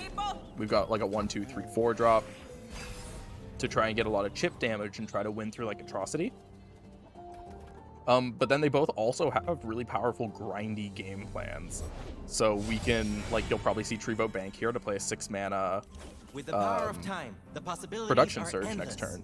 So to like start activating his things. Yeah, no, I think that the other Never really mind, big like- thing is that Viego oftentimes in the yellow region very good into decks that need like Vengeance or these really big answers to Viego. You know, even with the nerf to Hourglass, Riot Negation still exists in this region, and 3-mana Hourglass is still a pretty efficient way to deal with something like a Vengeance. So it's definitely an uphill battle to actually end up killing any of the Viegos. Scallywag here, though, has a pretty reasonable start. Trevo as well is working to get that Hextech Handler online, the production surge as well. I mean, Trevo's obviously good at this deck. Won a seasonals using this deck, so is very aware of how it plays out and is I did really like that line, holding the production surge to activate Adaptatron. It got killed, but I like the idea. Yeah, Adaptatron, anytime it's able to pick up some good keywords, can just be a huge ball. Oh! 4 white! This is how you know. This is how you can tell that Trevo won a fucking seasonals with this deck. Man, not just anyone can hit 4 on production surge. God So damn. this is fun. So Squallywag hitting their curve this well means that Trevo's go wide game plan is not going to work. So even Hextech, what's the quick attack Handler. guy called? Hextech Handler. Even that coming down this turn isn't going to make his units big enough to actively threaten, and Trevo knows that. So he passes and he says, "I have Thermo Beam. Are you willing to play Viego into this?" What a gamer pass. I love to see stuff like this. Just the mental warfare here. Scallywag doesn't have an option. He has to take this pass. Exactly. And then you slam Viego and like hope that opponent can't do anything about it. That's kind of your line. already realizing this is going to a long game. This is a value game plan for both these players. Come on, Nugget. Yeah, Hextech Handler still coming down. These are massive units that are very, very good at trading into the board of Scallywag. Scallywag probably gonna end up swinging here. Importantly though, wants to have Viego see everything die, but doesn't have any protection. Has been representing Deny and representing potentially the Hourglass as well. I mean, that represents Vile Feast, right? There it is. There we go. We go ahead and see the Thermo Beam come out. Gonna get traded for a Glimpse. That is 1 dead Viego, though. Count it. And that is a pretty massive tempo loss from the side of Scallywag. They're very much not nearly as wide as Trevo. So, we'll have to see. This is going to come down to a lot of top decks from Trevo, I think. There's a lot of threats coming down on Squallywag's side, and they're coming down one after the other, turn after turn. And Trevo needs to answer them. Hydrobind into Viego. There are threats every single turn. And the deny. That deny is absolutely huge. It means that you could drop Viego here if you want. You could just drop a Hydrobind. Yeah, you absolutely drop it. No? Really? I think it's Hydrobind because you want to get Viego big enough that he doesn't die to damage-based removal. Because if he no longer dies to anything like a Thermo. Because he's at +2, right? Oh, you're right. Yeah. So he's only at +2, so it is Hydrobind here.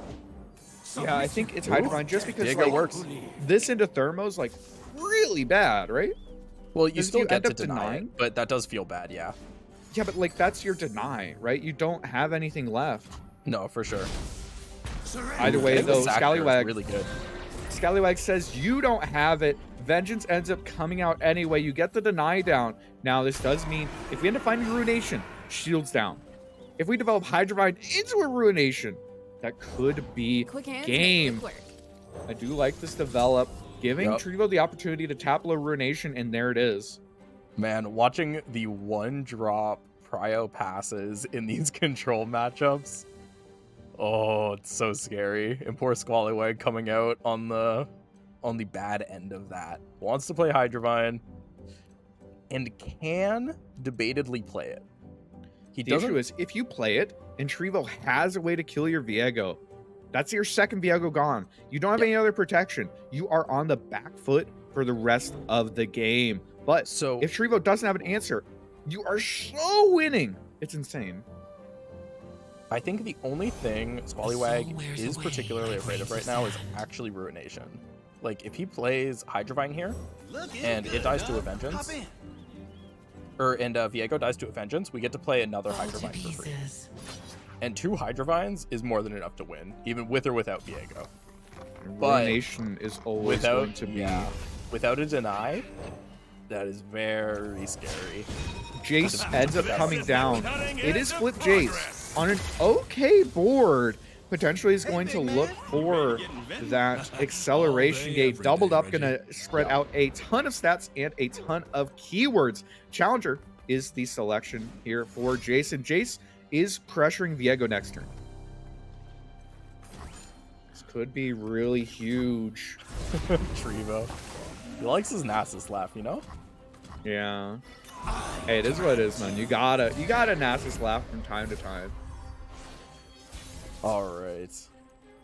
So this is Heimerdinger. going to be a 9 attack. Oh, that's third Viego. Oh, come on, man. Come on. 9 attack Jace with quick attack.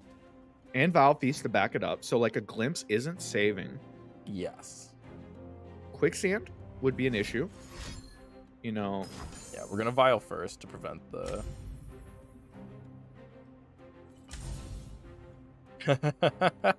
Vile in response. Yeah, I like that. Seems pretty reasonable. We are tapping out here, by the way. So this Hydrovine could come down. Glimpse is actually going to get used. Deny the spider, because otherwise big spider's Yeah. scary, right? I like Glimpse a lot. If we can find Hourglass! that's If Oh, we can find no! Hourglass or Vengeance, suddenly we're feeling actually really good about this. That's a lot of potentially life game steal. winning here for Holy- Scallywag. All right. We do get to full swing here. We have a whole board, a lot of quick attack. We can swing right into that Viego. But Powering up. yeah. The ordering on this is, come on, man. There we go. There we go. He learned from For All W, man. It's the mental warfare. The second he threw that out, the 2 emotes, he knew what he was doing. Yeah. Alrighty, but that top decked Hourglass is going to be absolutely massive here to make sure that this Viego doesn't end up going down. I mean, Hourglass plus the third Viego. Scallywag is just absolutely drawn incredible. Can we get a Viego check, a level up before this? Who's going to level up next Maybe? turn, right? No matter what. I was curious if the Hydrovine would level him. Oh, Hydrovine plus Waking Sands has to do it. No way. it Yeah, no, doesn't. he's leveled. Atrocity? Hourglass? I mean, it has to be the second Hourglass, right? I don't think so. I think it's Atrocity, right? You think so? I think that the only way you lose this game is your Viego dying to like Yeah, a but we have a Ruination second or one. something. We know how to prepare. Yeah, but do you want to risk it? Anomaly?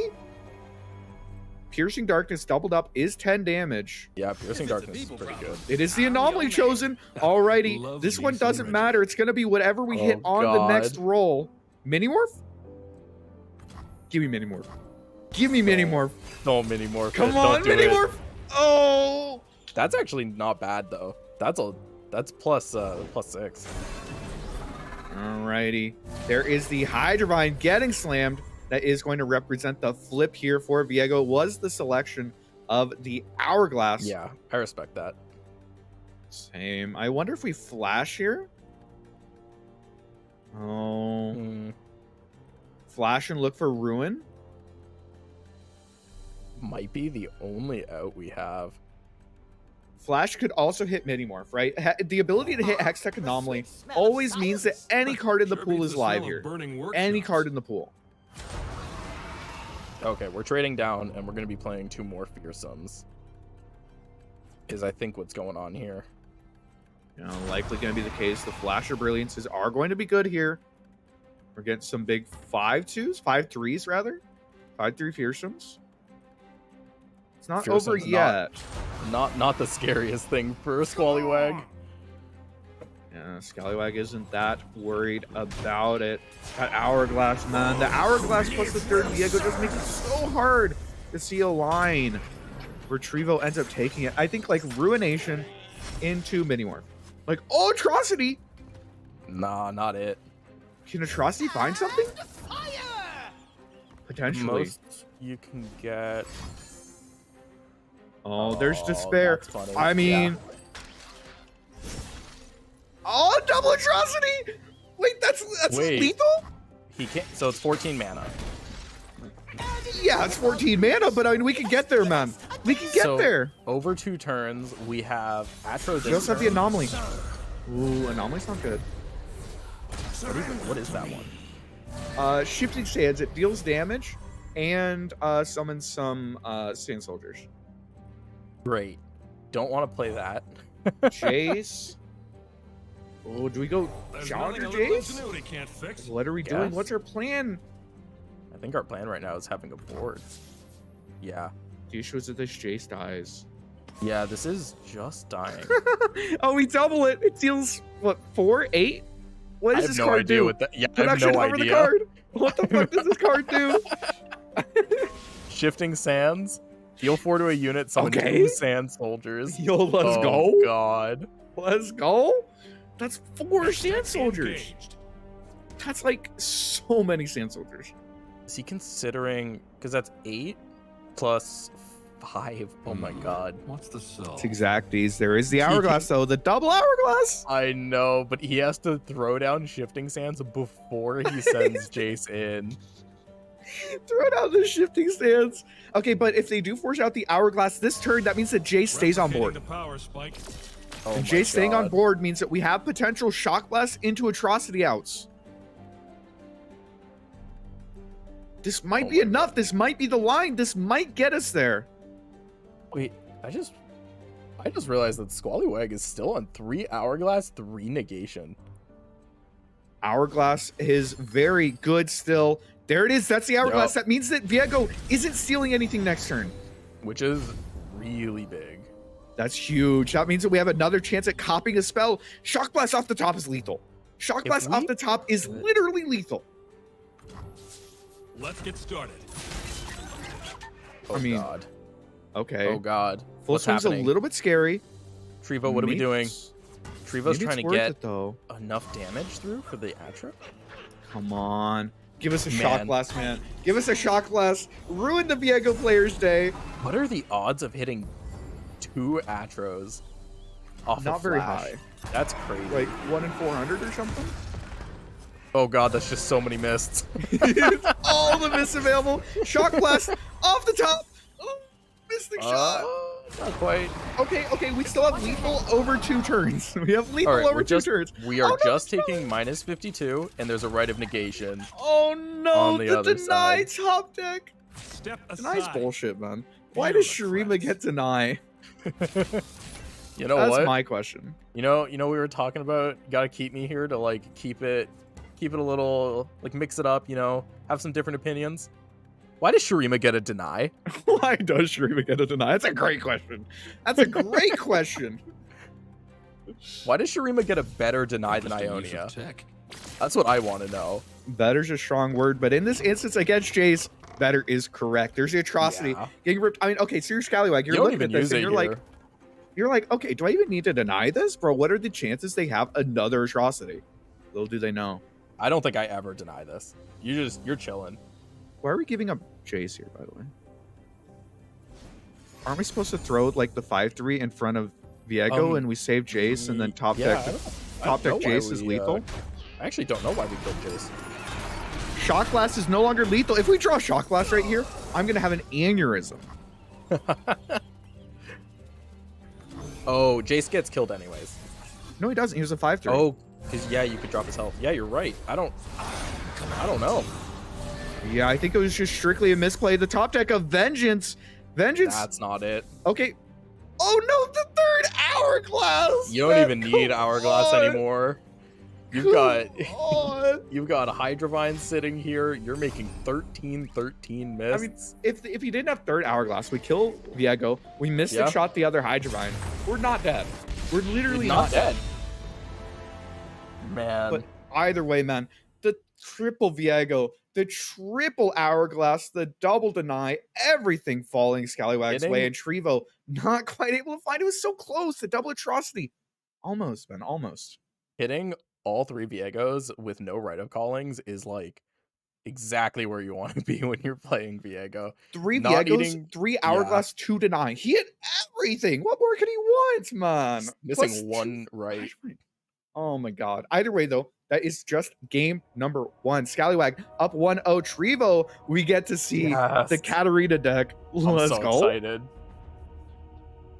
And it's against Ezreal Kennen. Okay, well, unfortunately, if there was one deck that's really good against the Infinite, it's probably the deck with Homecomings and Palms. I don't know what you're talking about. This should be fine. Yeah, is that right?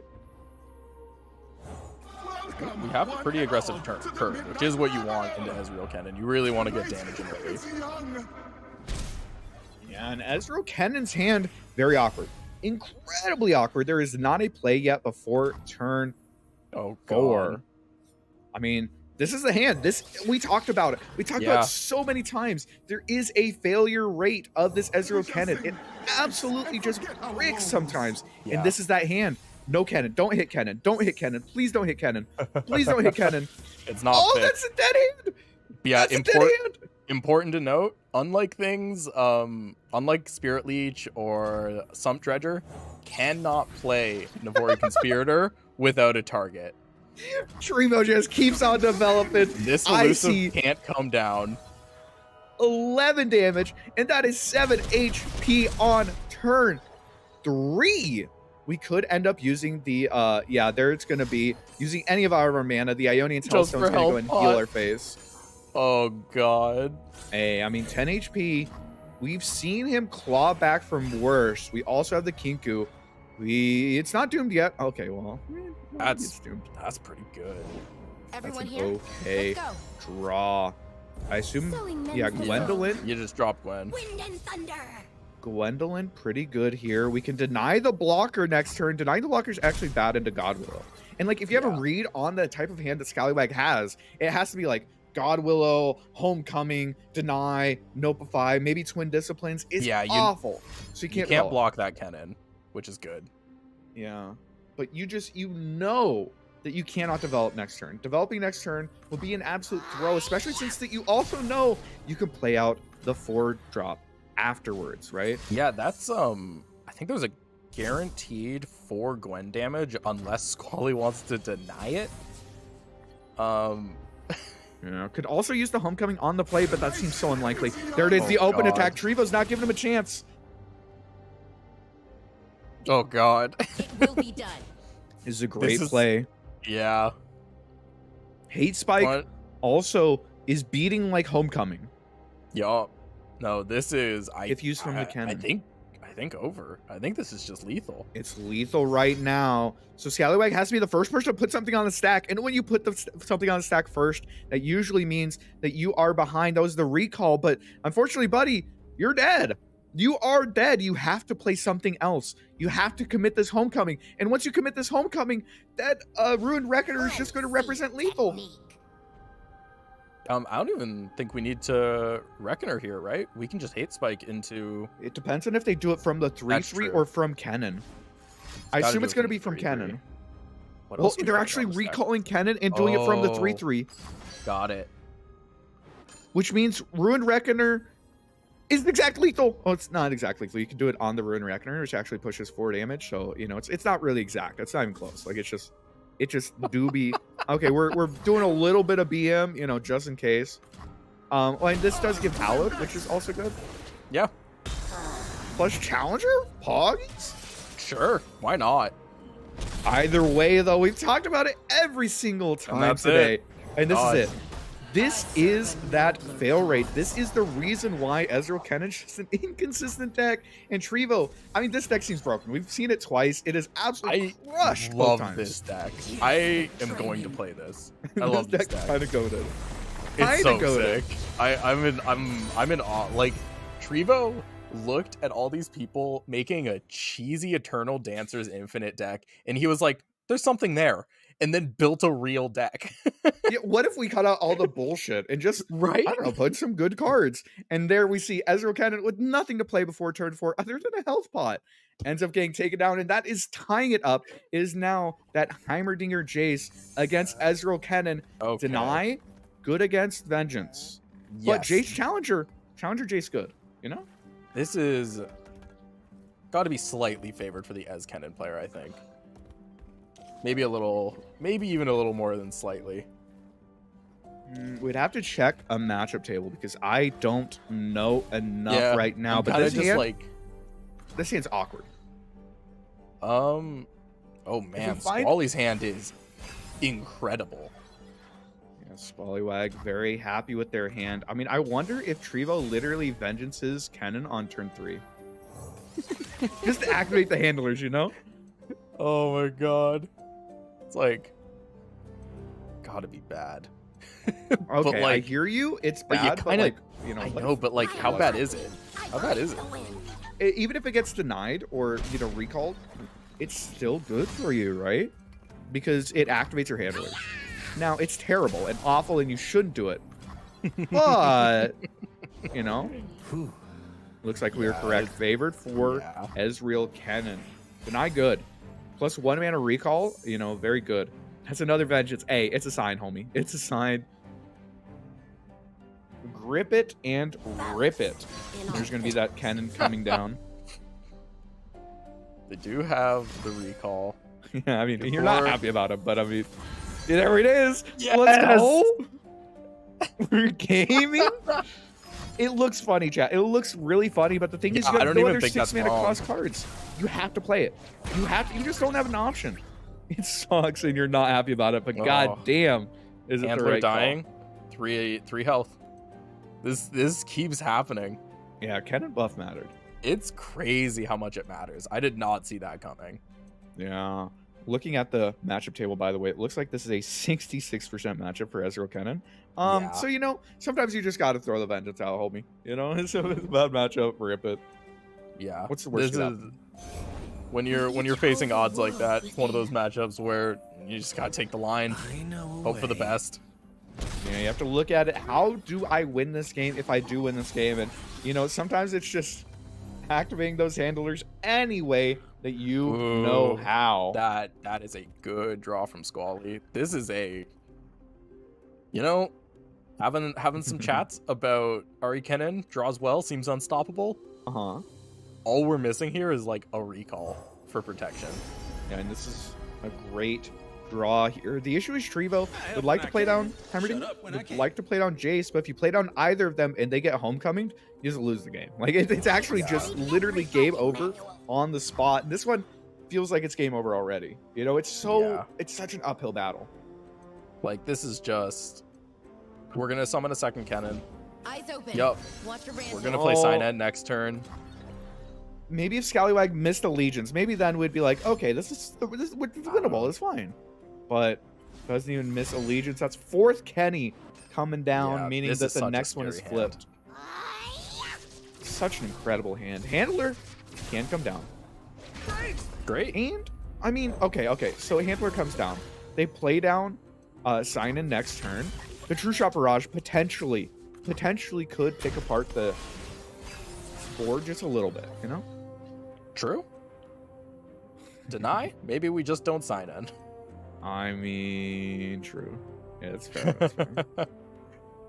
But what if we did though? You know, just like that'd be I kind think of cool. I think we.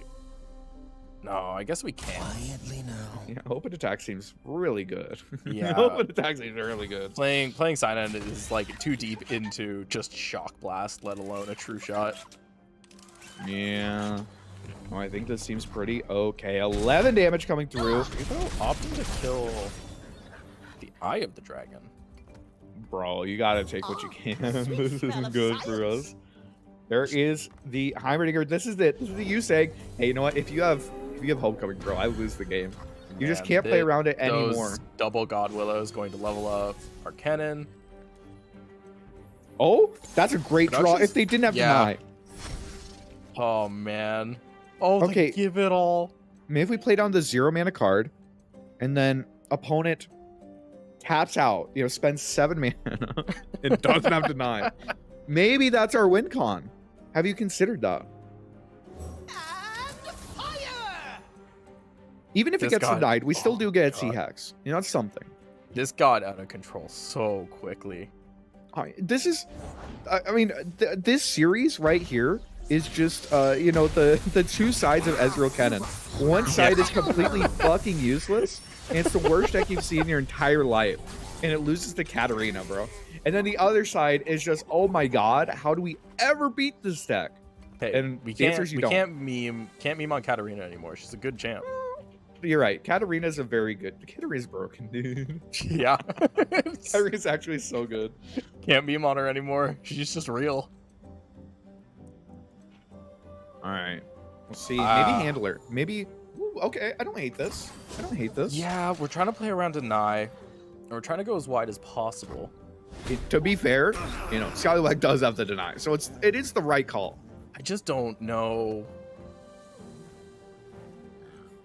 what else we do. Bro, I mean, Ezreal this is Kennen, it feels so terrifying. oppressive when you're behind. Yeah. Like you're up Oh against my an god, Ionia dude, come opponent on. with a full hand who's like low-key just BMing at this point. Like that's the right play. He's not, but like man, does that not feel good? The extra handler does mean that none of the robots here are actually dying to the marks of the storm. If combined with the Kennen spell, it could, but you know, it's losing like Mystic Shot. You don't really want to spend all your mana like that. You just don't need to. Is Ezreal going to be flipped off of these marks? I've not been keeping track. Yes, yes! I would say he is at 7. Production, can we confirm? Oh, 5. I was way off. Okay, this is All right, 6. Okay, So 6. and Kennen spells 7, so I was kind of close. If you think about it, I was kind of close. That's a lot of fearsomes coming through, but there's also a lot of fearsome blockers. You know? Yeah. And a lot of ephemeral ones that we don't mind going away. Or say, turning into real Kennens. The full swing. Somehow Trevo has found a way to develop a big board and have a relatively threatening Yeah, attack I'm here. gonna be honest. That was extremely well played that whole turn. Trevo's still dead, I think. Well, you know. But he I mean, that was like, okay. That was 6, right? So this is 7. So Ezreal Yep. needs one more target. yeah. Which So if you get open right attack- now by If you open attack and get two things, you have burst lethal. Yep. Right? They have to commit a block. You block. And then they play down Ezreal. And then like double You just mark play out plus your whole palm hand. plus Yeah. Kennen spell is just lethal. Burst lethal. No response available. Play you cash actually changes just or play the- you play a Kennen again. You get another mark. I mean, that's just BMing. You literally have burst lethal. No. That's Oh, I because didn't do of the Kennen. math. Right. Oh, you Yeah. miss me. I mean, we have what? 4, 8. 1, 2. We still have 8 mana because we could play Palm plus Hoko plus the double. It's Yeah, we can also it's deny burst. this if we want. If we're BMers, we can, but it is burst lethal, and Scallywag is going to be able to take that game over Trevo in a convincing fashion. Ezreal Kennen, we saw the highs, we saw the lows, and it is going all the way to the heights of the finals of the MasteringRuneterra tournament here. Good that. All right, so the Ezreal Kennen line is, please God dodge Nasus. Apparently. Apparently. That's how it's working. And you know what? That checks out with most of Ionia. Yeah. Ezreal Kennen picking that one up, man. I don't know if the other game is still going on. I know that this one started late, so we'll have to give it a second and see. But I mean, Scallywag did end up playing it pretty well. It felt like Trevo had a shot and really did play those games well, but just not quite working out. Sergey, it looks like, was able to take the game over Shodox. So going back to where we started the day was Sergey 2 Vamos ended up playing against Scallywag. So we'll have to see who ends up taking that one down. Sergey's lineup, remind me. Yes, we It was got Poppy, right? Poppy Taric? we got Taric Poppy in the finals. Oh no. one more cast. Yeah. But we should be back with that in just a couple of minutes. That's going to be the finals here. Don't go anywhere. Appreciate you all hanging out. We are going to go ahead and take a real quick break. We'll be right back.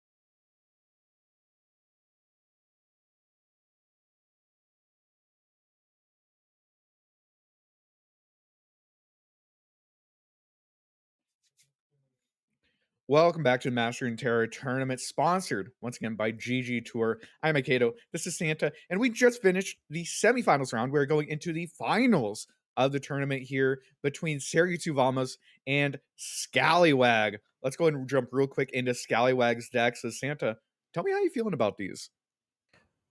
I am excited. I hope we see Thresh Nasus again. But Scallywag's decks, we've got just Akshan Kaiser. You know, it's a deck. Got Viego, we just saw that.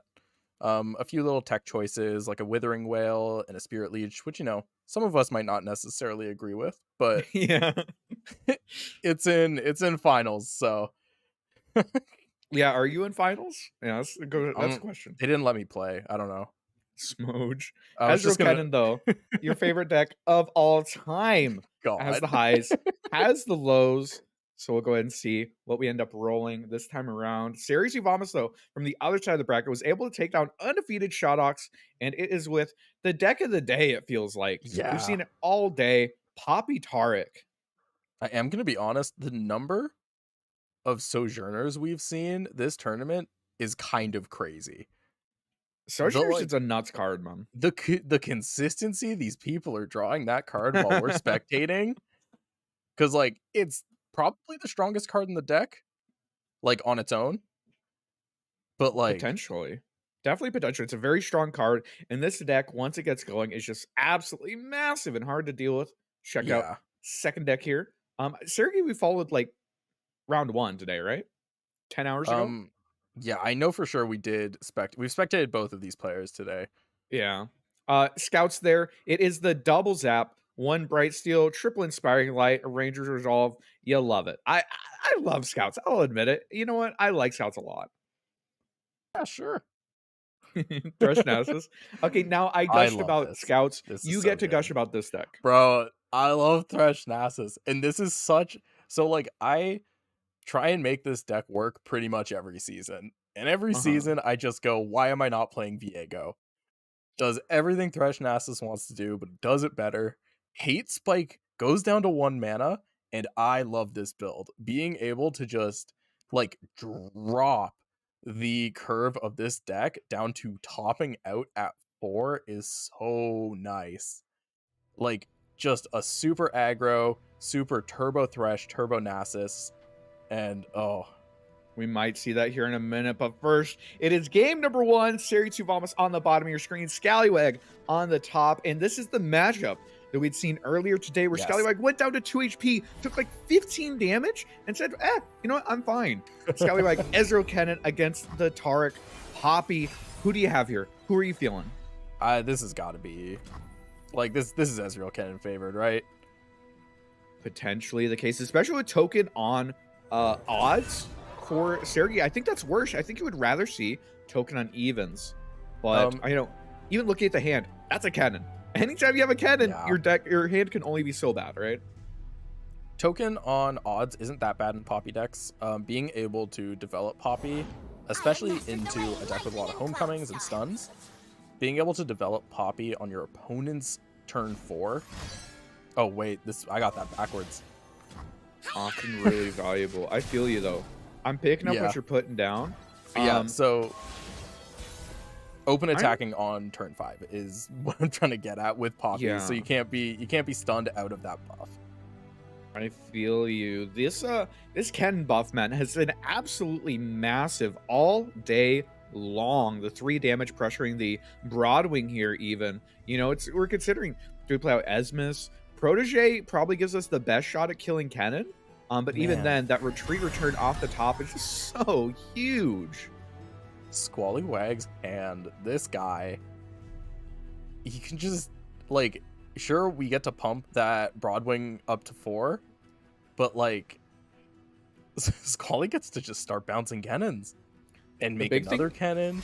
The big thing is just maintaining that Broadwing, making sure it's still alive to eat some buffs later on. Retreat return is going to be used preemptively just to make sure that we can burst that cannon back out and get that stun off. I assume we'll see an attack here just to make sure that we get that buff, or not. I guess that's. Oh, wait, why didn't we? I don't know. I think we were Isn't supposed this to do that. Bad for us? Yeah. Now we What? just stun it and kill it. Sergi? What's Yep. the point of this? Yep. Yep.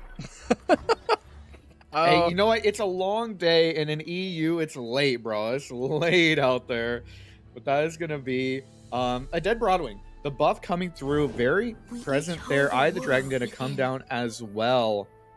And, I mean, Kinkou Wayfinder, available to get a second Kennen. I mean, there's a lot of good things going on here in the hand of Scallywag, right?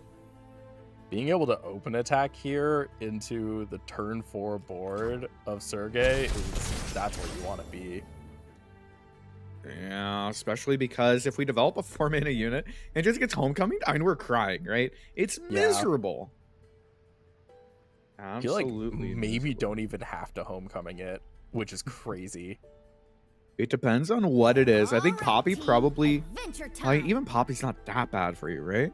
No, but I think it is something that yeah, like you want to be bouncing your Kennen anyways to progress its level up.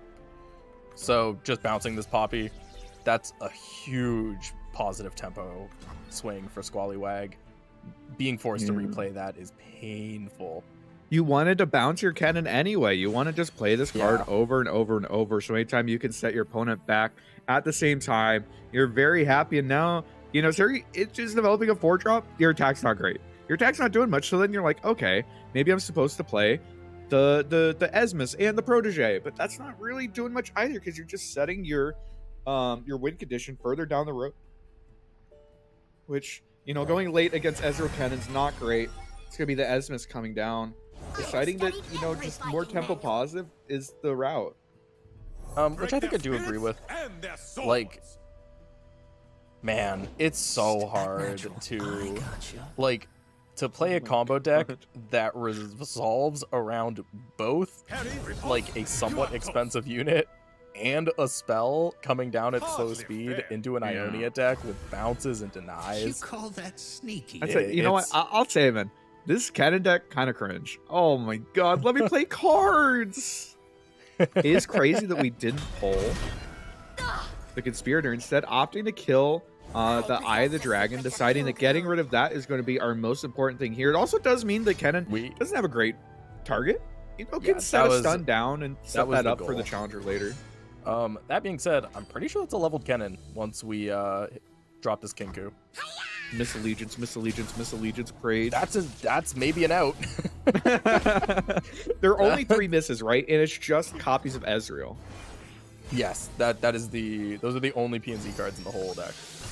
Yeah, another Eye of the Dragon off the top. There's a Kinkou Wayfinder. They don't miss Allegiance. That's Flip Kennen. And the Flip Kennen's double coming out. Just absolutely tear apart a board nowadays. So it is definitely an issue here for Sergey. Yeah, in the past, I would have said this maybe isn't over because I've played a lot of games of Ezreal Kennen, and sometimes you do lose those games where you don't find Ezreal. Like, you can get leveled Kennens on board, but a lot of the time they can only control for so long before you need that Ezreal to finish. Yeah. But 3 damage on Marks of the Storm? This board's just dead. Even if you take what should be a favorable block of Taric into the Kinkou Wayfinder, the Kennens just represent killing it, which, you know, I would be honest with you, I would prefer my Taric not die. Just, I know, I'm crazy, I'm quirky like that. You can't even block either Kennen, because it's just putting another mark, which is like 6 damage for 0 mana. Again, killing Taric. Oh my god. Why did they buff this card? This is terrifying. We get to play Eye of the Dragon because Squallywag never has a bad hand, except for the one game and is already losing matchup. Yeah, but the thing is, you only have to win once. You only have to win once with this deck for it to count. The marks are going to come down, tag up Taric and the elusive. Makes any sort of a develop here rough, and Scallywag is daring Sergey to just pass. But that is going to go ahead and be the dead elusive. We could have double paled to like save it, but I mean, is that even good? I'll answer it for you. That's not good. Oh my god, the God Willow. Dude. That's actually the best draw, I think. Yeah, it's. I mean, maybe like Except an Ezreal, maybe- but Like another Kinku could have been better. oh my god. Get 3 leveled Ezreals on board. We do get the double draw here. Gets copied over by the Taric, but I mean, it's a stunned up Taric. You even get Yeah. damage onto the Ready, Poppy. set, slam. Let me see your Oh, technique. this is brutal. We don't How even do you want beat this to. We don't deck? even want to stun the Taric yet because we're we want fine. to heal. Oh, we can just leave it there so they can Yup. never rally. Sorry. Yup. The We order just hold this rewards mark in our its hand faithful. and we just wait. Oh my god. Even we could even tap. We could mark Poppy here. They rally, and on the stack we Kennen spell the Kennen into Yup. phase, and then Play another replay it for one. the stun. Yup. Oh my god. Though that would give them the rally. They would get one rally. They would get one. I don't Yeah. know if that's good though. Does it do anything? It's a 5 puts- attack Poppy. Oh, Oh wait, yeah, Poppy doesn't even get level up progress because the Taric gets stunned. Oh, we're just throwing this down. I mean, like that's fine, I guess. yeah, it Right, doesn't like- matter. You're fine with this. Yeah. You're fine with this, especially since 3 not quite lethal on open, but with the Kennen spell face up, it is lethal. You have to commit blocks. Seri has to commit blocks. Anytime you have to commit blocks against Kennen, you are in trouble. Oh, and the Sonic Wave off the top too. Dude, Yeah, this doesn't even need Ezreal. That's oh crazy. my god. Just Kennen beatdown, man. The silent I mean, there it is. 4 damage being represented so far. The pull onto Poppy. That's so bad. That gives the guaranteed double marks. Yeah, it's so rough. For sure, I don't even know how you win this game. Literally, how is it possible to win this game? There's going to be the guiding touch coming out, just sort of trying to force out something. It's just going to be a response to the 1 mana.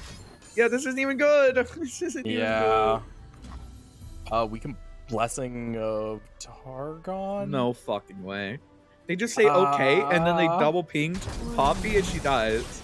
I mean, we can play another Poppy that dies to the 2 marks.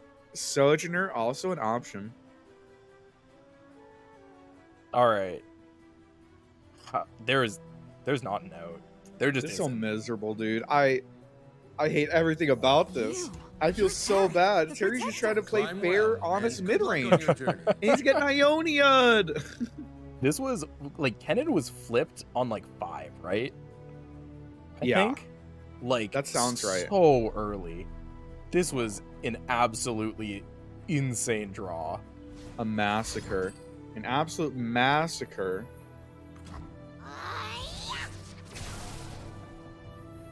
Mm. Yeah, I don't see a way out of this. I think Sergey's just kind of going through the motions now, and Squally's just sitting here like maybe one day I'll find Ezreal. If not, I'll win next attack token. Yeah, it doesn't really matter. Like, at this point, you have triple Homecoming in hand. You have Burn. You Yup. have everything you could ever want. You know, and this God Will is going to pop out another cannon next turn. Oh my god. So, Sergey has to win this turn. How? Yup. Okay, break it down for me. Can't. How He do you win can't. this turn? It's like this is the problem. It's just like if all you were dealing with was rallies, then like Squally hasn't found a deny this game. Wouldn't be a quest without some But that doesn't danger. matter because he has 3 copies of Homecoming in his hand. So if you try to rally on anything, it's all just getting bounced. And then you Yeah. cry and then you die. The classic. This is going to be Homecoming #1. Just Oh my denying the God. Sojourner. Which, I mean, that's actually really smart because the Yeah. other champions are 4 mana, so you'd still be able to hold up Rally. But, I mean, you just Yup. can't replay Sojourner. This is 4 mana Vengeance. This is literally 4 mana Vengeance. This also lets us get our Mark of the Storm back. If we want to. It's just a development Punisher. Oh my god. Hey, Well- you know what? Okay. Everything bad I said about this deck. Scallywag has played it very well. This isn't like a super Oh, easy yeah. deck to play, especially the early turns are not easy to pilot. And Scallywag has done a very good job of, playing it incredibly well and taking advantage of every single tool available. And I mean, taking full advantage of them. Oh man, what are we Maybe even kill. doing We can here? kill Eye of the Dragon Never here. It's so submit. good. There's a face up Kennen in hand. I am the protector. Okay, maybe opponent Greece. of Maybe the they mountain. We got this. sign in. That's they sign in, okay? Then they can still play Kennen. Dude, even if they grief and play yeah. sign in, it doesn't matter. Like there is nothing happening here that is any sorts of good. This is Sergey's gonna go for a rally on Taric. Taric's going to get bounced, and Sergey's going to concede. You know, there's the single combat getting prepped there just because you know that if this Kennen's allowed to survive, you're just getting stunned up. That's a dead challenger. Okay, so I mean, if Scallywag agrees, if Scallywag plays like, Ezreal, We just you flip Poppy. we can rally now. So the issue with Rally is Godwillow, Lost right? in reflection. It's a Yeah, face-up but- Godwillow that just stuns Taric. Yeah, but Taric gets an attack. Yeah, Taric gets an attack, but we but don't have Poppy doesn't another flip, mana. right? No, I know. So, We like- needed one more mana. Who cares, right? Poppy doesn't get level progress. She can attack twice, which is cool and all. But we have does these get we level have these progress. shadow assassins that aren't doing a whole lot that we would be happy. Poppy's going to get the one attack off here. She gets two. Yeah, but she is getting +1 on her level progress. Yeah, she Um, gets +1. So our next open attack, bro, if they don't homecoming her, Oh man, yeah, Squally can do pretty much anything here. time pretty much. Scallywag can. He doesn't have to take this Let block. me see your technique. He should wait. Like he should just stun because Poppy's gonna attack again, right? And Poppy Yep. does still buff herself. She just doesn't get any level progress. So we're blocking one more damage. So unless you're gonna block both of them, no reason to block with the ephemeral cannon. Plus we can replay Kennen. Oh, I can spend a whole fight Poppy's wondering, all shield alone, ready, look at that. set, poor slam. Poppy. No friends No- beside her. Yeah. Which means Oh, that she gets man. no character progression, no character Oh. arc, no ability to improve I have herself. studied every fight Tragic, record. truly. Yeah. This is the worst timeline. We don't even market the sword, man. We don't give a shit. It's because we have lethal. We're just going for I it. am prepared. And there it is. Oh wait. Block. Guiding block. touch? Guiding touch. We're Let's not go. dead. You sit. Guiding touch, and they definitely we're never dead use to- that Kennen spell. So, well, we can guiding The touch mountain into endures. guiding touch. So guiding into single, bro. That's the line. Oh God. Oh, that's not it. Okay, we can Pale still. Pale is still a draw. We're not dead yet, technically. Yeah, I expect to see a couple barks get thrown out, pointed at this Taric. I mean, I think you just put lightning rush on the stack on Kennen. I mean, that would be like showing lethal, and that's not what Ionia gamers are about. Man. That If they're yeah. not losing, they're winning, and they're Alright, happy with that. Listen, I like Ionia. I don't want to be put in that group. Well, I Either way. take my wins, okay? I like Infinite, but I take my wins. they could be playing around like Concerted Strike, like literally Concerted Strike, right? Yeah, Because for sure. Recall doesn't beat Concerted Strike. Yeah. So as long as Sergey Um, doesn't tap below that. Actually, we do beat Concerted Strike. We have Oh, wait. No, we don't. But Yeah, we don't beat Concerted Strike. Come on, Concerted off the Oh, top. no. Oh, No, not today. Wasn't meant to be. was not meant to be. Scallywag is able to go up 1-0. Ezreal Kennen not failing them this time around. They have been absolutely stomping those Poppy Alright. Tark players throughout the day. So now we'll see which deck was banned and what deck is left over. My bet is Viego. I think it's going to be Mono Viego. Yeah. I'd be surprised if we saw Kaiser. Yeah, Kaisa, Um, good deck as it turns out. Good. Yeah, deck. and also very good into the small Demacia rally. So yeah. Like, you know, Mono Viego, no slouch in that matchup either, but You have a not, shot not as against it, scary. right? Like, Yeah, you have a not as shot. scary as Kaiser. Yeah, maybe they just don't draw Viego. Kaiser doesn't get draw Kaiser. They play 4 mana 6/6. But here it is. We are running back that Yes. Taric Poppy into the mono Viego. And I already see a Viego in hand. But with token on 4, Poppy's an okay draw. Poppy's pretty All right. good. We got tournament point here. And we got a Ooh, sketchy hand from Squallywag. That is certainly a collection of 5 cards that are unplayable. So, you know, we'll see. That's another card that's looking great. Well, we have an answer to Poppy on 4. Let me Now tell we're you. just gonna vengeance. I we mean, might have what else to. are you shooting, We right? might have to. Yeah.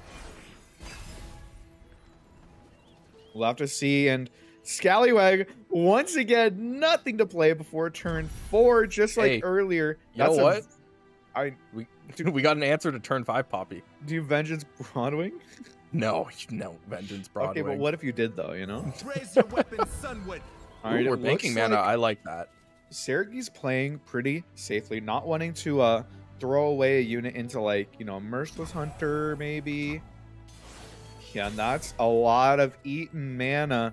I mean, All right. if you slam down this Poppy and it trades for a vengeance, I think you're feeling pretty okay. Yeah, you think you're always feeling do pretty that. okay. You're just like, go for it. You have it. I still deal 5. This Like, is dope. Cool yeah. story, bro. But if I took 5, I dealt 5 to you. You're behind on board. You cannot play Viego plus the Waking Sands that you're gonna have, right? Mm-hmm. You have nothing available to you. I get to rally on you next turn. I can play my Poppy and then rally. Yeah, and will should. Yeah, it's a rough position to be in, especially because Poppy plus rally Wait. literally kills Viego. We just play. You jam. You jam. Yeah, Poppy. we gotta play Poppy or Taric. Like pick one. Taric off the top is actually so the issue with Taric off the top is that it still pressures Viego because of you have Relentless. I'm ready. Yeah, to you just play shine. that. Oh my god. You What play is that. Scallywag and- what plays a 3-drop? Passes? What's your plan? Do you force deny here? Absolutely. Because either they're getting rid of their 2-1. Oh, now they don't have it. Perfect. We get to double rally here. Is it good? I feel like almost definitely. If we rally get here, we kind of 4. want to wait and do it with Poppy though, right? Yeah, you're you're right, right. that's You're right. right. For sure. This does mean Viego's a Ooh. little bit bigger. We could also open attack. Open attack, kind of good. I think I like playing Poppy. Yeah, lots of options available. If you open, then like you can rally after they play Viego because they'd be tapping out of deny. But Yeah. Poppy coming down, like maybe forces a vengeance out. And that's Or they probably play Waking Sands, right? If you play out Poppy.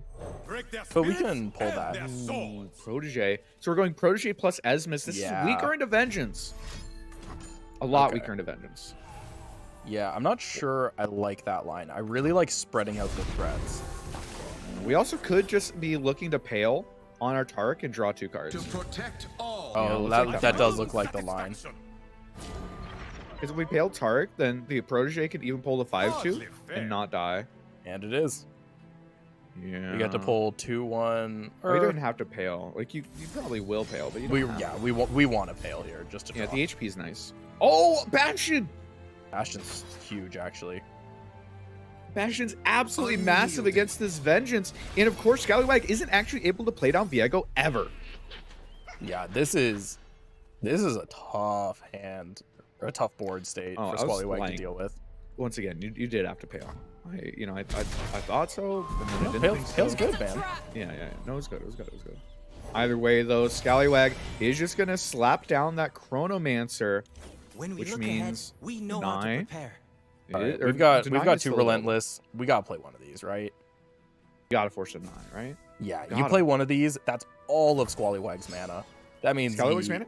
And they either have to Yeah. give up a unit or a mana gem. I don't know and which one's both more are crippling. Terrible. They're both awful. Either way, you can't let this go through. Taric will attack multiple times and absolutely demolish your board. It's not an option. It's just not an option. Let's go ahead and see. Do they decide? I think you have to eat the mana gem.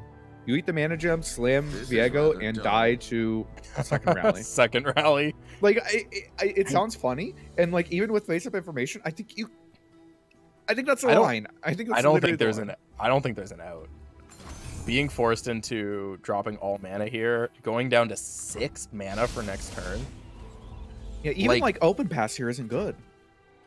Squallywag has to open pass. Yeah, but even open pass, like the open attack is so threatening. Maybe you vengeance. Maybe you just like rip a vengeance on Taric. Oh god, and just get blown up by Bastion. Absolutely. There's only one. I know. It might literally be the play. It might be the only way to spend your mana without tapping below, deny. Yep, there's the Okay. pass. Esmus could come down here. Broadwing also good. Yeah, Looks like we it's want, gonna be that we want to Broadwing. develop, and then I think we force rally, or we force I deny. think we just pass. Like if they pass again, we just pass, and then we just open attack. Right? Our open attack is nuts. That's true. Yeah. We need to pressure. Like we're not allowed to tap below Bastion or rally. Mm-hmm. What's our We're Taric just at? Is holding it gonna their flip mana off of just the hostage. support? What's that? If Taric's flipping off just the support, nah, just 4 out of 7, not quite. But we can always Bastion. If we open Bastion on Taric, It's we good. flip him on attack. Yeah, and that you just eat it. You're just like, yeah, thank you. I would love your mana. I would love my ability to play Man. out this this Broadwing for free. And now I'm Bastion's just great here. Bastion's Yeah. just great. Even if it trades for this Vengeance Vial, you win the game. Oh, that doesn't work. You Bastion, you attack. Oh, no, it does work. It won't be invulnerable yet. Yeah, not quite yet. Also know that when you copy over the Bastion onto this Protege, the Protege is able to eat the 2/3 favorably.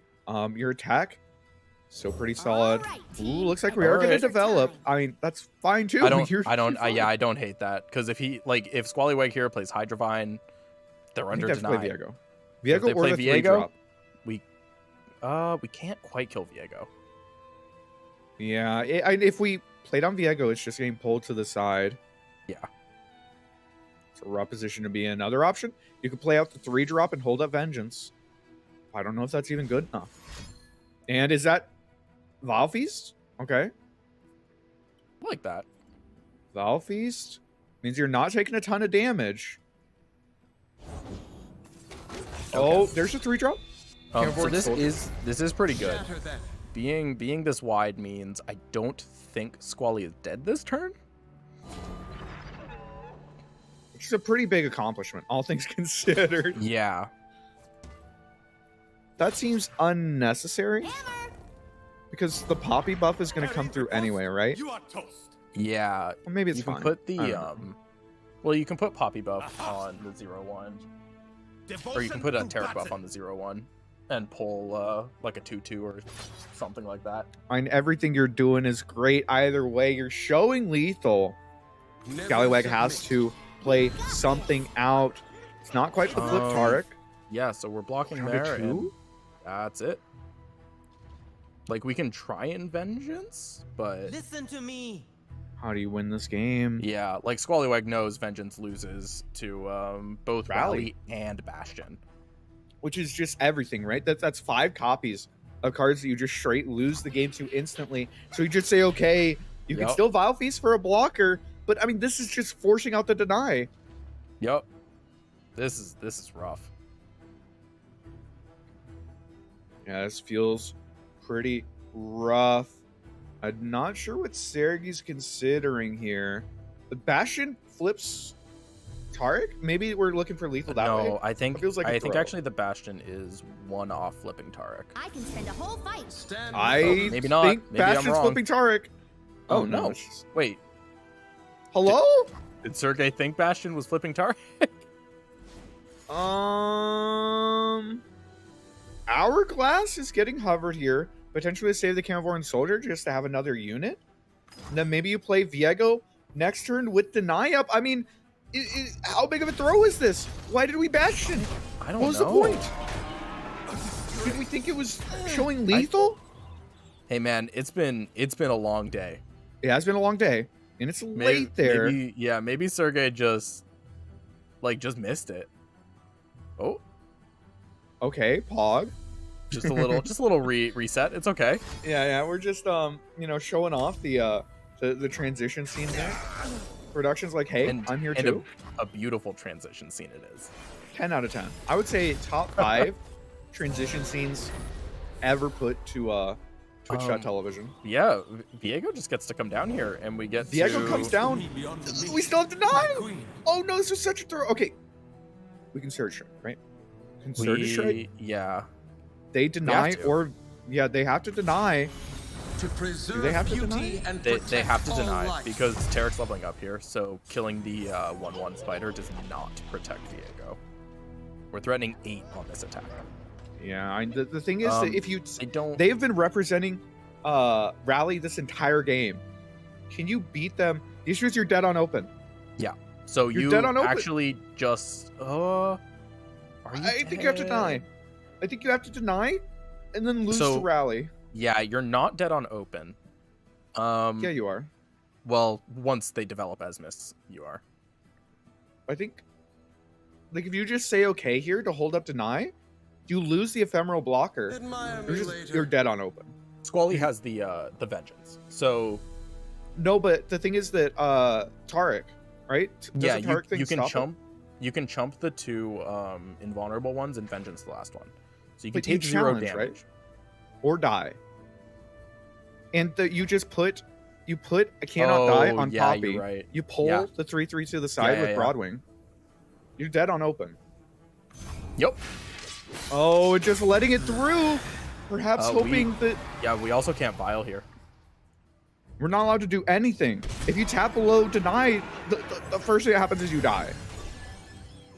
The second thing that happens is you die horribly painful. You know, it's bad all around. It's bad all around. Do we just force the deny here? No, just I end mean, the we round. don't You have give a to, shit. right? We just take that. We're You just don't like, care. okay, good. Dope. I love this. This is great for me. How about Yeah. you answer my open attack? You know, hold these, bro. Bro.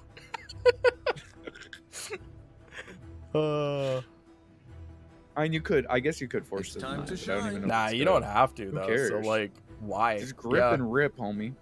Just wait till next. I mean, not grip it. You wait until you No, rip no. the pass button. Uh-huh, you know? there you go. Firmly in mind, grasp the end round button. Firmly grasp it. Top left though.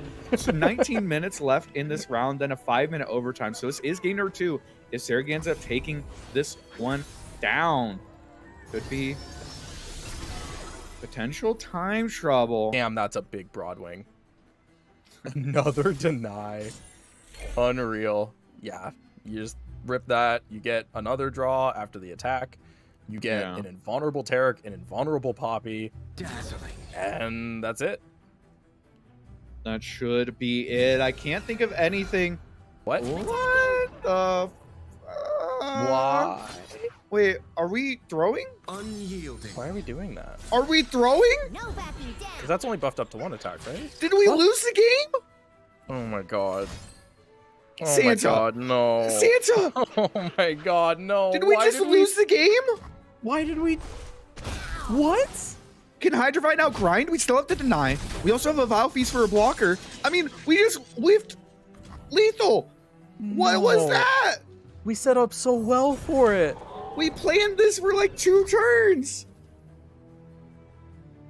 Oh no. Oh no, indeed. We can Vow going Feast so here. wide, yeah. And we still hold up deny. We get to drop. Oh god, I don't know. We get to drop Hydrovite plus deny. So this Is it enough? this really depends on what Squallywag draws here, because right now he is. Ooh. Oh, that's not actually helpful. Especially so with right- the Sojourner right now- coming down. Oh Yeah. my god. Plus we could insert it again. Yeah, Squally we is just force currently the deny. still dead. Okay. You know what? Hey. Sergey's still gonna win this game, but Jesus Christ, dude, That chill. was- My yeah. heart can't take this. What the fuck was that? Oh, Literally, what the You, fuck was you're that? Taric, the protector. Climb well and That's good luck crazy. on your journey. That's all right. fucking crazy. Yeah, we dropped Do you Sojourner. remember- We please skip this block. Do you remember 5 minutes ago when we bashed him to try and put him to To put him at 1 again. Like Squallywag's been at 1 like 3 times this game. Yeah, we'll go ahead and see. Well, no, we tap low concerted plus No, rally. no. Wait, why are we whatever? griefing? No, it's fine. It's fine. You're forcing deny. Like, It just It's- passed. yeah, it's bad into Why are we to so Hourglass. nerfed? It's really bad into Hourglass. What is this? Squally already took attack, so this is fine. This is basically saying like have another deny. And now Is it- your I mean, rally. Like we're still winning the game, but Yeah, like, yeah. come on, man. Discipline No, and that's conviction. fine. No, Because if this that goes isn't off, fine. you like no, hard no, win, no, and you're no. getting rid of the rally. You're no, getting rid of the this deny. is not fine. Look at all those rallies we have. Squally only has one deny left. Yeah. Yeah. All right, well, that is game number 2 in the books. Sergey's going to be able to swing for lethal here. And we are going All to right. game number 3 of the finals of the MasteringRuneterra tournament, sponsored by GGtoor. Should be starting here in just a moment as Sergey is finishing this one up. Sergey versus Scallywag. It's going to be that Viego deck. I mean, These on your side, is it gems Thresh aren't just Nasus? for show. It has to be Thresh Nasus, I right? hope it's Thresh Nasus. I want it to be has so to be. bad. I mean, It could be Scouts, but I want to see the Thresh Nasus. ooh, Thresh Nasus into Viego. I assume that would be Viego favored. I feel like Viego's just like, as long as it doesn't get ran over in the early game, I feel like it's going to be fine. Yeah, but Especially that's since the there's thing. no vengeance, I think right? this Thresh Nasus deck might run over in the early game. Potentially the case. You know, those one-man hate spikes are just so tempo positive. And right. here it is, the battle of green-yellow. On one side is That is not the hand Viego. you want. One side is Viego. On the other side is the reigning, you know, the long time All right. contender of Thresh Nasus coming back with new life. This is an okay hand. It's not the best in the world, but it's pretty okay. As we get in, Sergey has token on 1, Scallywag on 2. Scallywag draws into the 1-drop, but fearsome 1-drops, of course, not blockable on turn 1. Bingo. All right. Ooh. Getting a turn 3 attack is really good with the Caretaker in hand. The issue is you don't really have a Unfortunately- caretaker target. Yes, we need to Curse Keeper? find Off the Curse top? Keeper, Fading Icon, Wings in the Wave, Aristocrat, perfect. Ooh, That's Wings of the Wave actually was so good. that's the best one we could have hit because now we can butcher as well In this this turn. timeline, That's Oh my huge. God. we're sure to save you This was King. actually so huge, but on the other side, Whale Squally just was actually hit. tapped out. We tapped out of Whale. Are we ever supposed to just open pass? Maybe. I think I don't think so. I think the 2 blockers is fine here. This is getting punished by like a very specific 2 Is this- cards. We didn't butcher? I don't know why we didn't butcher.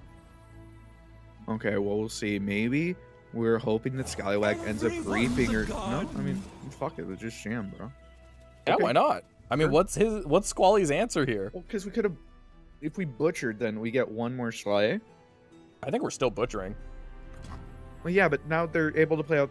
Oh, no, we could pull it to the side. It's Yeah, fine. let Adam. him Waking It's fine. Sand. It's fine. Yeah, this is fine. I don't There know. it is. Yeah, Maybe we were playing for I don't know, man. It's okay. Listen, hate spike. Hate spike. Sergey's EU. It's late. Yeah, it's got to be like what, like 4 a.m. there. Imagine. He's Either trying to way, figure though, this out. this attack is really solid. The Bakai Reaper has at least 5 attack. Yep. Either Scallywag can take the value block on the 2-1 or trade off. touch You know, no value block. We're just gonna So get a 6 this attack Bakai is- Reaper. Wait, how many slays is this already? This is like 5 slays.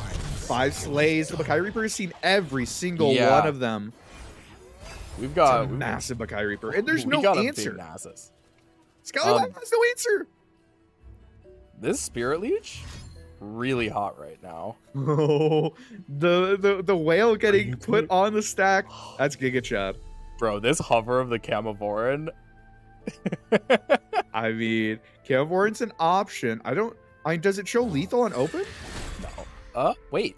It has 5 attack. What It does pushes Camavoran 1. heal? It's just drain 5? 1, right? Yeah. So it's 12, 13. It was lethal.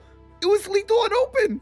I mean, it wouldn't actually lethal through like the whale, you know, leave them at 3, but it was lethal.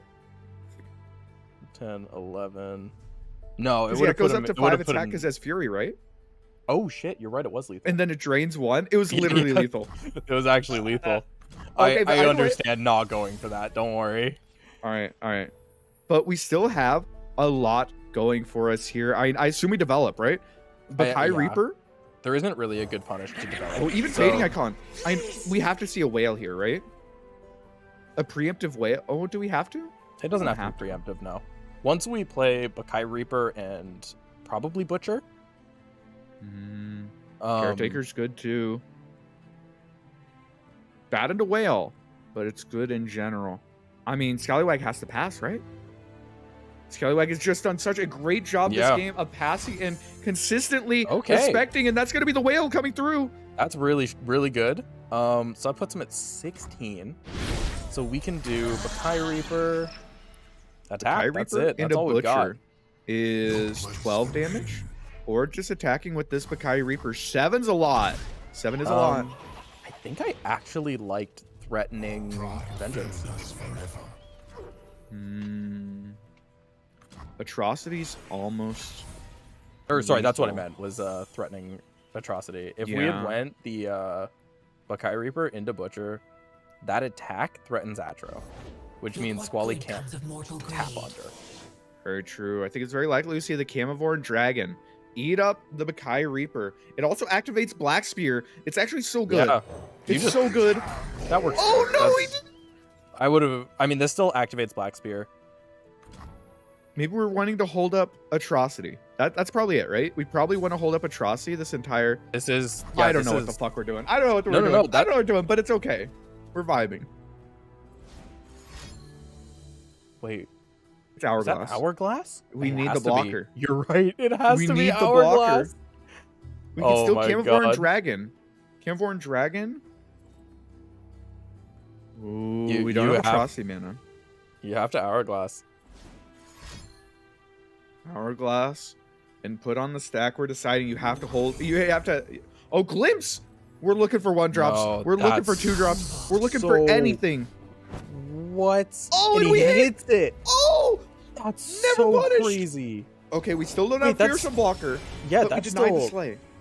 That's dead. When Vengeance. Ahead, we know how to prepare. Vengeance is going to get punished. But it punished loses to Atrocity. Yeah, Vengeance is going to get punished. Play the Dragon. Bro, I love this Nasus deck. I love it so much. Oh, he hit face? That's fine. Yeah. It has Fearsome. Yeah, I mean, Atrocity... Yeah, it's fine. It's fine. Either way, though, Lethal's being represented. Did we just play Nasus? We Tableau Atrocity. I don't think it could be I don't think so. I think you just open attack, yeah. Throw that Bakai at the end. Potentially leaving it back as an Atrocity target. Now we're sending. Quicksand would be a response to this, but it just has to be the Vengeance. The Vengeance is going to get ripped. Yep. It's pointed into 8-1 Bakai Reaper. The absolute mad lad has dealt every single bit of damage to the Nexus. And there it is. Do we rip the Atro? It loses to Vile. Rip it, bro. If they had a Vile, they would have fucking played it. There's no way they're sandbagging a Vile. Yeah, Squally's not that big brain. He's not. Yeah. Scallywag is able to pick, or ends up dropping just a little bit too slow there. Sergi picking up the win with the Thresh Nasus, the hate spike buff coming through. 2-1 in favor of Sergi. In love with this deck. I love this Thresh Nasus build. It is the first like decent Thresh Nasus build I have seen in ages, and it makes me so happy. It's been a hot minute, and Sergi played it incredibly well. Just such an aggressive opening. And once again, the only games that we saw Scallywag lose on stream were ones where they had no plays before turn 4. And once again, I mean, there it is. The Viego deck, it's so hyper consistent, except in this case, it just didn't find anything. I mean, every deck's got a fail rate. Every deck. It does. I mean, that's rough, man. That's rough. Yeah. But Sergi played it incredibly well and is able to pick that up. Congratulations to both of the players as well as everybody who ended up making top cut. But Sergi is your MasteringRuneterra, sponsored by GGtoor champion. Picking that one up. Taking it home at like 4 a.m. in the EU. True.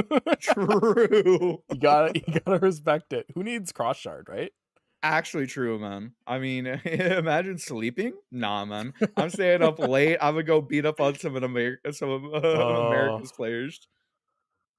Yeah, it looks like we're gonna see if we can get Sergi for the interview here Give him a minute. I mean, it's late there, so we'll have to see. Yeah, But I I'd mean, understand if he wants to go to bed. Thresh Nasus, dude. Oh my god. Able to I pick it love up. that Hate Spike. so much. Hate Oh my Spike is god, I so love good. that. Do you think that's okay Oh, into like that's got to be better than like Viego into like darkness and stuff. I'm gonna like test that. That might be like a deck I take to see maybe. Thralls. I love that. Yeah, and I would assume that like Mini Morph kind of makes Viego cry, but like, Yeah. Thresh cares a little bit less about it. But yeah, it was an absolutely insane game, dude. The 8-1 Bakai Reaper. Oh Oh my yeah. god. But Kai Reaper's absolute carry. It's been a carry since like OG Nasus Thresh Yeah. days. That card's just cracked. Like we were saying, man, Shurima's region identity is just having the best one drops in the game, and we saw Yeah. it there. Just good cards. That's the Yeah, whole absolutely region. insane. Insane Bakai Reaper. Just putting the whole team on his back. He did like almost all the damage. He must have done like 16 damage or something. Yeah, The something Scallywag. like that. Yeah. Like The counting if you count the atrocity at the end, yeah. Which It you like do, pretty of much course. pretty much soloed him. All right, Alright, I think that we we're gonna have get Sergey. Sergey in here. Sergey. Hello, guys. Can you hear me? Hello. Hey, welcome. Congratulations on being able to take that down. Okay. How are you feeling right now? Well, I'm a bit tired. It was a long day. Yes. So What yeah, time is it like actually? it is 4:28. 4:28 a.m. Just coming in and winning the tournament. Okay. Yeah. So Go ahead. No, I No, was you. about to say that this was like a very special tournament for me because at about I think round 4 or so, my mouse died. So I've been playing on a very shitty laptop mousepad Oh my for the god. whole thing. If you can notice me, like I'm super slow doing everything. That's why I was like roping kind of. No, that's okay. We didn't notice. You're just in the tank. All Well, right. it is more satisfying this way, I guess. Yeah. I need Yeah. to ask about this deck. So Thresh Nasus is like a favorite deck of mine in like the history of Runeterra. And your list is the first time I have seen someone make a Thresh Nasus deck since the nerfs that I don't hate. I love this deck. And did you just like come up with this yourself? Like you saw Hate Spike and were like, this is the deck? Well, I think after the buff, Hate Spike is just a very good card in many decks, but Yeah. I didn't come up with the deck. Sir Donald gave me the deck. He blackmailed me, so I played it. So I had to play it. I was about to play times the math anyway, but yeah, he was very insistent. So since I didn't have Yes. Kaiser or many other decks, I said, okay, let's bring something good instead of the memes. And it ended up seemingly performing very well. You were talking about Triple Demacia, the Poppy Taric deck. We saw quite a bit of it today. It felt like the deck of the day. Almost everybody was running it. How do you feel like it performed for you today? And were you happy with it? Well, I was happy. I mean, I can't really be very unhappy about my decks because I did do very well. But Yeah. I guess it was my worst deck, to be honest. But if you look at how I played it in the finals, I played it very badly. So it is a tricky deck. You need to know how to do with it. But I think it is positioned, very fine. If you can ban Kaiser and bring it with a coherent lineup, I think it's good. Yeah, Yeah, no, a it lot of totally the makes Rally sense. Demacia decks feeling good right now. We saw a ton of those today. Yeah, and I mean, even in that first game, you ended up playing against Ezreal Kennen. Can you tell me, Ezreal Kennen? I don't know how much of it you saw today. We saw it off and on. Sometimes it hits, sometimes it didn't. How are you feeling about the deck right now? Well, it's very frustrating deck to face because, as you guys know, when they have the nuts, you just watch as they destroy your board for free and attack for free and do everything for free. And you are like, okay, I guess next game. I didn't think. Let me tell you, you'll probably watch that game back.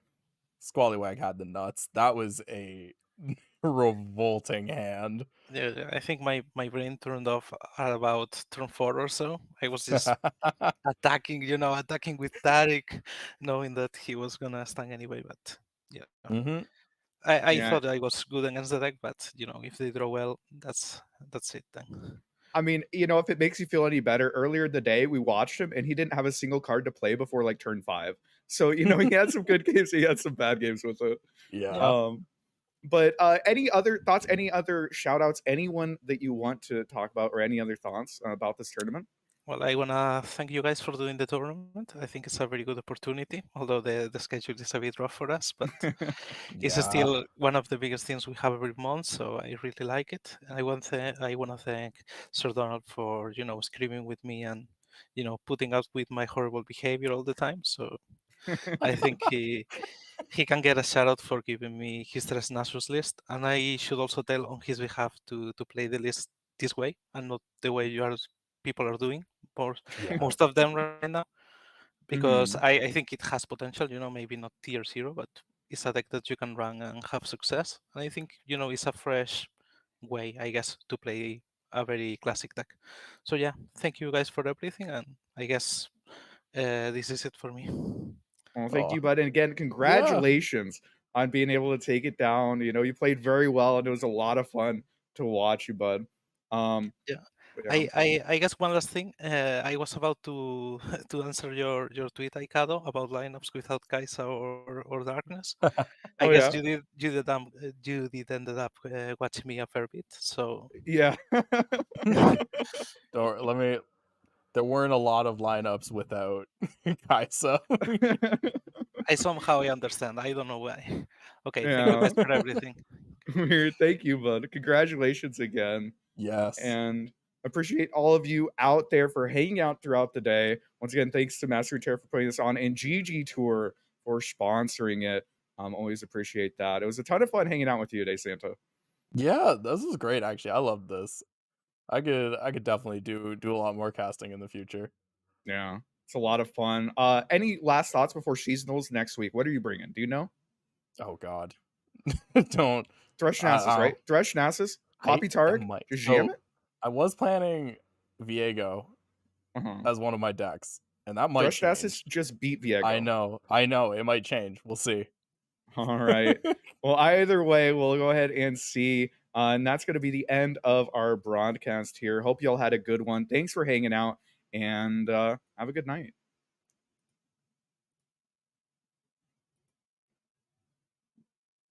Goodbye.